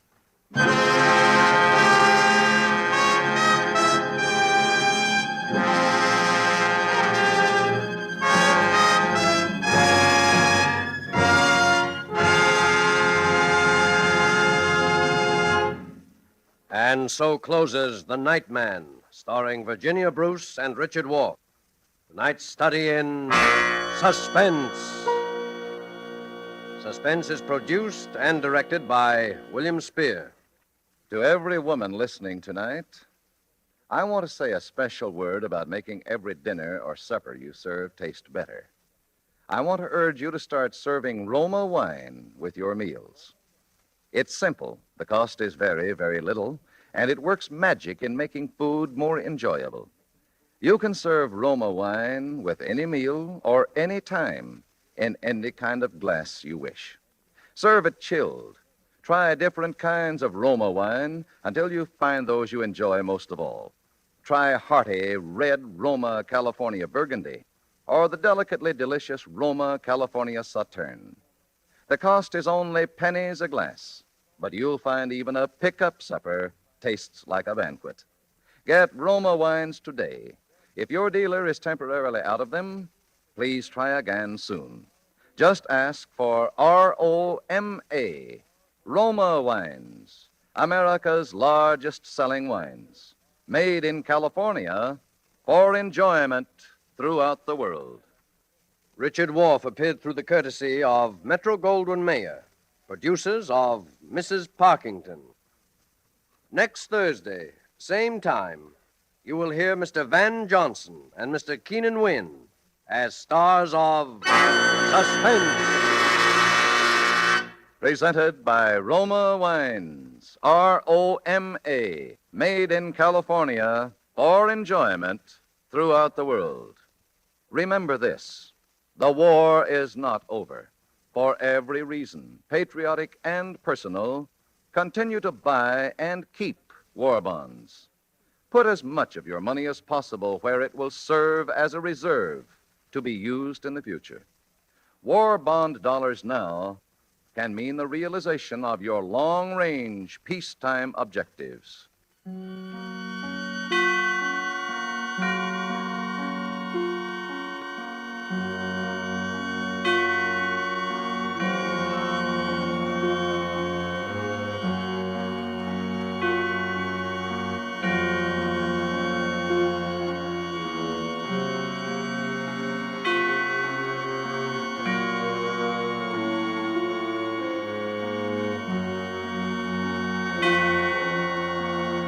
This is CBS, the Columbia Broadcasting System.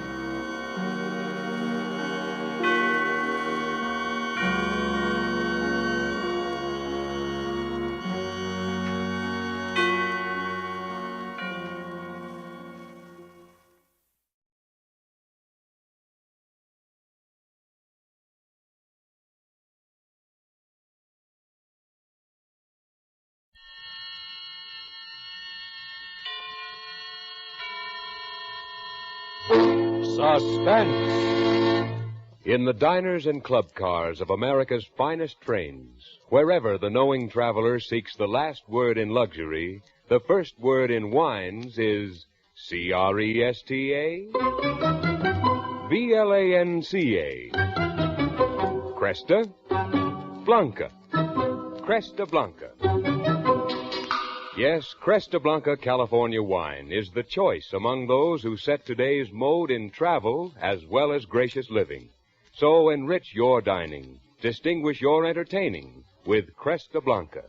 When you pour Cresta Blanca Burgundy, Sauterne, or any Cresta Blanca selection, you enjoy the finest in wine. Shenley's Cresta Blanca Wine Company, Livermore, California. And now, Shenley brings you radio's outstanding theater of thrills, Suspense. Presented by Roma Wines. That's ROMA. Roma Wines, for your everyday enjoyment. Tonight, Roma Wines of Fresno, California, bring you Mr. John Lund in Murder Aboard the Alphabet, a suspense play produced, edited, and directed for Shenley by William Spear. It is well past midnight now, and I write these words so that other men may know the full story of that ill-fated voyage of the deep-sea tug, Alphabet.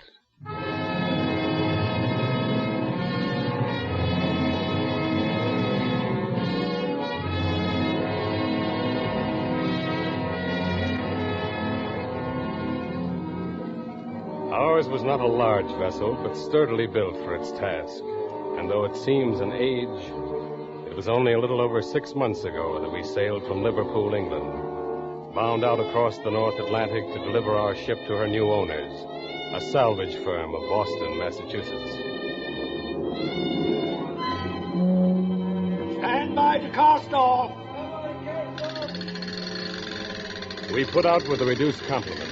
Just a handful of men, 12 in all. We were a new crew, sent on board for this journey over the deep sea lanes. And I sailed as chief officer, under the command of Captain Godfrey Walker. Second mate Harvey Goodrum and chief engineer Alec McTavish being the other members of our small saloon.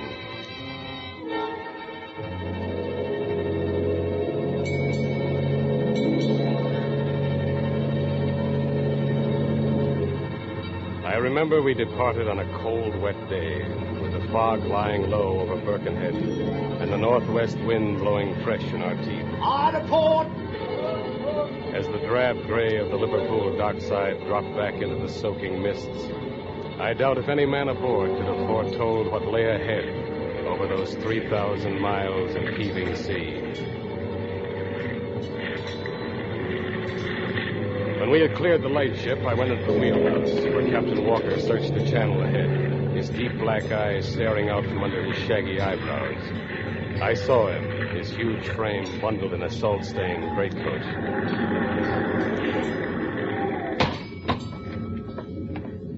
Ah, Mr. Marshland. Everything secured for sea? Yes, sir. Everything on deck is lashed down as tight as a whistle. Good, good. We may get a dirty crossing this time of the year. Oh, she'll be uncomfortable, sir. When it comes to ships, I'm used to something a little bigger. You're on no 10,000 tonner now, mister. If we hit it heavy, there'll be many a man on board who'll wish he'd never left the dockside. Oh, I think the crew can take it, sir. Well, maybe, mister, maybe. A few days out and we'll see. Keep it to a course, quartermaster.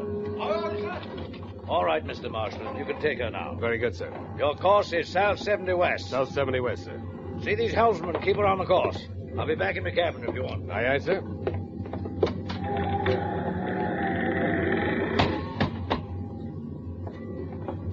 Queer toe, the skipper, sir. Is he? Aye. Fair gives me the creeps, he does. Oh, he's probably harmless enough. Used to bigger commands than this, I imagine.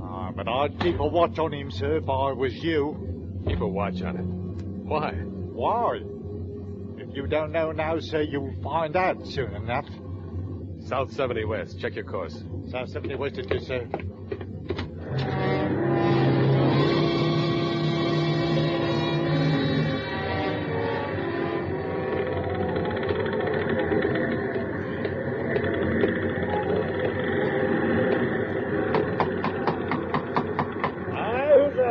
Marshland, sir. You sent for me?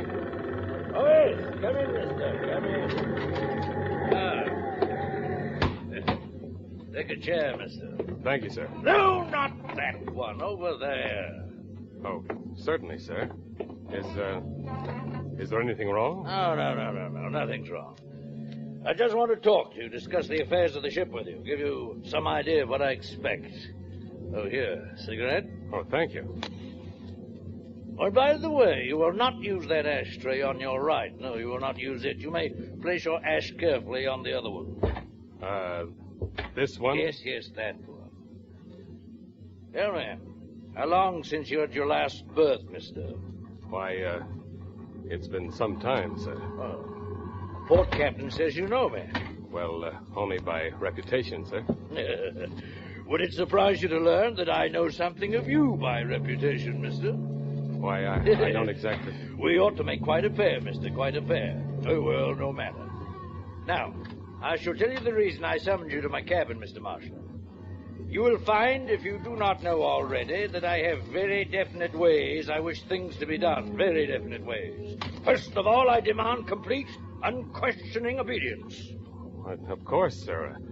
I'm sure you'll get the fullest cooperation from myself and the crew. Good. I want that to be perfectly clear. I also insist that your supervision of the work on the ship be done in a certain manner I shall prescribe. All items of work will be carried out in alphabetical order. Alphabetical order, sir? Precisely. Starting with A and carrying through to Z.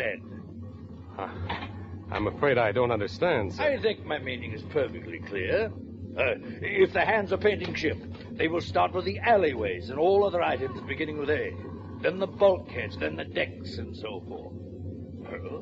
You understand me now, mister? Oh, yes, sir. I think I understand. But I'm afraid I don't quite see your reason. Mr. Marshland, my reasons are not to be questioned. You will remember, while I'm in command of this vessel, I hold the power of life and death.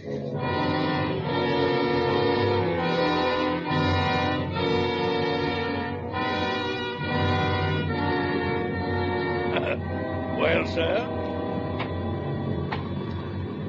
He was sitting across from me on the small settee of his cabin, his massive face half hidden in the shadows, his eyes piercing into mine.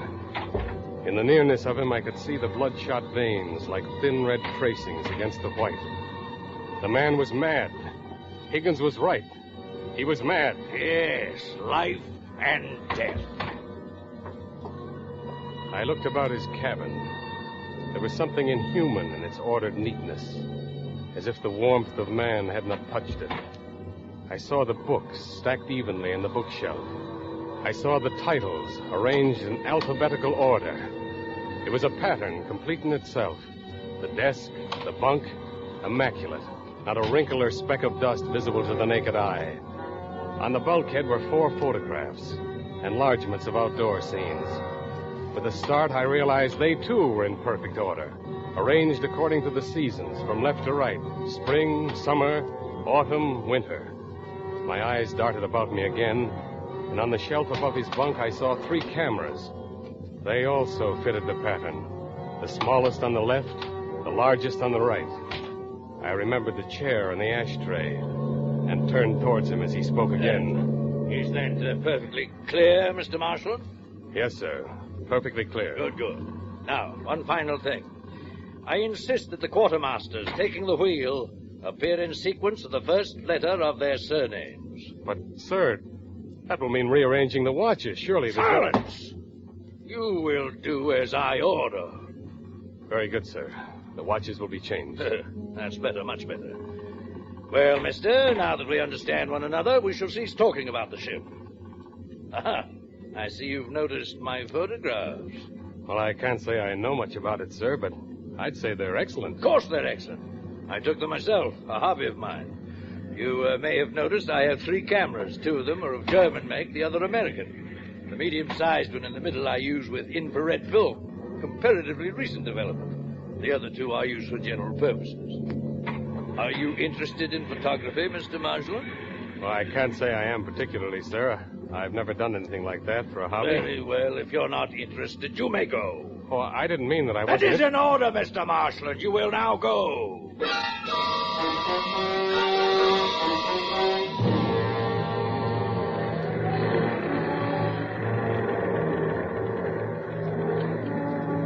I left him then and stumbled into the cold darkness outside, the thoughts tumbling unendingly through my head as I made my way to my cabin. We were pushing our way over the restless waters of the North Atlantic with a madman in command.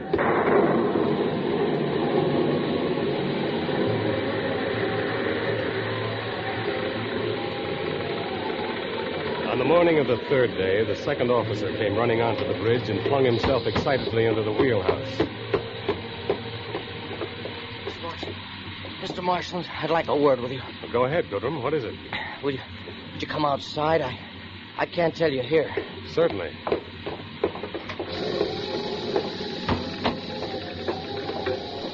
Now, what in the world is the matter with you? It's the wireless operator, sir. Abercrombie. He's gone. You mean he's disappeared? Off the ship? Disappeared? Maybe. But I wouldn't wonder if there was a better name for it than that, sir. What do you mean? I mean murder.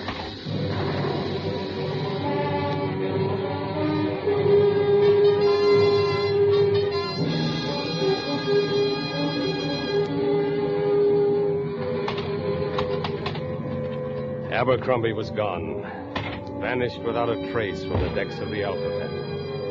And although I didn't have the feeling myself, there was an uneasiness within the crew now. They seemed furtive, frightened, and they quietly drifted out of sight whenever the captain made an appearance on the deck. You could see they feared him, and somehow connected his madness with the disappearance of the wireless operator. That night, I stood in the darkness of the wheelhouse, the faint light from the binnacle shining on the face of Higgins as he stood his trick at the wheel. It's a rum go, sir. That Abercrombie didn't just fall over the side by himself. Mark my words on that. Oh, come now, Higgins. Many a man has disappeared from shipboard, swept over the side by a sea. I say on a stormy night that may be. But last night was a pretty quiet one. Just a little kiss of rain.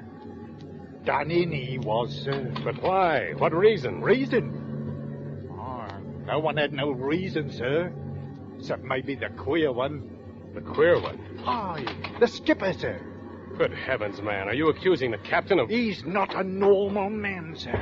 I wouldn't be too loud about the captain, Higgins. You can't accuse people without evidence. I'll keep me tongue. But the skipper's off his rocker.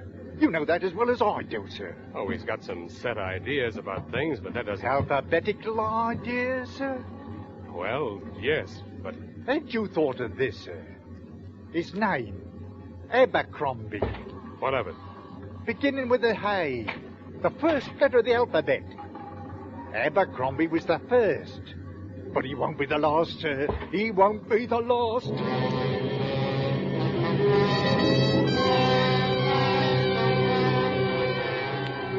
For suspense, Roma Wines are bringing you Mr. John Lund in Murder Aboard the Alphabet. Roma Wines' presentation tonight in radio's outstanding theater of thrills, Suspense.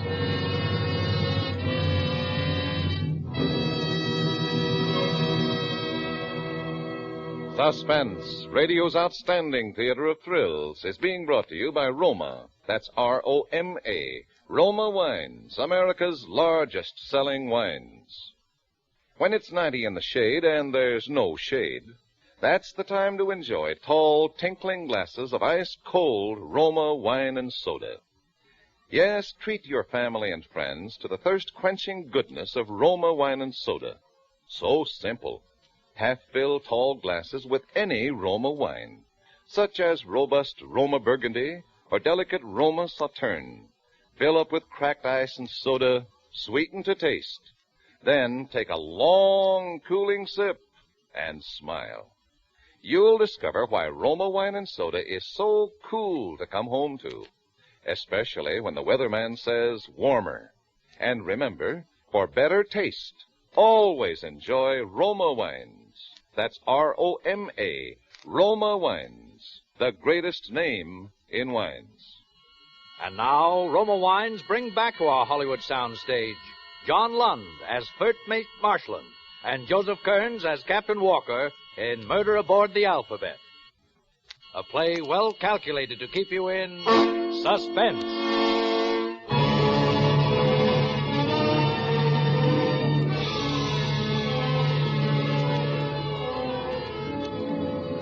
Needless to say, the conclusions of the men were no surprise to me. But I didn't feel the time was ripe for further action.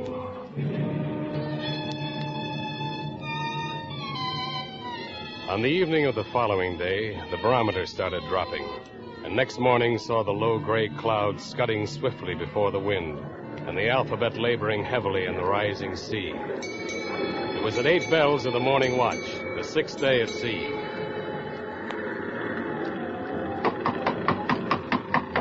Who's there? It's McTavish, Mr. Mate. Oh, come in, Chief. Take a chair, Chief. Oh, what is it? You look bothered. Butterfield, mister. He's lost. Lost? Aye. Are you sure, McTavish? Ugh, aye, I'm sure enough. We've searched for him all around the ship. There's nae a trace, mister. Have you informed the captain? Ah, the old man. Didn't you think he knows it? Come on.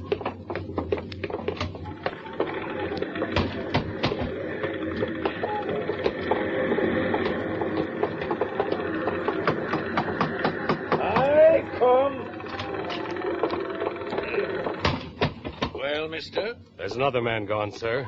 Butterfield. Butterfield, eh? Aye, sir. How long have you known this, Mr. Marshland? The chief engineer informed me only a few moments ago, sir. Are you sure of this, Mr. McTavish? Aye, I'm sure. There's nae a trace of him anywhere aboard the ship. Very well, Mr. McTavish, you may go. I wish to speak to the chief officer alone. What about Butterfield, sir? Go, Mr. McTavish. That's an order. Aye, sir. I'll be off. Well, Mr. Marshland, I'm afraid this is beyond me, sir. No, I'm not referring to the engineer, mister. He's obviously disappeared. There's nothing we can do about it. Well, why are you standing? Why don't you sit down? Well, but thank you, sir. Yes, it's Thursday. You may sit in the armchair. Thank you. Well, what do you think of my ship now? You still find it uncomfortable? Oh, no, sir. I like her very well. I thought a long time before I shipped aboard. Oh, you did, eh, mister, huh? Well, she's small, but then any ship's a ship, eh? I'd like something a little more, but then the sea is the lady that counts. Am I right? That's right, sir. You love her. You love her very much, don't you, Marshal? I do. Yes, I do. You're young, but you love her more than anything? More than anything. More than is natural? Captain. And now you're seated. Would you like to inspect my cameras and tell me what you think of them? Well, I'm afraid I don't know a great deal about that sort of thing, sir. So, you know nothing about them? Good, you may leave my cabin. Certainly, sir. I shall look into the Butterfield matter. He's left the ship, mister. You're only wasting your time. Now go.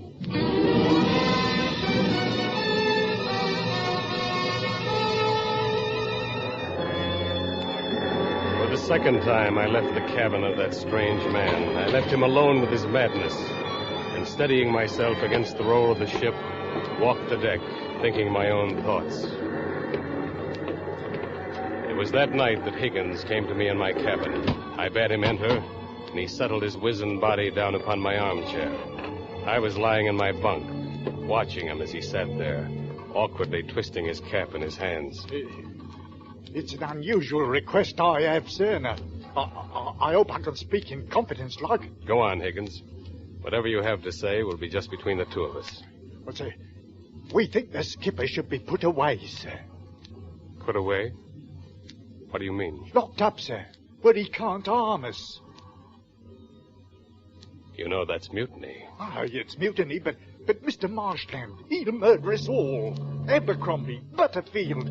He'll go clear on down the alphabet if we don't stop him. There's no proof. Well, the lads are sure enough. Are they? Just give us the word, sir, and we'll help you. We'll put him away. Very well, Higgins. Keep it among yourselves, but you can tell the men this. If there's any more trouble, I'll take matters into my own hands. You can rest assured of it. Blimey. Thank you, sir. It may be mutiny, but there ain't a court in the world as ever would convict you, ain't it? No. No, Higgins, I don't think there is.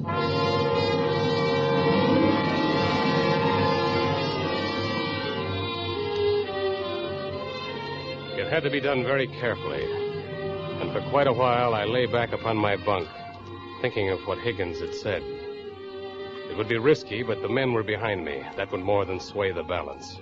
Higgins was right. Any court of law would see the wisdom of my action.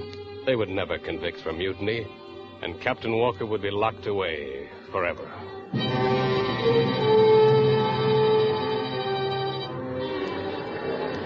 We continued on our way, and in the howl of the wind and the long seas, you could sense the cold hand of fear that had settled over the alphabet. By the evening of the 7th day, we stood well out on our great circle track, more than halfway between Liverpool and Boston.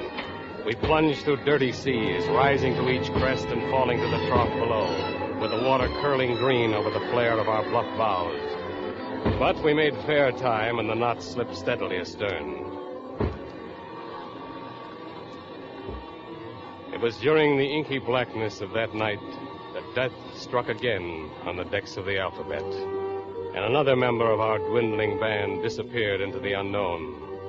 Abercrombie, Butterfield, and now the third man. His name was Chadwick.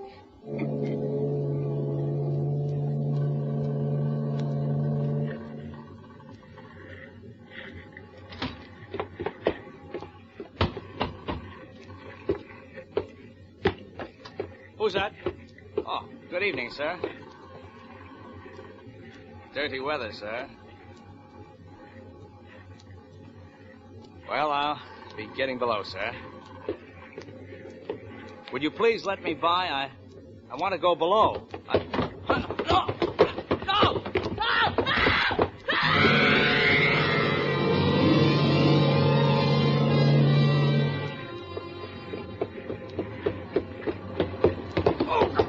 You clumsy fool. You dropped something, sir. Never mind, I'll get it. There. Up rather late, aren't you, Mr. Marshland? You are too, aren't you, Captain? I thought I heard a scream. Oh, did you now, mister? Did you?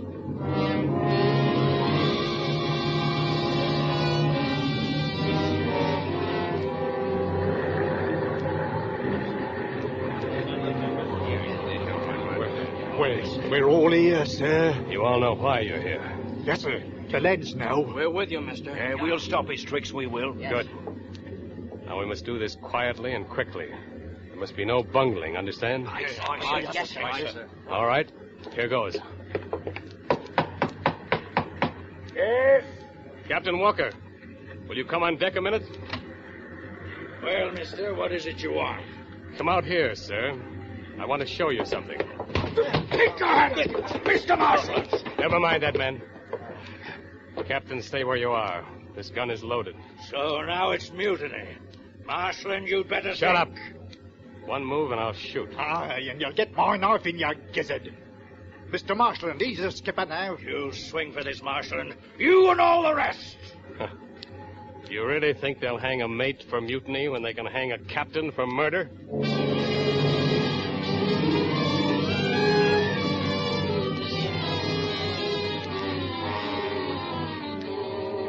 We sailed into Boston Harbor with Captain Walker lashed securely to a chair in his cabin.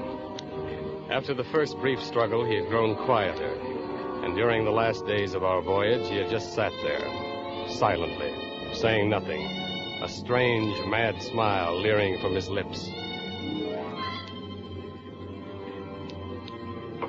We arrived in Boston late in the afternoon, and as we sailed up the harbor, we hoisted the international signal calling for the harbor police. After we had docked alongside, I went up to his cabin to ensure that all was in readiness for the arrival of the police. And as I stood over him, bound there in his chair, his eyes seemed to mock me, his smile taunting me. So, Mr. Marshland, this is to be the success of your little plan, eh? I have nothing to say to you, Captain. The police will be aboard at any moment. You think I'm mad, don't you? Well, maybe I am.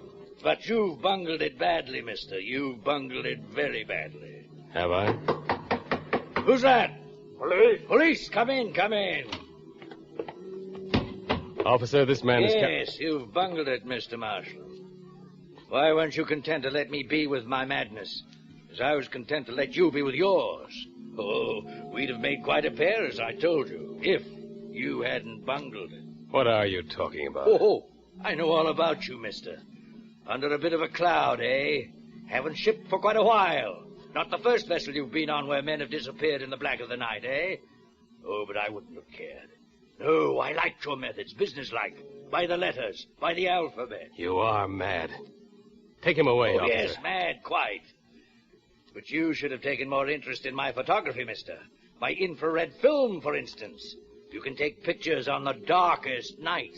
Would I have one, mister? An excellent likeness. A likeness? Of you, mister.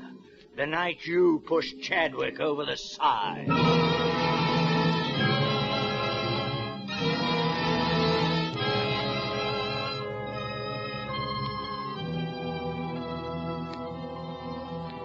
The police have been very understanding.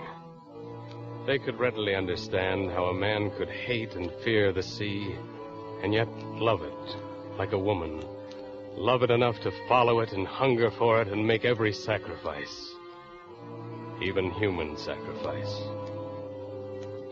But now they say they must send me away to a place where the sea can no longer torture me. A place of no land or sea or wind or rain, but only rest.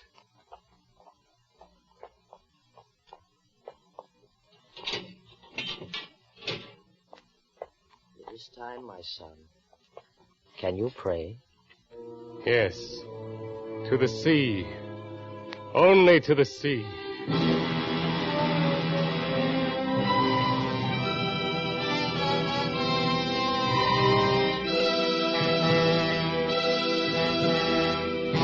Suspense. Murder Aboard the Alphabet, starring John Lund, presented by Roma Wines. That's R-O-M-A. Those better tasting Roma wines, America's favorite wines. Yes, Roma wines taste better because Roma brings you the captured natural richness of California's choicest grapes, gently pressed and guided, unhurriedly, with ancient skills and America's greatest winemaking resources to tempting taste luxury. These better tasting Roma wines are placed with mellow Roma wines of years before, and from these, the world's greatest wine reserves, Roma later selects for your enjoyment. This weekend, share with your friends the hospitality of delicious Roma California wine. Before dinner, serve nut-like Roma sherry. After dinner, enjoy rich, fruity Roma port. Yes, the better taste of choice Roma wines tells you why Roma, that's R-O-M-A, Roma wines, are enjoyed by more Americans than any other wines. John Lund will soon be seen in Paramount's 36-star production, Variety Girl. Tonight's suspense play was by Charles Turrell. Next Thursday, same time, you will hear Lloyd Nolan as star of Suspense. Produced and directed by William Spear for the Roma Wine Company of Fresno, California.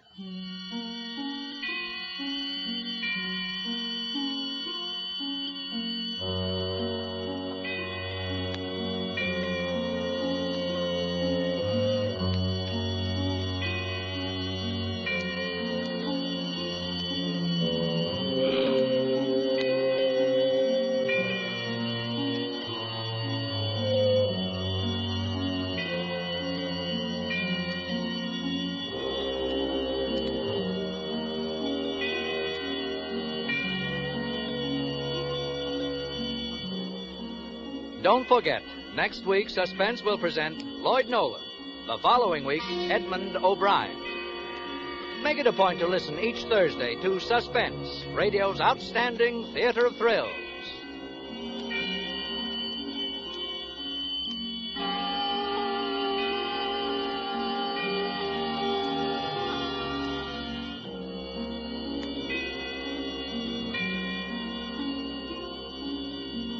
This is CBS, the Columbia Broadcasting System.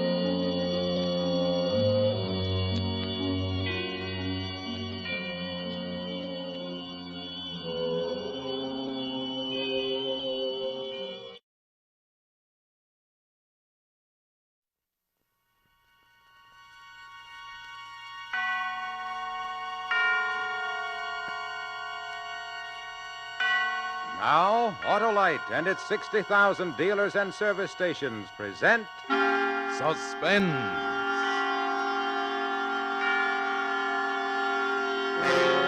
Tonight, Autolite brings you Bob Hope in Death as a Shadow, a suspense play produced and directed by Anton M. Leader.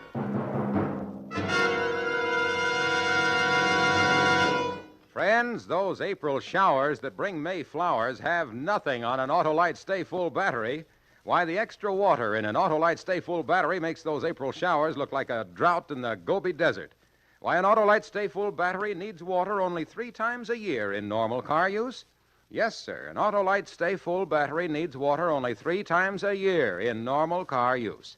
And in addition, an Autolite Stay Full battery has extra plates for extra power, protected by fiberglass insulation for stronger life and longer life. Why, in recent tests conducted according to the Society of Automotive Engineers life cycle standards, Autolite Stay Full batteries gave 70% longer average life than batteries without all these features. So remember, you're right with Autolite.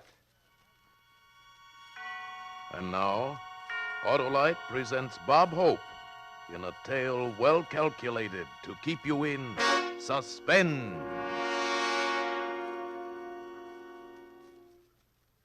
Don't ever answer a telephone just because you've got nothing else to do, just because you're curious.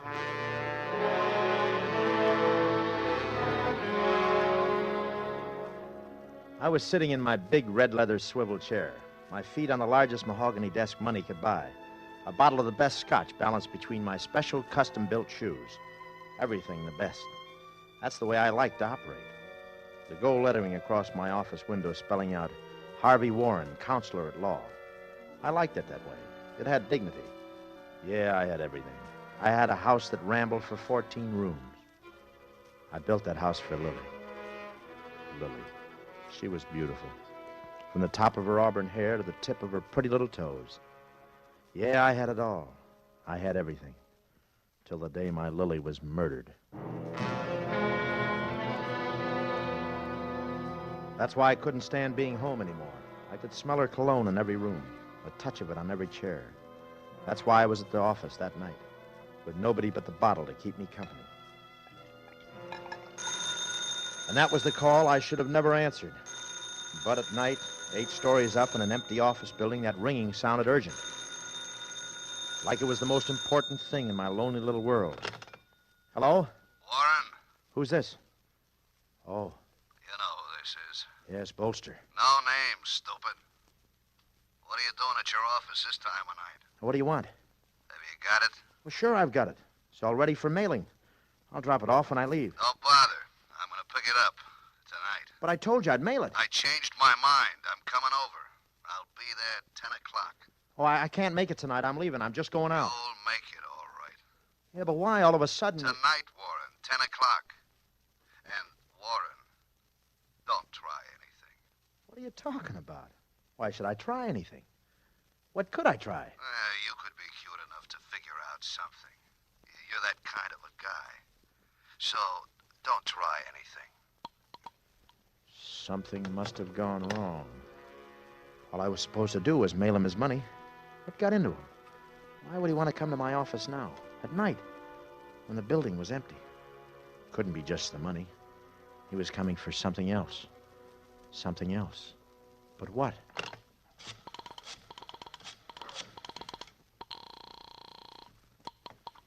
Police Department, Johnson. Get me homicide. Now, hold on. He wants homicide, extension 458. Hello? Homicide? This is homicide. Is Joe there? Lieutenant Joe Scarponi? Who's calling? Harvey Warren. Oh, hello, Mr. Warren. Hope you've been feeling better. Oh, thanks, Mike. I don't have much time. Would you get me Joe? Well, he ain't here, Mr. Warren. Well, where is he? I don't know. I've got to get to him. Something wrong? You've got to locate him, Mike. Well, I've got a whole police department, Mr. Warren. Just say the word. What's wrong? Only Joe. He's the only one that can help me. Well, he may be calling in. Then tell him to call me at my office, will you? Don't make any mistake, Mike. I'm at my office. I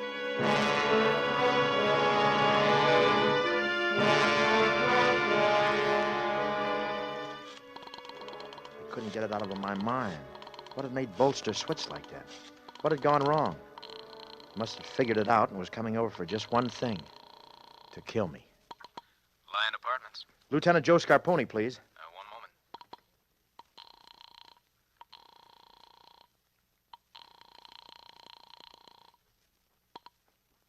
He doesn't answer. Well, where can I reach him? He must have left some kind of a message. Oh, I'm sorry, sir. He hasn't been in all evening. Well, tell him to call Harvey Warren. Yes, Mr. Warren. At my office, understand? Does he have your number, sir? He's got my number. Don't make any mistakes. At my office. He's got to reach me before 10 o'clock. That's tonight, understand? I'll tell him, Mr. Warren. Thank you. Madge. I've got to try Madge. He's got to be at Madge's place. I should have thought of it before. Busy. That must be Joe. He's got to be there. That's Joe trying to get me. I've got to wait. Have to give him a chance to get through. Why doesn't it ring? Why doesn't he call? Can't wait. 6, 9, 4.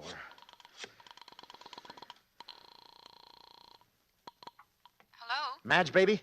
Oh, hello, Warren. What's this sudden devotion? Oh, Madge, let me talk to Joe, and don't tell me he's not there. Well, of course he's not here, Warren. What's the matter with you? Madge, I gotta find him. Well, I am expecting him. When? Soon. Don't give me double talk, Madge. When? We've got a date, 10 o'clock. 10 o'clock. That's too late, Madge. What's the matter, Warren? Where can I reach him? Where can I find Joe? Well, did you try his hotel? He's not there. Well, call homicide. He's nowhere, Madge. What's wrong, Warren? There's no time to explain. Help me find him, please. I'll do what I can. At my office. Don't forget it. My office. Before 10.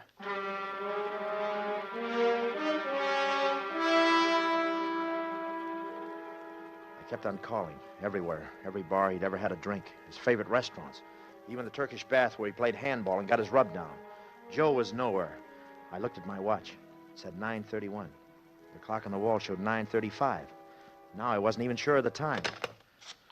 I couldn't afford to be wrong about the time. At the tone, the time will be 9:35 and 10 seconds.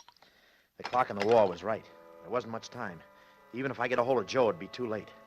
My mind was starting to play tricks, starting to tie my insides up in 100 little knots. Suppose Bolster got here early. Suppose he got here before 10 and no Joe. I got up in a panic. My shirt was soaked wet to my back. I could run, yeah. I could get away while it was still time. But then Bolster would really know something was wrong. Maybe he wasn't going to kill me. Maybe he was just coming for his money. I had to get rid of the hysteria. Had to get a hold of myself. No use playing guessing games. I opened the door. I was going to leave. I wasn't going to be a sitting duck for a guy like Bolster. At that time of night, just one elevator was in use. It was directly opposite my office door. The indicator over the door flashed numbers when the car was running. I went to press the button to signal for the nightman. Before I could press it, the car started up. Somebody was coming up. I wanted to run. I didn't know where. I was on the top floor. My eyes went to the ceiling. Down the end of the hallway, there was a spiral ladder that led into a trap up through the ceiling. Must have been the opening of the roof. I started to run for it. I stopped. Silly. When all the time there was a stairway going down. I ran for the exit sign and ducked into the stairway. Down one flight, and I smacked right into it. A steel gate spread like an accordion across the bottom landing. The gate they always fasten in place at 9 o'clock. Trapped. I was trapped. And then I just stood there. Everything quiet. What happened to the elevator?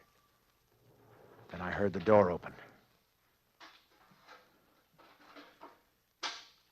Downstairs, right below. It didn't come up to the 8th. It was the nightman letting off the cleaning woman. I walked back up the steps. The light on the indicator showed the 5th floor. Then the indicator started flashing again. It was going down. Now was my time to signal the nightman while he was still in the car. Before I had a chance, the telephone began to ring. It was coming from my office. Keep ringing, Joe. I'm coming. Just don't stop ringing. Hello. Hello, Joe.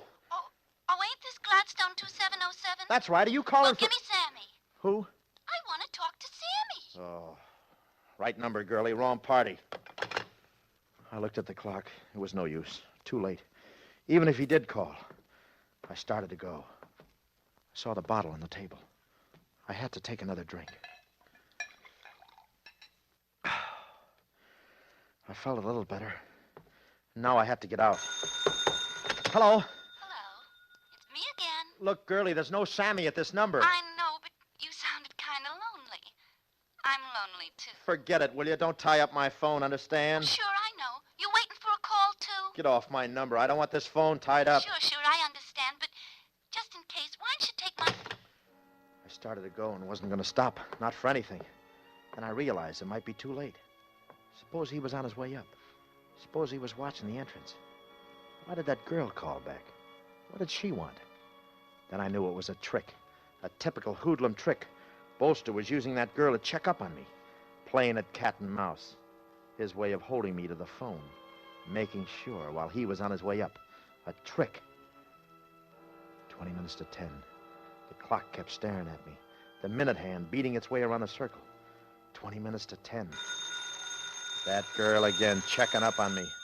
Who did Bolster think he was kidding? He knew I had to answer that phone. Hello. Warren? Joe, you don't know how I've been trying to get you all night. Yeah, I know. Your line's been busy. Oh, come right over, Joe. What's the matter? There's no time to talk. Just get here. Oh, well, I got a date, Warren. It's on my only night off. You know how Madge is. Joe, this is a matter of life and death. Whose life? My life. Oh, well, I'll be right there. Before 10, Joe. It's got to be before 10.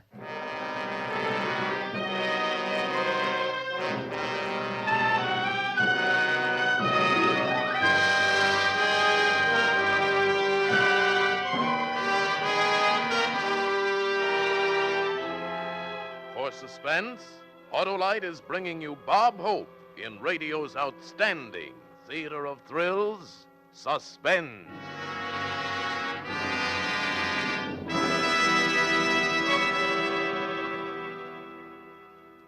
there, Harlow. Say, what happened to your face?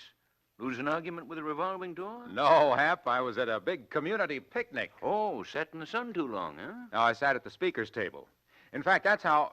Well, it was like this. There was an audience, so I jumped up and said... An Autolite Stay Full battery needs water only 3 times a year in normal car use. Well, as a matter of fact, I did. I said that dandy, dynamic, dependable Autolite Stay Full battery has a camel hanging on the ropes back in a corner when it comes to capacity. Yes, sir, an Autolite Stay Full battery needs water only 3 times a year in normal car use. But Harlow, your face. I told him an Autolite Stay Full battery has extra plates protected by fiberglass insulation for longer life and stronger life. You said this during the picnic supper? Not only that, I told him in addition how in recent tests conducted according to the Society of Automotive Engineers life cycle standards, Autolite Stay Full batteries gave 70%, yes, 70% longer average life than batteries without all these features. And when I got through, do you know, Hap, they crowned me with a garland of leaves. Yeah, but that doesn't explain about your face. Oh, I forgot to mention the leaves were poison ivy. Oh, and I forgot to mention, here's suspense.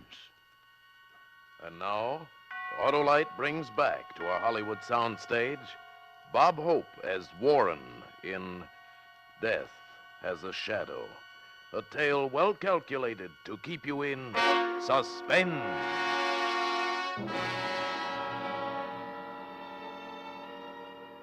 My eyes were drawn to the clock again. I watched the minute hand cutting down the time. If Joe came with a squad car, he'd be here in a matter of minutes. But it was his night off. Maybe he wouldn't be able to get a cab. I took another drink just for luck. I opened the door and listened for the elevator. Didn't take long. I went into the hallway. The light on the indicator was flashing. 2, 3, 4. Maybe it wasn't Joe. Maybe it was Bolster. How was I to know? I ducked into the stairway landing, watching.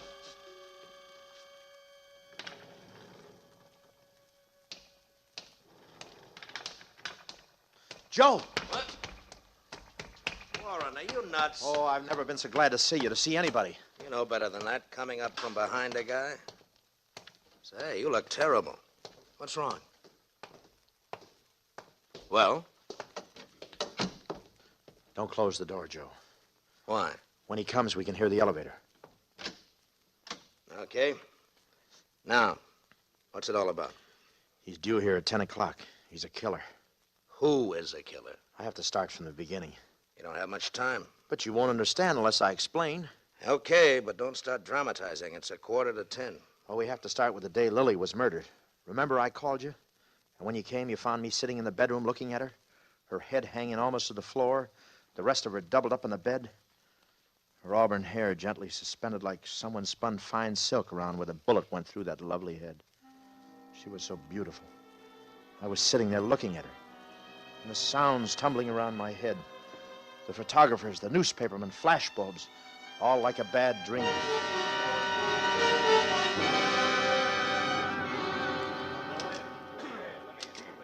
Look, can't you take the hair away from her face? I'll cut your head off if you touch that body. Let's see the gun.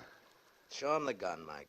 It's a gun. What's there to say? Well, we understand it's Warren's gun. You understand nothing until it's official. The coroner said it happened this morning, about 4 hours ago. Now, how about that, Lieutenant Scarponi? Then quote him. Don't ask me. Mike. Yeah? They had enough. Get him out of here. Oh, wait a minute. Not so fast. I want one more shot of Warren. Put that drink back in your hand, Mr. Warren, please. Now, look, fella, don't overdo it. This is no private affair, Lieutenant Scarponi. Why don't you lay off? Well, put the drink back in his hand. Take it the way he is and get out. We'd like to do it the way it happened. He had a drink in his hand. It wouldn't look so good, Lieutenant, if the paper said you were covering up for a lifelong friend. Mike, get him out of here. Now, wait a minute. Wait a minute.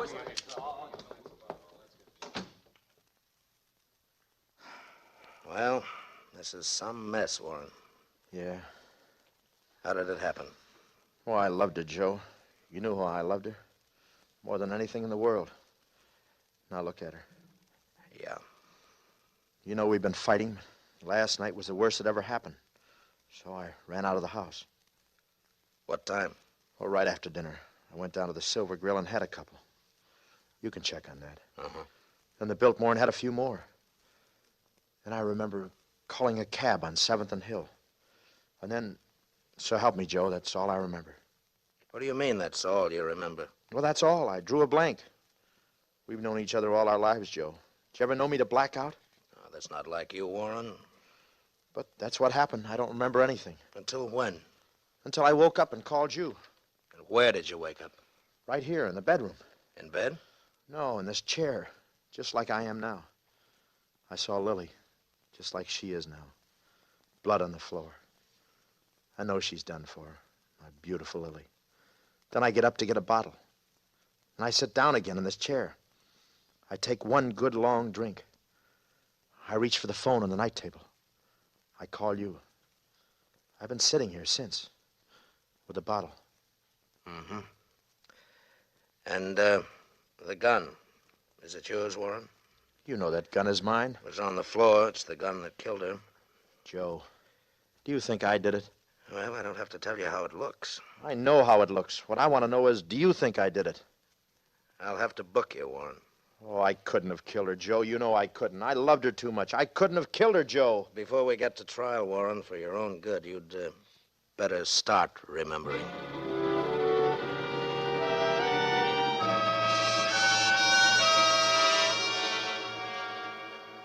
Seems like a long time ago, Joe. I just couldn't remember what I'd been doing there in the bedroom after Lily was murdered. Couldn't even remember how I got there. Look, 2 minutes ago, you were scared to death. You were trying to reach me every place in town. Well, I'm here. Do you remember that day in the courtroom? What's that got to do with the killer who's on his way up here? Quite a bit, Joe. That's what I'm coming to. But before he comes, you got to know the whole story. I know the whole story. Not quite. Think back to that day in court, Joe. You remember how bad it looked for me? All the newspapers were sure I was done for because I couldn't remember where I was when she was killed, and I knew I was somewhere else when it happened. But all the evidence piled against me. Everybody's sure I was a dead duck. You and Madge in court at my side, and the prosecuting attorney pressing the jury for the full penalty. And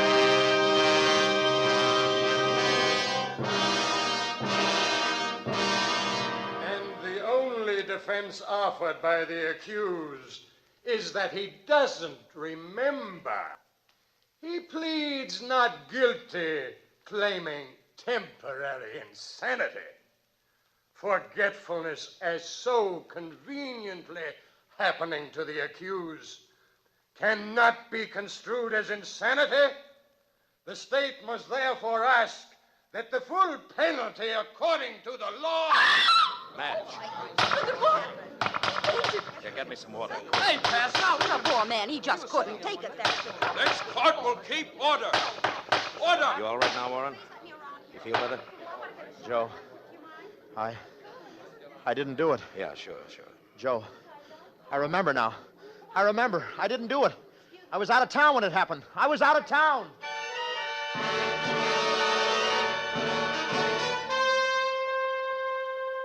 I was out of town when Lily was murdered, Joe, and we proved it, remember? And I was acquitted. Like a bad dream, wasn't it? Look, for the last time, Warren, is this what you call me up to your office for? What's this got to do with somebody coming over here to kill you? Yeah, like a bad dream. Okay, Warren, I've got a date with Madge. Oh, no, Joe, you got a date with the killer. Then who is the killer? I'll never forget that day they acquitted me. I walked out of court a free man. I know you weren't guilty. Your alibi proved you weren't guilty. I know all that. Yes, Joe, but you don't know. I was guilty. What did you say? I was guilty. Oh, you're losing your mind, Warren. You're nuts. If I'm nuts, what does that make you? Makes sense, Warren. Lily thought I was nuts, too. Smart little woman. Thinking she could make a sucker out of me. She was going to leave me. Take half of all I had. That's what she thought. How did you kill Lily that morning when you were in Glendale? I know you were in Glendale because your alibi proved it. It was Lily who gave me the idea how to do it. You know how beautiful she was? Every Thursday, the maid's day off, she stayed in bed, slept the clock around, taking care of her looks. I began figuring. Lily all day alone. Lily in bed.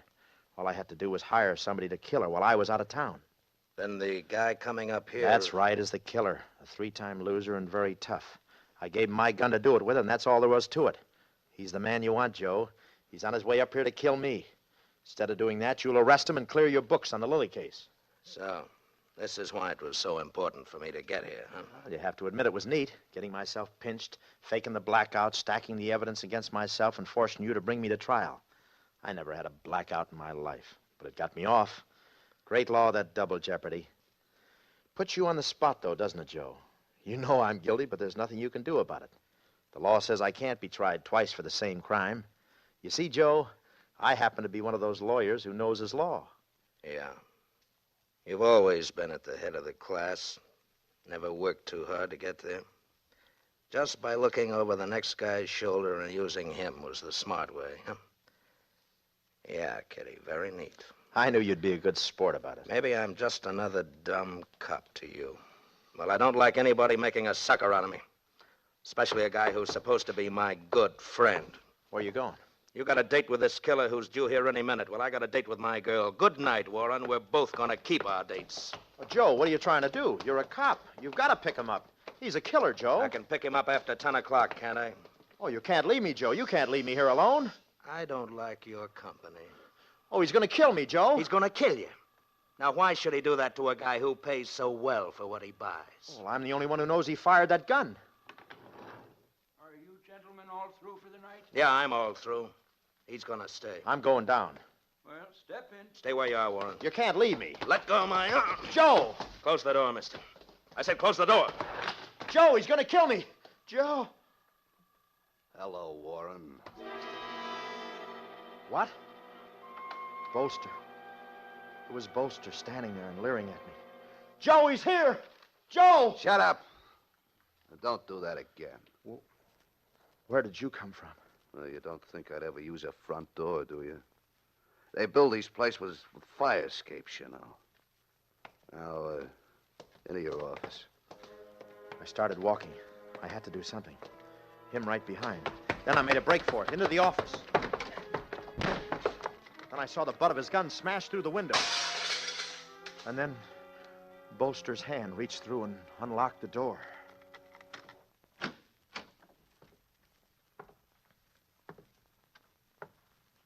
Oh, you're pretty cute. Bolster, you're not going to do anything. You want your money. Don't you want your money? Oh, yeah. The money comes first. Well, it's in one of these drawers. You know, you told me to do it with your gun.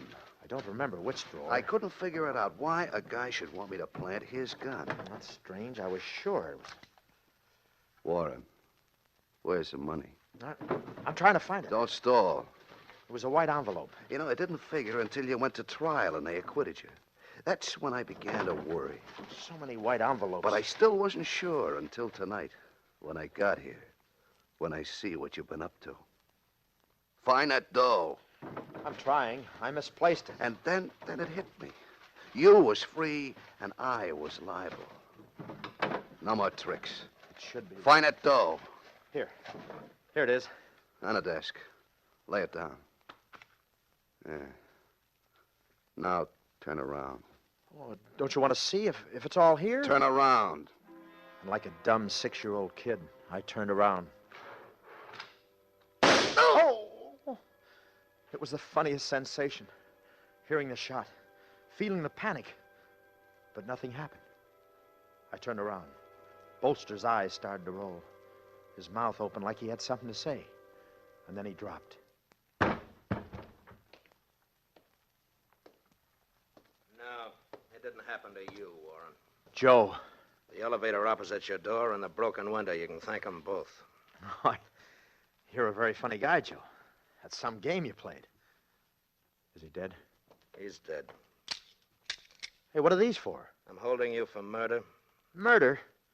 How can you be so dumb? I was acquitted, remember? You can't try me again. I'm talking about this murder. Are you crazy? I didn't shoot Bolster. I didn't even have a gun. I thought you were one lawyer who happened to know all about the law. Or didn't you know that it makes no difference who shot him? The two of you were committing a felony. And the law says all accessories to a felony are equally responsible for all acts resulting from the felony. Unquote. But, Joe... Including homicide, Warren, including homicide. I don't know all about the law like you, Mr. Harvey Warren. I only know just enough to get by. Let's go. Joe, wait a minute. Joe, I think I'm going to faint. I'm going to black out, Joe. Wait. You see, I don't remember a thing, Joe. So help me, Joe. I don't remember.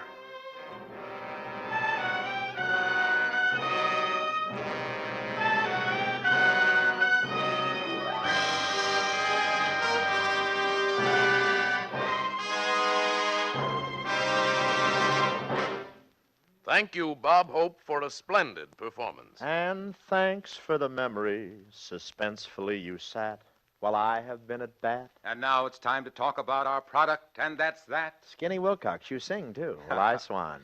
I know you do, Bob, every Tuesday night for Swan Soap. On Thursdays, I Autolite. I've run into a comic. Wilcox, you know, I was in Toledo recently and was given an Autolite Stay Full battery. Now I see why you've got a right to sing. Bob, I'm always singing the praises of Autolite Stay Full batteries, and for that matter, any of the more than 400 products for cars, trucks, airplanes, and boats that are made in 28 Autolite plants from coast to coast. Yes, sir, and Autolite also makes complete electrical systems for many makes of America's finest cars. Batteries, spark plugs, generators, starting motors, coils, distributors. All engineered to fit together perfectly, work together perfectly, because they're a perfect team. So, folks, don't accept electrical parts that are supposed to be as good. Ask for and insist on Autolite, original factory parts, at your neighborhood service station, car dealer, garage, or repair shop. Remember, you're always right with Autolite.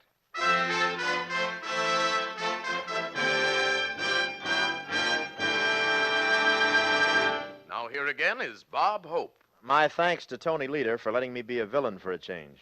And now, as a graduate of suspense, I'll be more interested than ever to hear radio's outstanding Theater of Thrills next week, when that lovely Academy Award winner, Claire Trevor, returns to play in a story called The Light Switch, another gripping study in suspense. Bob Hope will soon be seen in the Paramount picture Sorrowful Jones. Tonight's suspense play was written by Joe Pagano with music composed by Lucien Moraweck and conducted by Lud Gluskin. The entire production was under the direction of Anton M. Leader. In the coming weeks, Suspense will present such stars as James Stewart, Joan Crawford, Frederick March, and many others. So make it a point to listen each Thursday to Suspense, radio's outstanding Theater of Thrills. And next Thursday, same time here, Claire Trevor in The Light Switch. You can buy Autolite Stay Full batteries, Autolite resistor spark plugs, Autolite electrical parts at your neighborhood Autolite dealers. Switch to Autolite. Good night. This is CBS, the Columbia Broadcasting System.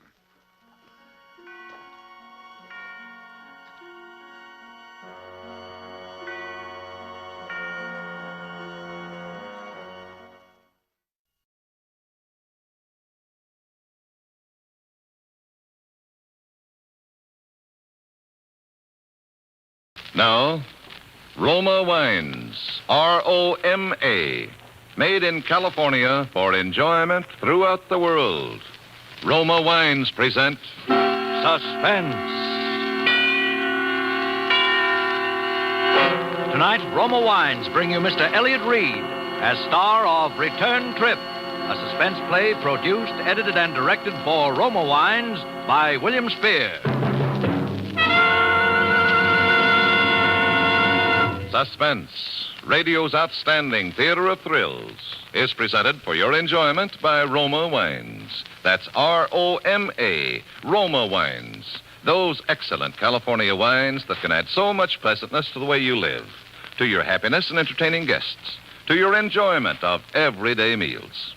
Yes, right now a glassful would be very pleasant, as Roma Wines bring you Elliott Reed in a remarkable tale of suspense.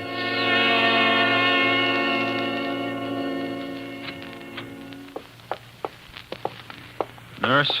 Yes. There's someone to see you. Yeah? This is Superintendent Andrews of the State Institution. Oh. What do you got there? I've set up a dictaphone out in the hall. Careful of the wire, nurse, when you close the door, please. The doctor said... Yes, I'll make it as brief as possible. You may go now, nurse. Very well. Do you mind if I hook up this microphone at the head of the bed? Suit yourself, fella. Well, it was a choice between a dictaphone and a stenographer, and I figured that in your condition... I don't feel too bad. Well, go on. Ask your questions. Now, I understand you were driving the bus. Tell me what happened. You mean I can tell it in my own way? That's right. Great. I had an uncle once, you know, that was a writer. He wouldn't have gone near this kind of a story, though, with a 10-foot pen. No, he went in for happy endings.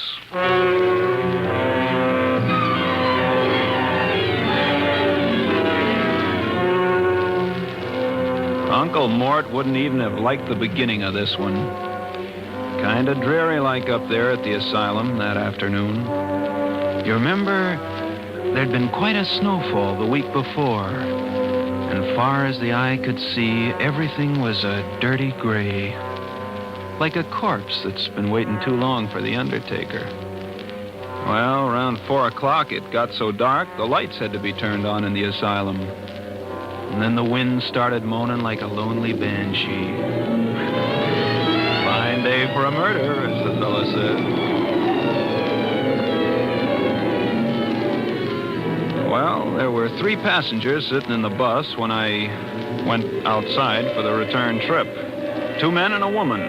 Maybe I ought to call her a girl, because she wasn't really much more than that. Anyway, these 3 passengers all had return tickets, and I went down the aisle collecting them.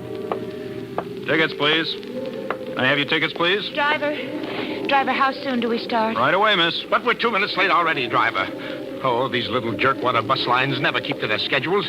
Now we'll never get out of these mountains before that blizzard lets loose. Can I have your ticket, please, mister? You really think there'll be a storm? Why, sure, it can't fail. And, lady, when they have snow up in these godforsaken mountains... Well, this morning on the bus coming up, a man was telling me... Well, here we go, folks.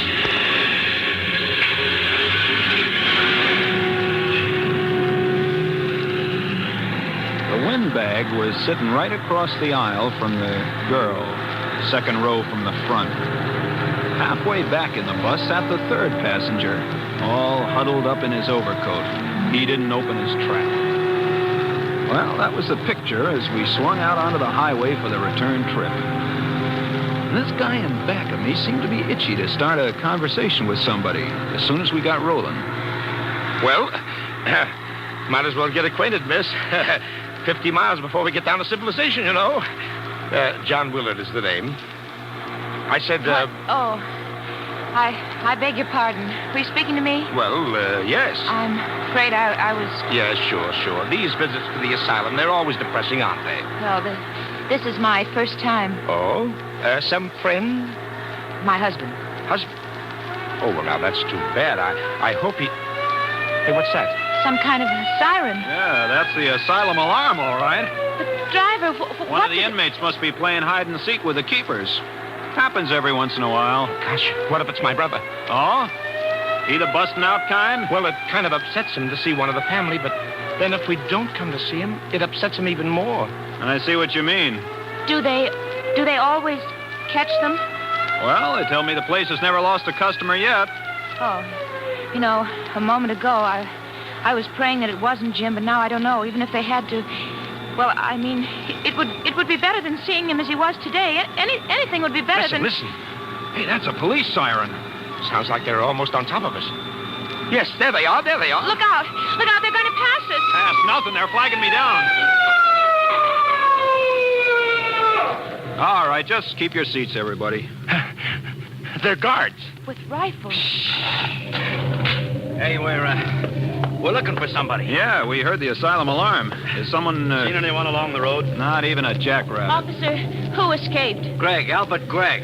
Oh. Whew, what a relief. Hey, Holly, take yourself a walk down the aisle and keep your rifle ready when you look behind those back seats. Are you kidding? When was this coming out party? I don't know. Maybe as much as a couple of hours ago. Does this Greg have a gun? Can't guarantee he hasn't. But it was a file that sprung him. A tiny steel file. Must have been working away at the bar since the day he was committed, a month ago. His stay was short. Nobody back here. Okay, now, check the gents for identification. You know how it is, driver. You can't take chances. Oh, of course not. Here's mine. Huh? Oh, okay, driver. Your name, Frank Keniston? You can read, can't you?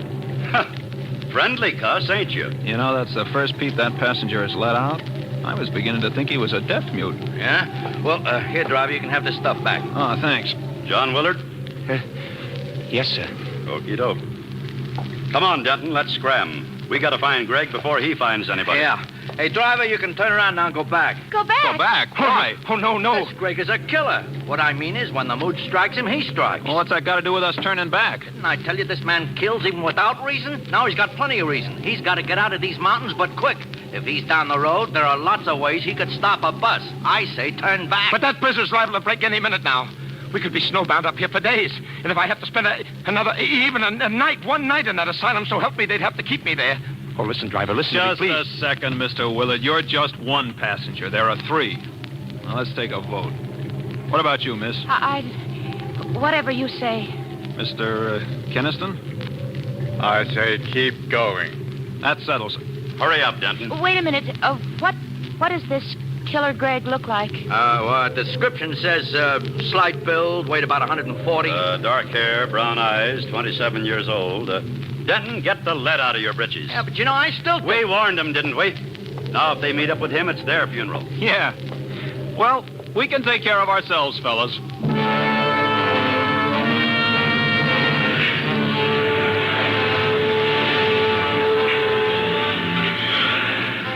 Well, after the guards left, I really set that bus to rolling. Out of the mirror up above the driver's seat, I could see that the girl was plenty scared. But she had nerve, I'll say that for her. When we slid around some of those snowbank curves, her lips would be drawn so tight the lipstick had a white border. But she didn't say boo. Willard, the windbag across the aisle from her, gave up trying to draw her into a conversation. And as for the third passenger, that English guy, Keniston, sitting halfway towards the back there, he kept acting like a clam afraid of losing its oyster. Might as well have had lockjaw, if you get what I mean.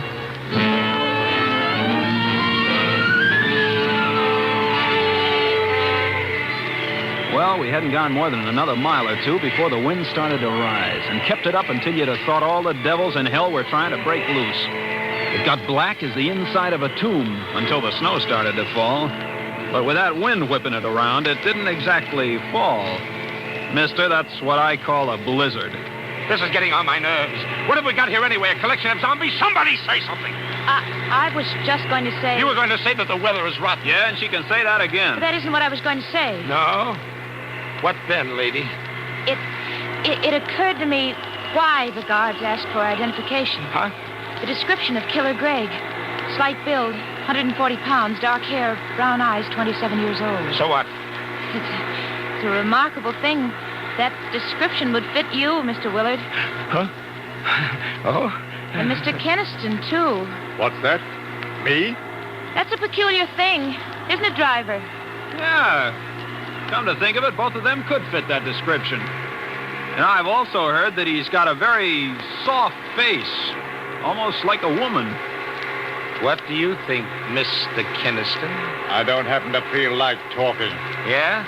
Well, personally, I think the more I think of what she said, the more remarkable it becomes. Yeah, she's got something there. Only remarkable isn't the word. What do you mean, Mr. Willard? This man, Greg, may be insane, but he's not dumb. Now, put yourself in his place. He knows he hasn't got a ghost of a chance making a getaway in the asylum clothing, see? So he borrows the wardrobe and identification of some stranger. Do you follow me? We're way ahead of you, Willard. It wouldn't be difficult for a killer. I should say not. But that still isn't the end of his problem, see? He's fighting against time. Yes. He's got to get out of these godforsaken mountains down to civilization before they can throw a noose around the whole area. And he knows if he's brought back alive, he'll be wearing a straitjacket until he's old as Methuselah. You've got quite an imagination, Willard. Yeah? Well, thanks. Now, the odds that Greg will be able to get himself transportation are mighty slim, except for this bus line. So let's suppose... You've got a great imagination, all right. You got it all figured out. Bit too fat, if you ask me. Remember, please, sir, you're the one who was so dead set against turning back. Really, Keniston? Well, I'll leave it to the lady here and the driver. Do I act like a lunatic? Huh? Well? Search me. There were times, long periods of time, when Jim didn't either. My husband, I mean. That was the terrible part of it. He'd be just like the old days, and we'd be so happy together, and then all of a sudden, just without warning, he... Oh, I heard of lots of cases like that. Well, they tell me that sometimes it takes half a dozen of those special doctors, those... Psychiatrists? Yeah, psychiatrists. Yeah, well, sometimes they got to put a person under a microscope and study him for a long time before they can be sure, one way or the other. And many's the time they make mistakes. Well, I heard it one time when... Shut up! Nobody's going to talk like that about me. It's Keniston that's been acting crazy. And I'll bet it wouldn't take a half a dozen psychiatrists to... What's that? Huh? An avalanche! An avalanche! No. Well, it's coming down now!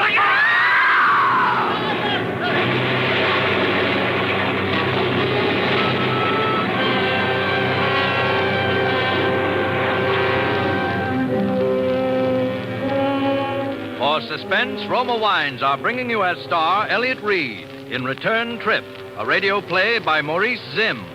Roma Wines' presentation tonight in radio's outstanding theater of thrills, Suspense.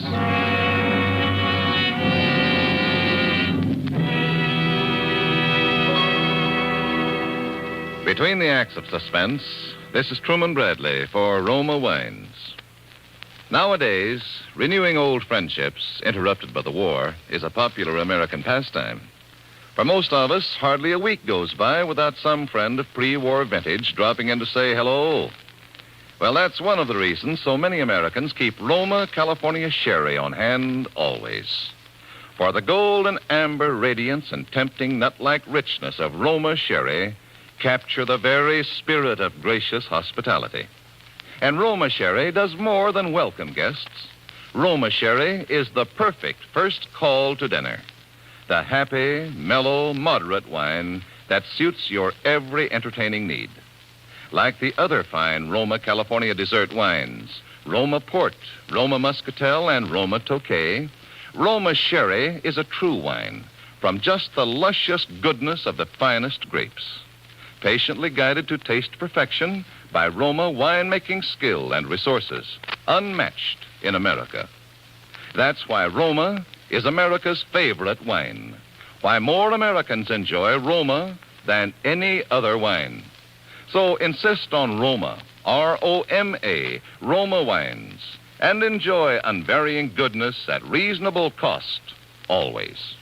And now, Roma Wines bring back to our Hollywood soundstage Elliot Reed, starring with Wally Mayer as Mr. Willard, Kathy Lewis as the girl, and Raymond Lawrence as Mr. Keniston in Return Trip, a tale well calculated to keep you in suspense. Well, Superintendent, what do you think of the yarn so far?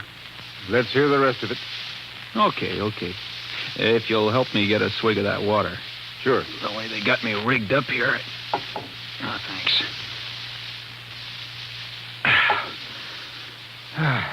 Let's see now, where was I? Oh, yeah. Acts 2, 3, and 4 coming up.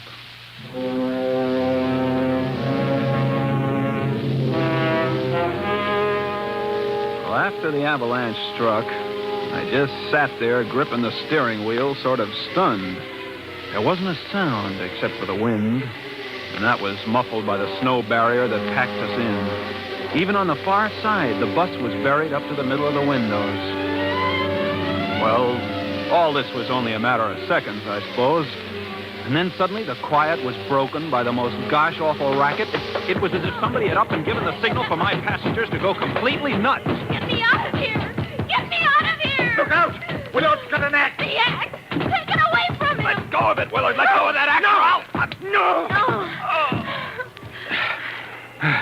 That did it. He's the one. He's the one. Lucky I saw him grab that fire axe. It's what the district attorney likes to call a lethal weapon. And then some. Step back. He's coming, too. Tie him up. You'll find a rope in the dashboard compartment. Get it for me. Driver, I'll report you for this. You will, huh? I was going to smash your window so we could get out of here. Oh, yeah? Sure. What did you think I... Oh, so that's it, huh? Here's the rope, driver. Now, look here. Wait a minute. You can't do this. You can't tie me up, you fools. I'm not Killer Greg. Maybe he isn't. Maybe. But like that guard said, we can't take chances. If you're innocent, mister, you can prove it to the authorities. If we ever live that long, have you forgotten that we're trapped here by an avalanche and a blizzard that could go on and on and on? Just the same... This is ridiculous. Hey, miss, you feeling all right? No, I'm not crazy, driver. But I guess I was a little. Actually, there's no proof that Killer Greg is on this bus. Well, if you put it that way... It's all my fault, and I'm sorry. My only excuse is that I was just so upset by seeing Jim, my husband. Well, I still say No. Now we've got to start acting like rational human beings. Let poor Mr. Willard up from the floor. Thanks, lady. Well, all right. But I'm warning you, Willard, no funny stuff. Oh, snap out of it, driver, will you? We've got to get out of this mess. Hand me that axe. Do I look that dumb? Oh, all right. Then use it yourself. Smash your window so we can crawl out. Willard, even you don't look that dumb. What makes you think the windows won't open? Huh? Then open one. What for? To let in the blizzard? But we've got to get out of here, driver. Not me. It would take a bear to make even a city block in that windswept hell. But we can't stay here. Why not? We're not freezing. Yet. The driver's right. Our best chance is to sit pat until the storm lets up. Yeah, but what if it doesn't, huh? What if it lasts longer than we do? What then, huh? What then? What Shut then? up! Blowing your top won't do any good, Willard. Nobody's ever confused me with Pollyanna. But things could be worse. This is as good an igloo as any, and if and when the weather clears, well, we can send out a party for help. Or maybe a road-clearing crew will come to our rescue. Yes. Yes, I suppose that's the sane thing to do. Wait here. How about you, Willard? You also decided to do the sane thing? I don't like that crack. You one more like it? No. Look, we're not starting that again. Now, it's going to be a long night, and we might just as well make ourselves comfortable and try to get some sleep. Sleep. Cut it out. Now, miss, you take the back seat. It's the only one that runs the full width of the bus. You can use your lap robe for a quilt. All right, driver. I want to apologize again to everyone for the way I behaved. Casting suspicion. Forget it. Need any help? No, thanks. I just don't know what came over me starting that idiotic talk. Please believe that I did... Why... What's the matter? Why are you staring at the floor? Well, say something. Look. Look. File. A tiny steel file. The one that Greg... After the avalanche hit, there was a mad scramble. One of you lost it then. One of you is Greg. Killer Greg. Let me out of here. Oh, let me out of here. Please let me out of here. Oh, I just got to get out of here. Well, we just let her wear herself out, kicking and banging on the door. Nobody said a word. Willard and Keniston just stared at me and at each other. By and by, the girl stopped her fussing, and then she stood and stared at the three of us in rotation. It would have made your flesh crawl. Outside, the blizzard was getting worse, if possible. Finally, I reached into the watch pocket of my pants and brought out the old timepiece. What time is it, driver? I broke the crystal. It still says 4:15. It's 5:30. Only an hour and a half since we started out. An hour and a half. 5:30 in the afternoon. The very best we're stuck until morning. 16 hours. Might as well be forever. Look, miss, we just got to make the best of it. I still think you ought to go back to the rear seat. And sleep? If you can. Willard, the driver, and myself will be keeping a rather close eye on each other. In the light of recent developments, you'll be all right. Here, driver, give me that axe. Huh? Let her have it for her protection. Sure, let her have it. Yes, give it to me. Okay. You holding on to the file, too? Of course she is. The file could also be a lethal weapon. Well, she took the axe and the file back to the rear seat with her, and we all sat down to wait. Those were the longest seconds of the longest minutes of the longest hours that ever... Well, somehow it got to be 9 o'clock, 10, 11. Finally, it was midnight.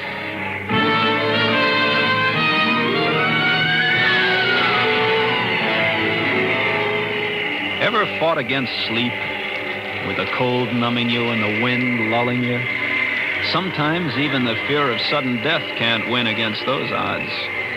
Time and again, the girl's eyes would close just for a second, and then they stayed closed longer, and her head nodded and her body slumped over against the corner of the seat. I got up and started down the aisle. Where are you going? Shh, Kennist. Can't you see she's asleep? Where are you going? Her lap robe slipped to the floor. I was going to pick it up and cover her so she wouldn't freeze. Any objections? I'll do it. Oh, no, you won't. Go ahead, driver. See, Keniston? Willard thinks I should do it. That makes it 2-1.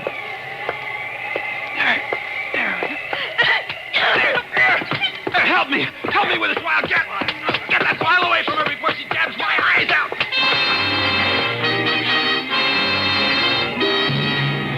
She was like a devil on a pinwheel. And I was lucky to tear loose before she did any more than nick me about the face. Afterwards, when Willard told her what I was up to, she apologized. But I didn't go near her again all the rest of that night. Well, about 5 o'clock, the blizzard stopped. And at 7, the sun managed to break through. Then we held a council of war. We can't send out for help. Why not? Don't you see, Mr. Willard? If we split up the men, whichever of you is Gregg would have too good an opportunity. Whether he goes or stays. You could go alone. I'd never make it. We could all go together. How about that, driver? Well, no, I'd rather stick with a bus, Keniston. But before we decide anything, let's get out and look around. We got a window open on the far side of the bus and crawled through, the girl first. She was still clutching the axe and the file.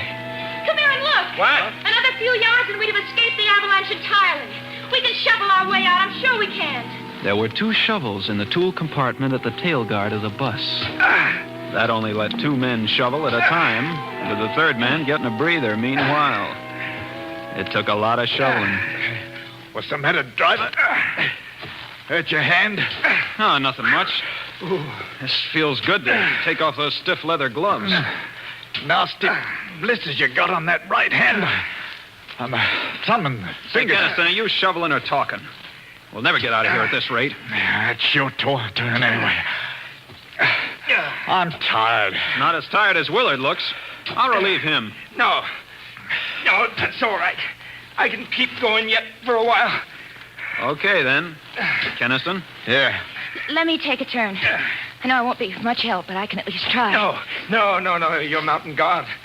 Though I'm sure you could do as well as Keniston. Keniston? Where's Keniston? Why, he's right. Stop him! Keniston was making a mad dash through the snow. Willard dropped his shovel and tore after him. I yelled for Willard to let him go, but I don't think he even heard me. For a while, it looked like Keniston was going to make it. But then he floundered and fell in a snowdrift, and before he could get underway again, Willard nailed him.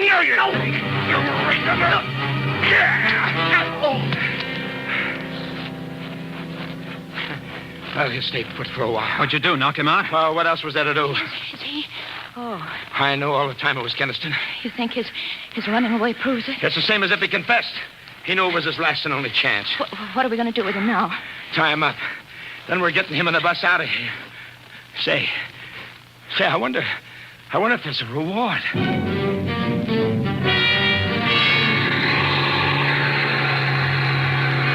no time at all, we had the bus clear and headed for civilization. Those snow-covered mountain roads weren't exactly my idea of a speedway, but I gave my motor the gun. Willard and the girl didn't take their eyes off Keniston. I kept watching him, too, out of the mirror over the driver's seat. He looks like he's coming, too. Don't worry, driver.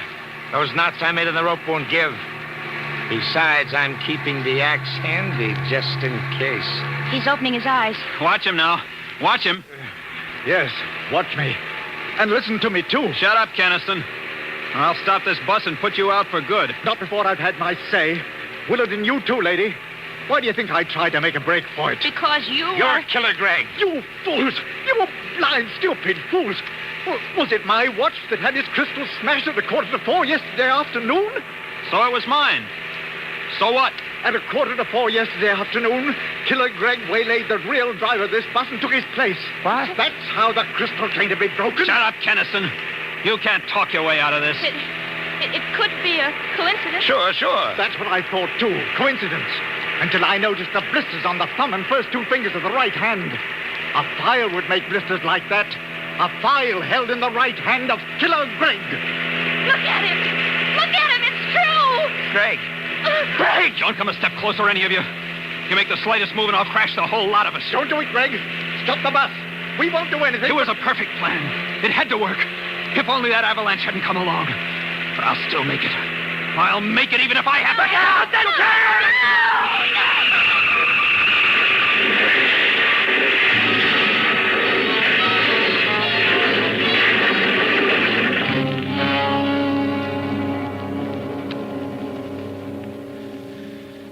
It rolled over and over and over and over. The bus and the glass all smashed. Everybody was all mangled and... All right. Go to sleep now. Sleep? Who can go to sleep? Who can go to sleep? Anyway, I outlived those three. Killer Greg.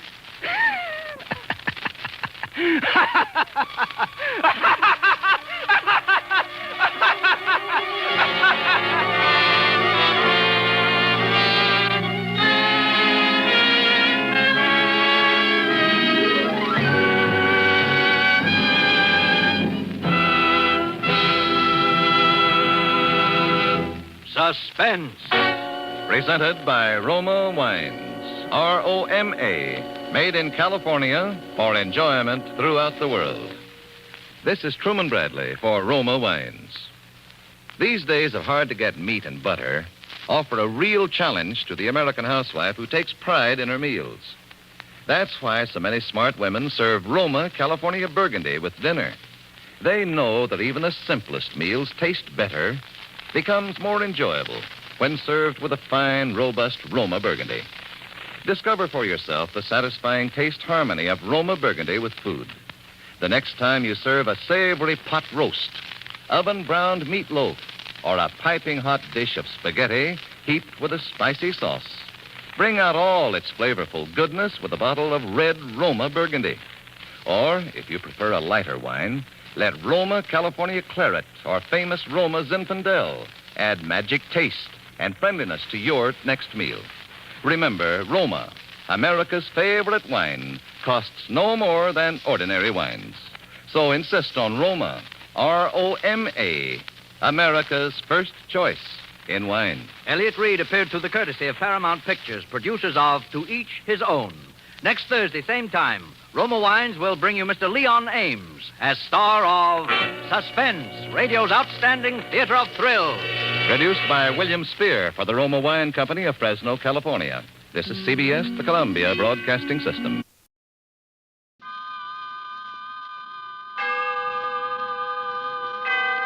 Autolite and its 98,000 dealers bring you Mr. Herbert Marshall in tonight's presentation of Suspense.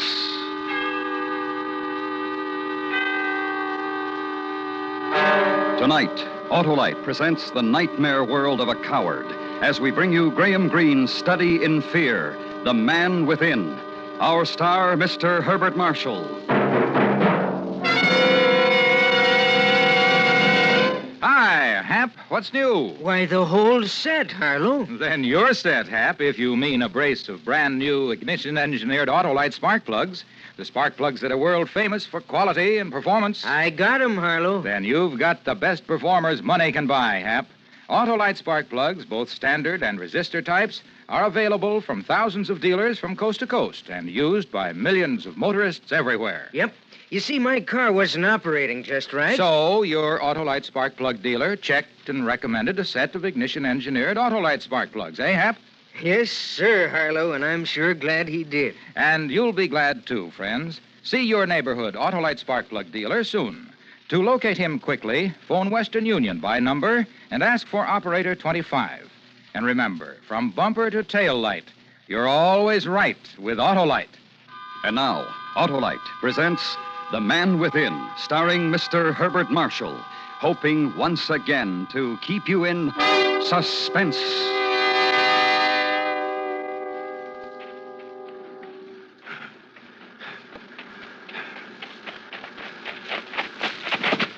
Oh.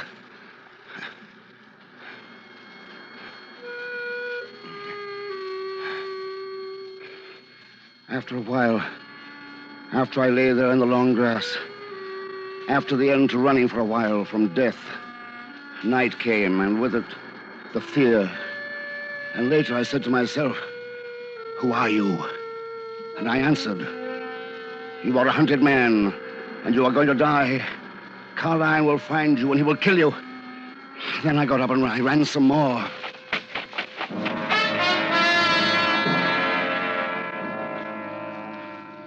Then there was a house. There was a wall around it of stone, and separating the house from the woods and there was a flame of candle on the ledge of one of the windows, and I thought I saw inside a room a shadow move, then stay, dark and motionless. It was a house, and I was tired. It was a shelter, and I was afraid. And outside here, somewhere, was Carlion.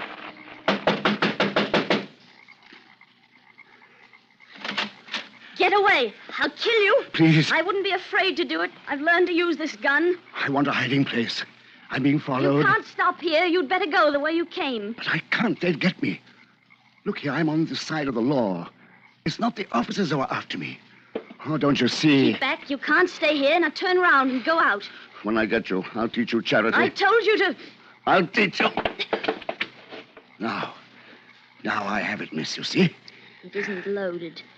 No. Yes? But I wasn't going to kill you. I pointed it at the sky. You saw that. Yes. You're very frightened, aren't you? I don't want to die. Out there, a man named Carlion.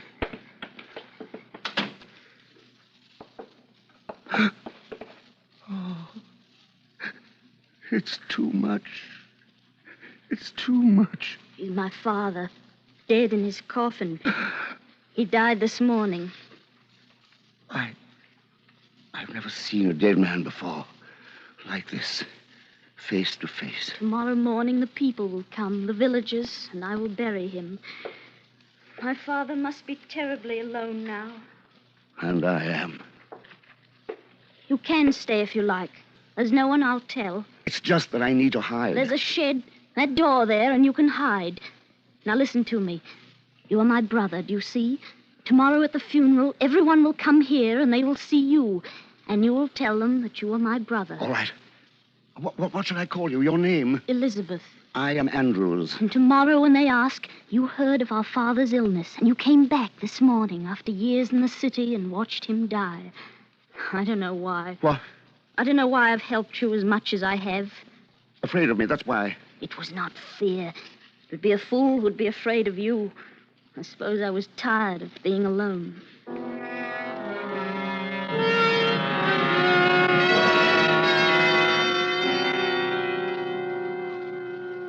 Then she led me to a shed where I was to sleep. And then she went away from me to some upstairs room of the cottage. And in an instant, I slept. He was a kindly man. And my awakening, a swiftly running current of voices. The villagers gathered to the funeral. An undertaker's man shutting the coffin lid casually as a man shuts a book. Then the nailing of it, with no air of finality. Then village men to carry it from the cottage, place it in a farm cart. And with dark Elizabeth beside me, Elizabeth, who was now sister to me, walk into a wall of white mist that melted before me, close behind me, and our footsteps sounding no louder than the drip of misty rain that fell from trees and bushes along our road. Then reach the burying place, stand beside the dark Elizabeth in the misty graveyard, and be aware that yet, somewhere outside my mind, but ready to leap within the fear, the tempest of fear, the fear of Carlion. O holy and merciful Savior, thou most worthy Judge eternal, suffer us not at our last hour for any pains of death to fall from thee.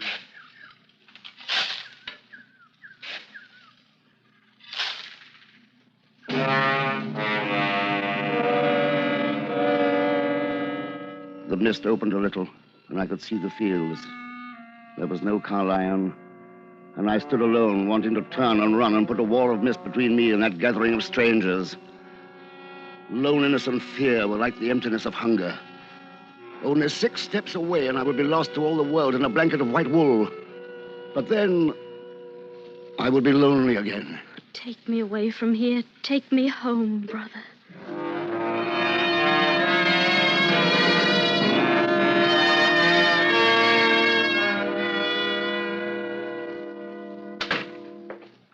Food.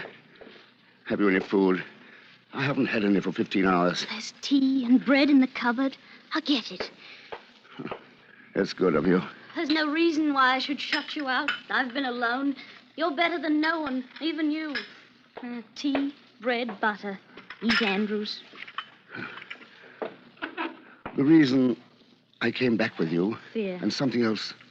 I'll tell you, and you can laugh at me. I was homesick for here. I'm not making love to you. It wasn't you. It was just the place. I slept here, and I hadn't slept before for 3 days. Elizabeth. I was wondering. What? Why I like you. Of whom are you frightened? Elizabeth. Of whom are you frightened? Of death. And it is a man I know. A man named Carlion. Of another man you are frightened. Carlion, a man with a voice as near to music as any voice I've ever heard. Except for yours. A man who... What's that? You're imagining things. Can't you whisper? Let go of me. Do you want to tell the whole world I'm here? There. Didn't you hear that? Into the shed, quick. The place where you slept. There's no door, you fool. Well, there are shadows and darkness. Find one to hide in, you and your fear. Well...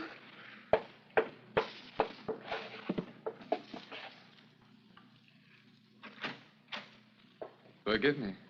I'm completely lost in this park. Why didn't you knock? One can't be too careful around here. You're not alone? I'm alone. My brother's just gone out. He's not far. I can easily call to him if you don't go. You mustn't be afraid of me. Perhaps I know your brother. Is he a little over the middle height, slightly built, dark, with frightened, obstinate eyes? That's not my brother. He's short and squat and very strong. Then I'm not looking for your brother. He must have been here very lately. His tea is hot, and he left in a hurry with his tea unfinished. Curious if we didn't meet. That's my cup you have. Will you allow me to finish it? I'm sorry I didn't meet your brother. There's another door. That's the shed, and there are only tools and withered plants. The man you described, the frightened, obstinate man, He's here, he slept here last night. and now He went with the morning. North, I think. I don't know. he may return here then. I don't think so.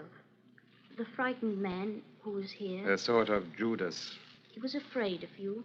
He's an informer. And because of him, 6 men are in jail on a charge of murder. There was a fight, and a customs guard was shot, poor devil. This man, Andrews, Yes? he spoiled everything. 3 of us escaped. Harry Frawley, who is with me, and Andrews, the informer. He's made of us jailbirds and fugitives and murderers. The man killed because of smuggled casks of brandy. What a dull, dirty game he's made it all appear. And if you find him, I should talk with him, make sure I was right, and then what? I should kill him. He was laughing at me the whole time we were friends. I told him all the things I liked, shared what I loved with him. I can only make him forget what I told him by killing him. You say he went north? Yes. If he comes back, do not shelter him or warn him. Stay with peace. Stay alive.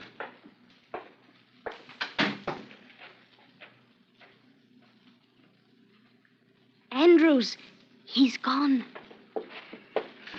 This knife. I would have killed him. And you, if you were told. Oh, coward, coward, coward. What he said, is it true? Yes, Coward and informer. you heard him. He would kill me. You informed. And whatever your reason, you were driven to the side of the law. Well, stay there. Go into the open. And bear witness against the men they've caught. Carlisle will kill me. Do you understand, do you? Touch of a coward is cold. I want to stay. I want to live. A coward's hand on my cheek, and it is cold. Elizabeth. Let go of me. The fog is gone. The sky is quite clear, and I can see 6 stars. Because I want you to love me. And you will go to town and bear witness, testify at the trial. Tomorrow. A long walk to the town. You must sleep where you slept last night. Good night, Andrews.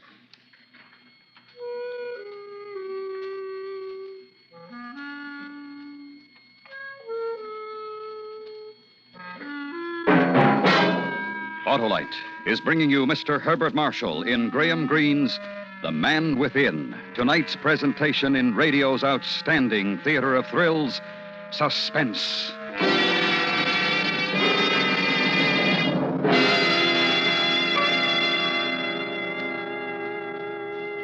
Say, Hap, what type of ignition-engineered Autolite spark plugs did you get? Why, the resistor type, Harlow. To hear you tell it, the resistor is the greatest advance in spark plugs for automotive use in the past 20 years. My words exactly, Hap. That built-in Autolite resistor makes possible such outstanding advantages as double spark plug life, smoother engine performance, and quick starts. That's why I had 'em put in, Harlow. And it turns out you're right, and they're super right. And the Autolite resistor spark plug is only one of a complete line of world-famous Autolite spark plugs, ignition-engineered for every use. So, friends, visit your nearest Autolite spark plug dealer for a spark plug checkup soon. To quickly locate him, just phone Western Union by number and ask for Operator 25. And remember, from bumper to tail light, you're always right with Autolite. And now, Autolite brings back to our Hollywood soundstage production of The Man Within, a tale well calculated to keep you in suspense. And bring up more whiskey for the lad. I'd rather have food. Whiskey for the appetite. Now, Mr. Andrews, I must tell you, you're a very brave man. No, I'm not. A coward.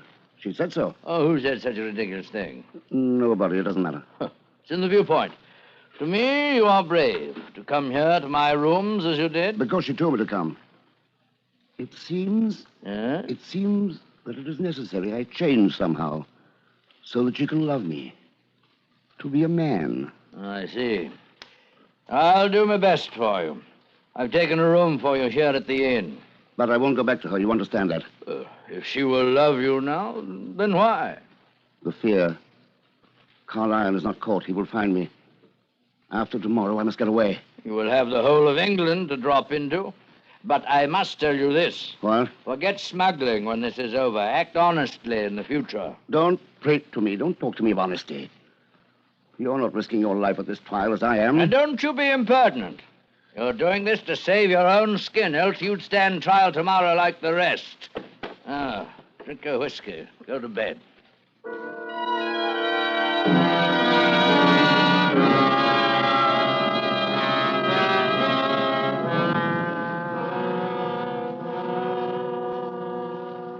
My name is Francis Andrews. Bloody informer! Order in the court. Where were you on the night of February 10th? On board the ship, Good Chance. What were you doing there? I was engaged in smuggling. We were to run a cargo that night, so as not to pay the duty. Tell the court what happened that night. I helped load the dinghy with the casks of brandy. Then I got in with them and helped row to shore. When they began to unload the cargo, I slipped away. There was no moon. It was very dark, and they did not see me. They didn't see me go. I got away among the dunes and hid. Then I ran again. To where? To a house on the moors that I found there. To a girl who was in it. Elizabeth. Tell us about the letter, Mr. Andrews. 2 days before, I had sent an anonymous letter to the officer in charge, stating the time and the exact place and who... Judge of this court, order! Another question, Mr. Andrews. How long have you been in your profession? 3 years. And you hated what you were doing? Yes. Why didn't you leave then? I had nowhere to go, and no money. Did it ever occur to you to work honestly? No. Why did you first join? Friendship for a man. A man whom you're not caught. Carl Iron. The man friended these others in the dark who you betrayed. Yes. Then what were your motives for laying information with the revenue? The men hated me, all of them, except Carl Iron. Go on. And I was afraid of being hurt, and I hated the sea and the noise and the danger. And I wanted to show these men that I was someone to be considered, that I had the power to smash all their plans. And your friend Carlion, did you do nothing to warn him? It was a case of him or me. That is Andrews. Will the defense cross-examine? No? You may step down, Mr. Andrews. You may continue, Sir Henry. I call the prisoner Jason Collier.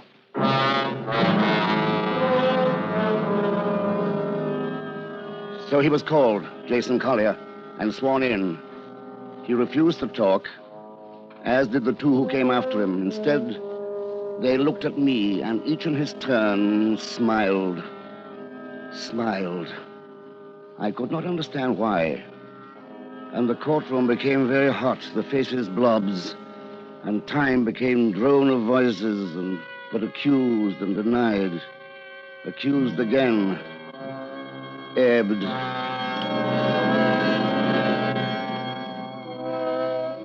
They were found guilty. Then through streets filled with jeering, an officer to escort me. Through succession of back doors and dirty lanes, through stables, then the White Hart and the room I had in it. Light its darkness with candle, and in the floating wisps of its rays, an image. In mirror, an image. Informer, brave, courageous informer. And the mirror shadow, coward, still coward, fear-ridden man, fear-sick man, because Carlion was free. Carlion alive. In Carlion's hands, still my death. Coward! And no love from Elizabeth for a coward. Room, candle dancing with fear, shadow drifting with fear. Andrews. So there you are. Harry Frawley. Knife says stay where you are unless you want to squeak to a new tune. There are officers in this hotel. What do you want, Harry? Why do you want to quarrel? I'm here to do you a service straight, I am. Get out. You ain't very grateful. Don't you want to hear my news? What news? You shouldn't have squealed. Not on the others. It was like your mother, you might say, when we used to see and see storms and things made you whimper like a puling baby. You were a squeaker, you were. You said you had news. Of Carlion. I've finished with him. But he ain't finished with you. Look. Don't interrupt, Squeaker. Now I've got the roll of it. It's like this. Carlion ain't finished with you. Nor with your ladybird. What do you mean? Your ladybird. The one at the cottage in the mists. Her. What do you call her? Elizabeth? Elizabeth. Pity. To shelter a squeaker and then to die. Pity. Carlion wouldn't do anything to her. I know he wouldn't. You'll be off to give it to her tomorrow or the next day. You're lying. It's a trap to get me to go back to her, so Carlion will catch me. But I won't. I won't go back, I tell you. Carlion would as soon kill you as look at you. But he says killing's too good for you. He says you ought to have some fun with you first. He says, Elizabeth. Tell him I'll not go back. Tell him it's no use laying that trap for me. Good. I've brought you Carlion's news, and we're quits. Ta-ta, Squeaker.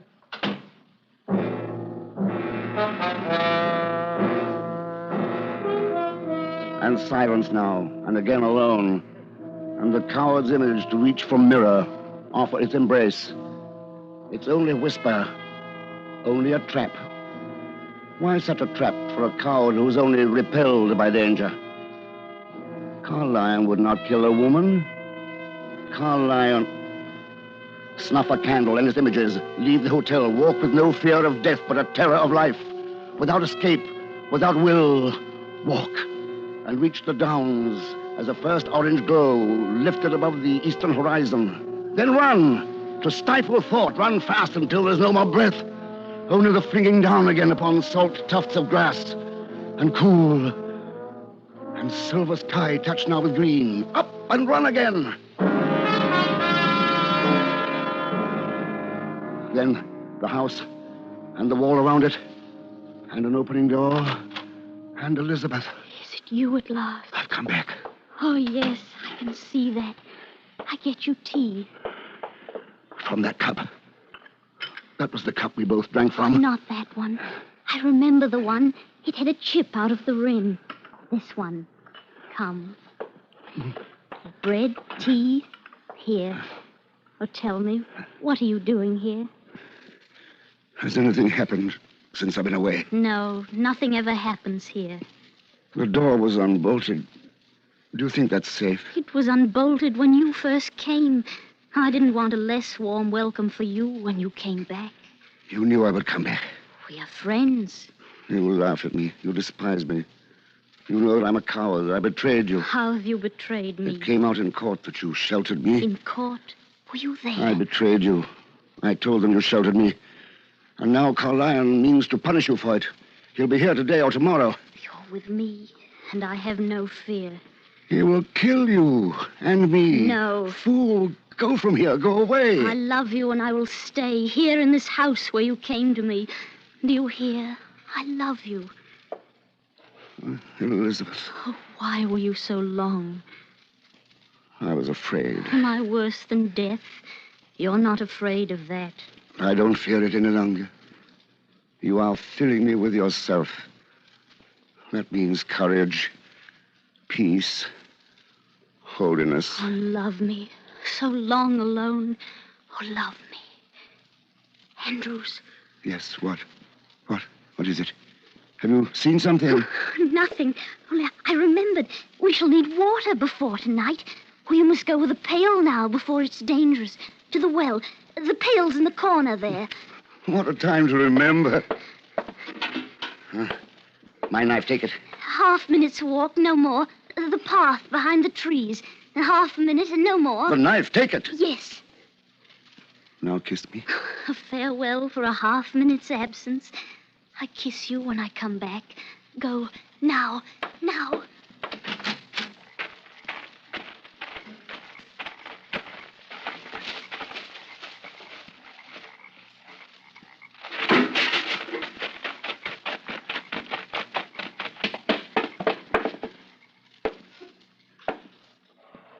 She's dead, Andrews.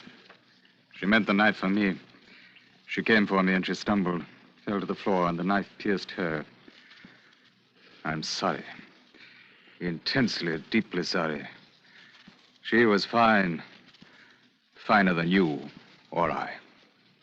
She knew you were here, and she sent me away. I wanted you, Andrews, not her. Not the death of that lovely girl. You, not her. With my knife. You will kill me, Andrews. You, the coward. You who brought death to what you loved. Because of her.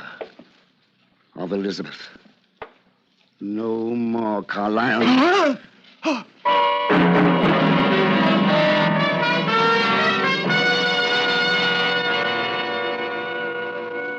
There is peace now. And a kind of happiness. Carlyon is dead. Carlyon is dead of the wounding of my knife. The knife that had tasted of Elizabeth. Carlyon dead. And I killed him. And I am free. And the coward who whimpered in the darknesses of fear is a man who waits for the coming of the police, who waits in a cottage where fear is dead and where love lies dead.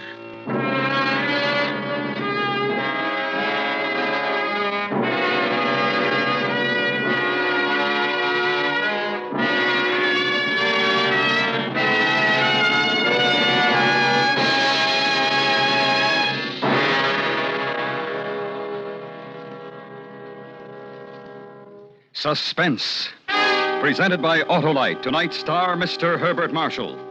This is Harlow Wilcox speaking for Autolite, world's largest independent manufacturer of automotive electrical equipment. Autolite is proud to serve the greatest names in the industry. They are members of the Autolite family, as well as are the 98,000 Autolite distributors and dealers in the United States and thousands more in Canada and throughout the world. Our family also includes the nearly 30,000 men and women in 28 great Autolite plants from coast to coast and Autolite plants in many foreign countries, as well as the 18,000 people who have invested a portion of their savings in Autolite. Every Autolite product is backed by constant research and precision built to the highest standards of quality and performance.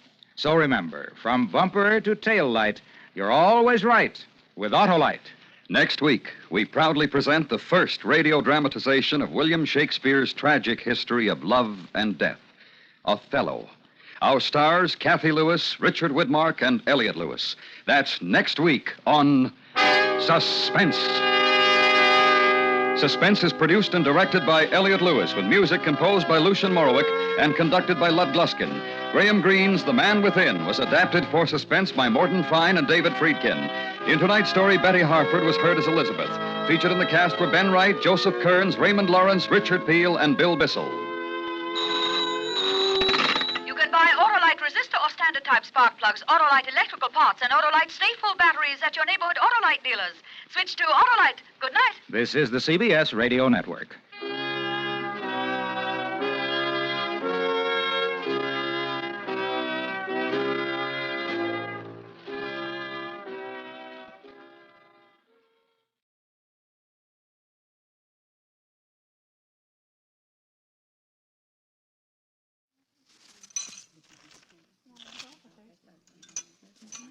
In just a moment, Suspense. Billy, turn that radio down. How can we play bridge? Okay, Mom. I like the Autolite show, but not so loud. Whose deal is it, May? Mine, Mary. My husband Ed always listens, too. When he's home on Thursdays, our house sounds just like his service station. I know what you mean. Tonight's probably spark plug night. You'd think the announcer with his commercials would be enough, but no. It's switched to Autolite resistor. Spark plugs. I know. Batteries and ignition systems. Well, Dora, what are you dreaming about? Oh, Autolite? You mean the show with Ann Southern? Oh, Mary, tell Billy to turn up the radio again. I wouldn't miss Suspense Billy, for will you turn the radio up? Your Aunt Dora Yes, ma'am.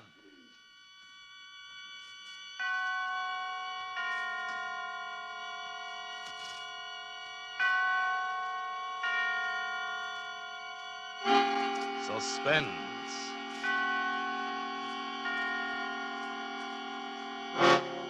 Autolite and its 60,000 dealers and service stations bring you radio's outstanding theater of thrills.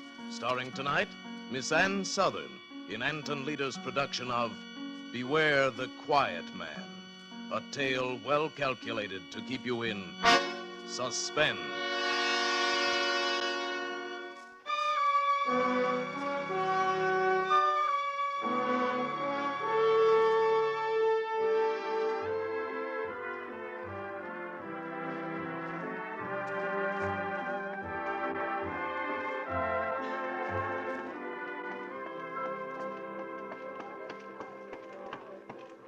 What do you have? Bourbon and soda with a twist of lemon. Okay, coming right up. Say, your name, Margie. Yeah. How'd you know? You generally come in here with a heavy-set guy, black wavy hair, wears a big diamond? Yeah. Yeah, he was in a while ago. Said to tell you he'd be late, but for you to be sure and wait for him. But I can't wait. I gotta get home to my... I gotta get home. How late do you say it'd be? Oh, about an hour. Oh, for crying out loud. Okay, give me some nickels. Yeah. Here you are. Thanks.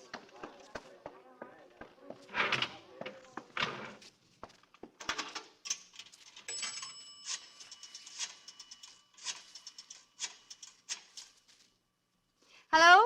Mr. Banning, please. Yeah, Mr. Arthur Banning.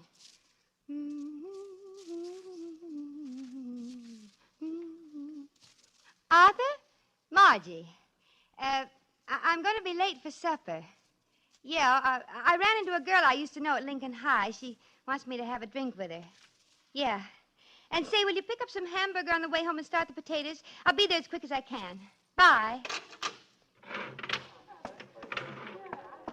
Here's your drink. Well, here's mud in your eye. There's a young fella down the end of the bar wants to buy you one. No, thanks. Well, it looks like a nice guy. That tall blonde fellow over by the mirror? None other. And you got a whole hour to kill. Is he He isn't drunk, is he? Nah, he's had a few, but he always carries it good. It might help pass the time. Say, what's it to you anyway? $5. He said I'd sure appreciate it. He offered you $5 to get me to have a drink with him? Yeah. He is kind of good looking. Well, okay. Sure, what the heck, I'll have a drink with him.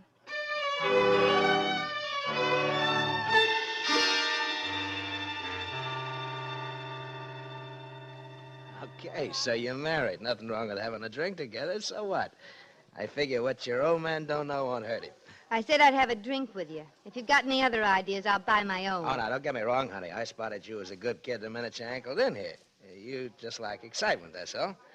And I'm the guy that can dish it out. Yeah. Yeah. You see, I'm a private eye. Yeah, no kidding, like you hear about on the radio. Gee, what a break for me. You just stick around me, honey, and you'll get plenty of excitement. Yeah, I'll bet. You know, you take this new client of mine now. Bet you anything he makes the headlines tomorrow.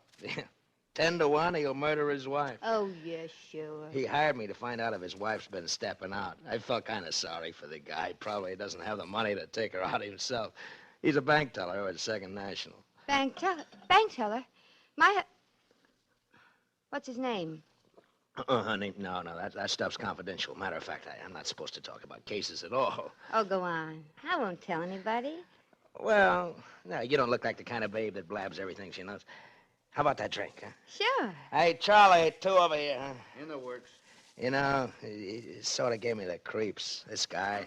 He sat there eating his lunch, calm as you please, and all the time figuring how to kill his wife. How'd you know what he was figuring? Well, for one thing, he didn't want evidence for a divorce. He sort of looked at me funny and said, I just want to know, that's all. If Margie is stepping out, I'll take care of it my own way. Margie? Yeah, that's his wife's name, Margie. Hey, what's the matter? Nothing. Nothing at all. Hey, you don't look so good. Maybe you drank the lesson too fast. No, I'm fine. I'm just naturally pale, that's all. You were saying about this client? You figure he's going to murder his wife? Oh, sure. It's in the back. Either that or suicide. Suicide? But he's more the type for murder. Oh, one of those big, brutal guys. Sort of mean-looking, huh? No. Quiet, mousy. Kind doesn't have much to say. Those are the guys you gotta watch. But why? Because they never let you know what they're really thinking. Not until it's too late. They don't? You know, most guys, when they find their wives stepping, will raise Cain. Maybe they'll even get a divorce, but they don't get sore enough to murder. Yeah. But these quiet fellas, you know, they put the little woman on a pedestal. You wouldn't catch them out with other women, not in a million years. And when they discover their one and only's been kicking up her heels, oh, brother, watch out. Golly. And the worst of it is they go on acting like nothing's wrong, you see. And then all of a sudden, whango, they explode. They explode? Yeah. You know, like I always say, beware the quiet man. Like this new client of mine, for example, calm. You never met anybody calmer, but I'll What does he bet- look like? Oh, well, he's just about average, I guess. Brown hair, getting sort of thin on the top, a little bit stoop-shouldered. Medium height? Wear glasses? Yeah, you know him? No, I don't know any of the boys. Excuse me. Hey, where you going? I gotta make a phone call. Just remembered something. Don't go away. I'll be right back.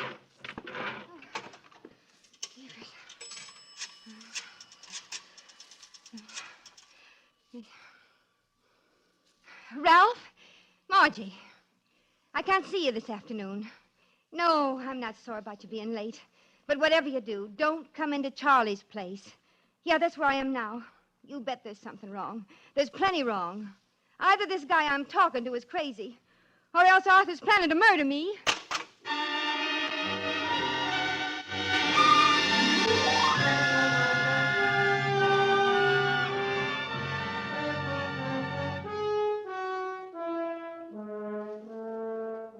For suspense, Autolite is bringing you Miss Ann Southern in radio's outstanding theater of thrills, Suspense.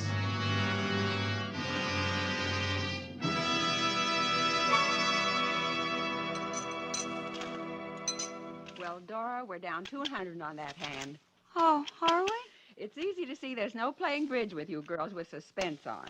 So let's stop playing and switch to Autolite spark plugs or whatever for the rest of the half hour, huh? Oh, Mary, I could kiss you. You're such an understanding sister-in-law, and I don't want to miss a single word.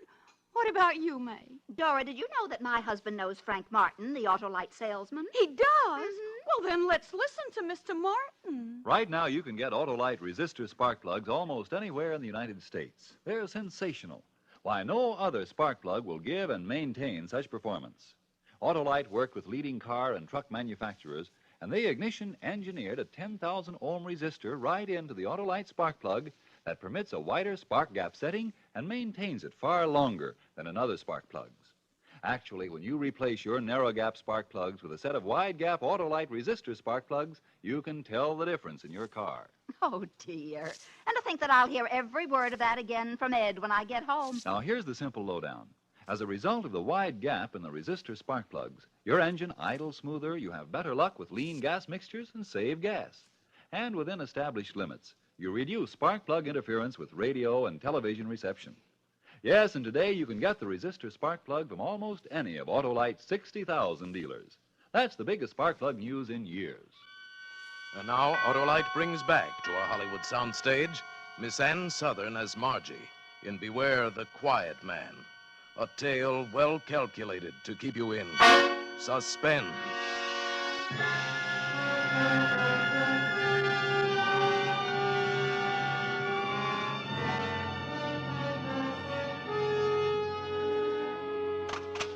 I stood there in the phone booth a minute after I hung up. I wasn't scared exactly, but I had to let those words sink in. Either this guy I'm talking to is crazy, or else Arthur's planning to murder me. I went back to the bar. I had to find out. Oh, beautiful. I thought you got lost. Sit down, sit down. Thanks.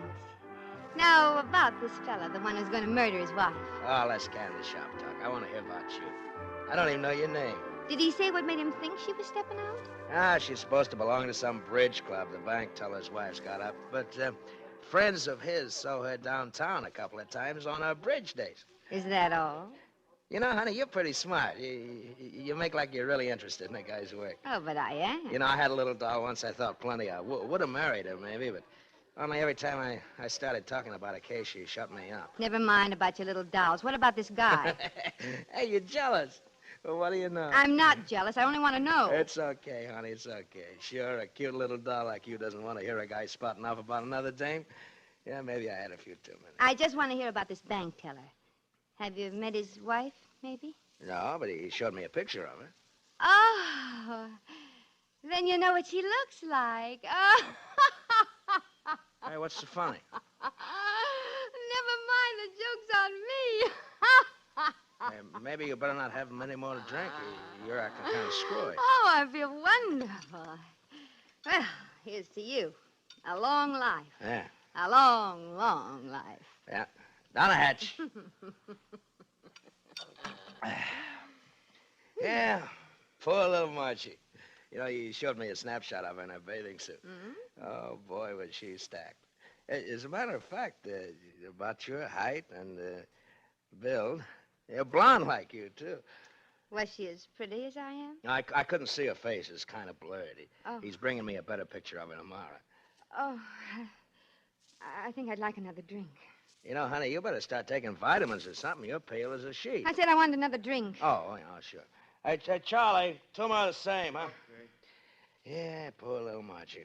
You know, that's one thing I can never figure out. The cute little dolls with flirtatious eyes always pick some homely, quiet gink when it comes to settling down. And the handsome He-Man who has to beat off the dames with a club, what does he do? He marries a drab little pigeon. Yeah, that's why we get so many axe murders, I guess. Axe murders? Only in this case, he'll use a gun. But he doesn't have a... I mean, most bank clerks don't own guns. Oh, well, this one does. Now. Give me a light, will you? Yeah, sure. There you are. Hey, maybe if you lay off a booze, honey, and take a tonic or something, you'll feel better. Look at your hands. They're trembling. How do you know he has a gun? Oh, I get it. Why'd you tell me? Tell you what? You got a squeamish stomach. All this talk about guns and shooting. No, honey, I'm sorry. I won't say one more word about it, I promise. I'm not squeamish, and I don't need vitamins. I want to know how you know this bank teller guy has a gun. All right, so I'm going to a pawn shop and buy one. You know, honey, I could really go for you. It's a funny thing, we never even introduced ourselves. That's something we got to do.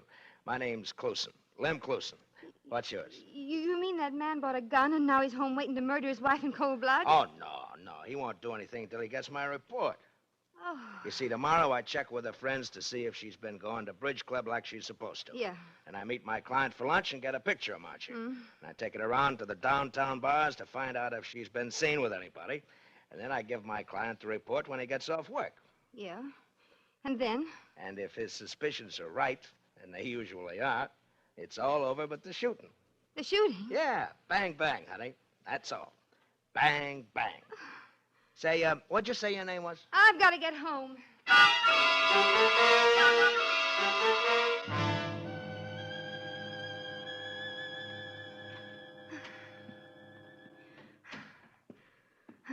Hello, dear. Hello, Arthur. Oh, I was beginning to worry about you. Well, I really couldn't help being late for dinner. I wanted to leave, but Maybelle, that's her name, you know, the girl I used to go to school with, she kept talking yatta to yatta, and I just couldn't walk out on her in the middle of a sentence. That's all right. I didn't mind. Say, the potatoes are all ready like you told me. Shall I, No, I'll hurry dinner. You just sit down and read the paper. Huh? Well, thank you, dear. You all right? You look a little flushed. Oh, I'm fine. I was just rushing, that's all. It'll be ready in a minute. Did you have a hard day, darling? Oh, usual. People are taking out more money these days than they're putting in. Yeah, prices are awful, aren't they? Nothing unusual? I mean, nothing happened today? Oh, a funny thing. Man came rushing in this morning, first thing the doors were opened. Wanted to withdraw all the money from their joint account before his wife beat him to it. Seems she was leaving him for another man. Oh, how awful. Oh, yeah. While he was there, she appeared. You should have heard her carry on. She was a real shrew. Well, what happened? Oh, nothing. He didn't say a word. He was a gentleman. But I'll bet if he'd had a gun, he'd have killed her. Oh, well, seems things like that happen all the time. Newspapers full of it. Are you mad at me, Arthur? Are you mad at me? Am I mad at you? Why, no. Should I be? Arthur, darling, I've got something to confess. Well, fire away. I didn't go to Bridge Club last week. No? I thought you'd die before you gave up bridge. Oh. Really, honey, you look awfully seedy. No, I'm fine. I feel fine. I had sort of a quarrel with Lorraine. I didn't want to tell you because you're always talking about how women can't get along with each other. Instead of going to Bridge Club, I went shopping. Instead. Fine. Only I hope you didn't go over the budget. Oh, no. That's good. I always said bridge was a waste of time. Then you're not angry about anything? Why, no. Why should I be? Oh, Arthur. What's the matter now? I don't deserve a swell husband like you. Oh, I'm not so hot. Oh, you always do the dinner dishes and bring me my breakfast in bed on Sunday mornings. The only morning you have to sleep. Arthur, I'd feel terrible if anything ever happened to us. Well, what's going to happen? Suppose someday you got real mad and exploded. Exploded? Yeah. What if you got a gun and shot me dead? Oh, for heaven's sakes, Margie. Where do you get those crazy ideas? You mean no matter how mad you got, no matter what I did to make you mad, you wouldn't shoot me dead? Well, Margie, you know I'd rather die than hurt one hair on your head. Oh, Arthur, not suicide. Say, how many drinks did you and Maybelle have? Arthur, I want you to know I'm going to change. I'm going to be a better wife from now on. I'll stay home all the time and darn your socks. You? Darning socks. You just wait and see. I'll get up every morning and make your breakfast. Oh, Margie, you know you won't do any of those things. I will, too. Nonsense. Women like you never change. I will, too. I'll change right away. Tomorrow. Besides, I don't want you to. Oh, come here, baby. I want you to stay just exactly the way you are right now. Just exactly, Arthur? I love you very much, just the way you are. Oh, Arthur. Hey, that reminds me, I made an appointment for you tomorrow at 10. You're having your picture taken. My picture? I showed a fellow that old snapshot of you today. The one we took at the beach. It was so dog-eared he couldn't see what you looked like, and I realized we didn't have a single decent picture of you at all, so But why have it taken tomorrow? Well, the studio next to the bank is having a special advertising the new 60-minute service. 60-minute service? Yeah. That way I can pick up the finished picture before I go to lunch. I don't want my picture taken. Well, now you're being silly. I won't do it. Oh, honey, what's the matter? Don't touch me. I won't have my picture taken. I won't. Good night.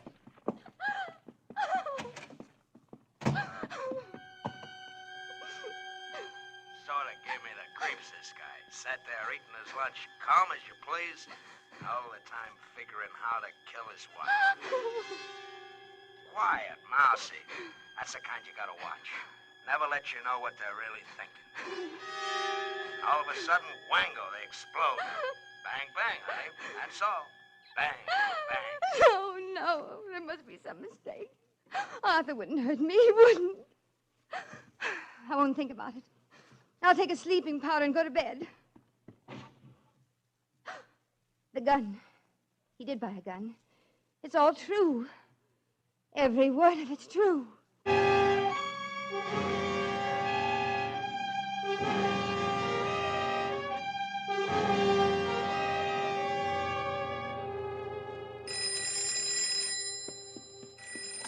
Hello?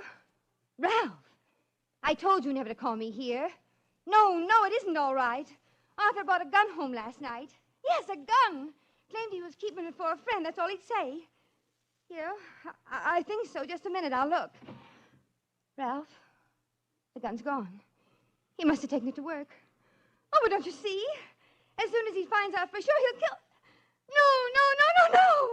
I never want to hear from you again. I've got to think. Oh, not the doorbell.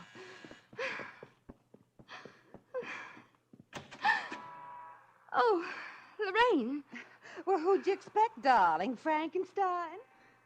Aren't you going to invite me in? Well, I was just going out. Don't be silly. You're not dressed. I'm in a hurry, Lorraine. Well, so am I. I'm late at the beauty shop now. But I was driving past anyway, so I thought I'd drop in and give you the latest on the girls at the bridge club. Well, some other day. Honestly, Margie, this is choice. You know what I heard about Mrs. Dentler?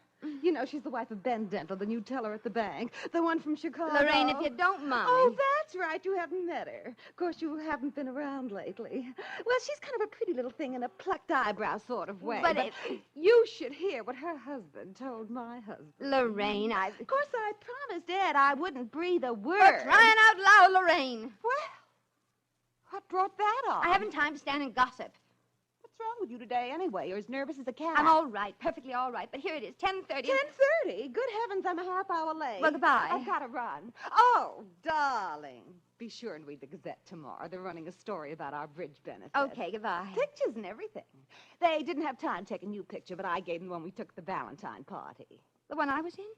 They're publishing it? Why, sure. I don't want my picture in the paper. But yours was the only flattering one in the group. The reporter picked you out right away. He seemed quite smitten.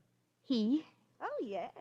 He asked all about you. Of course, I told him that you didn't come to meetings very often. The Gazette doesn't use men reporters for society? Well, they do now, dear. He didn't sound much like a reporter, though. He kept calling me honey. Tall, blonde, fast talker? Why, yes. And you gave him my picture? Well, of course. What was his name? Oh, well, let's see. Yeah. Funny name. I think it was Clusen. Lem Clusen.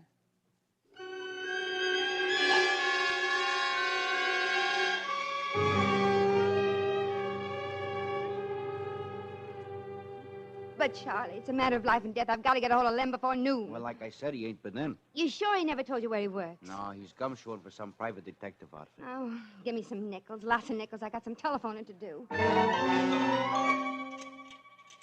Acme Detective Agency. Do you have a man named Clusen working for you? Lem Clusen? No? Thanks.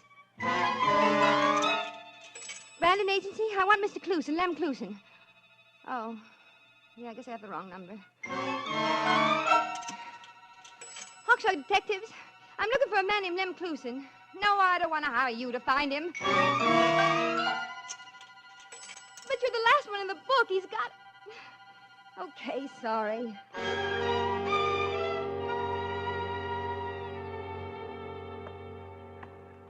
No luck? No.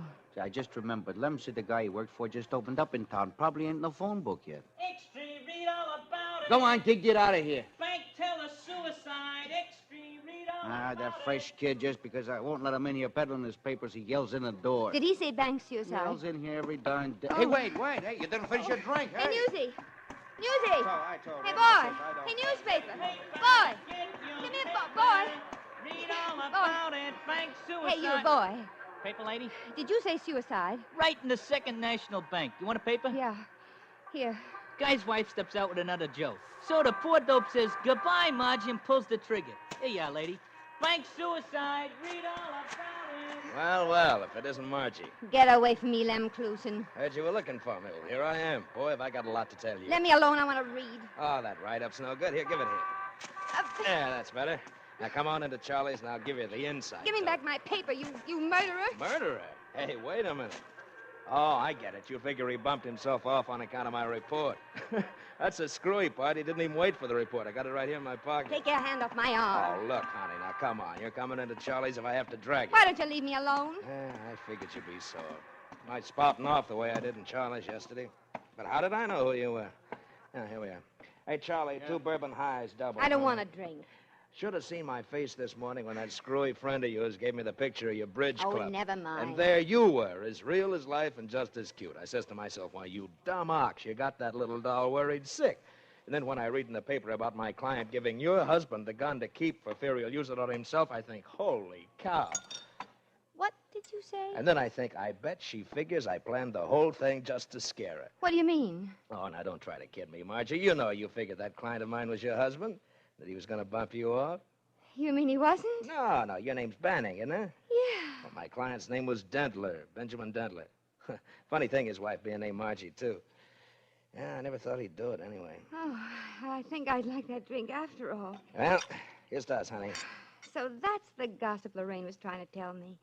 Dentler, the teller from Chicago. You know, I've been thinking a lot about you. And Margie. Arthur really was keeping the gun for a friend of his. Hey, I'll tell you what, honey. I know a quiet little spot across town where we can eat, dance, anything we want. He might have told me about Dentler. It's a cute little place, baby. They got a knocked-out band, and what a floor show. I wonder why Arthur wouldn't talk to me about it. Well, what do you say? Say? To what? Well, you and me, honey. Our date. Oh. You're asking me to step out with you? Well, why not? How about my husband? Oh, that mousy little guy. We got nothing to worry about from him. But I thought you always said, beware the quiet man. You never know what they're really thinking. But this is... No buts. If you'll pardon me, Mr. Lem Clusen, I'm going home and start his supper.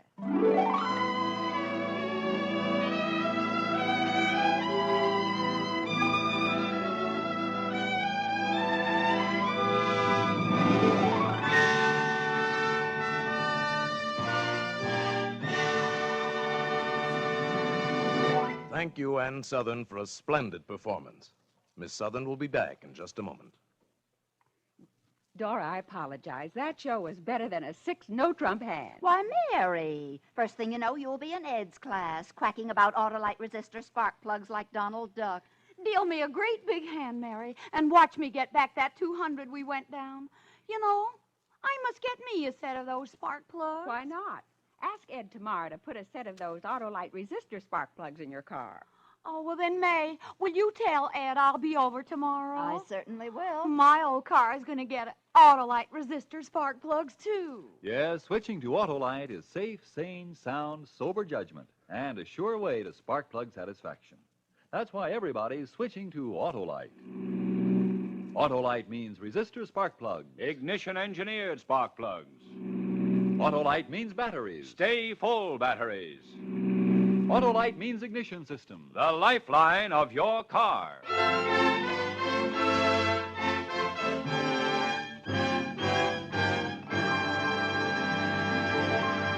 And now, here again is Miss Ann Southern. I've enjoyed this appearance on Suspense very much. And as a regular Suspense listener, I'm looking forward to next week when Martha Scott stars in Crisis, a powerful study in... Suspense.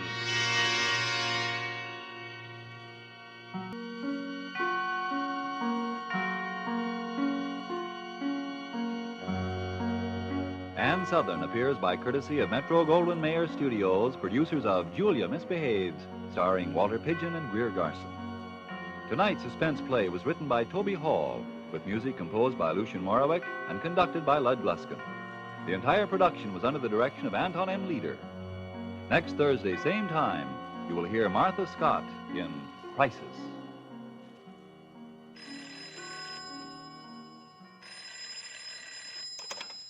This is the Autolite Suspense Show, calling the people of the USA. Here's your potty, sir. Thank you. This is CARE Incorporated. It's been 9 years now, 9 years since Europe's people have been able to live decently, buy clothes to wear, get enough to eat. That's a long time. It's far too long. Our government is doing something about it. Its long-range program will help restore economic prosperity. But there won't be any immediate direct help for the people who are hungry today. They can look only to us, to you and me. We can send help through CARE.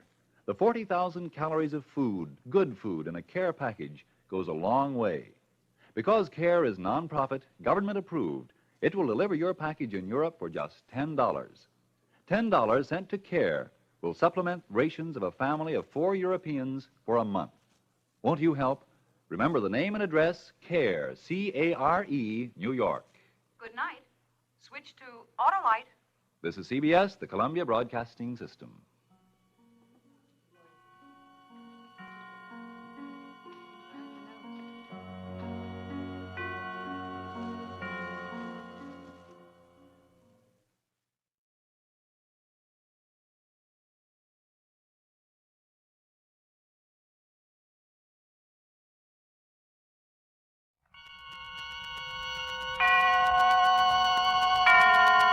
Autolite and its 96,000 dealers present Suspense.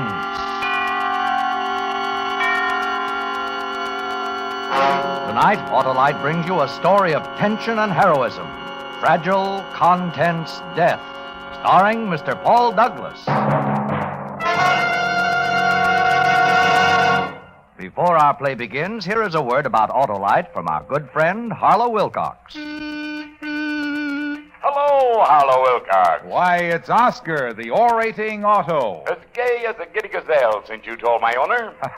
About ignition-engineered Autolite spark plugs? Yep, I was down in the hood. Sluggish, slow on the hills, no pep. But then they slipped you a set of smooth, sleek, and salubrious, world-famous Autolite spark plugs. And now I'm really right. Well, sure. Replacing worn-out spark plugs with ignition-engineered Autolite spark plugs will give smoother performance, quick start, gas savings. I get a real run for the money. Well, that's because Autolite spark plugs are made by the same Autolite specialists who designed the coil, distributor, and all the other important parts of the complete ignition systems used as original factory equipment on many leading makes of our finest cars.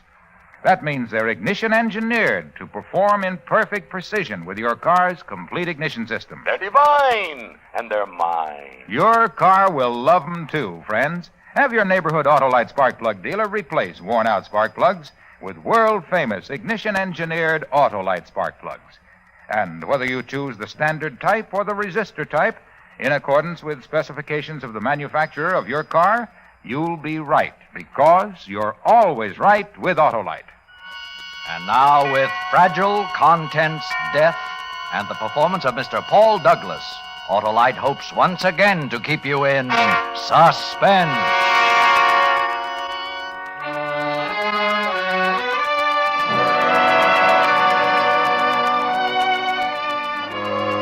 All it took was a phone call. Until it came that morning, everything at the post office was the same as it had always been. I was just another postmaster, 40 years old, with the problems of some 80,000 people to look after. All it took was that phone call to make things a nightmare. As I said, the day was, well, just the day. I remember I was making up my mind to get busy on the stuff piled on my desk. It was 9:15. Morning, Mr. Jordan. Morning, Hartley. I was just going to send for you. Now, don't tell me that all this heap is for me. That's right. Well, didn't anybody weed it out? Oh, it's been weeded, Mr. Jordan. Oh, no. Well, if I must, I must. Well, even a parcel, I see. It's marked personal. From Paxton and Brown. Something or other Broadway, New York City. Something Alex ordered?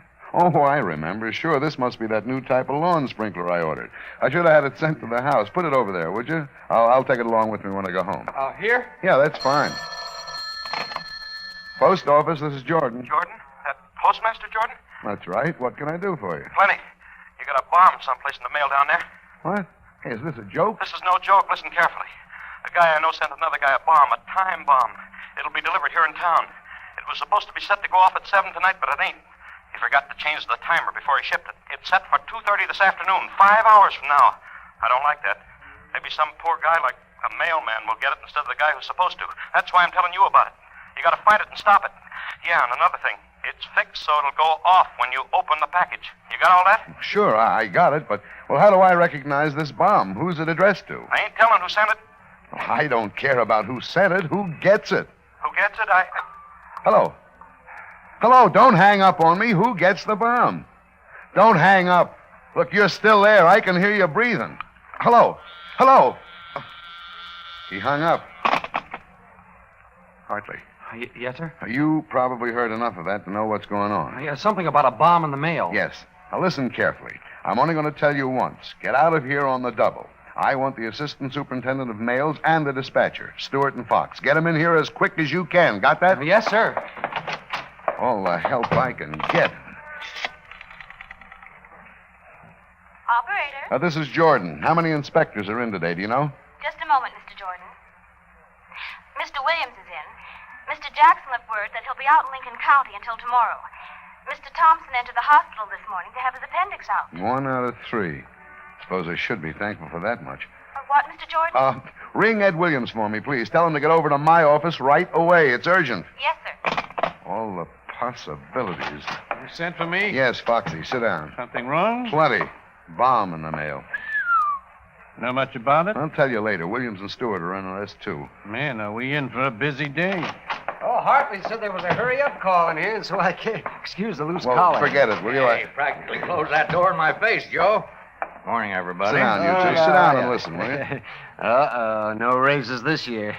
I've been waiting for him to spring it on us. Now, button it up, Joe. Here's what we do have staring us in the face. I just told Fox a minute ago. There's a bomb in the mail someplace. A bomb? Holy. That's right. That's right. A few minutes ago, I got a phone call. I don't know who it was. All I got were these facts. It's now, 9:30. Well, between now and 2:30, we've got to find a time bomb which was mailed to somebody here in town. Somebody? Don't have any name at all? He didn't get around to that. Either he wouldn't tell me or he was cut off. I'm hoping, just a slender hope, I know, but I'm hoping he'll call back. We can't count on it. How do we know this isn't a leg pull, Doug? We don't, but we can't afford to take chances with somebody's life. Would you? Oh, no. Well, what kind of a package? We don't know. Any kind. Oh, that's great. That spreads your field out something terrific. How? You not only have your truck packages, you have carrier packages, too. Well, a carrier wouldn't have that big a package. Use your hat. The powerful explosives we have nowadays and the small wiring circuits possible, why not? Yeah, that's right. Well, I'll give you another. How about a newspaper roll? That's big enough, isn't it? Carriers handle them, don't they? That's right. Well, here's what I think. If that thing was mailed early this morning, it's either out there in the parcel post bin or at one of the substations. If it was mailed last night, it's probably on one of the trucks right now. Or else it's been delivered. Or else it's been delivered, yes. A lot of stuff's off the trucks by now. Well, that complicates it, but let's do what we can as fast as we can. Fox, you round up all of the special delivery cards. Send them out after those trucks and get all packages back here. We'll go over them after they get here. Try to get the drivers to remember what's been delivered and where. Skip the insured deliveries. This won't be insured. And get as much back as you can. But if they can't remember everything? Leave that to me. But do this, too. Call the substations. Get all their stuff in here. Will do. Anything else? Not now. I'm on my way. Stewart, go through our own stuff in the back. Let me see. Delivery from the New York Central's number 3 hasn't come over from the station yet, has it? No. Well, that makes it a little better. I'll get everything we've got together in one place and keep it there. Now, keep the out-of-town packages out of it. Just add the stuff from the substations and the trucks as it comes in. And the pickup trucks, of course. What? Well, some of the drop boxes out in the suburbs are for letters and parcels both. We'd get some packages coming in on the pickups from those boxes. Yes, I'd forgotten that. Yeah, the trucks will be in here by 11. Well, might as well go ahead with everything else until they get here. Yeah, just so we get them as soon as they come in. I'll leave that to you. Yeah, if we're going to do all this, I better get on it. No use standing here any longer than necessary. No. Go on. Go ahead. You want me to check the packages, right? I don't have to tell you your business, Ed. I know your record as an inspector. Well, fill in a little more for me, would you, Doug? Okay. This a time bomb? Well, that's what he said. We have less than 5 hours now. I got that. What else about it? Would it be safe to open? No. It'll go off if you open it. He said so. It's rougher and rougher. Well, I'm going to get help, Doug. All you want. Now, use your phone. Help yourself. Thanks. Operator. Outside line, please. Thank you.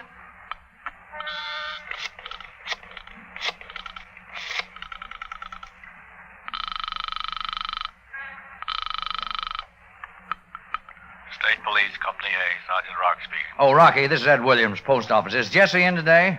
Yeah, want him? No, don't call him. No time. Tell him to come on over here right away, would you? Sure.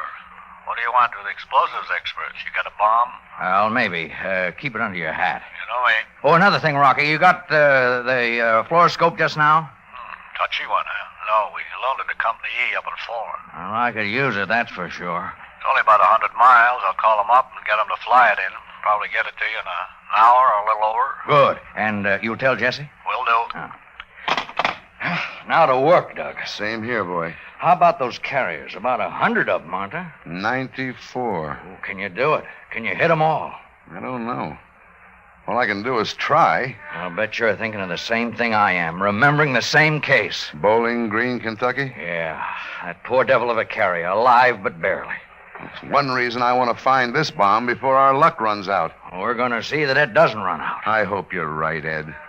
I sure hope you're right.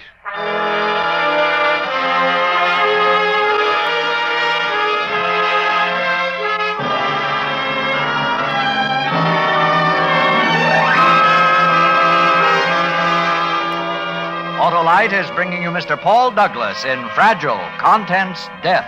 Tonight's production in radio's outstanding theater of thrills, Suspense.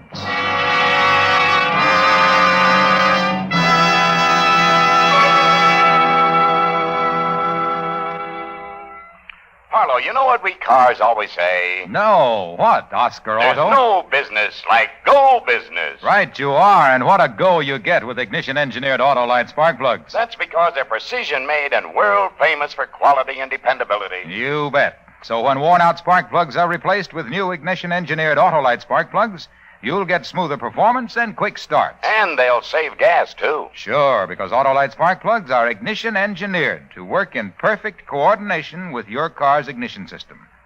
They're designed by the same Autolite experts who design the coil, distributor, and all the other important parts of the complete ignition system used as original factory equipment on many leading makes of our finest cars. Autolite spark plugs are ignition-engineered. You said a tank full, Oscar. So, friends, have your neighborhood Autolite spark plug dealer replace your car's worn-out spark plugs with ignition-engineered Autolite spark plugs, standard or resistor type. And remember, you're always right with Autolite. And now, Autolite brings back to our Hollywood soundstage Mr. Paul Douglas in Elliot Lewis's production of Fragile, Contents, Death. A tale well calculated to keep you in suspense.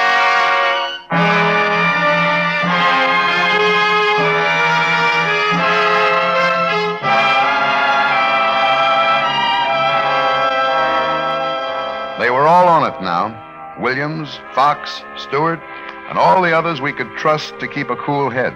The lid was on every place possible. The average man buying his 3-cent stamp, it was business as usual. We didn't even let the majority of the help know it.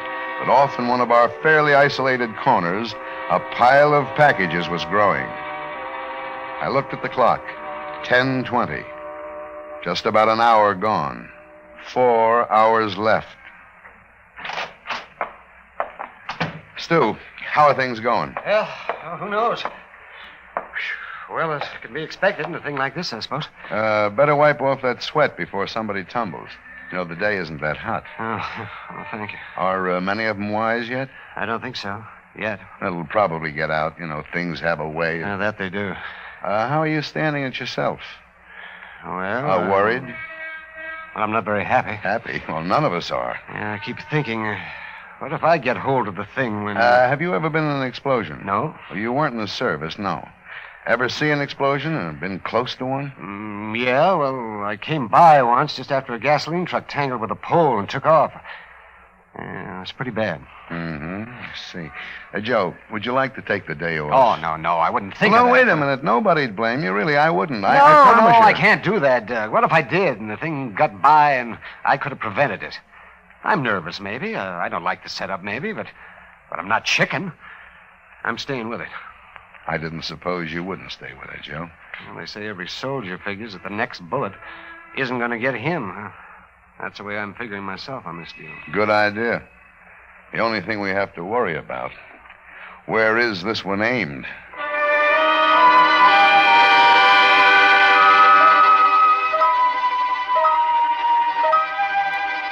11:30. 2 hours gone. I went back to the mailroom. Hello, Doc. How's it going? We have all this so far. A lot of work. Any leads, Ed? Not yet. Not even anything suspicious. Well, how can you tell? Can't tell, really. Oh, sometimes there's something about the handwriting or the printing. I guess you just feel it sometimes. I don't know. I don't get anything like that in this stuff. Oh. Well, not even a fake return address? Not a one in the lot. None of the locals, anyway. Put them all. Fluoroscope in yet? Oh, plane's in. They phoned me a few minutes ago. It's on the way over. Be here any minute. That's a help. Mr. Jordan, telephone. Okay, what line? 8. Thanks, I'll get it. This is Jordan. Mr. Jordan, this is Malloy on truck 15. Yes, Malloy? I got the word about getting back these packages. Everything's practically okay, only this. My second delivery, I left one off at this place, 1724 Lime Street. I got back there a while ago, and nobody's home. They were there when you left the package? Yeah, fat, bald-headed guy took it, as I remember. Well, check the neighbors. I already have, Mr. Jordan. Nobody knows for sure where they went. There's some talk about them leaving for Washington this morning, but I can't pin it down. They drove, anyway. Car's gone, garage is empty. Well, that's using your head, Malloy. At least we have something to shoot at. Remember the name? No, I don't, but that fat guy sure looked like a crook. Tabbed him for one the minute I laid Hey, my what's eyes- this? Huh? Oh, Miller came driving out and caught me and said you were hunting a package of stolen goods in the mail. Maybe he shot his mouth too much, huh? Wasn't I supposed to know? Oh, no, Malloy. It's all right. I forgot that he knew what we were after. You say you got everything else. Yeah, be right in if you say so. You do that. Check. Foxy. Yeah?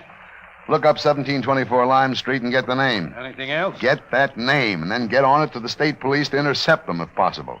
Those people who received a package this morning, and they may have left town for Washington. They're probably driving. By luck, they may not have opened that parcel yet. That's a long shot. Going on a trip, carrying an unopened package, I doubt it. It's against common sense, but we have to try.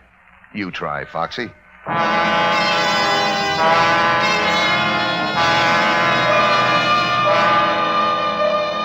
12 o'clock. Lunchtime. I ordinarily eat at Bailey's. Not today. We had sandwiches and coffee brought in. The coffee was welcome, but we didn't seem very hungry. Alone in my office, sipping coffee, all I could think about was the time was half gone. It made me forgetful. This is Jordan. Haven't you forgotten something? Huh? Oh, hello, dear. Forgotten something? I'm down at Bailey's waiting for you. I've been here 25 minutes. We're lunching together today, remember? Oh, that's right. Today is Thursday. Well, look, Alice, I'm afraid I'm going to have to stand you up. Something's come up. Sorry. There's the best-looking man sitting in here all by himself. Tall, rugged, iron gray type. You know how I go for those. He'd probably be glad to buy me a meal. Yeah, try him and see. I have confidence in you, sweetheart. Anything to save us a buck. Then you definitely aren't coming. I'm afraid not. I'll tell you all about it tonight. Sometime remind me never to marry a busy executive again. Bye. Bye. What have you got there, Foxy? Things on my mind, Doug. First, let me get this one off. The cops picked up the Morgans. The Morgans? The couple who were driving to Washington found them in a service station on the edge of town. You get the package? They'd already opened it. Nothing much in it except some fancy sports shirts for Morgan himself.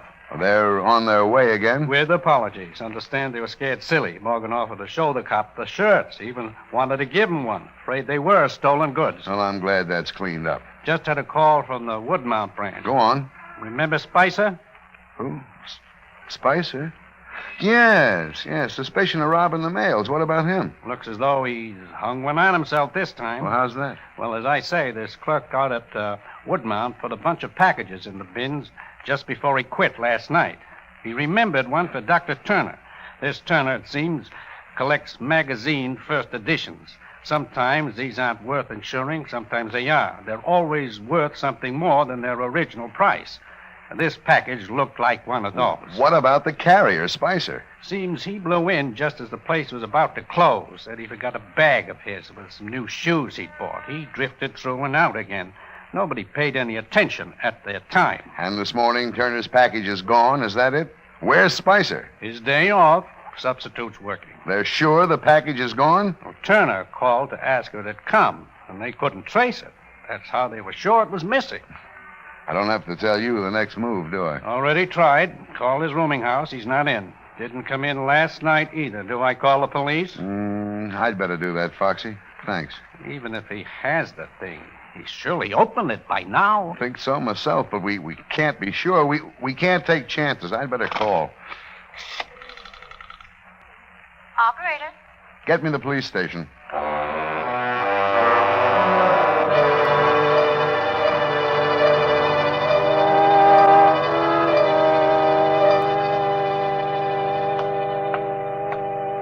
Ed, any luck with this pile of stuff? One that's uncertain. Trying to make up my mind. Let's so. Let's see. Here. Not very big. Well, it wouldn't have to be. Addressed to Jack Gordon, 128 Andrew Street. That anybody important? Never heard the name. If you ask me, it's a kid. That's so why? Oh, the return address. Oh, Columbia Foods Incorporated. I don't know. Cereal coupons. Fluoroscope indicates a watch inside. Furthermore, let's put a stethoscope on it. Here, put it in your ears. Okay. You get it? Yeah. It ticks all right. Question, is it a dollar watch or is it it? It's a watch, probably. Probably. Look, let's play it safe. That's what I thought. In here? Ordinarily, no. But we couldn't detect anything that would trigger the thing, so we'll put her in the water bucket. Here. Did you put the wetting agent in the water? Yeah. It'll soak through the wrapping quicker. And through anything else inside that much faster. That does it. The inside takes a little longer. Reminds me of the time I put in as an inspector. I hear you're pretty good, Doug. Just lucky. Getting the walkers lucky? Well, better have a look at your toy here. Yeah. Easy. Oh, she comes. There. Oh, looks like we were right the first time, Doug. Here, have a pocket watch. Genuine Hoppy. Keep it for a souvenir. That's one kid we owe a watch. Will the budget stand it? It'll strain it, but it won't break it. Let's step out back. I need a cigarette. Good idea. You heard about this carrier, Spicer? Foxy told me. Got him yet? No, the police haven't. Maybe the police haven't got him, but has it?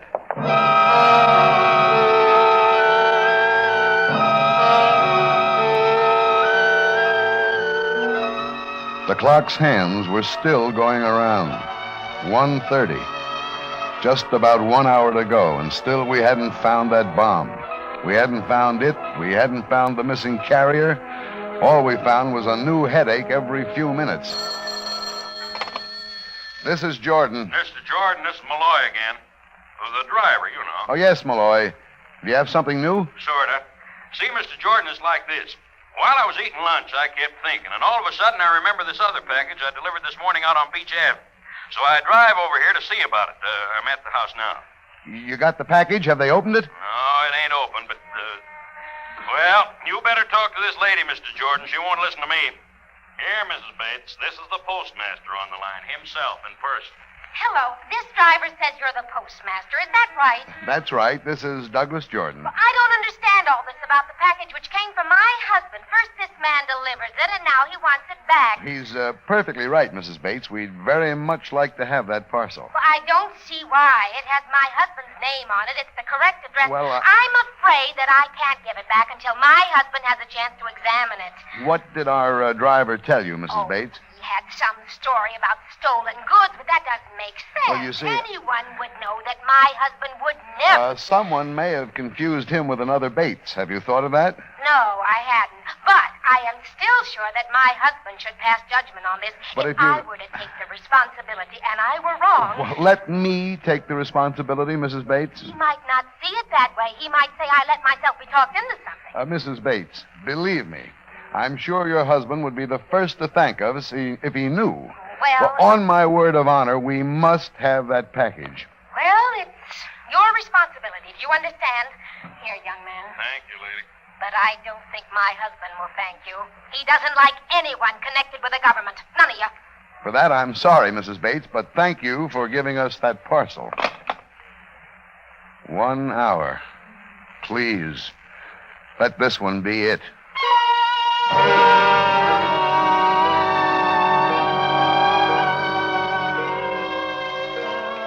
But it wasn't what we were after. a box of advertising pencils. That was all. Then it was a half an hour. I forced myself to stay in my office, waiting for a call that they'd caught Spicer, or that someone, somewhere, had turned up something. Ed, any luck? Not a bit. We've combed everything, not a thing. They haven't caught up with Spicer yet? I think that's a false lead anyway. If he has the thing, he's opened it by now. That leaves us nowhere. Yes, it does. Somebody's forgotten something. That must be it. Maybe. It'll be all a hoax, you know. What's the matter? Don't you want it to be a hoax? All this effort and nothing to show for it. That it? Want to repeat the Walker business? Catch a murderer through the mail? No, Ed, no. I just want to be sure. He's out, you know. Who? Steve Walker, the brother. He's out of jail. Didn't you know? Why are you looking so funny? Steve. Walker. Steve. He said he'd get me. Ah, well, so what? Where did I put it? Where's that lawn sprinkler? Lawn sprinkler? Now I know. Hey, where'd that package come from? I had it right here all day. Didn't even think about it. Came early this morning. Let's not think. Let's move. Give me that. Is there time? I think so. Better be. Hey, Jesse, got another one. Fluoroscope. Yeah. Get her under the fluoroscope. Look. That's her brother. That's her, all right. Do you have time to take it out to a safe place? Oh, sir, all we can do is put her in the water bucket. Take her into the alley and pray. Okay. Here goes. Oh, water, get through that wrapper. Jesse, get her out of here. Doug, we'll give her an hour just in case.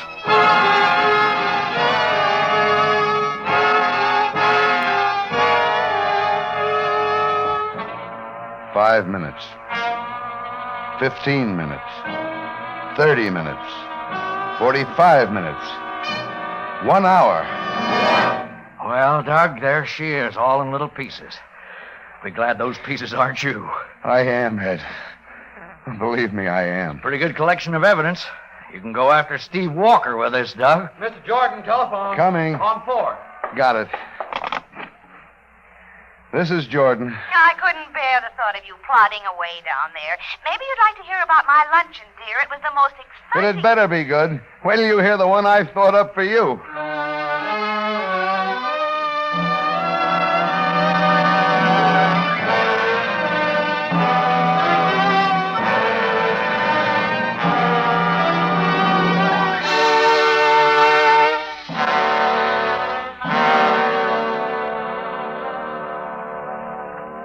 Suspense. Presented by Autolite. Tonight's star, Mr. Paul Douglas. Harlow, I've got a new slogan for you. What is it, Oscar? Keep your auto right with Autolite. Yes, sir, because Autolite makes over 400 fine products for cars, trucks, planes, and boats in 28 plants from coast to coast. These include complete ignition systems used as original factory equipment on many leading makes of our finest cars. Generators, coils, distributors, electric windshield wipers, voltage regulators, wire and cable, starting motors, and many, many more. They're all engineered to fit together perfectly, work together perfectly, because they're a perfect team. So, friends, don't accept electrical parts supposed to be as good. Ask for and insist on Autolite original factory parts at your neighborhood service station, car dealer, garage, or repair shop. And remember, you're always right with Autolite.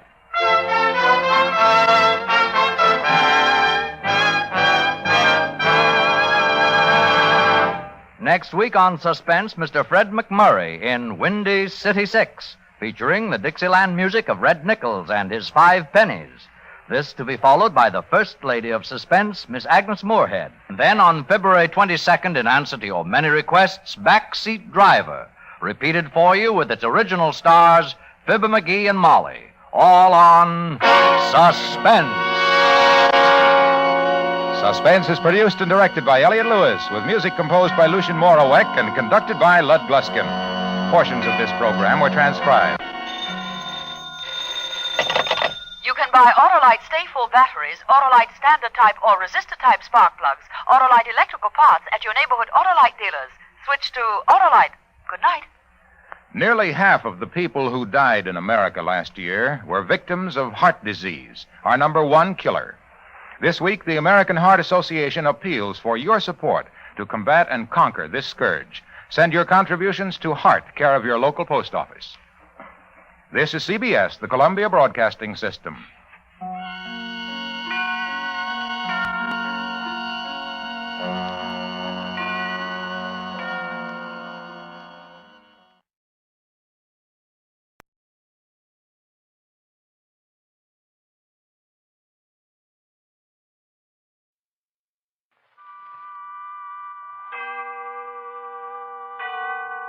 Autolite and its 98,000 dealers bring you Mr. MacDonald Carey in a story based on fact. Tonight's presentation of Suspense.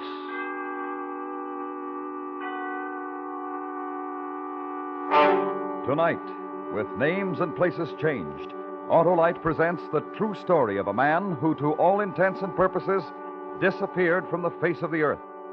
The dramatization is called The Missing Person. Our star, Mr. MacDonald Carey.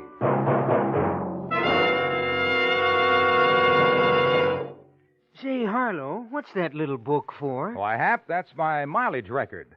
And it's proved to me that it's mighty important to always make sure my spark plugs are functioning properly. Well, what do you mean, Harlow? Well, spark plugs are the heart of a car's ignition system. They've got to be right. So I see my Autolite spark plug dealer every few months. He compares my spark plugs with the exclusive Autolite plug check indicator. And if he finds my spark plugs are worn out, he puts in world-famous ignition-engineered Autolite spark plugs for smoother performance, quick starts, and gas saving. You believe in top performance, eh, Harlow? I sure do, Hap, and I know it pays. So, friends, take a tip from me and have your spark plugs checked this week. See your neighborhood Autolite spark plug dealer. And if replacements are needed, have him install standard or resistor type Autolite spark plugs.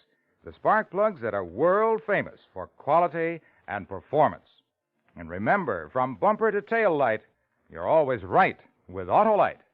And now, with The Missing Person and the performance of Mr. MacDonald Carey, Autolite hopes once again to keep you in suspense.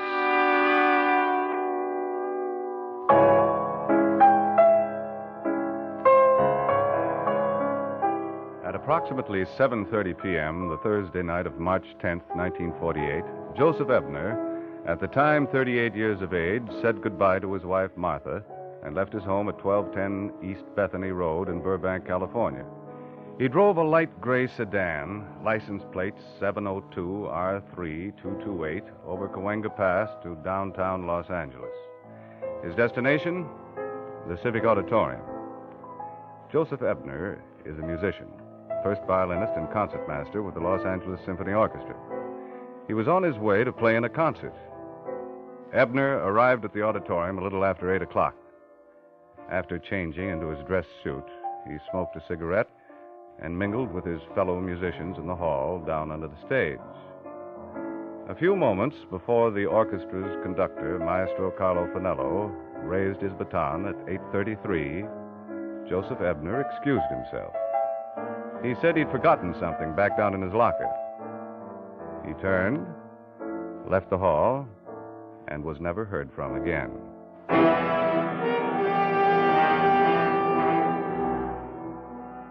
My name is Dexter, Phil Dexter. I'm a writer. I've written columns for some of the biggest dailies in the country. You may have read some of my stuff. Right now, I'm doing feature articles for a magazine called The Real Story. About 10 days ago, the managing editor, Brad Luby, called me into his office. Phil, sit down. Thanks.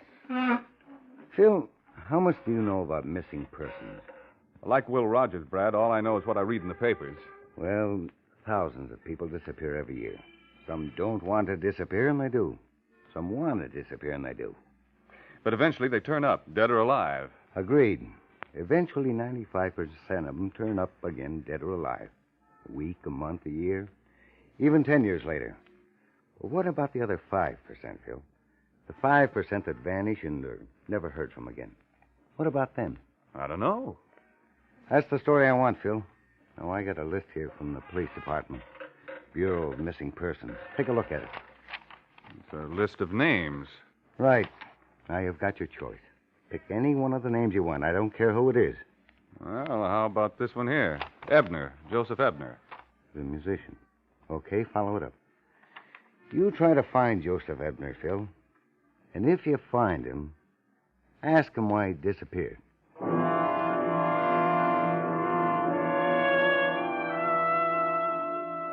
And so the search for Joseph Ebner began again, a one-man search.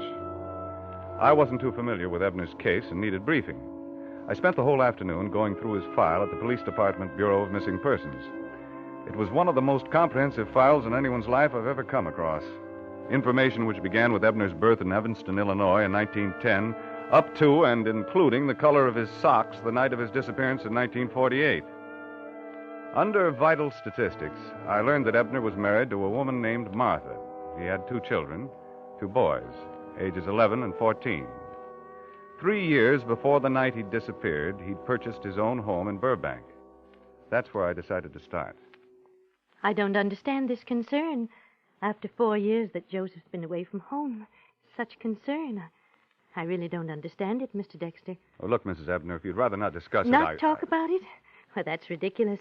That's all I've done for 4 years is talk about it. All kinds of people have asked me about Joseph. But why shouldn't they? He's a fine musician. He's gone away for a little while. There's nothing to be ashamed of, is there? Of course not. What kind of man is your husband, Mrs. Ebner? A good man, Mr. Dexter. Good to me, good to his children. He gives us everything. Is your husband a happy man, Mrs. Ebner? Happy? Well, he never complains. He's satisfied. He gives us everything. Why would he have left? I don't know. Are you sure he left of his own free will? He has everything a man could want. Makes good money, good children, good home. Why, just the year before he left, we had the music room added on. The music room? Yes, it's his. Oh, Joseph composed music, you know. Beautiful music. Would you like to see it? Very much. Good, this way. Come in. Come in. Isn't it beautiful, Mr. Dexter? You see, there's his stand, his books, his piano. Just as he left them the night he went away. I want them to be just like that when he comes home. Is this some of his music? Yes, that's something he's working on. I don't know what it is. Do you play, Mrs. Ebner? Oh, well, just a little. I was wondering... Would you like me to play Joseph's composition? Here.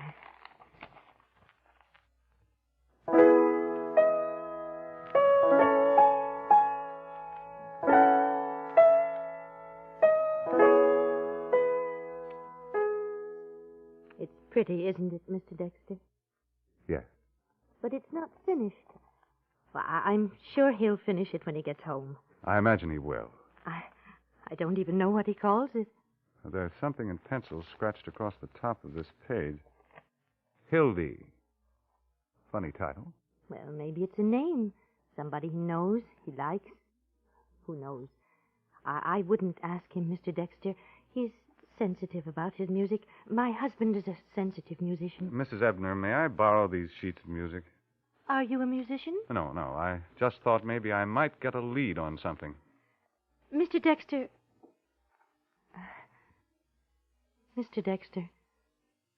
if the music should lead you to my husband, tell him that his wife and his children are waiting for him. We'll be here. Nothing will be different. It'll be just like it always was. If the music leads you to him, please tell him that. I will, Mrs. Ebner. I promise you, I will.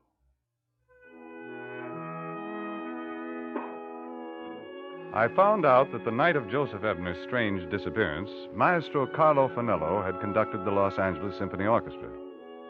The following afternoon, I tried to get in to see Fanello, but he was in rehearsal for a concert he was giving that evening. Later that night, I managed to corner his personal manager, Nicky Benson, at the Civic Auditorium. I don't know, Mr. Dexter. All depends on his mood. These orchestra conductors are moody people, especially before a concert. Did you tell him who I was? Yes, I told him who you were and what you wanted, but I'm sure you understand. Of course. Joseph was his friend. He loved him very much. The maestro himself chose Joseph as the concertmaster. I see. Excuse me. Maestro? Yeah, che cosa? Maestro, this is the man I told you about. Oh, yes. Come in, please. Come in. You sit? He would like you to sit, if you please. Thanks. Now, you talk. You say. As I said, I told him who you are and why you're here. Maestro Finello, I understand you and Joseph Ebner were very good friends. More than friends, Signor Dexter. More than friends, yes. You like wine? Oh, no, thank you. I don't care for any. Well, you excuse. Go right ahead. You want to find Joseph? Yes, I do. He was perhaps a good friend of yours? No. Then why? 4 years ago, he disappeared. Long time. I'm a writer. I want to write a story about his disappearance. Oh. That night that Joseph disappeared, back in 48. Let's go back to that night, Maestro. Did he talk to you when he arrived here at the auditorium? No. We did not talk. But you saw him? Yes. When I arrived, Joseph was in the musician's room. I passed through. They all say, "Good evening, maestro." I say, "Good evening." That was when you saw him? Yes. I read the testimonies of the musicians he'd spoken to that evening. It was just idle conversation, nothing of importance. The police have asked me these very same questions. I told them exactly what I have tell you. I understand he did some composing. Yes, a little. He has talent to compose music. Many times I have encouraged him. Many times he has come to the maestro for advice. Did he ever speak to you about this piece of music, Maestro? No. This I do not recognize. It's not finished. I know. It's good. I think he calls it Hildy. Hildy? It's strange. No, this I do not recognize. Joseph did not discuss this music with me. He wrote this? His wife gave it to me. Martha? Yes, dear Martha. A wonderful woman. A good wife. It's too bad. Too bad? You are one man. In 4 years, many men have tried to find Joseph. They have not found him. No one will find him. Now, I'm afraid, Signor Dexter, very much afraid. Now, you will excuse me, please. Of course. This way, Mr. Dexter. And thank you very much, Maestro Finello. Now, you will not find him.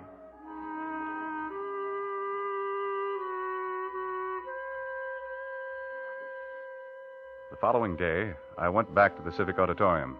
I went through the entire place all by myself, examining every exit, talking with people who knew something about the case. Then I had a bit of luck.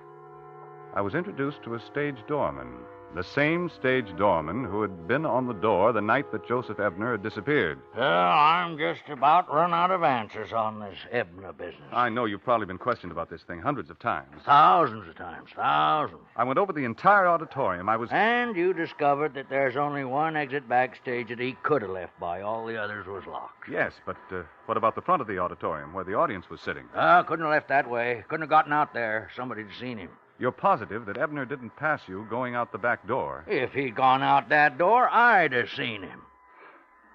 It's impossible. He must have left by some exit. A person just doesn't disappear into thin air. That's the odd part about this whole thing, Mr. Dexter. Ebner left the green room. Now, some of the musicians saw him leave. He said he was going to his locker. Did he get to his locker? Nobody knows. But it's impossible that a man... Yes, Mr. Dexter, that's what everybody said at the time. The police, the newspapers, everybody. They said it's impossible. Don't happen. A man just disappearing like that. But it did happen, Mr. Dexter. It really did. It happened just like that.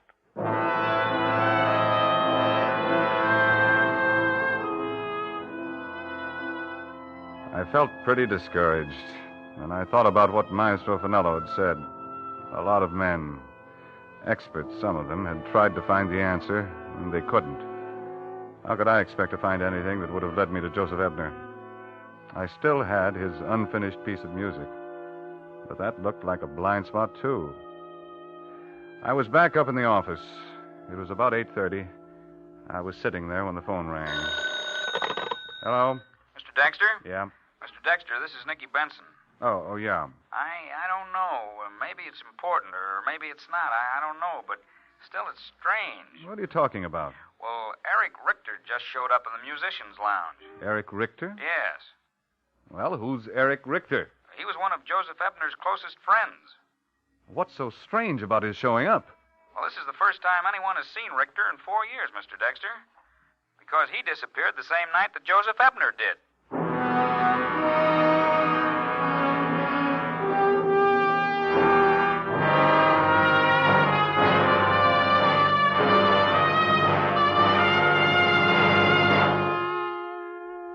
Autolite is bringing you Mr. MacDonald Carey in The Missing Person, tonight's production in radio's outstanding theater of thrills, Suspense.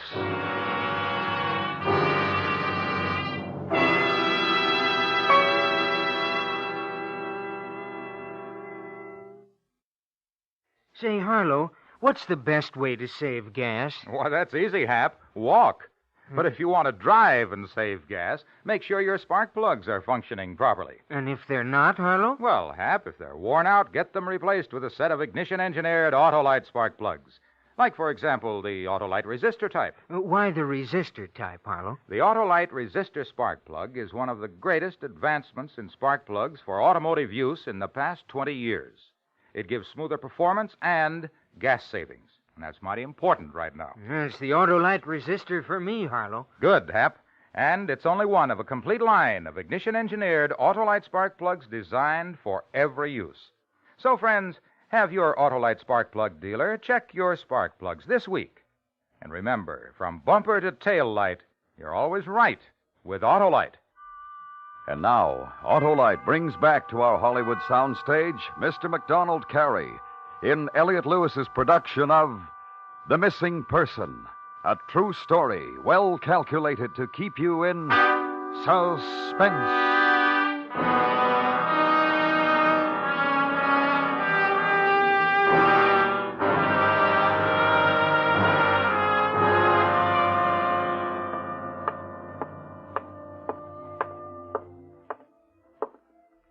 Mr. Benson? Where's Richter? He left when the concert started. Oh. Well, tell me about him. Is he a musician? Yes. Well, that is, he was a musician. At one time, Eric used to play the violin with the orchestra, but he had some kind of a stroke some years ago. Paralyzed his hands. He used to come around a lot, see Joseph, and talk to his friends in the orchestra. The night that Ebner disappeared, had this Richter come around? Oh, yes, he was here. I was in the musicians' lounge for a little while that night. I don't know if anybody else saw it or not. I saw it. Eric came in and stood at the door for a long time. Then I saw Joseph go over to him and talk to him for a couple of minutes. Then Joseph went back to where he was standing with some other musicians.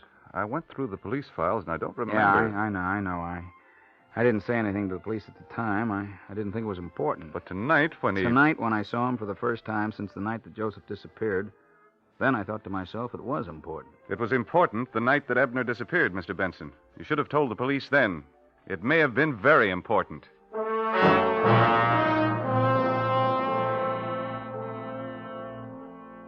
Benson gave me Richter's last known address. It was a cheap hotel on 3rd Street. I went there. The unshaven landlord told me that Eric Richter was in. I told Richter who I was and what I wanted to know. Please, sit down, Mr. Dexter. Thanks. Sorry I have nothing to offer you. If I'd known I was to have a guest, I should... Oh, that's quite all right. You understand my situation, I'm sure. See, I haven't worked in some... Mr. Richter, I want to ask you some questions. About Joseph. Joseph Ebner. Yes, dear Joseph. He's not dead, you know. I believe as you do, Mr. Dexter. You disappeared the same night that Joseph Ebner disappeared, Mr. Richter. What happened to you? I disappeared? This is news to me. I disappeared? Nicky Benson told me that you used to go to the auditorium quite a bit to talk to your friends in the orchestra, but that after Ebner disappeared, you just weren't... Oh, you speak and accuse as if I had committed some crime, Mr. Dexter. For 4 years, I have not chosen to see my friends. I have not seen them. That's all. I see. Mr. Richter, when Ebner disappeared 4 years ago, he was composing a piece of music. I don't know what it was. His wife, Martha, doesn't know either. Nobody seems to know. Maybe you do. Here, look at it. Oh, you will have to hold it for me, Mr. Dexter. Yes. Hildy. You know? I... What is it? Mr. Dexter, Do you know what it is? No, it's nothing. It's just... Is Hildy a name? Look, Mr. Dexter, I don't know anything that will lead you to Joseph Ebner. Besides, there's been enough suffering for his wife. Why should there be more suffering? Suffering? What do you mean, suffering? Don't ask me to tell you. It isn't right for me to tell you. Tell me, Richter, please. Hildy, Mr. Dexter, is a woman. A woman?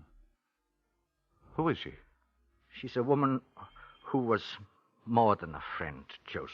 Oh, I see. No, you don't see at all. Where is this Hildy? I don't know. I haven't seen her in a long time. Is Ebner with her now? I don't know. Ebner said something to you that night in 1948 back in the auditorium. What was it? He told me he had found an answer to his problem. And that was the last you saw of him? Yes. I never saw him after that. And Hildy? I never saw Hildy again.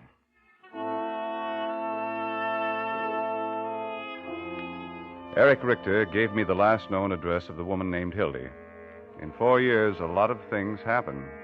I was almost afraid to begin my search for her, afraid of what I might find. But it was my story. I had to follow it up. I went to the address that Richter had given me. Yes? Excuse me, I was looking for someone. This was the last known address of this party. Perhaps you might be able to help me trace her down. How long ago? Well, she lived here 4 years ago. Well, that's a long time. A lot of people moved in and out since then. You remember her name? Her name was Hildy. Hildy? Yes. Do you remember? Yeah, she still lives here. You mean she still? Well, what's so strange about that? Got a lot of people in the building who've lived Does here. she live alone? Apartment 207. Do you know if she's in now? And you can use those stairs over there. Thanks.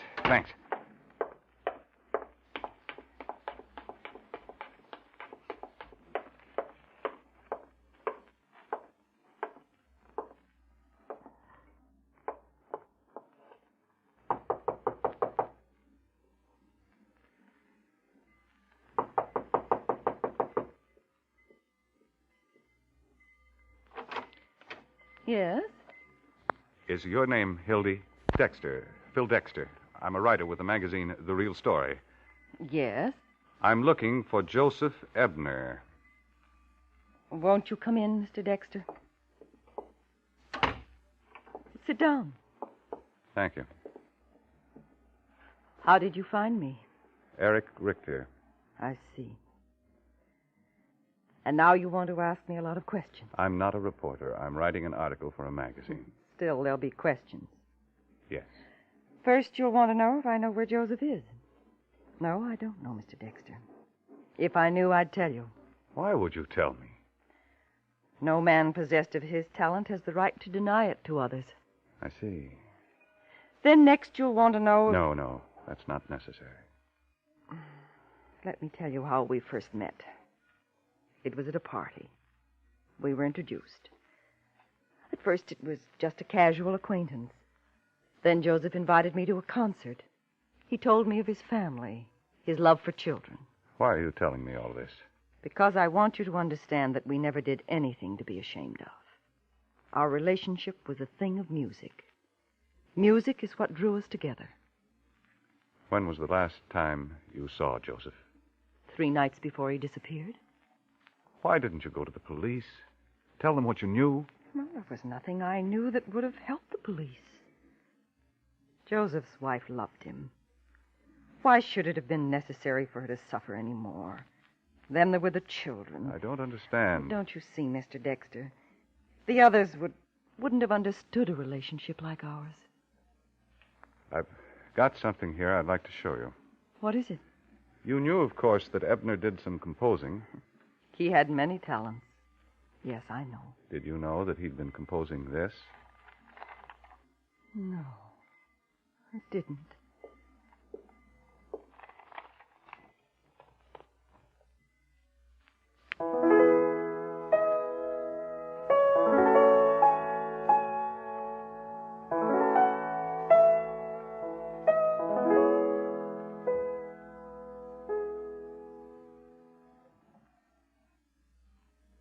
beautiful, isn't it? He named it Hildy. I can see. It was for you. Please. Where is Joseph Ebner, Hildy? Where is he? Mr. Dexter, I told you I don't know. If I did know, I'd tell you. I don't know where Joseph is. I miss him. I see. Just to see him. Nothing more. Just to know that he's all right is enough. It fills a loneliness. I understand. Thank you, Hildy.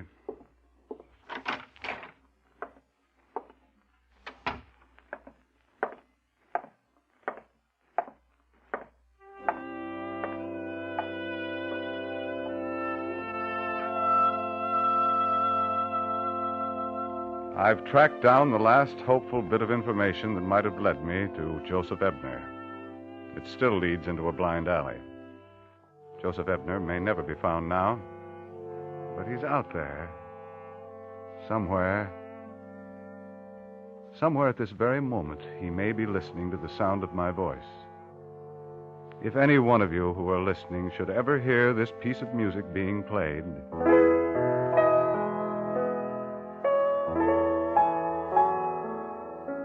get in touch with your local authorities, because you will have found Joseph Ebner.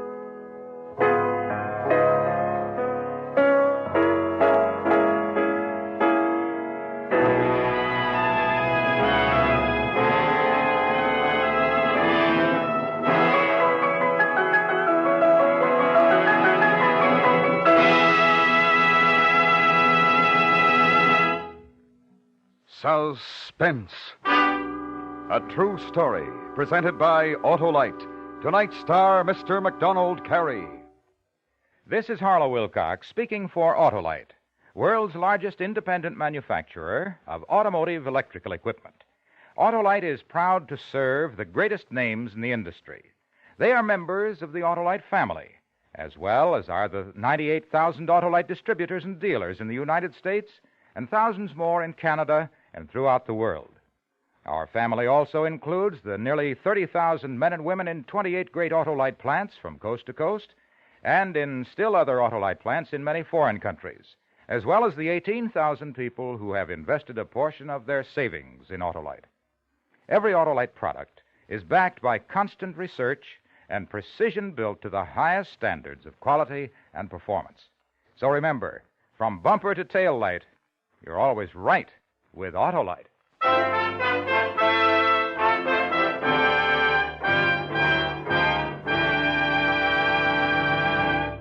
Next week, a story about courage. The terrifying, normal operational flight of a bomber and her crew. A dramatization of The Flight of the Bumblebee, starring Mr. Fred McMurray. The story will be heard on Suspense.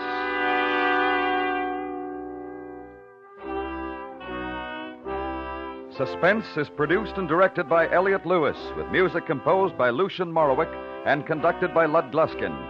The Missing Person was written for Suspense by Richard George Pedicini. Featured in tonight's cast were Irene Tedrow, Joseph Kearns, Jay Novello, Herb Vigran, Paula Winslow, and Jim Nusser. MacDonald Carey may soon be seen in the 20th Century Fox picture, My Wife's Best Friend.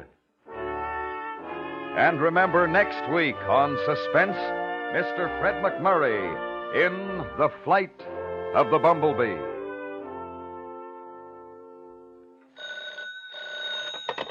You can buy Autolite standard type or resistor type spark plugs, the Autolite Stay Full battery, Autolite electrical parts at your neighborhood Autolite dealers. Switch to Autolite. Good night. This is the CBS Radio Network.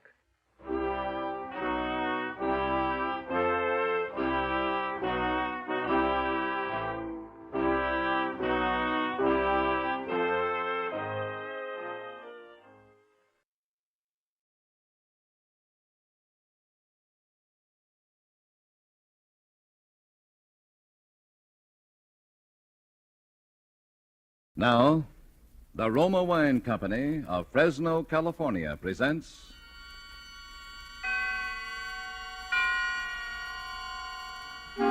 Suspense. Tonight, Roma Wines bring you the suspenseful play called Fear Paints a Picture, starring Miss Lana Turner. Suspense is presented for your enjoyment by Roma Wines. That's R-O-M-A, Roma Wines. Those excellent California wines that can add so much pleasantness to the way you live, to your happiness in entertaining guests, to your enjoyment of everyday meals. Yes, right now a glassful would be very pleasant, as Roma Wines bring you a remarkable tale of suspense.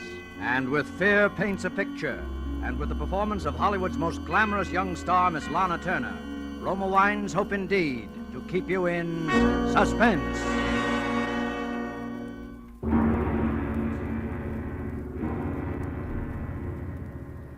There is a picture hanging on a wall. You look at it casually. An extraordinary picture. You'll say skillfully done. Look at those fine brush strokes.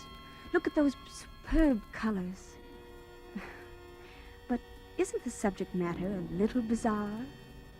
It's something more than just bizarre. You see,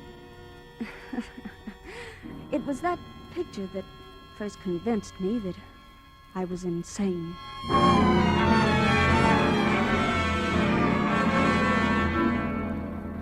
But let me begin from the beginning.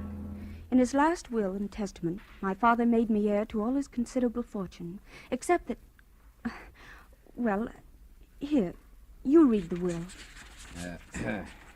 I, Benjamin Powell, hereby request that after my death, my daughter Julia live in my old San Francisco house with Mr. Harvey Lyons, my lifelong friend, until her 23rd birthday, at which date all my worldly belongings will come into her possession, provided that nothing untoward happens to her by that time. But in the event that she is incapable of taking over my estate upon her 23rd birthday, I hereby appoint Harvey and Laura Lyons as my final heirs, there being no other living blood relatives, and trust to their judgment that they will take care of Julia adequately and with kindness. Signed, Benjamin Powell.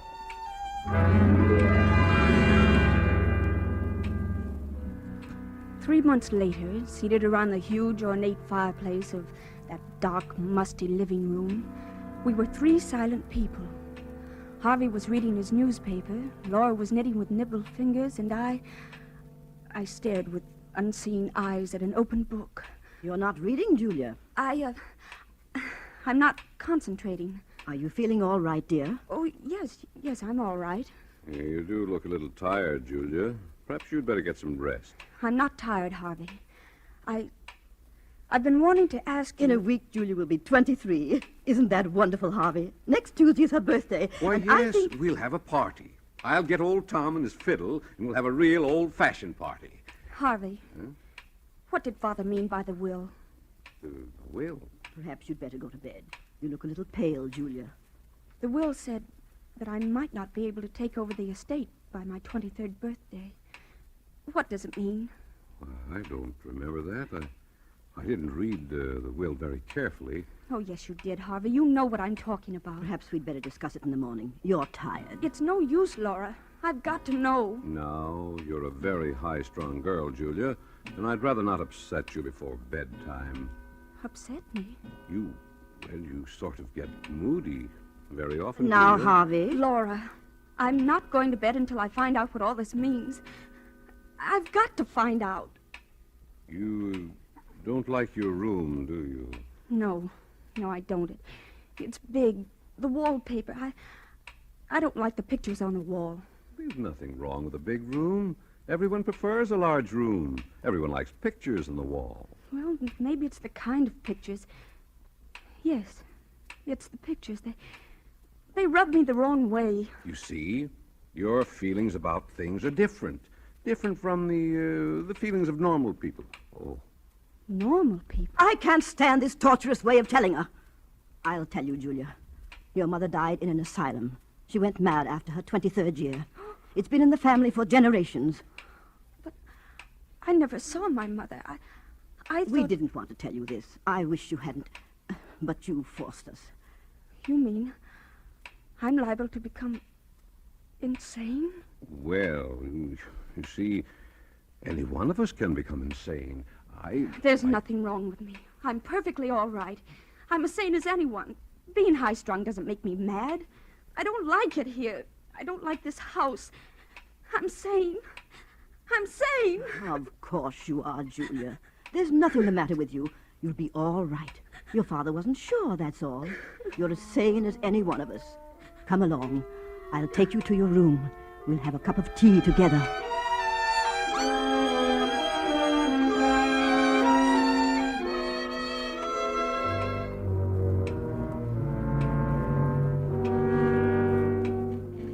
How is she, Laura? She's calmed down.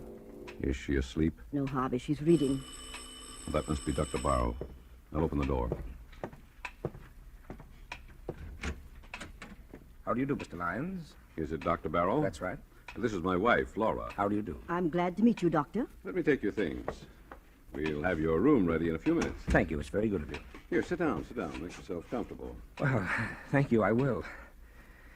Well, how's Julia? Oh, she's been very moody lately. Very moody. Hmm? I've heard her talking to herself very often. Well, that's nothing. All of us talk to ourselves once in a while. I don't know, Doctor. I don't think she's very stable. Mr. Powell described Julia's case to me just before he died. I had occasion to observe her just once. You knew Mr. Powell well?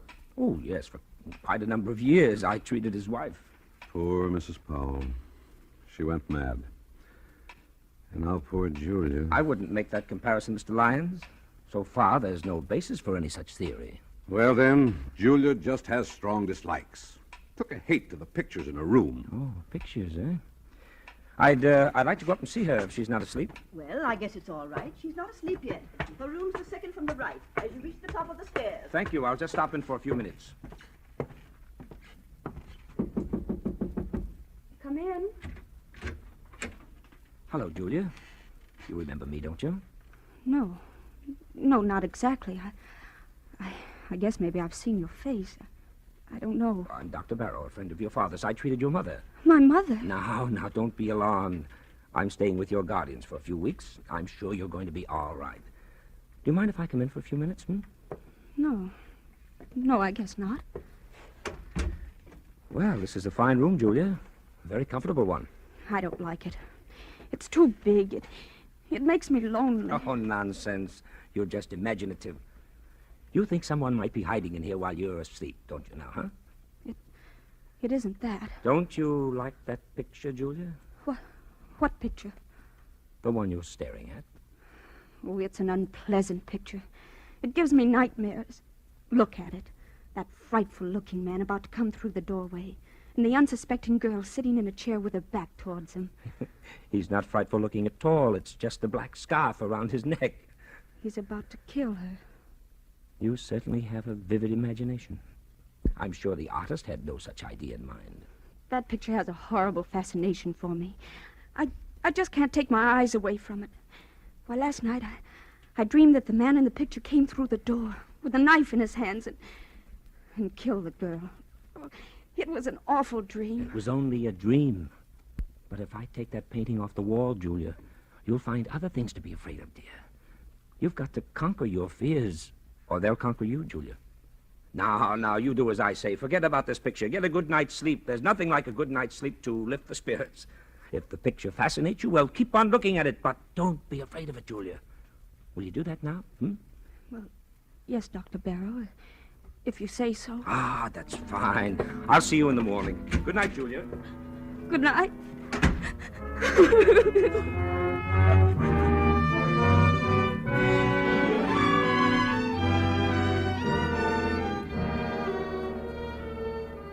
For suspense, Roma Wines are bringing you as star Miss Lana Turner, whom you have heard in the first act of Fear Paints a Picture by Sigmund Miller, which is Roma Wines' presentation tonight of Suspense.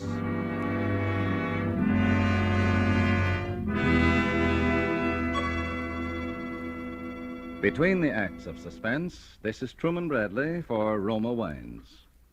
Elsa Maxwell is recognized internationally as an authority on gracious living. The other day, she said this about wine and wartime food rationing. Listen. I find that people who know one simple secret of delicious meals aren't bothered much by food rationing. That secret is to enjoy good Roma wine with food. For instance, I recently had dinner where the main dish was kidney bean casserole.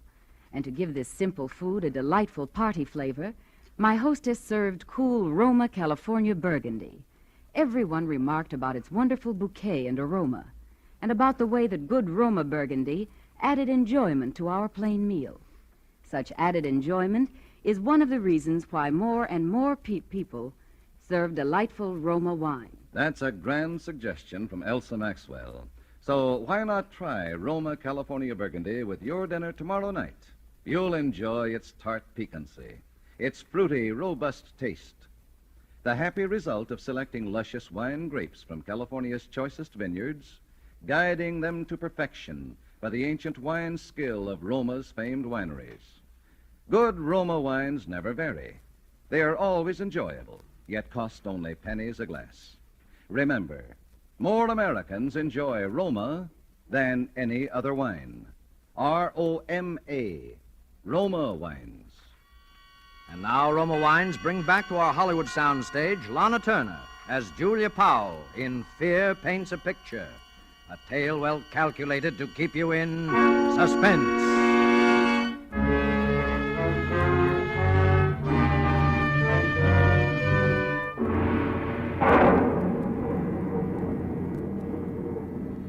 About midnight in my room, the large room with its many pictures, I was dreaming again of the man in the picture.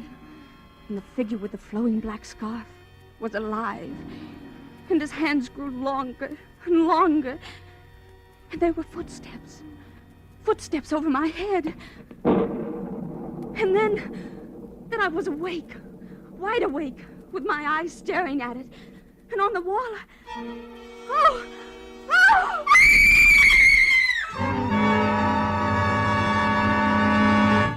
Julia, what's happened? What are you doing out here in the hallway? Put yourself together, Julia. Oh, that man. What man? The man in the picture, he's moved. What do you mean? The picture, the man at the door. He's not at the door. He's inside the room. Oh, you must have been dreaming. Screams. Julia, what's happened to you? He moved. I saw it. He's not outside the door anymore. He's inside. Now, Julia, let's... It wasn't a dream. The thunder woke me. And I heard footsteps coming from the ceiling. And then I looked at the picture. The picture I told you I didn't like, Doctor. The man was inside the room. That's hardly possible, Julia. Figures in pictures can't move. Of course not. It was just a bad dream. No, it's true. I saw it. All right, come along, Julia. We'll all take a look at the picture. Oh, no. No, I don't want to go back into the room. Now, there's nothing to be afraid of. We'll all go with you, dear. Yes, come on, Julia. Don't be frightened. You've got to fight off these delusions. Here, give me your hand. Come along. Now, which picture is it? The one near the bed. Oh, yes, the picture by Ralph Powell. Your family was always very proud of it. Well, there it is. It's the same as I saw it a few hours ago. Look at it, Julia. Why, I can't believe it. The man with the black scarf is still outside the door. And will stay there, Julia, until the picture crumbles to dust. Oh, but I was so sure. I saw him inside the room, approaching the girl, and then the footsteps. Dreams can be very vivid, and there are no footsteps coming from the storeroom. Oh, I must be out of my mind. I could have sworn... If Julia wants to, I'll take the picture out of her room. No, I don't think it's wise. Julia, you will have to fight these unreasonable fears. Never give in to them. I'll go crazy if I keep looking at that picture. It might be the other way around, Julia. If you run away from it, the mental disease prevalent in your family will take a firm hold in you.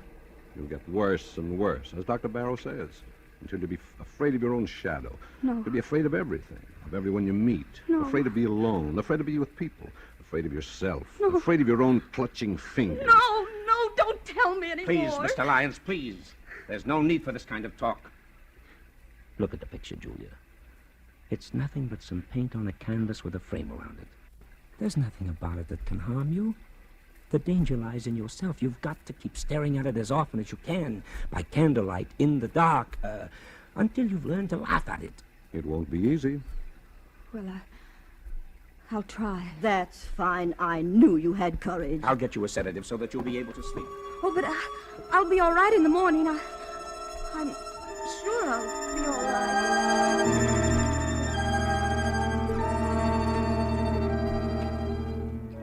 And I was all right for a few days. The figure in the picture remained motionless, and I heard no more footsteps. Until one evening... Well, Julia, it's 11 o'clock, and you know what Dr. Barrow says. I'm not at all sleepy, Laura. I'd much rather stay up for a while. You see, I'm in the middle of a fascinating story. Is anything wrong, Julia?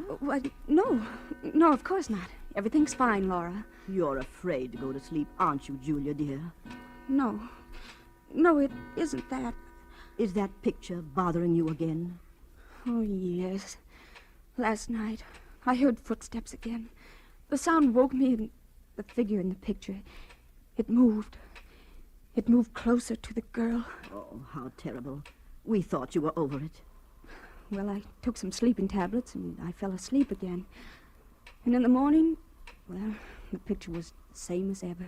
I see. Oh, Laura, do you think I'm crazy? Oh, of course not. You're as sane as I am. Tell me the truth. I must know. Well, you're just nervous and high-strung.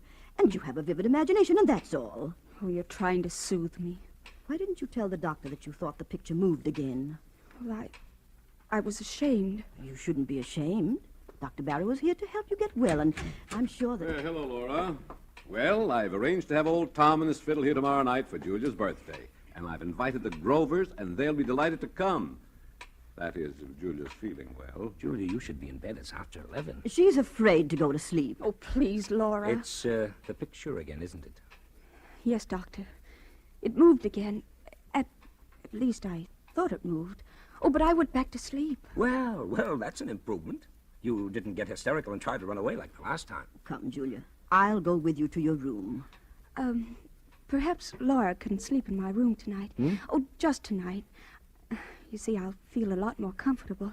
And tomorrow night, well, I'll be able to face it alone much better.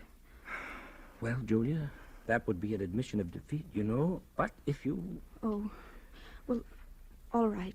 If you think it's best. Good night. Good night, Julia. Keep up your courage. It doesn't look so good, does it, Doctor? Well, not too good, but it's not hopeless. She has an unstable, imaginative mind subject to delusions which become very real to her. Oh, her obsession about the picture's not so bad. We all suffer occasionally from optical illusions. But hearing footsteps coming from the storeroom above her... The storeroom? How did you know there's a storeroom above her? Why, your wife told me about it. Oh, of course.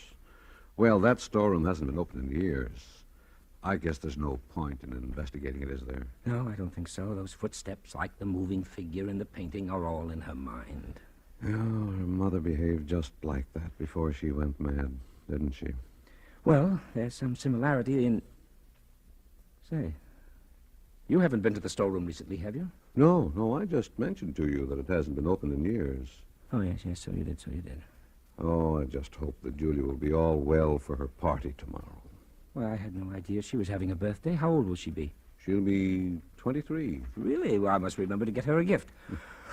Well, I guess I'll go to bed. So will I. See you in the morning.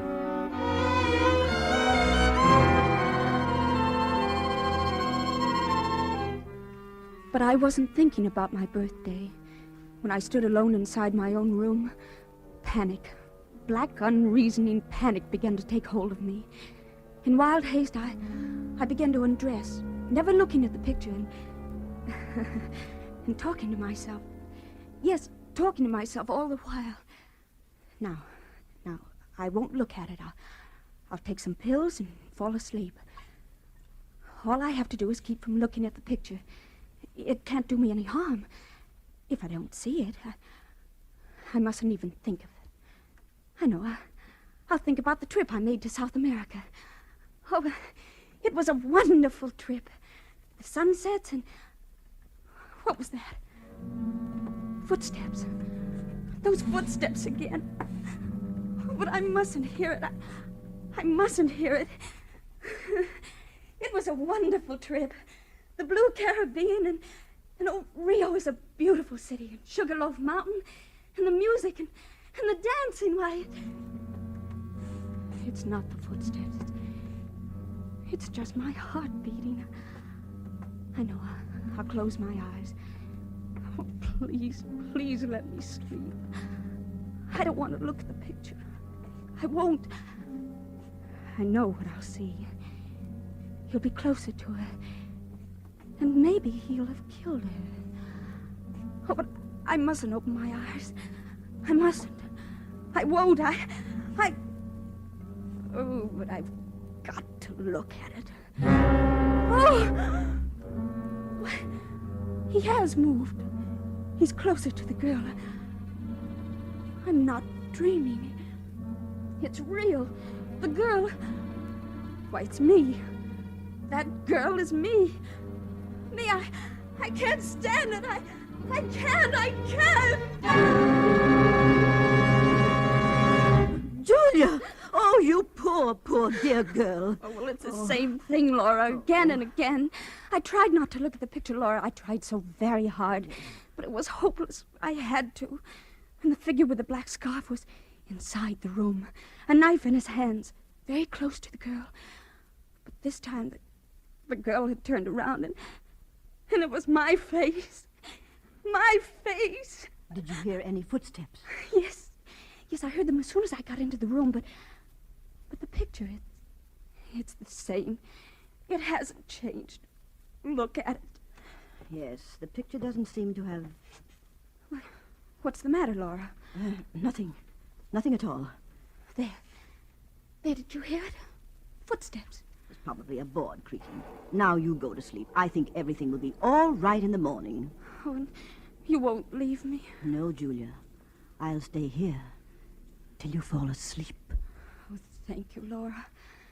Thank you very much.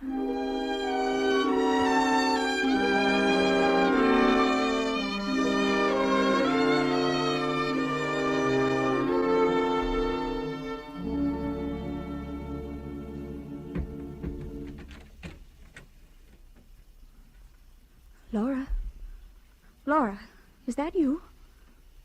Laura. Well, she's gone. She's left me alone. But I'm not alone. Something woke me. The picture. It's the picture. I must look at it again. If he's moved again. Oh, but I must look straight at it. I'll look straight at it. Oh! Why, he's killed the girl. He stabbed her. He stabbed me. I'm the girl. And I've got to get out. Out!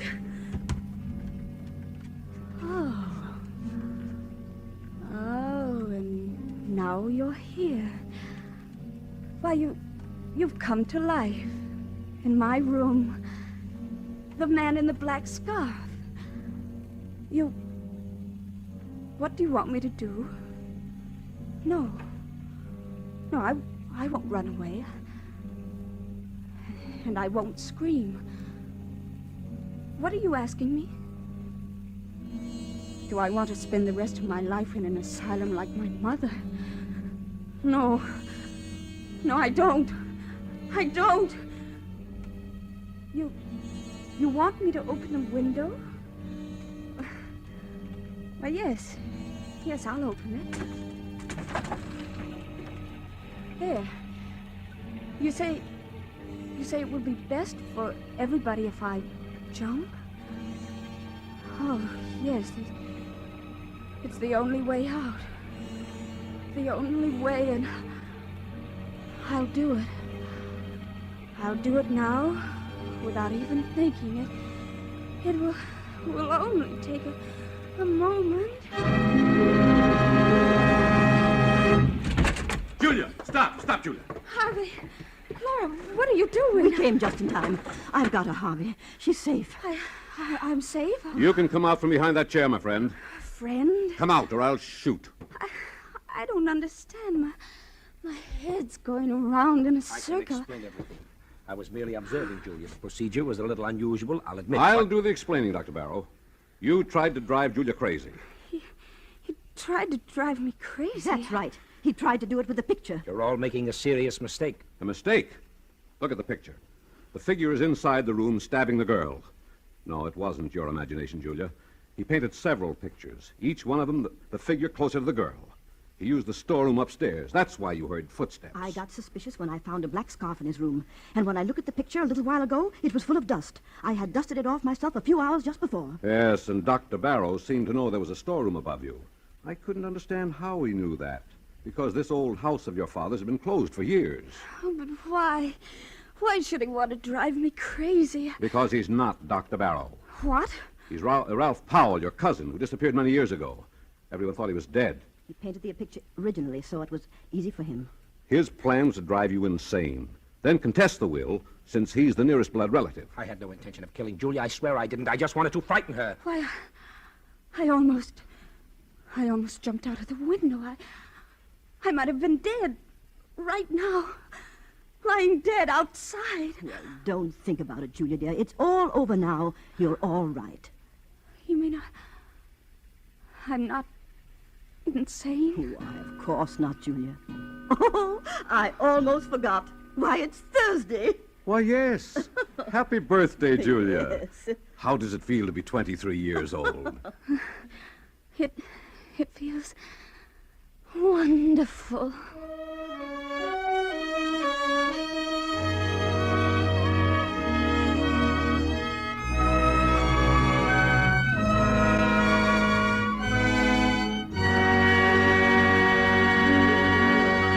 And so closes Fear Paints a Picture, in which Roma Wines have brought you Lana Turner as star of tonight's study in Suspense. Suspense is produced, edited, and directed by William Spear. Before our star returns to the microphone, Roma Wines, the sponsor of Suspense, bring you a brief message from that noted authority on smart entertaining, Elsa Maxwell. A truly versatile wine for entertaining is Roma California Tokay. Serve with coffee or dessert as a delightful finishing touch to your meals. Or set out Roma Tokay with cheese and crackers when friends drop in.